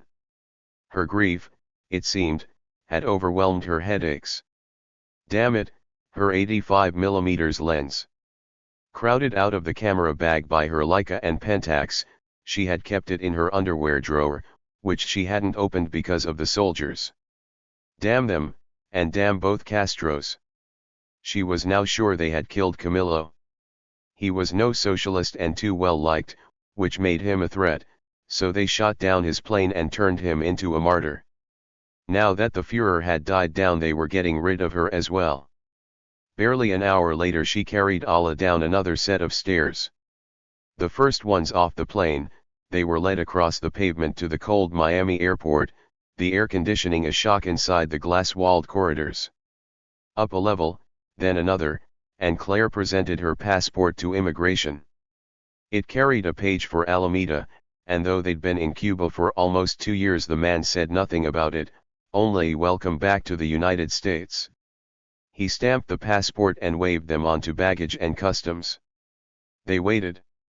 The suitcase came, Claire opened it on a bench, a man glanced inside and marked it with blue chalk. She was free to go. But go where? The only person she knew in Miami she assumed he was here was Domingo. Allah was hungry. At an airport cafe they wanted $1 for a ham sandwich. She had no dollars, but dug her pesos out of the suitcase and went to the exchange. For years the peso to dollar rate had held steady at 1-to-1. Now it had fallen to 40 American cents to the peso, and the teller assured her that the rate was still dropping. She handed over her 300 pesos and was given just under $120. She bought the sandwich and Allah ate it to the last crumb. She wished she were in a hotel room, somewhere she could close the curtains, pull the covers over her head and sob as Allah watched television. But a few days of that and she'd have no money at all. Stylish men and women strode past them, their heels ringing on the polished marble floors. There were Latinos here, some of them certainly Cubans, but Havana and the revolution seemed a hemisphere away. Clara's malaise was now getting through to Allah, who looked tired, perhaps ready to melt. Do you want to stretch out and take a nap? She did not. She'd stopped looking at other people. It would not be long now. Claire was adrift in her own country, all her ties long abandoned. She hadn't talked to Angracia in years, nor Asa Bottomwell at life. She knew Ben Chapnick at Black Star, and a couple of people at the AP, but not well enough to call them in distress. She took Allah's hand, picked up her suitcase, walked to the eastern counter and with almost the last of her money bought 2 tickets to New York. She would have to go back to her parents. She didn't let them know she was coming, just walked from the subway through Brooklyn's quiet Sunday streets with Allah beside her, holding on to her monkey. At 7 in the evening the girl was wide awake, having slept through most of the flight to LaGuardia. Claire knew her father was failing. It made no sense, for he was barely 70. But his memory had been going the last time she saw him, and Lena had probably tailored her reports about him since. She'd written, a few months ago, that he was retired from the conservatory, that his concentration was a bit worse but they were making do. Lena's surprise at seeing them was brief, her reproach even less so. Her hands went to her chest, her eyes jumped from Claire to Alameda, and the rest was adoration. She is so beautiful. I should have called, Claire said, but at 10 this morning I had no idea I was leaving Cuba. Castro threw me out. At least I think it was him. She lifted her suitcase into the vestibule.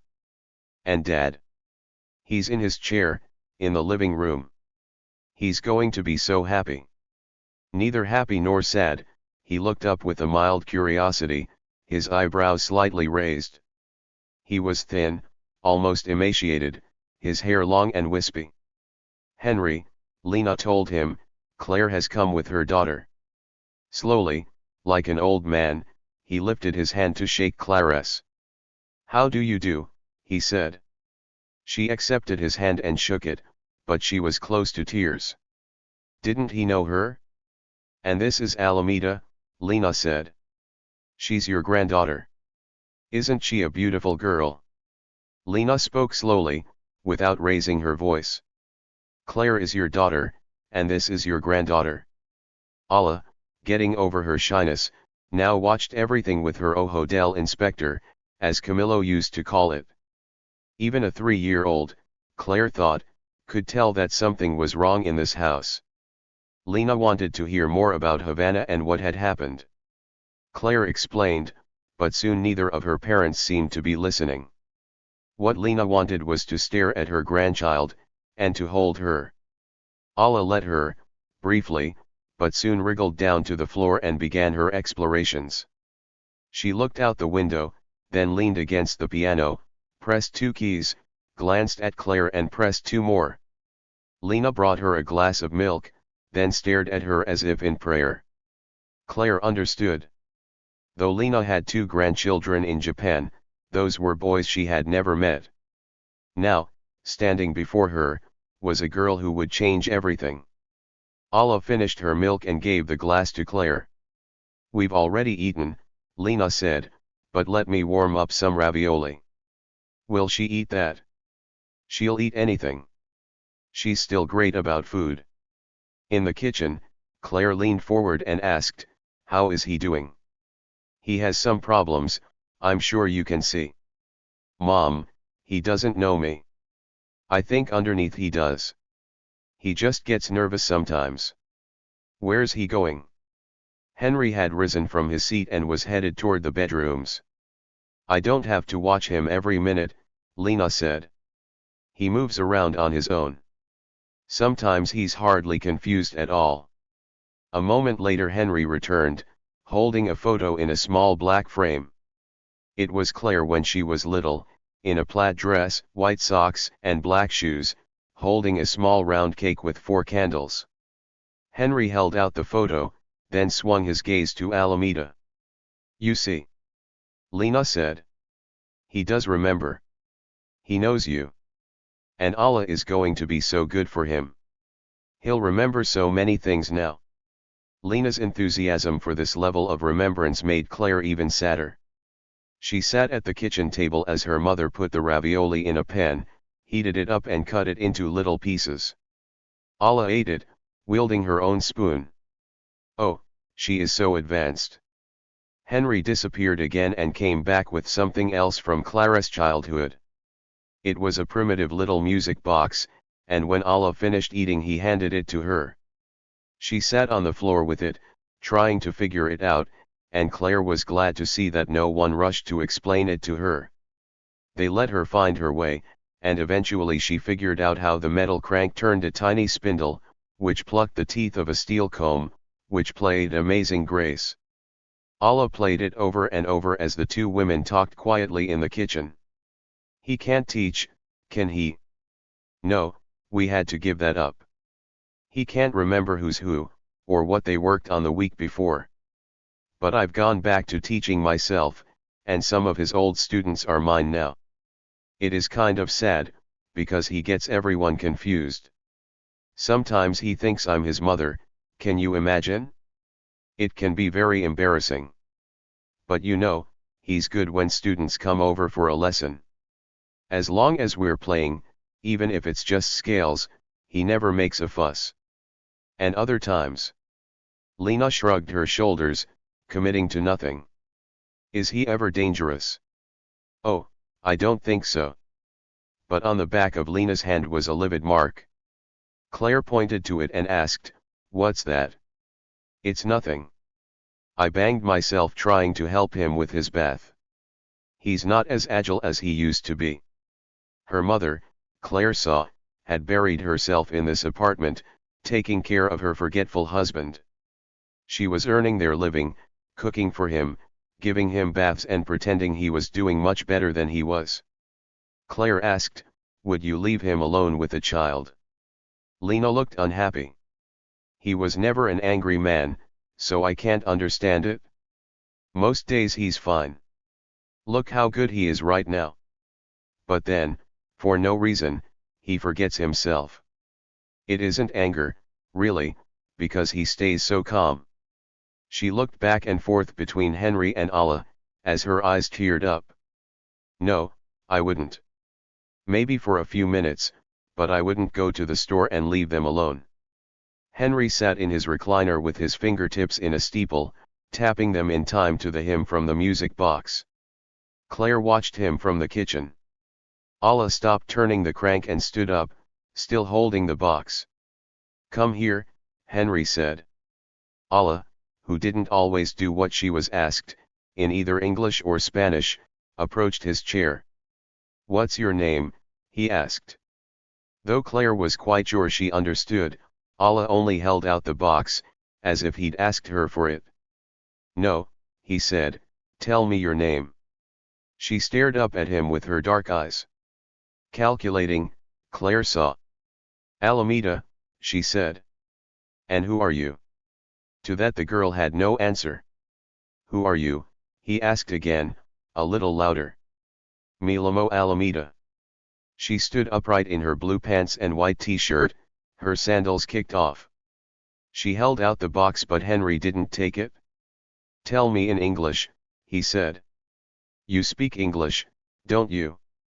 "A mí no me gusta el inglés." She didn't like English. Henry reached out and took her arm. Allah pulled back but he held onto her. Claire was on her feet. "Why do you talk like that?" he said. "Stop that talk." "Sultan!" Allah cried. He twisted her arm so hard it wrenched her to the floor, and the next instant Claire was on him, swinging one leg over his chair and driving her fists under his chin. "You touch her again and I'll kill you. Do you understand me? Do you understand anything? I'll kill you with my hands. You don't touch my daughter." Allah lay on the ground, weeping. Lena crouched above her and tried to take her in her arms, but Allah would have none of it. Henry looked terrified, with Clara's fist still pressed to his throat. "Claire, please, it's not his fault. He doesn't know what he's doing." He didn't, she could see. He was bewildered, he seemed to have no idea of what he'd done wrong. Claire got off him, picked up Allah and carried her into the kitchen, cradling her, swaying her softly as if she were a baby. "Querida, I'm sorry. You're my duck, you're my monkey. I'm sorry. I'm sorry and I'm going to protect you. He doesn't know anything. He's old, he's an idiot. Alameda, I love you and love you." Allah was a long time quieting down. She stopped crying, and 2 minutes later started again. Claire kissed her face, she kissed her hands, she promised to hold her forever. The rest of the world meant nothing. Camillo, her father, even her mother, she slapped their faces. The only one she loved was her daughter. In the morning, with Allah and Henry still asleep, Claire sat with her mother over coffee at the kitchen table. She said, "I have to go somewhere else." Her mother bent her head. Claire wanted to help her, but couldn't. Allah had changed Lena's life for an hour, but now Claire would take her away. Lena's kitchen was clean. The dishes were washed, the floor spotless, the African violet on the table a perfection of leaf and flower. The shining Steinway hovered in the living room, a dark ship in a high-ceilinged room. The floors were 2¼ inch oak, waxed, ancient, the boards as tight as on the day they were laid. A wooden box on the sideboard held David's letters from Japan. None of this, Claire knew, could save her mother. What she wanted was her granddaughter. "I'm sorry," Claire said. "I'm really sorry, but I need some money. I have nothing. I'll pay you back." Lena was slow to respond. She slumped in resignation. "All right," she said. "Can you get it today? I hope you don't need too much because there isn't that much. Can you get $500? Silence. "Then, I'll go to the bank." Henry got up. He was cheerful and remembered nothing. Allah would not go near him. Claire dressed her from the small selection of clothes in the suitcase, fed her eggs and toast for breakfast, and the two of them left. In an oversized purse borrowed from her mother, Claire took along a portfolio of her photos. They took the 7th Avenue Express to Manhattan, roared up the West Side, got off at 96th and walked toward the Hudson.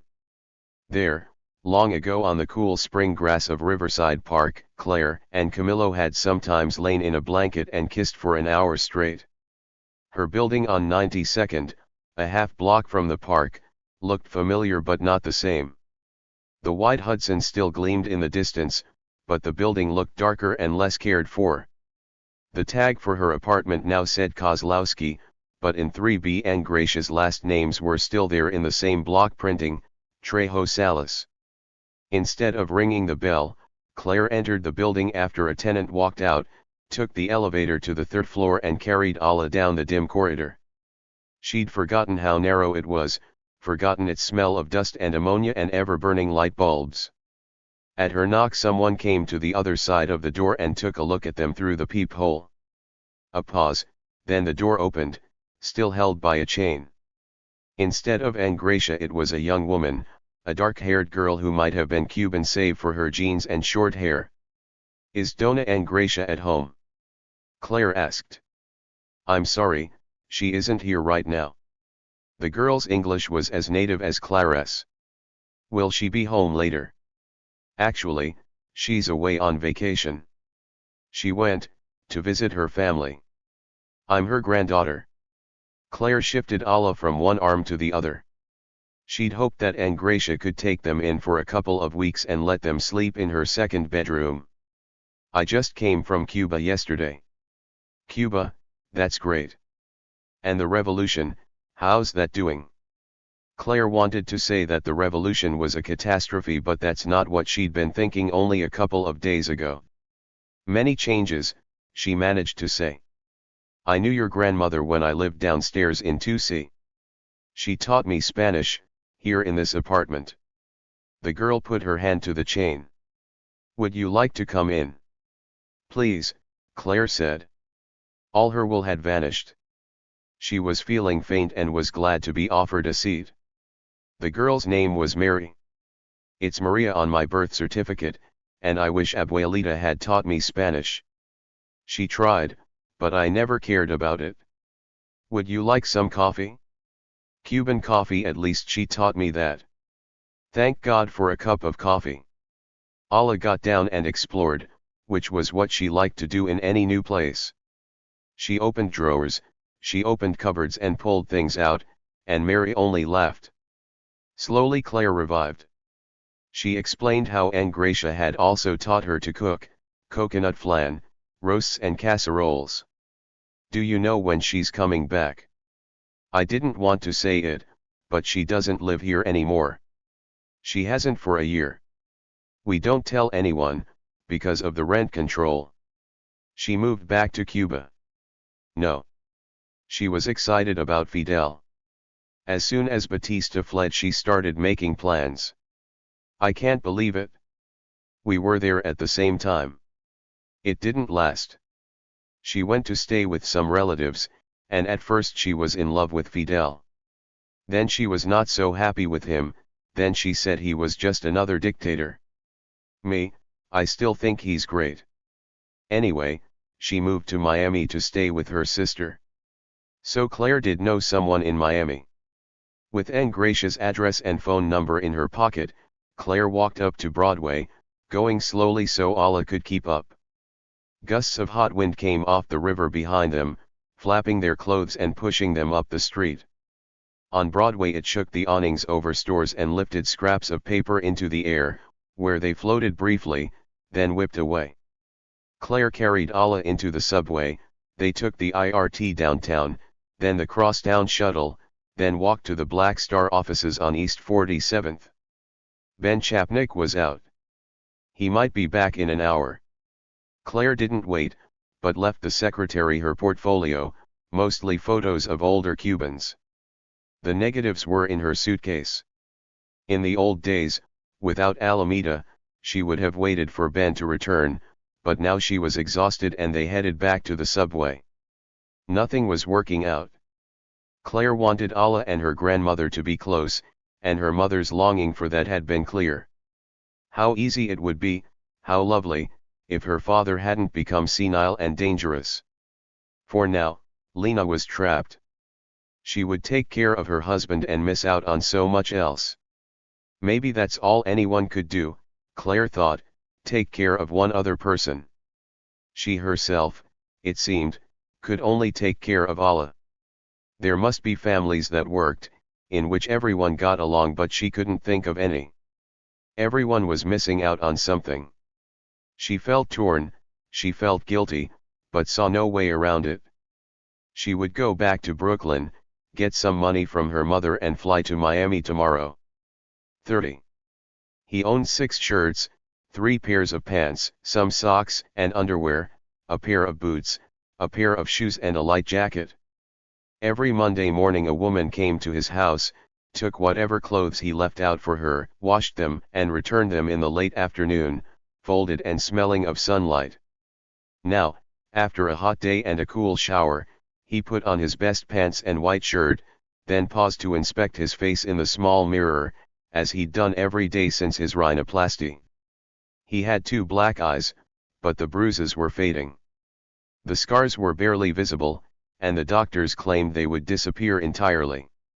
Compared to his skin grafts, the operation had been a drink of water. Someone who knew him well would not be fooled, he thought, but not that many Cubans knew him from years ago, before he grew his beard. Scarred, shaved, and with a smaller nose, he was pretty sure he could walk through a crowd in Havana without anyone guessing it was him. It would help that they all believed him dead. At the Figueres house, Karen thought his new nose a miracle. She had him stand still as she passed back and forth in front of him, viewing his face from all angles. "My own nose," she said to her husband, "is the perfect nose on the perfect face. You must not change a thing." It was actually kind of large, Camillo thought. Kono, what kind of bourgeois madness was this? Would he now start looking at a face as something that could be manipulated and improved? His own nose job was tactical, nothing more. He wasn't trying to look better. His good looks were part of an old story, one that ended more than a year ago. They talked about the coffee harvest, now almost finished, with the last of the cherries turning a bright glossy red. For 3 months the harvest had been their focus. Everyone picked, sometimes even Pepe and Camillo, then the beans were raked, dried, and hulled, put in burlap bags and trucked to San Jose. It was an obsession that gripped the entire farm, but Camillo didn't think he'd been invited to dinner to talk about the coffee market. He suspected he'd been asked so Karen could lend her weight to Pepe's plan for him, that he go back to school the way Segundo had, the one who would soon be a lawyer. He didn't want to go back to school. He hid this from the Figueres, but his discontent had been growing. He wasn't afraid of work, even of something as simple as picking coffee, but what did it amount to? What did it mean? This was no revolution, it was just a job he got up for every day and came home from every night. In Cuba his days had been vital, because he was part of a great change in the world. Also vital, he now saw, because everyone knew and loved him. Now he lived a small daily life, hardly different from his parents'. It was like living inside a box, and becoming a lawyer wouldn't change that. The 3 of them sat down to the meal's first course, bowls of sopa negra. Food in the Figueres house was simple and came from the farm. It was a large house with few pretensions beyond its extensive library. It was a working house. As Karen said, it was the home of Costa Rica's social democracy. Pepe finished his soup and set his bowl aside. "Armando," he said, "I have some news. Remember when I asked for Clara's address? A doctor, a friend of mine, was invited to Havana by the Cuban Ministry of Health, and I asked him to find out what he could. Last year on a Sunday morning, 3 soldiers came and took away both Claire and her daughter. Not to prison, the neighbors thought, because she was allowed to take a suitcase. We think she has left Cuba. We hope you don't feel we are meddling," Karen said. They were meddling, but the news of Claire poured through him, her name, spoken aloud, and the image of her walking down the steps of her apartment, carrying a suitcase. Would she go to New York? Karen asked. She had family there, didn't she? Her parents live in Brooklyn. I never met them. If you like, Pepe said, I could call and make a polite inquiry. No, please. How stubborn he was, how ungrateful. But he didn't want anyone else involved. Sometime soon, he said, I would like to go to the US myself. On the surface this seemed like a good idea. But there was another reason for him to head to El Norte, and they all knew it. The easiest way to sneak into Cuba would be through Florida. Miami was full of exiled Cubans all calling for an invasion, and even now Cubans were running boats across the straits, carrying guns for the counter-revolutionaries in the Escambray or picking up relatives who wanted to get off the island. In Key West, Camilo thought, he might find someone who could drop him off, some dark night, near Matanzas on the north coast. It would be easier to fly to Cuba, either from Costa Rica or Miami, but that seemed a dangerous idea. Some immigration officer might want to know who this Armando Benitez was, and what business he had in Cuba. What a disaster it would be if some soldier from the old days recognized him and cried out, Camilo. Can we speak openly, Pepe asked, about those other plans of yours? No. He didn't want to speak in front of Karen about his desire for revenge. But he could not be cold to either her or Pepe. Please understand, he told them both, I owe you everything. I am alive because of you, and now you have given me a job and a place to live. I honor your farm and wish always to be your friend, but I must go to Cuba and carry out my plan, this act that I'm sure you feel is a mistake. We do, Karen said.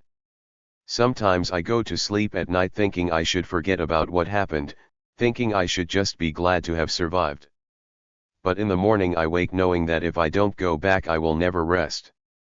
The cook brought a dish of chicken and sweet potatoes and set it on the long wooden table where Pepe, Karen, and Camilo were seated at one end. Of course you understand our hope, Pepe said. That once you see Claire she will knock this train off the tracks. I'm glad to know she has left Havana, and I want to find her.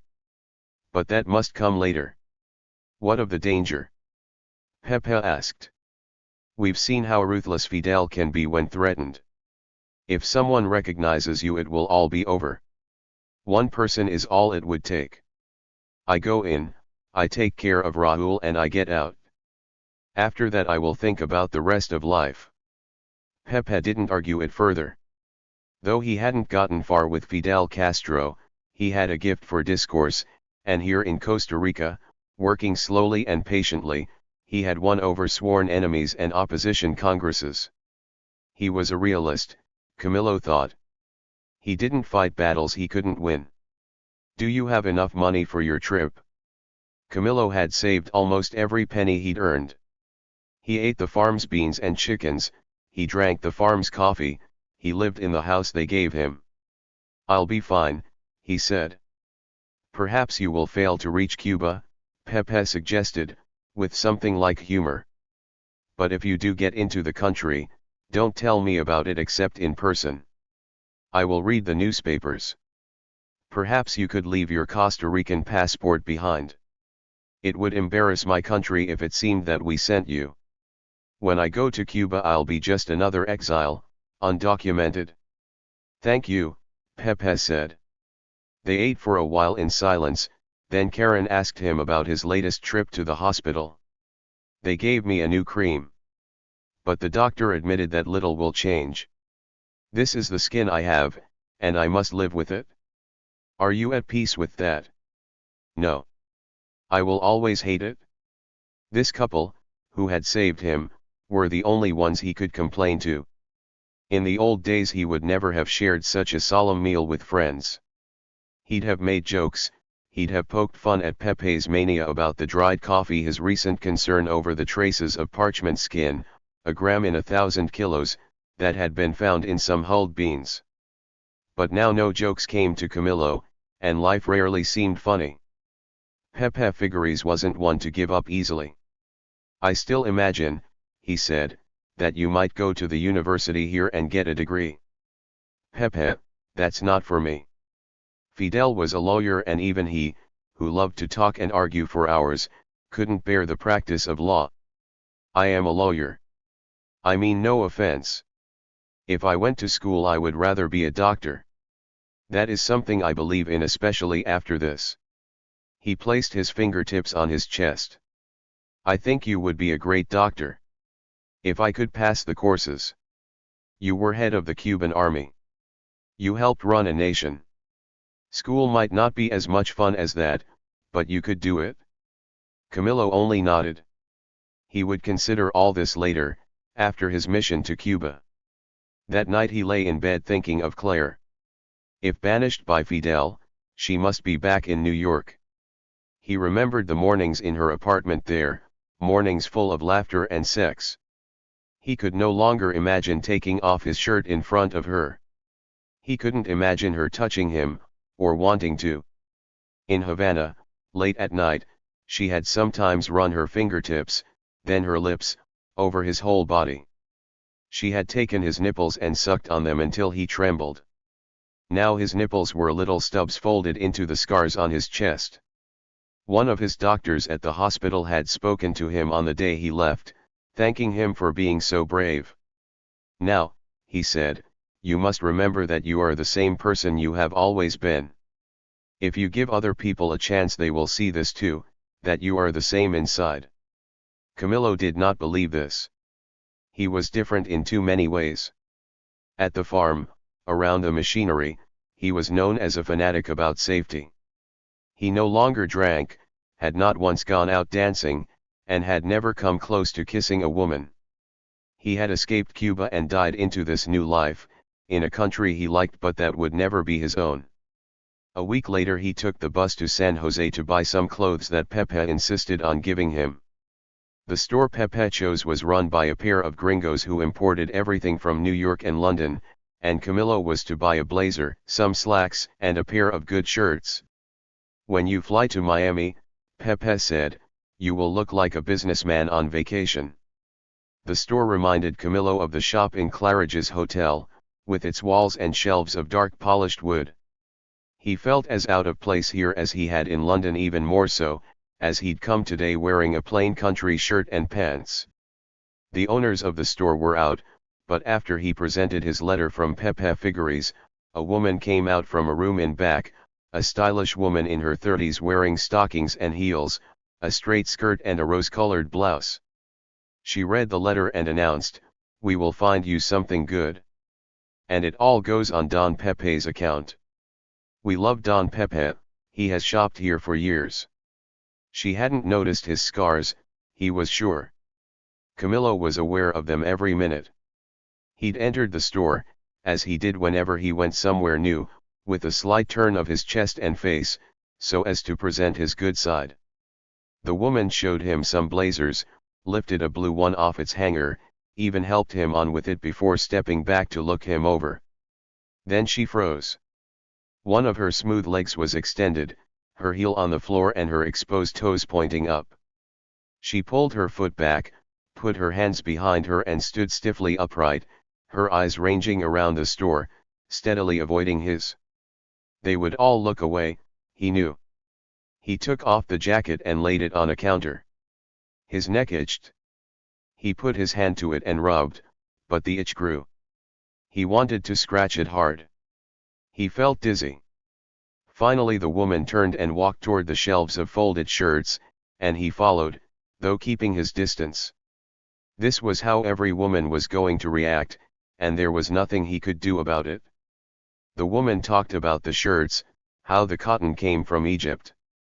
"It's very soft," she said, but still she didn't look at him. She unfolded a shirt, then pulled back her hands. He picked out two in his size. There was a changing room but he didn't want to use it. He told the woman his waist size, looked at a rack of gray pants, picked out one that looked like the right length, scooped up the shirts and the blazer and pulled them all to his chest. "I'll take these," he said. "Let me help you. I can fold them and put them in a box." "No, I'm fine. I'm going. Thank you for your help." He was glad to leave the woman and the store behind, but once outside he found the streets filled with people. People who looked at him, then looked away. He saw that there was nothing he wanted to do in the city. He didn't want to sit in a restaurant and eat lunch. He didn't want to go to the market, to a park or museum. Instead he walked back to the bus station with his arms full of clothes, climbed on an empty bus and waited for it to fill. He kept his eyes off the women passing by outside. None of them wanted him, and he didn't want them. The only one he wanted was Claire, and of course she would run from him too. 31. Anne Gracia loved two things, Alameda, and complaining about Fidel. Every day she picked Ala up from her nursery school and brought her to Clara's apartment. When Claire returned after class or work she found dinner on the table. As they ate moros y cristianos, platanos fritos, hamburgers, or roast chicken, Anne Gracia inveighed against the dictatorship. Fidel was a socialist, he was a communist, he was determined to appropriate every U.S. business in Cuba. Because this topic was Anne Gracia's passion, Claire listened. She had reason to hate Fidel herself, yet she still believed in the revolution. Anne Gracia was devoted to changing her mind about that, and Claire let her talk. It was the one thing she did for her, and it was little enough. The rest was all Anne Gracia helping her and Alameda. After dinner, as Claire cleaned up, the girl and Anne Gracia played. They had a kind of mock early bedtime with stories and silly games. Ala lay in Anne Gracia's arms and called her Abuelita. Anne Gracia wore a look of stunned happiness, a joy she had not expected. Claire was glad to have found her in Miami, but watching her, she thought of how much her mother would have liked to be in her place. Lena's letters from New York described how Henry knew her less and less. Every week, Claire took photos of Ala and sent them to Brooklyn. One night she asked Anne Gracia if she'd ever had another man, after her husband died. "You won't believe this, but I made a friend this last time in Cuba. I wasn't going to tell you, because of course he was married. I don't know what I was thinking. We were only kissing and you know. But I liked him. I let myself dream a little. Then he was gone. He and his wife left the country without a word. From Fidel on down all men are alike. They fool you. They will never make you happy. You were happy with Benito. Well, that's true. Either they fool you or they die on you. Benito was a man from the old days, he was courteous and proper. Oh, don't listen to me, I'm too old to be talking of such things. I'm happier with a simple life like this. Your daughter is the one I love." "And Alameda," Claire asked, "what do you think of your Abuelita?" "I like her," the girl said. She climbed onto Anne Gracia's lap and wrapped her arms around her neck. Anne Gracia lived with her sister. Claire and Ala had stayed with them when they first flew down from New York, but Flora, though younger than Anne Gracia, was a true old maid, too set in her ways to have a child around for more than a couple of weeks. Claire found her own apartment, then talked to the Miami Herald to see if they had any work. They liked her portfolio, but they wanted someone who could travel, all over the Caribbean, but especially to Cuba. They wanted a photographer who could drop down for a day or two to cover Fidel's big rallies and his speeches that went on for hours. Claire explained that in Cuba she was now persona non grata.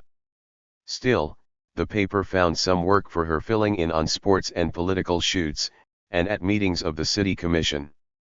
Also, as in New Jersey, she found a part-time job documenting autopsies at the morgue bureau.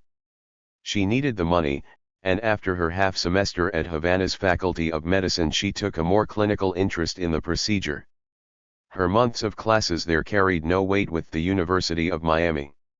If she wanted to go to med school she had to start with a college degree. It seemed a painfully long road, but she had started. She was taking a class in Latin American history, reading about Simon Bolivar, Toussaint L'Ouverture, and Bernardo O'Higgins. The Cuban Revolution did not appear in the syllabus.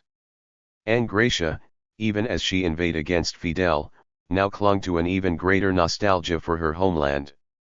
Like many exiles in Miami, she yearned for the country of her youth, for family meals where a dozen people sat down to eat, for the fresh garapo sold during the cane season from carts on the Malecon, for the drumming that spilled into the street from little rumba clubs, for the towering clouds that built up over the ocean at dusk. The same clouds appeared over Miami, but it was the Cuban clouds she missed. Claire had a car, a 1955 Volkswagen she bought for $600, half of it borrowed from Gracia. Miami was impossible without a car, because when the Herald called she had to jump. She drove Alla to school, she drove to the university, she drove to the morgue, and now she was waiting at a garage on 12th Avenue to have a new muffler put on. The old one, after a week of rumbling, had fallen clean off. In the waiting room she read the Herald. She read U.S. News and World Report. She looked up at the sound of a little bell mounted on the door and saw a man in a Cuban guayabera enter the room. It was Domingo. He went straight to the desk and asked if they would look at his Chevrolet. It was running rough and he suspected the timing. When he turned to take a seat he found Claire standing behind him. "Claire," he said, and wrapped his arms around her. It was instantaneous, unprepared, and a moment later he stepped back. She had thought about sneaking out of the room behind him. Indeed, it was only the bell on the door that stopped her. "Hello," she said. She'd always worried about running into him, and now they were trapped, both waiting for their cars. Domingo looked the same, perhaps a bit thinner, slightly more gray at the temples. He held his arms behind him. "What are you doing here?" he asked. "Fidel kicked me out." Domingo shrugged his shoulders. "You see," he implied. "And how is Alameda?" "She just turned 4. She speaks lots of English now." "I'm sorry about Camilo. It must have been hard on you." It was. That was brave of him, she thought, to bring up Camilo so directly, and to say he was sorry about the man who'd replaced him. And cowardly of her not to say something more. But slowly she let down her guard. She asked about Domingo's children and his brother. The revolution had united the family, he explained, and now they all lived in Miami. His mother, however, had died, from her Parkinson's and her grief at leaving Cuba. His son and daughter were well, and both had jobs. Domingo himself was buying houses and renting them out. The talk stopped. The bell on the door sounded as someone else walked in. The man behind the counter shuffled through a stack of repair orders. Domingo asked, "Would you like to take a walk?" It was a delicate invitation, politely tendered. "Such a beautiful day," he added, "so sunny and cool." How good he was at soothing her. This had always been so, and she let him lead her out onto the street and from there toward the river through Henderson Park. Domingo said nothing for so long that Claire finally asked, "Do you miss Cuba?" "Every day. But the old Cuba is not coming back, and few of the exiles can accept that. From everything I hear, they would like Fidel's head on a post. It's true, they would assassinate him if they could. Myself, I'm not so bloodthirsty." It was a word he'd once used about Camilo. Did he remember that? Talking to him was like walking through a minefield. They could speak of his family, of Allah, and mention the death of Camilo Cienfuegos, but after that, what? They walked to the river, then headed back. At the garage her car was ready. Domingo stood back as she paid the bill. "Well," she said, the keys in her hand. "Perhaps you would give me your telephone number." Domingo: "No. I don't have to explain this, do I?"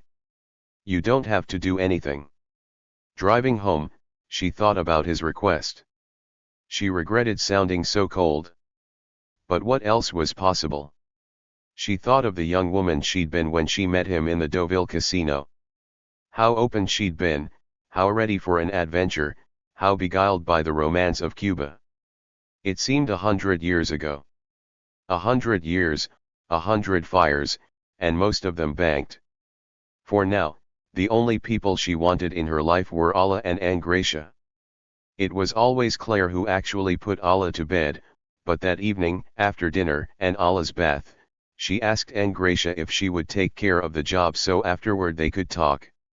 Claire sat at the kitchen table with her textbook on revolutions, as Angracia settled down beside Allah in the next room. She read her some Dr. Seuss in English. She sang "You Are My Sunshine," then the Itsy Bitsy Spider song, then she checked on all 10 of Allah's little piggy toes.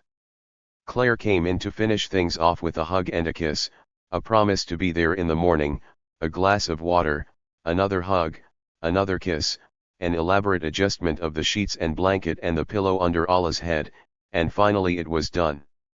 Quietly, in the kitchen, she offered Angracia a cup of coffee. "Oh, I'm such an American now. I cannot drink coffee at night. I have some Sanka." "Then yes." Claire poured the cups and they drank it black, but sweet. "Guess who I ran into today?"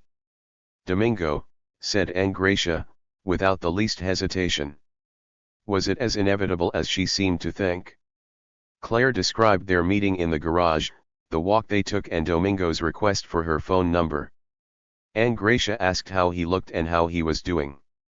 How many houses did he own, and had he married no one else? "Didn't you tell me that men were nothing but trouble? Why are you so interested in Domingo? You were married to him." "The divorce came through before I left Cuba. I treated him badly." "But he still loves you." "I don't think so." "Please, do not pretend such innocence. Without even being there, just hearing about him, it's obvious. You're not suggesting I should have given him my number?" Angracia laughed. "If you were my daughter, which in a way you are, I'd be worried about you. You're 30 years old and of course not finished with romance. You might go some years without it. You can put it in a trunk for a while and still be happy. But I'd hate to see it erupt with the wrong person, someone charming but useless. At least you know Domingo. He's someone you can trust.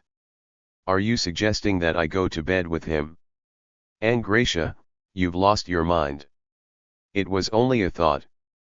But when you spoke of him, did I only imagine a bit of longing? I don't long for Domingo or anyone else.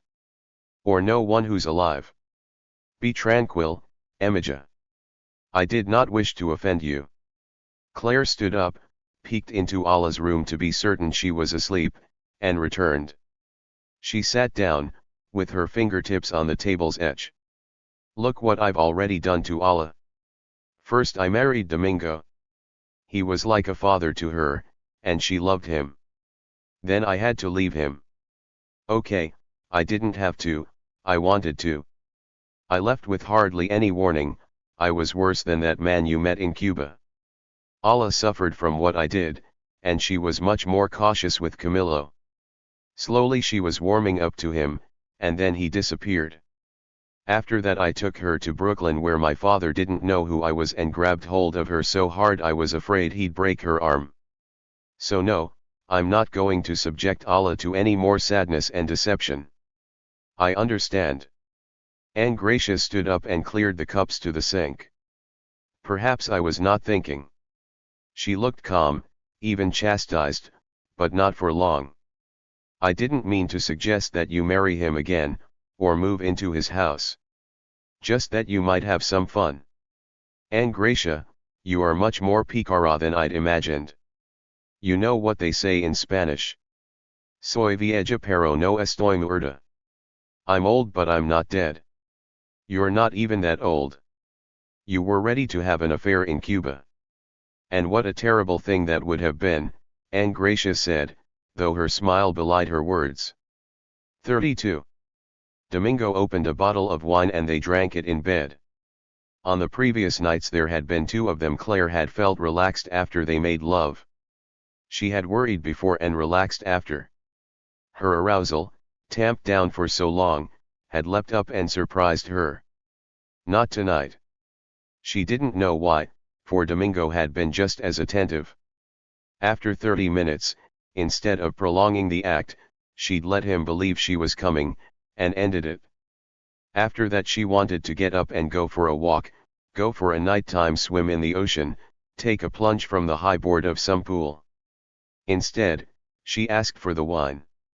It worries me, she said, that you'll make too much of this. Domingo offered her a pillow, then placed one behind his own head. I cannot tell you that I don't love to be with you. I do. But I've said before that there's nothing you have to explain. I think we understand each other. We both remember the road we took to get here. Usually this would have calmed her, but now she reached for her blouse and buttoned it up over her bare chest, putting at least that barrier between them. She was thinking of a beetle she'd once seen on a Cuban bus, pinned to the blouse of a 10-year-old girl, a beetle painted red and blue and allowed to crawl at the end of a 2-inch chain. No, Claire thought, there was no disconnected sex. She could not have a fling with Domingo, because he still loved her and would be drawing the cord tighter, telling her all the while that she could do whatever she liked until she wound up like that beetle, tethered to the girl's shirt. Whatever they'd started, she must stop. She drank the rest of her wine, and when Domingo offered more she said yes, please. He filled both their glasses, and as he leaned away to set the bottle back on the bedside table she gave a little hitch and spilled her glass over the 2 of them, a wide red splatter. Damn, she said. Domingo, I'm sorry. She was devious, she was false, and instantly felt better. Domingo jumped out of bed and pulled at the sheets, trying to protect the mattress. Get up, he barked.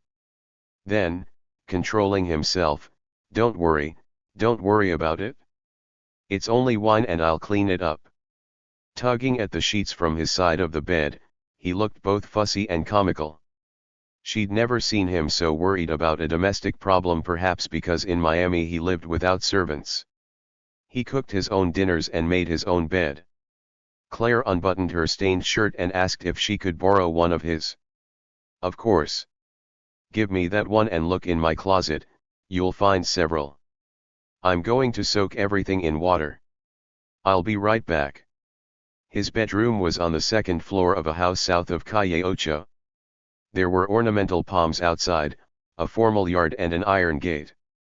Clearly he'd managed to get some money out of Cuba. His walk-in closet was wide and deep and as orderly as the rest of the house. To one side sat his luggage, 3 different suitcases and an overnight bag. On the back wall hung some dark suits with a tie draped around each collar, and on the right side his shirts and pants. She slid into one of his guayaberas, buttoned it up and put her underpants on. The shirt was too large, but soft and comfortable. Meticulous in all things, Domingo brought fresh sheets to make the bed. Claire helped, but she was not as careful with the corners as he was. He started to explain his method, then did the job himself, and finally they lay down again, all sex pushed safely aside.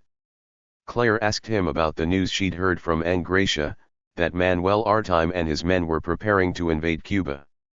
Artime was an exiled army officer, once a member of Castro's rebel forces. An invasion is coming, Domingo said, we just don't know when. They'll pretend it's all the work of Cuban exiles, but in fact the government here supports them. Do you think they'll overthrow Castro? Not unless they have help from the US Navy and Air Force, and I doubt if Kennedy will allow that. To be honest, I fear a disaster. What if they manage to get rid of Fidel? Would you go back? They will fail, so I don't think about it. Well, of course I do. Every Cuban in Miami thinks about it. But would Felipe and I get our mill back? Could I start up my magazine again? I think Ojo is finished, no matter what happens. Also, my children are happy in the US, and this is the country where money flows like water. I've thought about starting another magazine, here. Domingo, I never thanked you for the money you gave me. You were very generous and it was a great help. When did you leave for Miami? We flew up after Christmas. In Felipe's plane.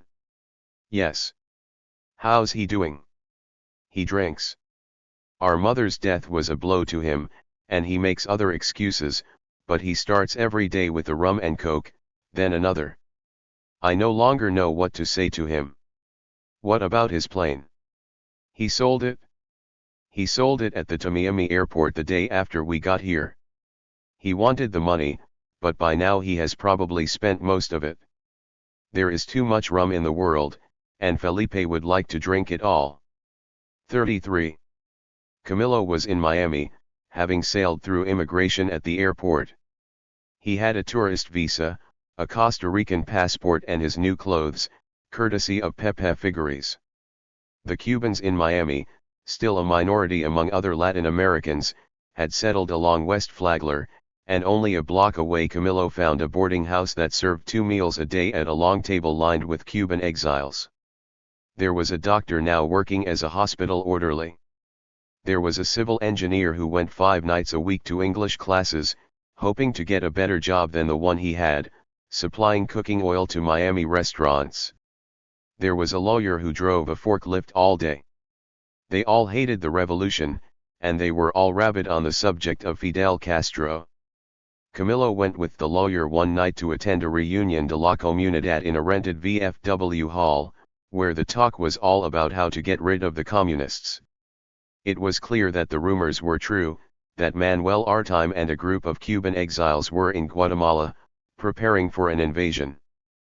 People lowered their voices when they spoke of it, but everyone knew that Artime and his men were being trained by US soldiers.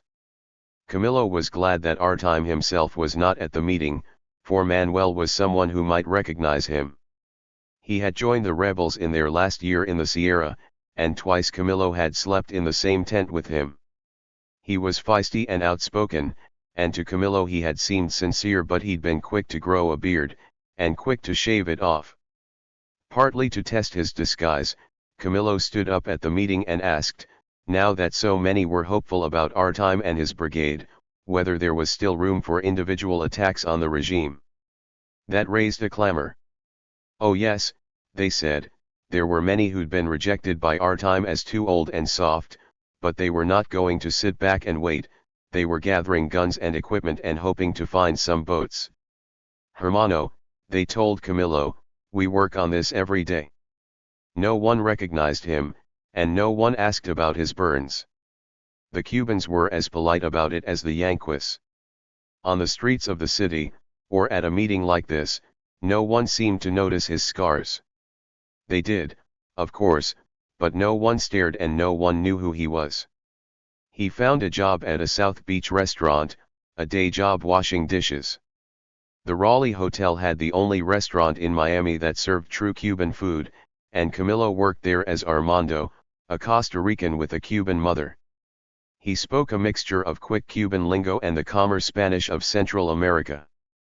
There were a half-dozen Cubans in the kitchen, and as far as Camilo could see, no one suspected anything. His search for Claire did not go as well. The downtown public library had telephone books for each New York borough, fat books filled with Millers. Camilo ran his finger through the Brooklyn directory, then Manhattan's, but he'd forgotten the names of Clara's parents. If she had a phone number of her own, it might be too recent to appear in the book, so from a payphone he called the operator. There were 2 Claire Millers in Brooklyn, both with the wrong spelling. There were 3 Claire Millers in Manhattan, and these he called, feeding dimes into the phone. The first was an old woman. The second was helpful, but she'd never been to Cuba. The last was not at home. He called again, 4 different times over the next week, then gave up. He knew that Claire had sold photos to Life and to the Associated Press. He found those numbers and called them, but couldn't get past the women who answered the phones. They knew nothing about any Claire Miller. They were sorry, they would ask around the office, but when he called back someone else answered and said the same thing. Day by day he became more confident that even those who'd seen his photo in Cuba, perhaps dozens of times, were not going to recognize him. At the boarding house his own name sometimes came up in the conversation. Camilo Cienfuegos, he found, was admired. They liked him because, unlike Che and Raúl, he was no communist. There were several theories about what had happened to him.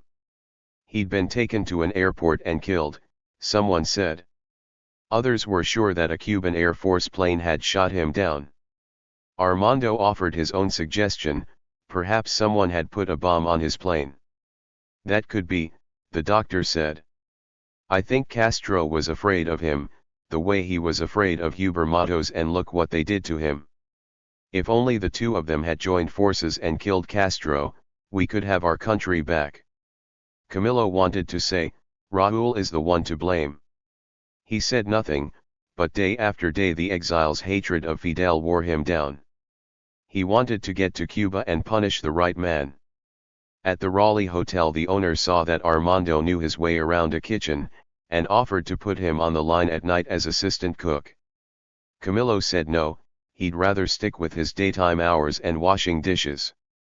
He was busy meeting people at night, and he wanted to work without thinking about the job. He sprayed the plates, glasses, and silverware, and fed them into the big conveyor Hobart, and while his hands were busy his mind could wander. Always it was the same, he imagined how he would find Raúl and kill him. Kill him late at night in his home, with everyone else asleep. That would be the easiest way. Camilo saw him in his study, rising from his chair, slow to realize who it was who'd come back from the dead. Camilo, his gun pointed at Raúl's face, would unbutton his own shirt, exposing his scars and making Raúl look at them. The puto would try to make a bargain, of course. He'd pretend to be glad to see him, call it a miracle, make a move toward his telephone. But Camilo, with his pistol, would wave him away. Raúl would be wearing a robe, maybe pajamas. He was the type to wear pajamas to bed.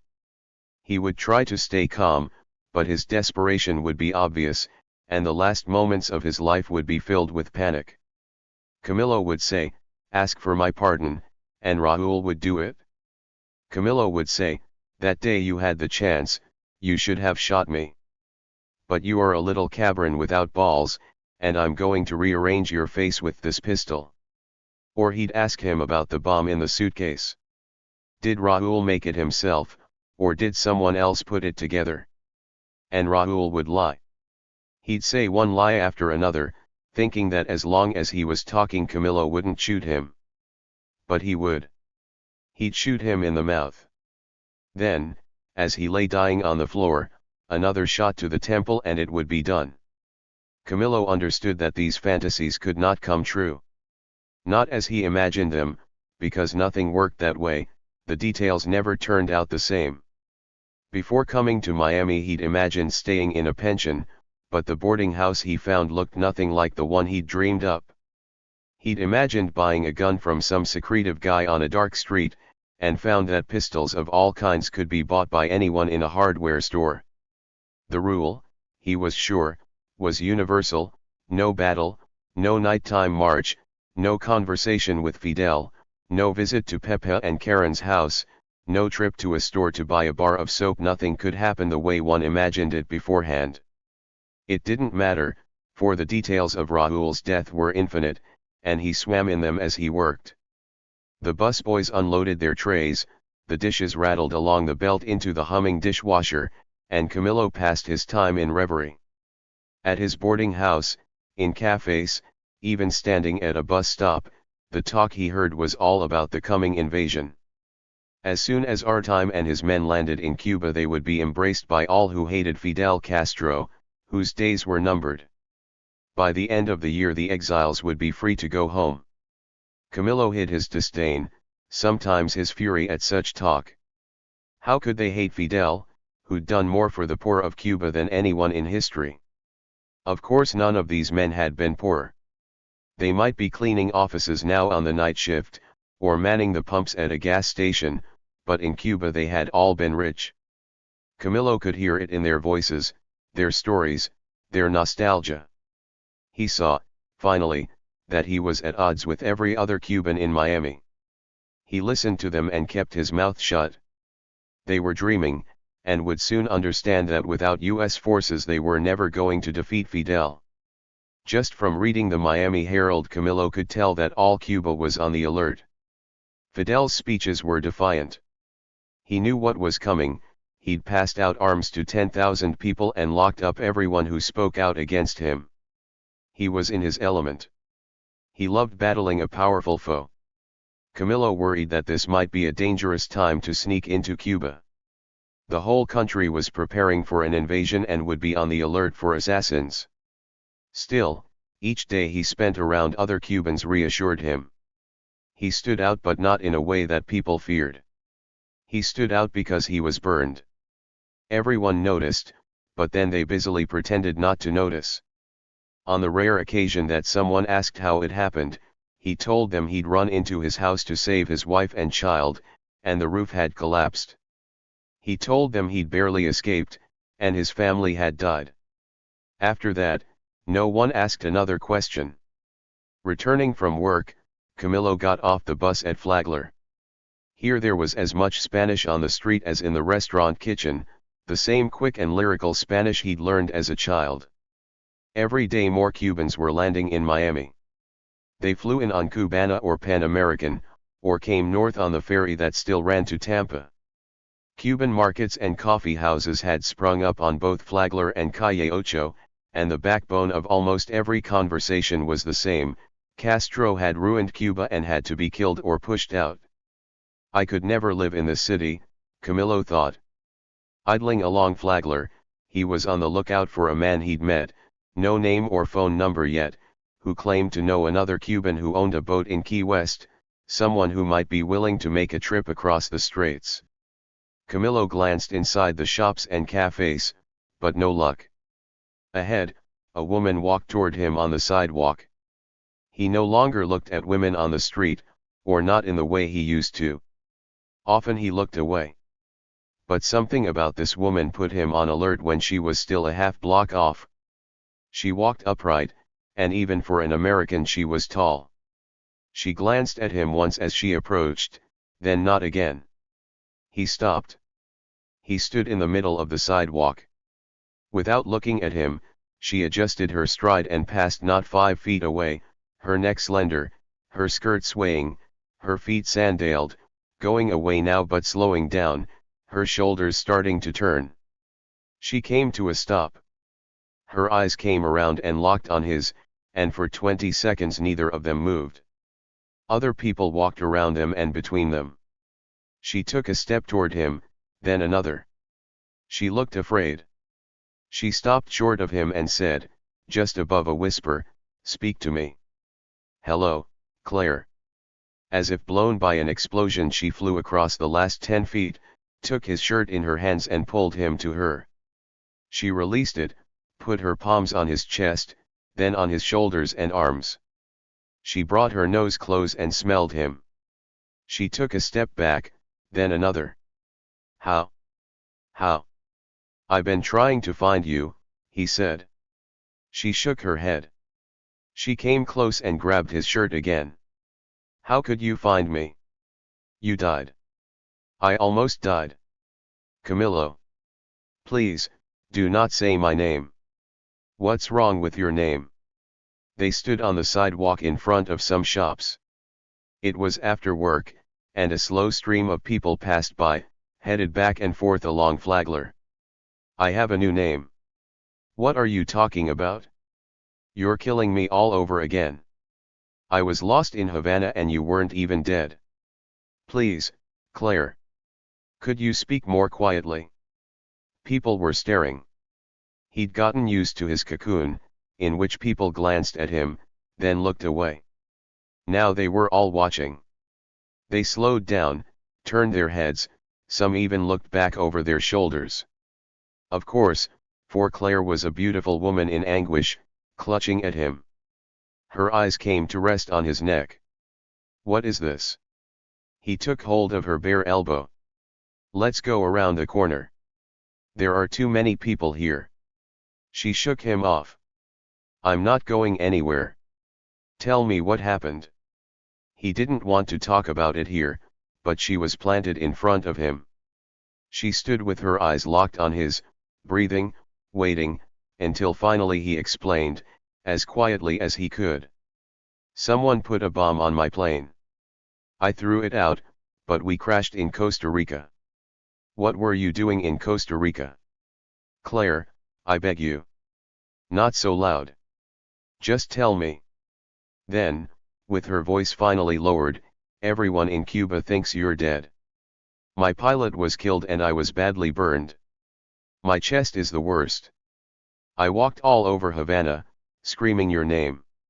I wore your old hat and almost went crazy. The whole time I wanted to kill Fidel. It was him, wasn't it? I never believed him about that search for your plane. He wanted to tell her no, it wasn't Fidel, it was Raúl. But those two names were like magnets to which all ears on the street would be drawn. Besides, Claire was now moving her head from side to side, looking at him from different angles. What happened to your nose? I had an operation. I had a lot of help from you, remember Pepe Figueres? Of course. He waited, watching every expression on her face. Once she got a full look at his neck and chest, would she turn and run? Come, she said. I see this is hard on you here. She led him across Flagler, down a side street, then stopped under the trees. Now tell me everything. That he could not do. He had plans, and she must not find out about them. He told her, in Spanish, that he was working in a restaurant, that he'd only been here for 10 days, that he'd tried to find her number in New York. As he talked he watched her wide-open eyes, her parted mouth, the glistening ends of her teeth. His desire came back in a rush. It was a rich feeling but he wasn't ready for it. He looked away. He asked how she came to be in Miami. She told him how she'd been run out of Cuba. She told him about her parents, about Engracia, about her jobs. She stopped. In my heart, you're dead. He had feared this, he had known it would happen. He looked down, hiding sudden tears. No, Camillo, I didn't mean it that way. No, no, let me hold you. She put her arms around him and pulled him close. Her smell was the same, of her perfect clean body and the faintest perspiration. He kept his head down and breathed her in. I meant that when you died, I had to live with that forever. I thought it was forever. My heart's still damaged, because in it you're dead. Here you are, alive, but I have to catch up. He almost said, I don't understand. He did understand, but wanted her to keep holding him. He didn't look up until she stopped. Come home with me, she said. It's not far from here. Is Alameda there? Yes, and Engracia, who looks after her. I will introduce you. Again he touched his fingers to her arm. I must explain to you why I'm no longer Camilo Cienfuegos. He took his passport from his pocket, opened it and showed it to her. This is who I am now, Armando Benitez, a citizen of Costa Rica. But Camilo, why? Not Camilo. That is why I hesitate to go to your house. What's going on? He took back his passport. He wanted to put his arms around her and think of nothing else. I cannot tell you now. She looked unhappy with that. I don't think I can stand any more mysteries. Camilo stood back under the leafy trees, to let a woman with 2 young children go by. Instead, the woman kept her distance, leaving the sidewalk and steering her kids over someone's lawn. "All right," he said, "I'll tell you. But you must tell no one else. If so, it could be bad for me. Can you promise?" Clara's eyebrows lifted faintly. "Let me guess. You want to go back to Cuba so you can kill Fidel." "Not Fidel. It's Raúl who put the bomb on my plane. He's the one who hates me." Claire waved this off. "Do you think that Raúl could have you killed without Fidel's consent? That can't be." On 100 nights he'd lain in bed, thinking this through.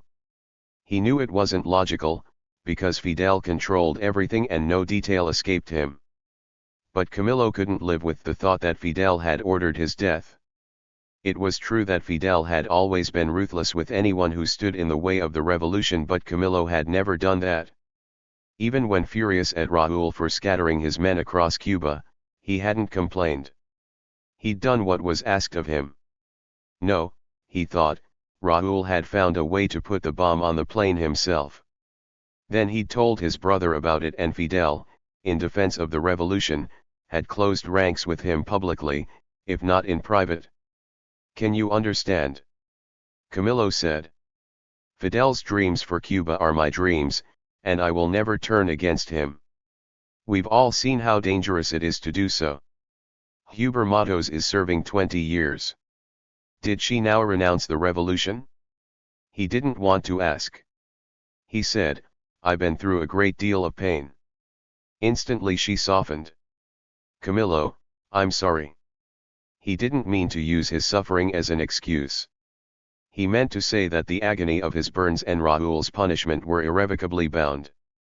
He explained, as calmly as he could, the cleaning of his wounds, the months of skin grafts, and how thoughts of revenge had kept him alive through the pain. Claire listened. She dropped her eyes to his chest. "Show me." He didn't want to, but she waited him out. He unfastened the top 2 buttons of his shirt, then dropped his hands. She undid the next 3 buttons herself, pulled his shirt open and stared at the worst of it. She said nothing, but in her stiff posture and drawn face he saw that she struggled. How often he had looked at his own chest with aversion, imagining a moment like this one with his ruined flesh exposed to a woman. To Claire. Slowly, with her slender fingers, she buttoned him up again. She said, so softly he barely heard her, "It will be all right."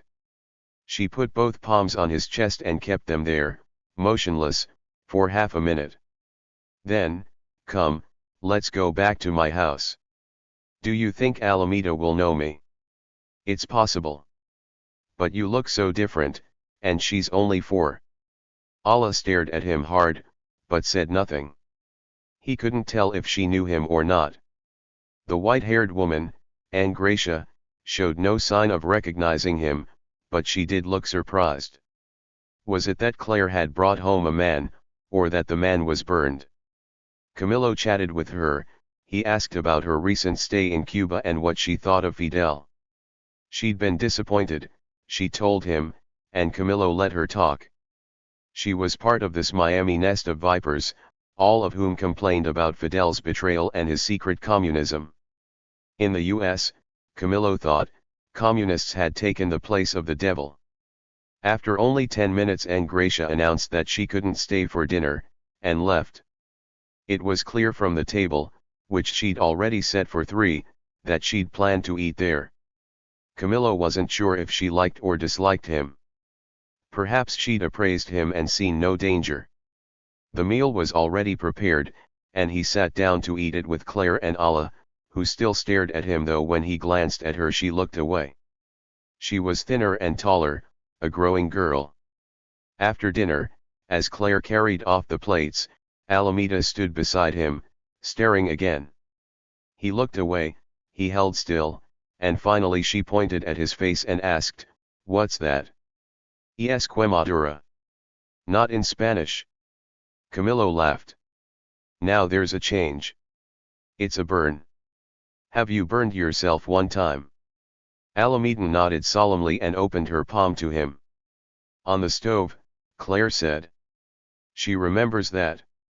He reached for her hand to take a look, but she pulled it back. Still, she didn't turn away. He wanted to ask, "Do you know me?"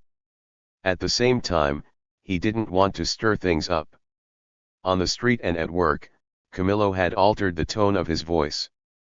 He spoke in a higher register, as far from his microphone voice as he could manage. But here at Claris he spoke in his old voice. Would a 4-year-old remember something like that? It was all guesswork, because he could remember almost nothing from when he was 4 himself. Alameda stared, and he didn't know what it meant. After bowls of rice pudding, Claire gave her a bath. There was an armchair, but Camillo didn't sit in it. He sat at the table and glanced at the Herald. He wasn't sure what he was supposed to do. Wait, apparently. He went to the front door, opened it and stood watching the street. Miami wasn't as busy as Havana, the streets not nearly as dense with houses. There were lawns and alleyways and fewer people on the sidewalks. Right now, no one. Behind him he heard Claire and Alla padding into another room, then murmurs, then silence. He didn't know what he was doing here. He'd been trying to give up on Claire. He thought he'd never see her again. Then, in an instant, he'd been dropped into the ocean of their past, and now what was he going to do? This was not like going into battle with every sense alert and 100 decisions to be made. He felt lost. He stood at the open door, breathing in the damp earth and the smell of oranges. He could walk away and not come back. How easy it was for him to imagine sneaking into Cuba, with all its obstacles and dangers, and how difficult to conceive of a life with Claire who probably didn't want him anyway. To live in a little house, with electric and telephone bills, paying taxes and sending a child to school. No, he'd always wanted something else, something larger. For years he'd had it. His scars were itching as they sometimes did, an itch that could escalate and drive him crazy, that was sometimes so bad he wished for pain instead. Behind him he heard Claire emerge from Alla's bedroom and walk across the floor, coming to a stop at his elbow. "Yes," she said, "you could run." How well she knew him. But turning toward her, what he wanted was to take her in his arms. She didn't look ready for that. Would they ever again have a night like those in Havana, nights when they talked and drank rum and danced to a mambo on the radio as he slowly removed her clothes? "Come," she said. "Sit down." Her kitchen table was formica with a chrome border and 4 tubular legs. He sat across from her without coffee, without water, without anything. "Tell me about Costa Rica and Don Pepe's farm, and his wife." He told her about his small house on the cooperative farm, and the coffee trees, and how good Pepe and Karen had been to him. Claire was interested in Karen's story, he could see, the young American woman who'd married the president of a foreign country. "And your scars," Claire said. "Do they hurt?" They did, just then. Had she seen that in his face? "Sometimes they itch and sometimes they ache. It's all much easier than before, but this is how they're going to look. They won't get any better." Claire nodded.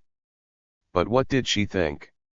Camillo, when he looked at his scars, could not get used to them. Even worse was feeling them, running his fingertips over them, trying to accept that instead of smooth skin he now had this wasteland of crusty flesh. "Tell me about your plan," Claire said.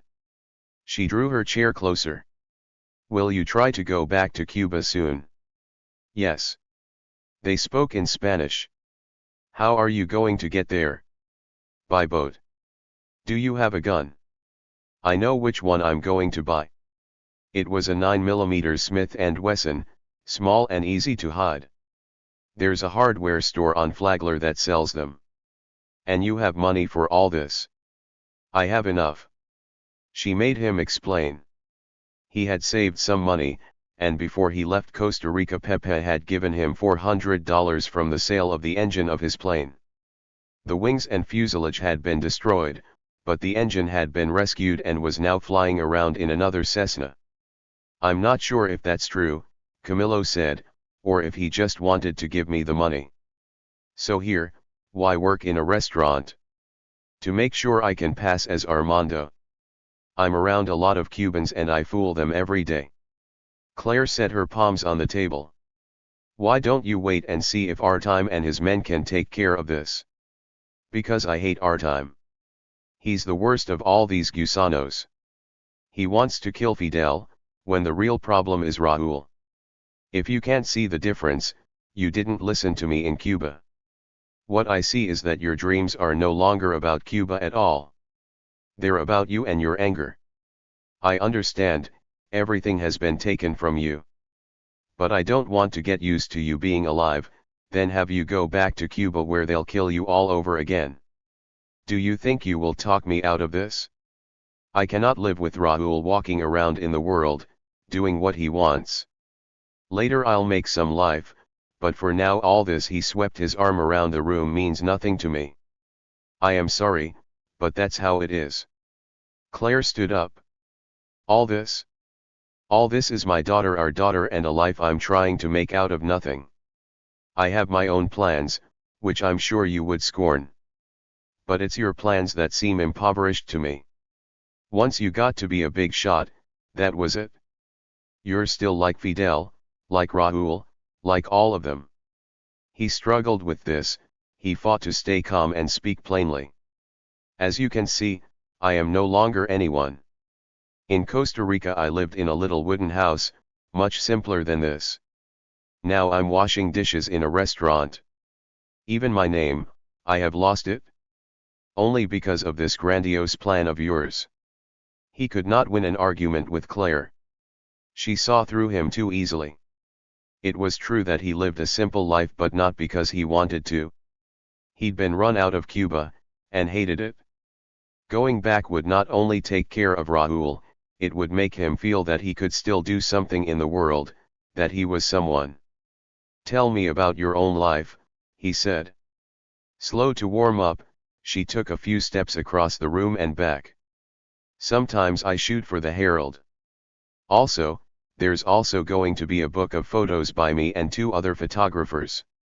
Black Star found a little press for us in New York. Some of mine will be the photos Fidel hated. A revenge in itself, Camillo said. But not a revenge in which someone dies.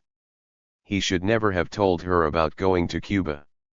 I can take photos, she said. I'm good at it. But for now it's just a way to make a living. I could probably survive here by shooting weddings and bar mitzvahs and portraits that make people look good. But I haven't told you what I was doing in Cuba. You remember Natalia? We started medical school together. We were taking classes, and when Fidel threw me out we were about to get our cadavers. That's what I miss most about Cuba now, my cadaver, which I never got to open up.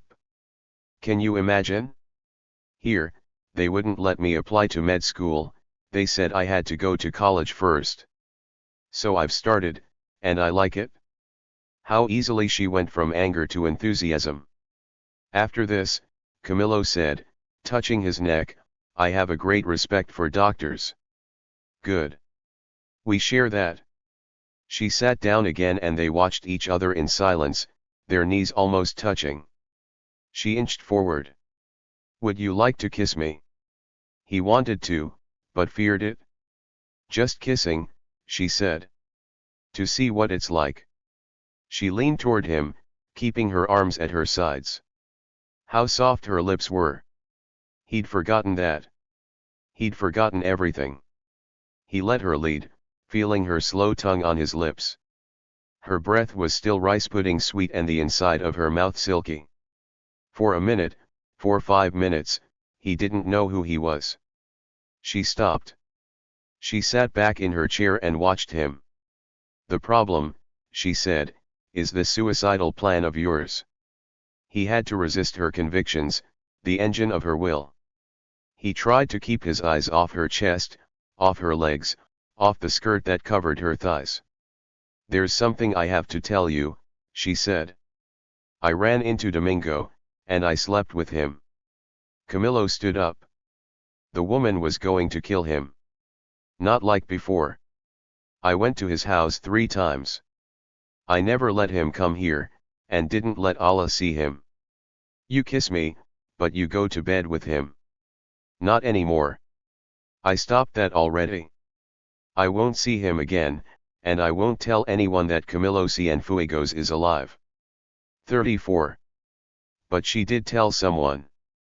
She told Engracia.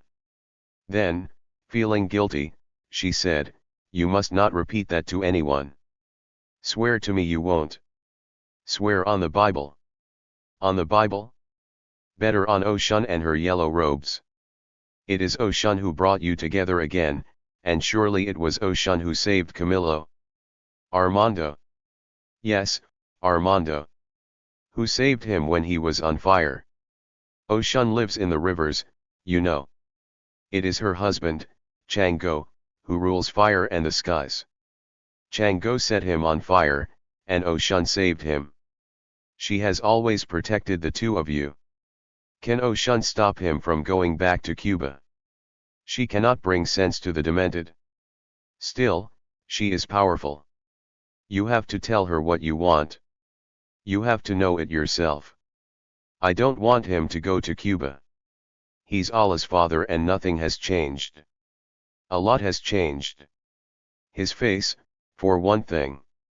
And his chest, which is worse. But I still like kissing him. I'm glad to hear it. Will he love his daughter? You know how selfish men are. It's their own lives they think of first. But other men don't matter. It's this one you want. Perhaps it is you who are my Oshun, Claire said, half laughing. Oy muchacha, no hablas así. You never want to offend Oshun. Especially after all she has done for you. Tell me, did she find him for you? Twice now. But this trip will get him killed. Then he must not go. We'll work on it, and Oshun will help. 3 days later, returning from work, Camilo found a note taped to his door. Claire called. Please call her back. Not wanting to talk in the boarding house, he used the payphone on Flagler. She answered on the second ring and went straight to the point. She had a favor to ask. The Herald had called for a Sunday meeting of all their photographers. That's the day I was going to take Allah to the monkey jungle, so could you take her for me? Would she go? With just me. We've been talking about the trip for weeks. She loves monkeys. What is this jungle? It's a kind of zoo. I'll draw you a map and you can take my car. I don't have a license. Don't speed and no one will know. Why does the paper have a meeting on Sunday?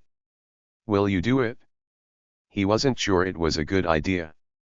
But okay, he said, I will. On Sunday morning he found Allah sitting on the step outside, waiting for him. She wore sneakers and a blue dress, and held a small stuffed monkey to her chest. You see? Claire said. She sleeps with it every night. It came with us from Havana. In the car the girl sat upright and watchful, still clasping her monkey. Clara's Volkswagen was a cramped little vehicle, and the two of them sat close together on the 2 front seats.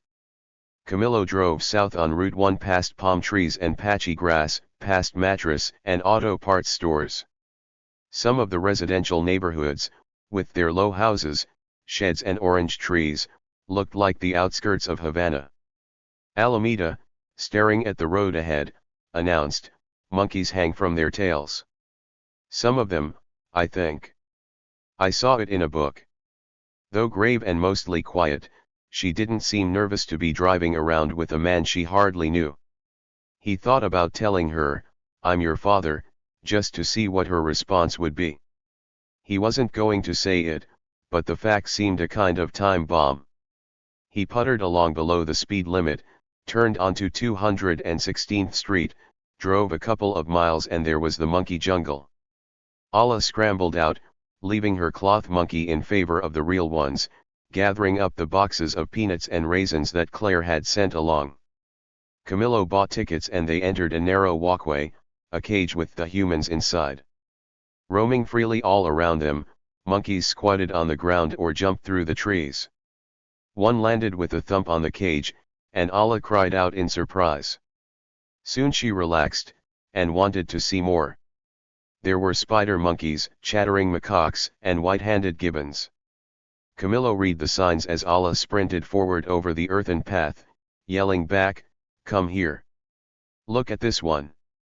Before he caught up to her, she was already running ahead. Dangled from above and jiggled by a monkey, a small cup hung on a chain. Allah had Camillo open the box of raisins, then took the box herself and poured half of it into the cup, which immediately rose skyward. "Perhaps a few at a time," Camillo suggested. "No, look, he's hungry. We don't have that many. We can get more." Of course. This was America and there was always more, and Camillo's caution was evaporating at the sight of Allah's joy. There were more cups and more monkeys waiting to be fed, and he let her run through the raisins as fast as she liked, then opened the shelled peanuts. Above, a ruckus broke out, 2 monkeys pushing and shrieking. Allah stared up at them, looking hesitant at first, then curious. Finally she told them, "Don't fight. We have more." As if obedient to her command, they stopped squabbling and one of them scrambled away, passing lightly down the walls of the cage.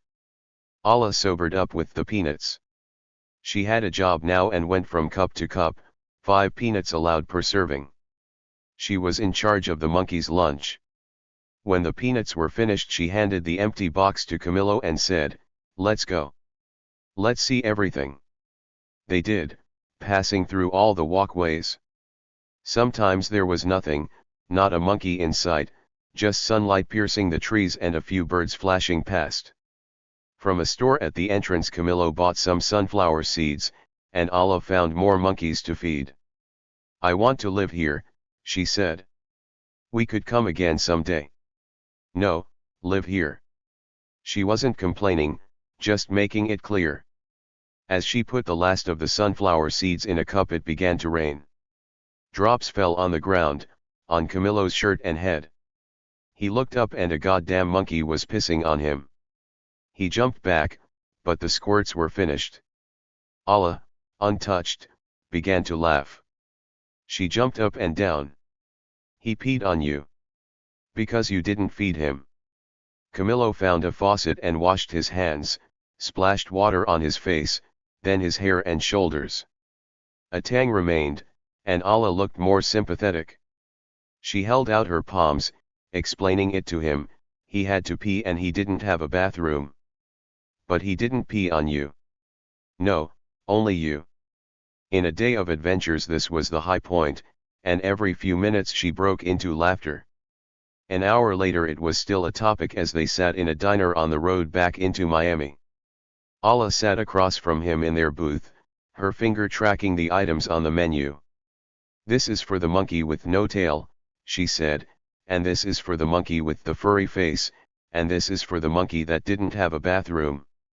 For a moment she was solemn, then a smile crept over her face. Waiting for the food to come, he drank a bland cup of American coffee from a thick white cup. The diner was nearly empty. Some cakes and pies were elevated on chrome stands like prizes, each displayed under glass. It was warm, and the afternoon sun fell directly on their table. The waitress brought 4 crayons in a cup and a piece of coloring paper with the outline of some palm trees and a leaping dolphin. Allah began to color in the scene, and Camillo sat back, glad she had something to do. How did anyone take care of a child all day, one day after the next? Allah was not very tidy with the crayons and soon broke them all. After a long silence, with her drawing half finished, she looked at him and said, "I remember you." "You do? You told me a story about a rooster. You remember that?" It's true. This made him happy, but he also worried. "Do you remember my name?" "Armando," she said. That relieved him. She said nothing more about it. Their hamburgers came and they ate. Allah bent forward over her plate, careful not to spill anything. He'd heard her fuss and complain before, plenty of times, but so far today not a word of it. He thought, she's like me before I got burned. She knows how to have fun. All day, just running around and laughing and being herself, she had showed him how nervous and resentful he'd become. Alameda, he said, you're a great girl. Yeah, she agreed, my mom says that. 35. Things must have gone well, Claire thought. Camillo lay in Allah's bed, reading Baba in English, his voice barely audible as Claire dried and put away the dishes. She stacked the plates and turned the glasses upside down. She nestled the spoons. From the bedroom now, only silence. He was waiting for Allah to go to sleep, she thought, and Allah hadn't asked for her. It was a miracle, but it made her sad. There was never a day that didn't end with a hug between them. Then, Mama, I want you. When she came out 20 minutes later, Camillo was sitting at the table before an empty bowl of pudding. She asked him if he'd listened to the radio today. No, why? The invasion is coming. Some say it's already begun. It's why the Herald called the meeting of photographers. They needed someone to fly to Havana tonight.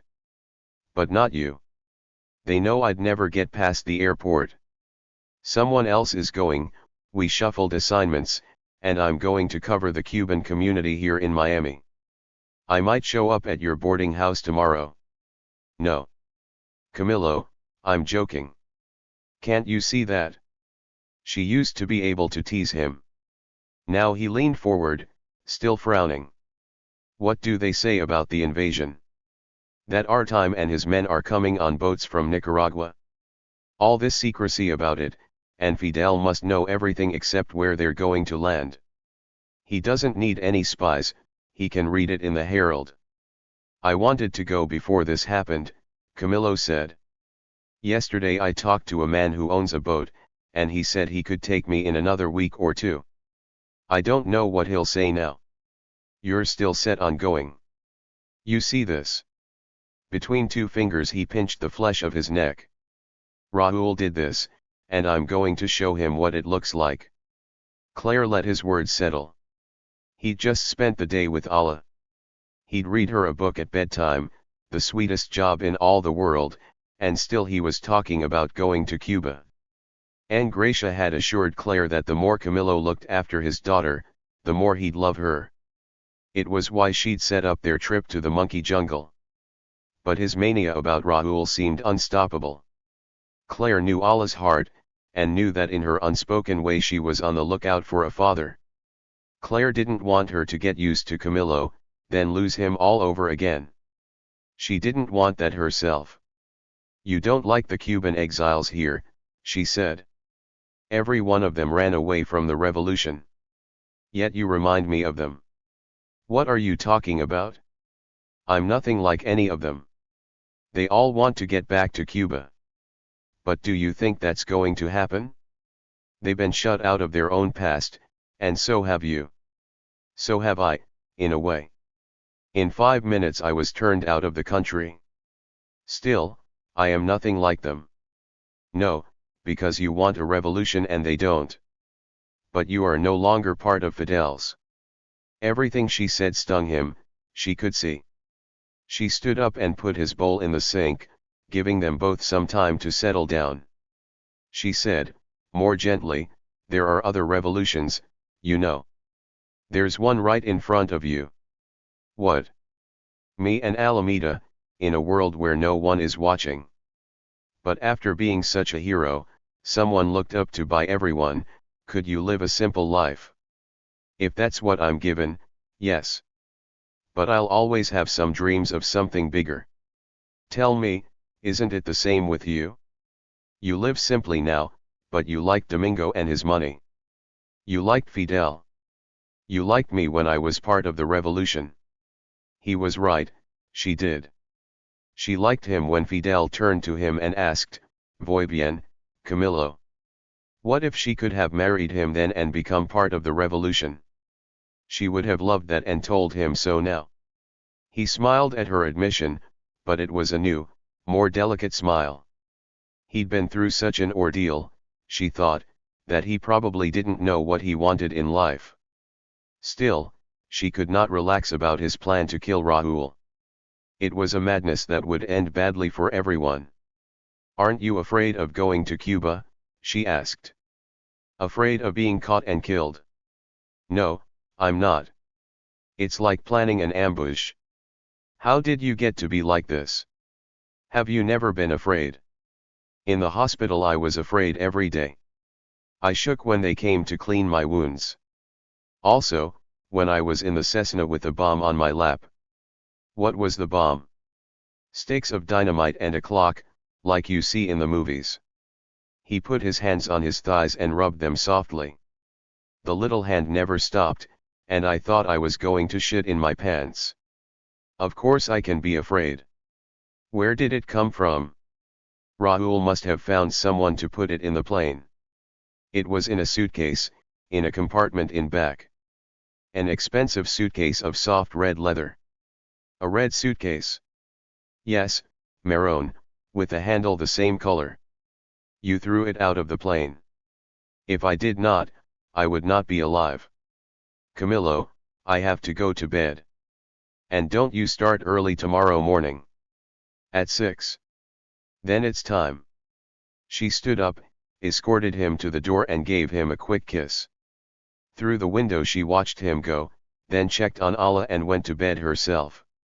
On Monday she worked all day, walking through Little Havana with her cameras, stopping at shops on Flagler and parks on Calle Ocho, talking to Cubans and taking pictures of impromptu gatherings, of people listening to the radio, their faces beaming and expectant.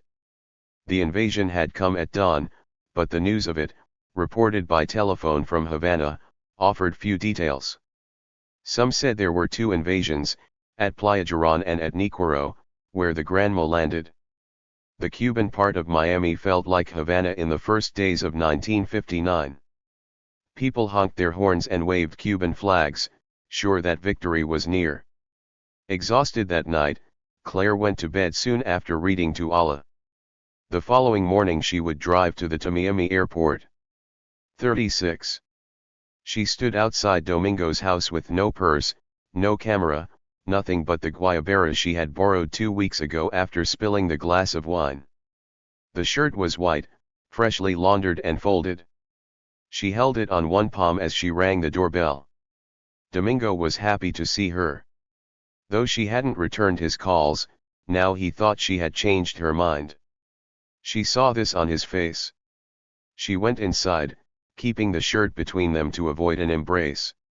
She said, "Make me a cup of coffee, would you?" She wasn't going to touch him, and she wasn't going to drink a cup of coffee. But she followed him to the kitchen. As he took down his old burr grinder she said, "I'll hang this up where I found it." "Claire, you don't need to. I can take it up later." "Let me put it back," she said, and headed for the stairs. She dropped the guayabera on his bed, walked into his closet and found the suitcase she had seen the last time she was here. It was maroon, with a handle the same color. The leather was soft. She picked it up, walked down the stairs and through the living room to the front door, where she set it down. She could hear the beans being ground. She called, "Domingo, I'm out here." He appeared, wearing a small apron against the dust of the beans. He looked at her, then at the suitcase. "I need this," she said. "Are you taking a trip? Tell me again what day you and Felipe flew into the Miami airport." "What do you mean?" By now his round face was growing longer. "What day was it?" "I already told you. It was late December, a year and a half ago." "You're lying. Now you insult me." "I have never lied to you." Claire stood beside the door, the toe of one foot touching the suitcase. If she had to grab it and run, the keys were in the ignition of her car outside. "I just came from the airport." From her pocket she withdrew a folded sheet of paper and opened it. "Your brother's plane landed there at 1 in the afternoon on October 29th. Now he could not fail to understand. Camillo's plane, as all Cubans knew, had disappeared on the 28th. Yet Domingo said, "I'm sure there has been a mistake. We flew up after Christmas." She folded the note and put it back in her pocket. Her voice was a gun, pointed at him. "I also know the suitcase had a mate." A visible shudder passed through Domingo's body. There was only one person who could have told her about the other suitcase.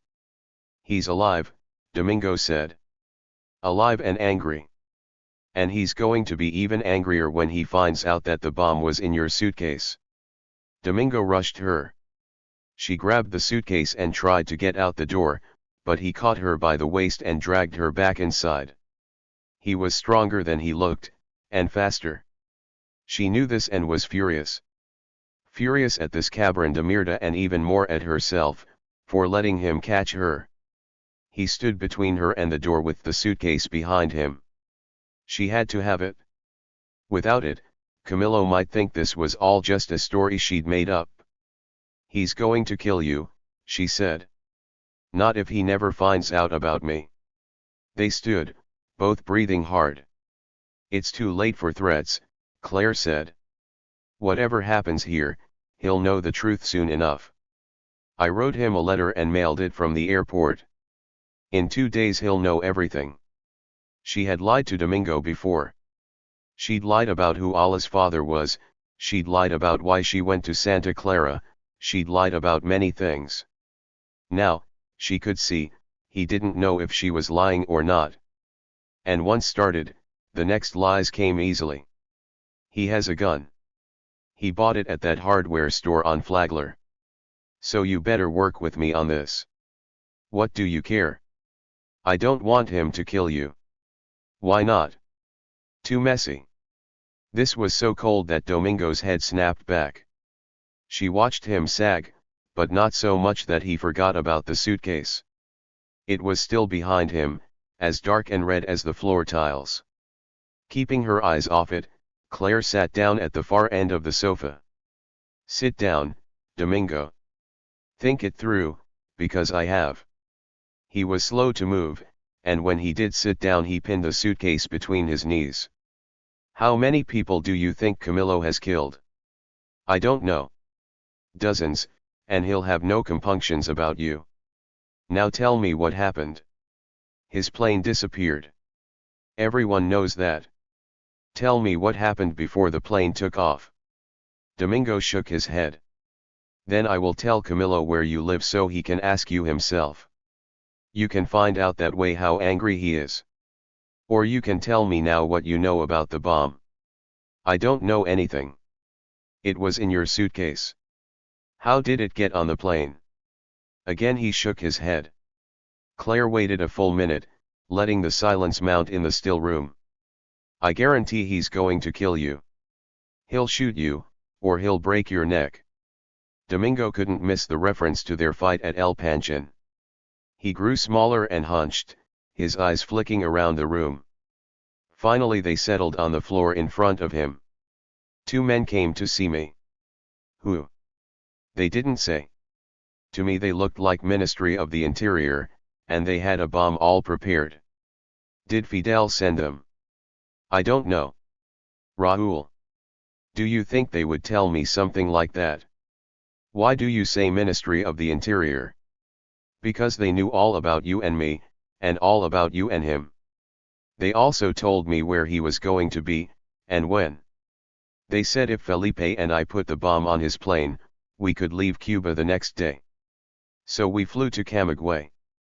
Felipe paid a guard 500 pesos to wait in the hangar, and I put the suitcase in the plane." "They made you do it," Claire said. "No. I wanted to do it. After you left me I wanted to kill him." Honesty, she thought, was all she wanted from anyone. She stood up. "You better get out of town. Take Felipe and go up to Silver Springs. Go to St. Augustine and stay for a week." "What are you going to tell him?" "You don't ask me anything. If you don't want to leave, fine, stay here. You can lie here all night and listen to every sound outside and never know if it's him." His knees did not resist when she pulled the suitcase from between them. Holding it tight, she walked out the door. 37. Camillo was washing dishes, wondering still why Claire had acted so strangely at her house.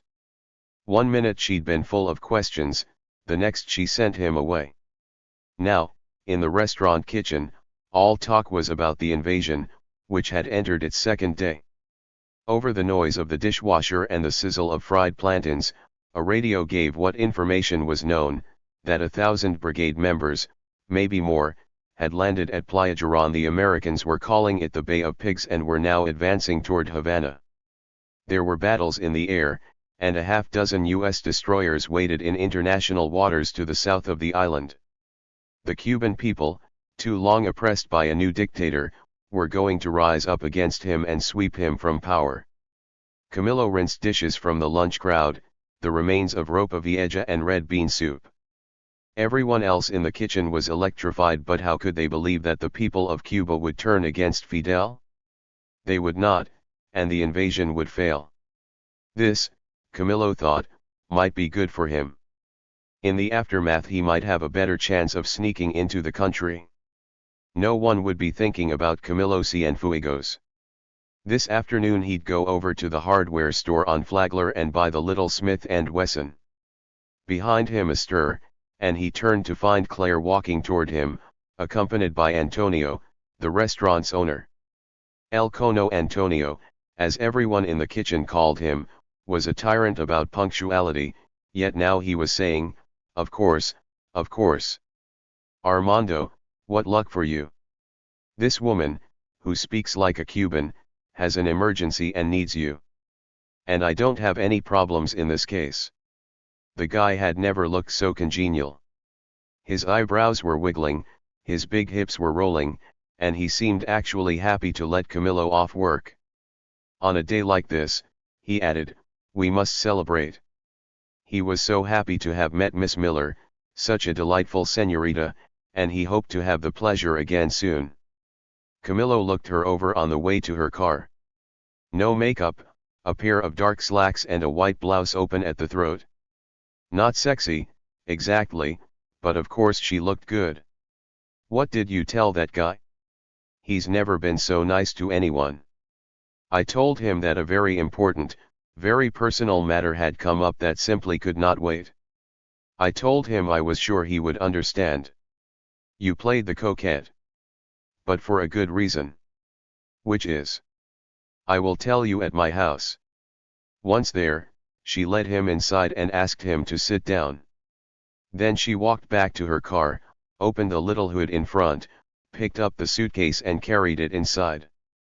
Camillo stared at it. He stood up but came no closer. He looked afraid. "What is in it?" "It's empty." When she set it on the floor and pushed it toward him, he recoiled. Slowly, he put a hand on it, then both hands, running them over the leather. He picked it up by the handle, set it on the sofa, then softly unhooked the 2 brass latches. It was empty, but he still looked hesitant.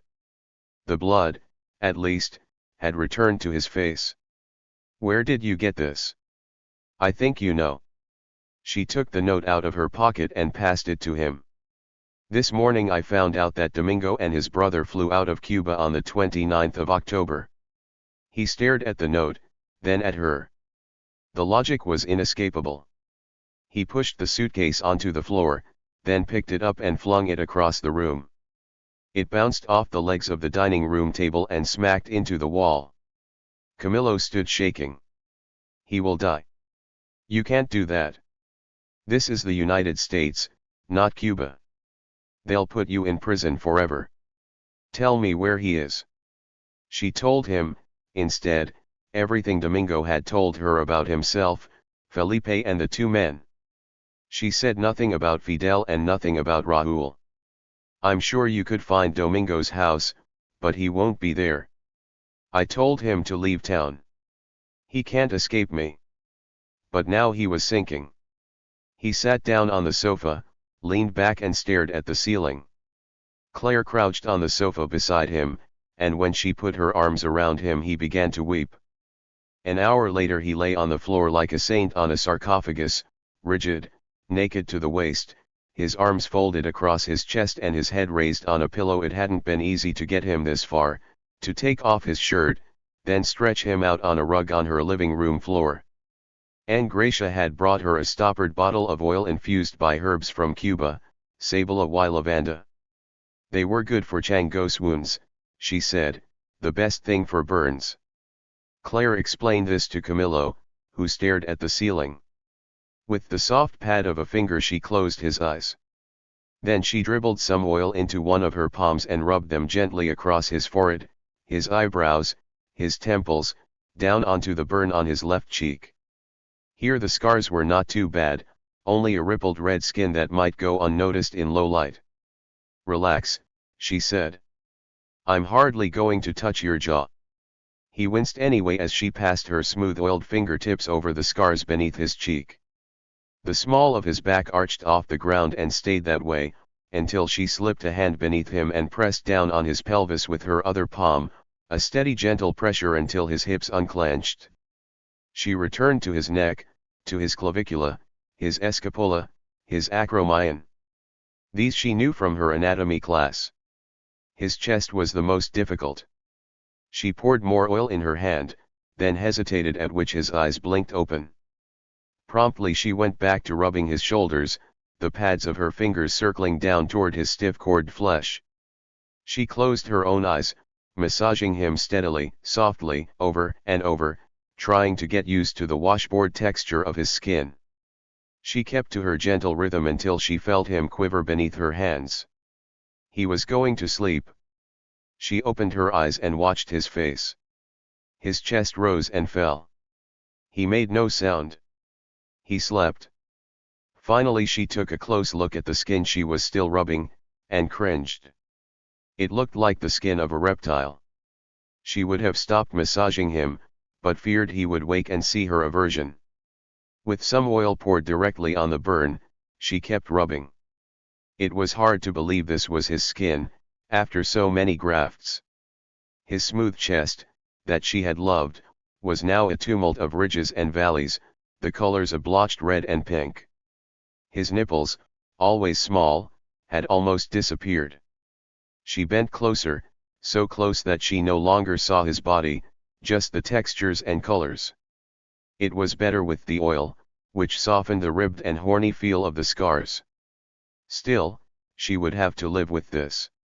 This would be the chest she would feel above her, or beneath her, when they made love. This was the skin that would make other people skittish, that would sometimes make her skittish. Allah, too, would have to live with it. He was far away now, fully asleep. Claire stood up, washed her hands, then took out her silent Leica with the macro lens she used at the morgue. She threaded in a roll of color film, crouched above him and began to shoot, bracketing her exposures because the color was so subtle. Through the viewfinder, his chest might have been a painting on canvas, full of swirls and trailing red lines. She came in close, then shot at different angles, from different heights, moving slowly from his ribs to his face. Many had photographed him in Cuba, but never in color and never when he slept. She shot his face from the good side and the bad. He lay still, and the longer he slept the more relaxed he looked. She took 3 rolls of film, then sat back. She loved photography. She thought about the years when all she wanted was to take pictures and be famous, to be as admired as Margaret Bourke-White or Henry Cartier-Bresson. She had failed at that.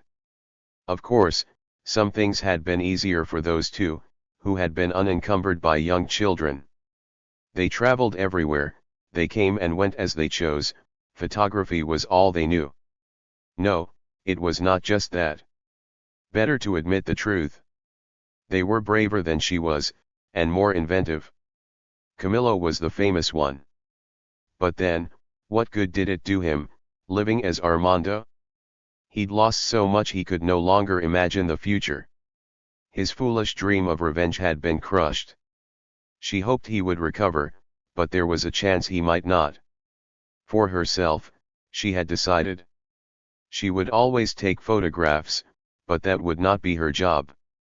She wanted to study medicine and become a doctor. She wanted to get up every day and do something she loved, and be paid for it. The front door opened to Allah and Angracia. Claire whipped her finger to her lips and both went silent. Angracia closed the door with a gentle click, and Allah looked at Camillo on the floor, lying there without his shirt. She came closer. She stared. Angracia, too, bent forward for a look, as Claire stood up with her camera. Allah paid no attention to them. She tiptoed even closer, putting a finger to her lips as if telling herself to stay silent. She squatted down beside her father like a beggar, at ease on her haunches, staring at his chest and neck. For 5 minutes she didn't move. Maybe the very young, Claire thought, could look at a burn like this without imagining all the torment that came with it. No one said anything until Camillo stirred. He opened his eyes, sat up slowly, then reached around for his shirt and put it on. Allah stared at him, and he stared back. He said, "What a beautiful face I woke up to." 38. He went along with everything. He had no idea what else to do. Claire told him, gently, to stand up. She asked Angracia to stay with Allah. She went outside and he followed. They walked in silence along the shaded Miami streets, past orange trees and grapefruits, palms and tamarinds. She took him into a cafe on Flagler, where they sat with a pair of untouched sandwiches in front of them as a television, on a table in one corner of the room, blared the unhappy news. The invasion wasn't going well. Of course not, he thought, though he took no pleasure in being right. A ship had been sunk, another damaged, and the brigade was no longer advancing, perhaps had never advanced, was in fact pinned down on the beach and in the swamps. Cries and groans flew across the room, yet people kept eating. An invasion gone awry didn't get in the way of that, Camillo thought. The room was a carnival of pork sandwiches, black coffee and bad news. "Say something," Claire said. "Like what?" "I don't know." She quoted Marty, "Yo soy un hombre sincero, de donde crece la palma." That's what's so sad. I don't know where I'm from anymore. He bent forward and continued in English, not as loud, "Listen to these fools. How could they believe that the Cuban people would rise up against Fidel? In 2 days it will all be over. But the news isn't making you happy." His face felt strange, as if his flesh were sagging. He touched his fingertips to the burns on his left cheek, but they hadn't changed. "It's because I'm here, not there. And even there I'd be a stranger to the revolution." He wanted to show her that nothing could cheer him up, that all happiness was an insult to him. She was trying to hide her own happiness, but he saw it anyway. She was proud of her detective work, for now he had Domingo to blame, not Raúl. And the men from the Ministry of the Interior, what did they prove? Raúl could have sent them, or it might have been Fidel, or Ramiro Valdez. He would never know. On the television, Fidel appeared in stock footage from one of his rallies in the Plaza de la Revolución. A wave of hisses rolled through the cafe, and when it died down, Camillo told Claire what he'd told himself a few days before: "I cannot live in this city. I cannot be surrounded by all these people who only want to hear that the revolution is dead." "Where could you live?" "Nowhere." "And who with?" "Nobody." She stared at him, saddened. He looked away. He glanced at Fidel, still gesticulating on the television. "I'm sorry, Claire, that isn't true. Later I'll want to be with you. With Allah as well." "How do you know?" "Because through all of this I have never stopped thinking of you. I thought about you, but I thought you were dead. This time I was sure of it. But this time you didn't marry someone else." "No, I'd had enough of that." "Perhaps it's because you couldn't find anyone as wonderful as Domingo." She stared at him, surprised. "What?" he asked. "You just made a joke." "I can still make jokes. Do you think that one day we'll drink some rum and go dancing?" He didn't know what to say. "One day? When would that be?" He could not imagine dancing. From the day his plane crashed he had drunk no rum. If we can't live in Miami, Claire said, then where? She was like Fidel, he thought. She got on a topic and did not let up. We were happy in New York, he said. Claire pushed the plate with her sandwich aside. No, I'm sorry. I cannot raise Alameda there. The city is too big. It has none of the grace of Havana, and I think it would crush us. Havana was the city they would all have loved, but to them Havana was closed. What about Costa Rica? She asked. He'd always thought he would leave Costa Rica and go somewhere else. But he had nowhere else to suggest. My house is tiny, he said. There must be other houses. The Figueres farm, it's not that far from San Jose, is it? San Jose must have a medical school. It does. But what about Allah? How would she feel about yet another country? If everyone loves her, she'll be happy. 39. That night they slept in Clara's narrow bed, the two of them touching but not kissing. Claire, used to sleeping alone when Allah didn't join her, woke up a half-dozen times, surprised always to find Camillo there. She rolled over, turned toward him or away, then drifted off again. In the morning she was dressed by the time he woke. Feed Alameda, she told him. Look after her, and I'll be back soon. She drove to the same cafe on Flagler, ate breakfast rolls and drank 2 cups of coffee. The place was nearly empty and the waiters looked depressed. Not Claire. She was waiting for her bank to open, and when it did she withdrew her miniature savings of $257. From there she drove to a used car lot on 27th, the same place where she'd bought her Volkswagen, and sold it back to them for half the price, $300. That would be enough to take to the travel agency. She walked there, all the way to Calle Ocho through the sunlit morning. She liked Miami and could have stayed, but goodbye to the city and all the Cuban exiles, because Camillo couldn't bear how they hated the revolution. Later, in a small park, Claire sat on a concrete bench. 3 one-way tickets to San Jose were in her purse for this afternoon's flight on Laxa. Also, because Allah was going to miss her abuelita, there was a round-trip ticket for Angracia, undated, so she could come and visit. On the sidewalk, men and women passed by with their eyes averted. As Camillo had predicted, they were coming to their senses. Their sons and nephews, instead of driving Castro from power, were pinned down on the beaches of Playa Girón, and dying. It was a good day to leave Miami. She would get on a plane with the 2 people she loved most and fly to a country she knew little about. Camillo, after his time there, still did not think of it as home, but he had no other. In San Jose they'd find someone to drive them out to Pepe and Karen's farm. Camillo's small house would be there with its bed, a table, a kitchen, his few books and clothes. They'd go up to the Figueres house and she would meet Karen, an American like her. Later, with Allah stretched out between them, she and Camillo would sit outside in the warm still air and listen to the sounds of the night. She would learn to live with his scars, and with his new reserve.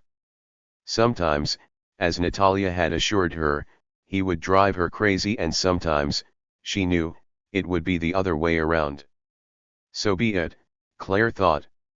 If Camillo could make a joke, she was sure they would soon be dancing.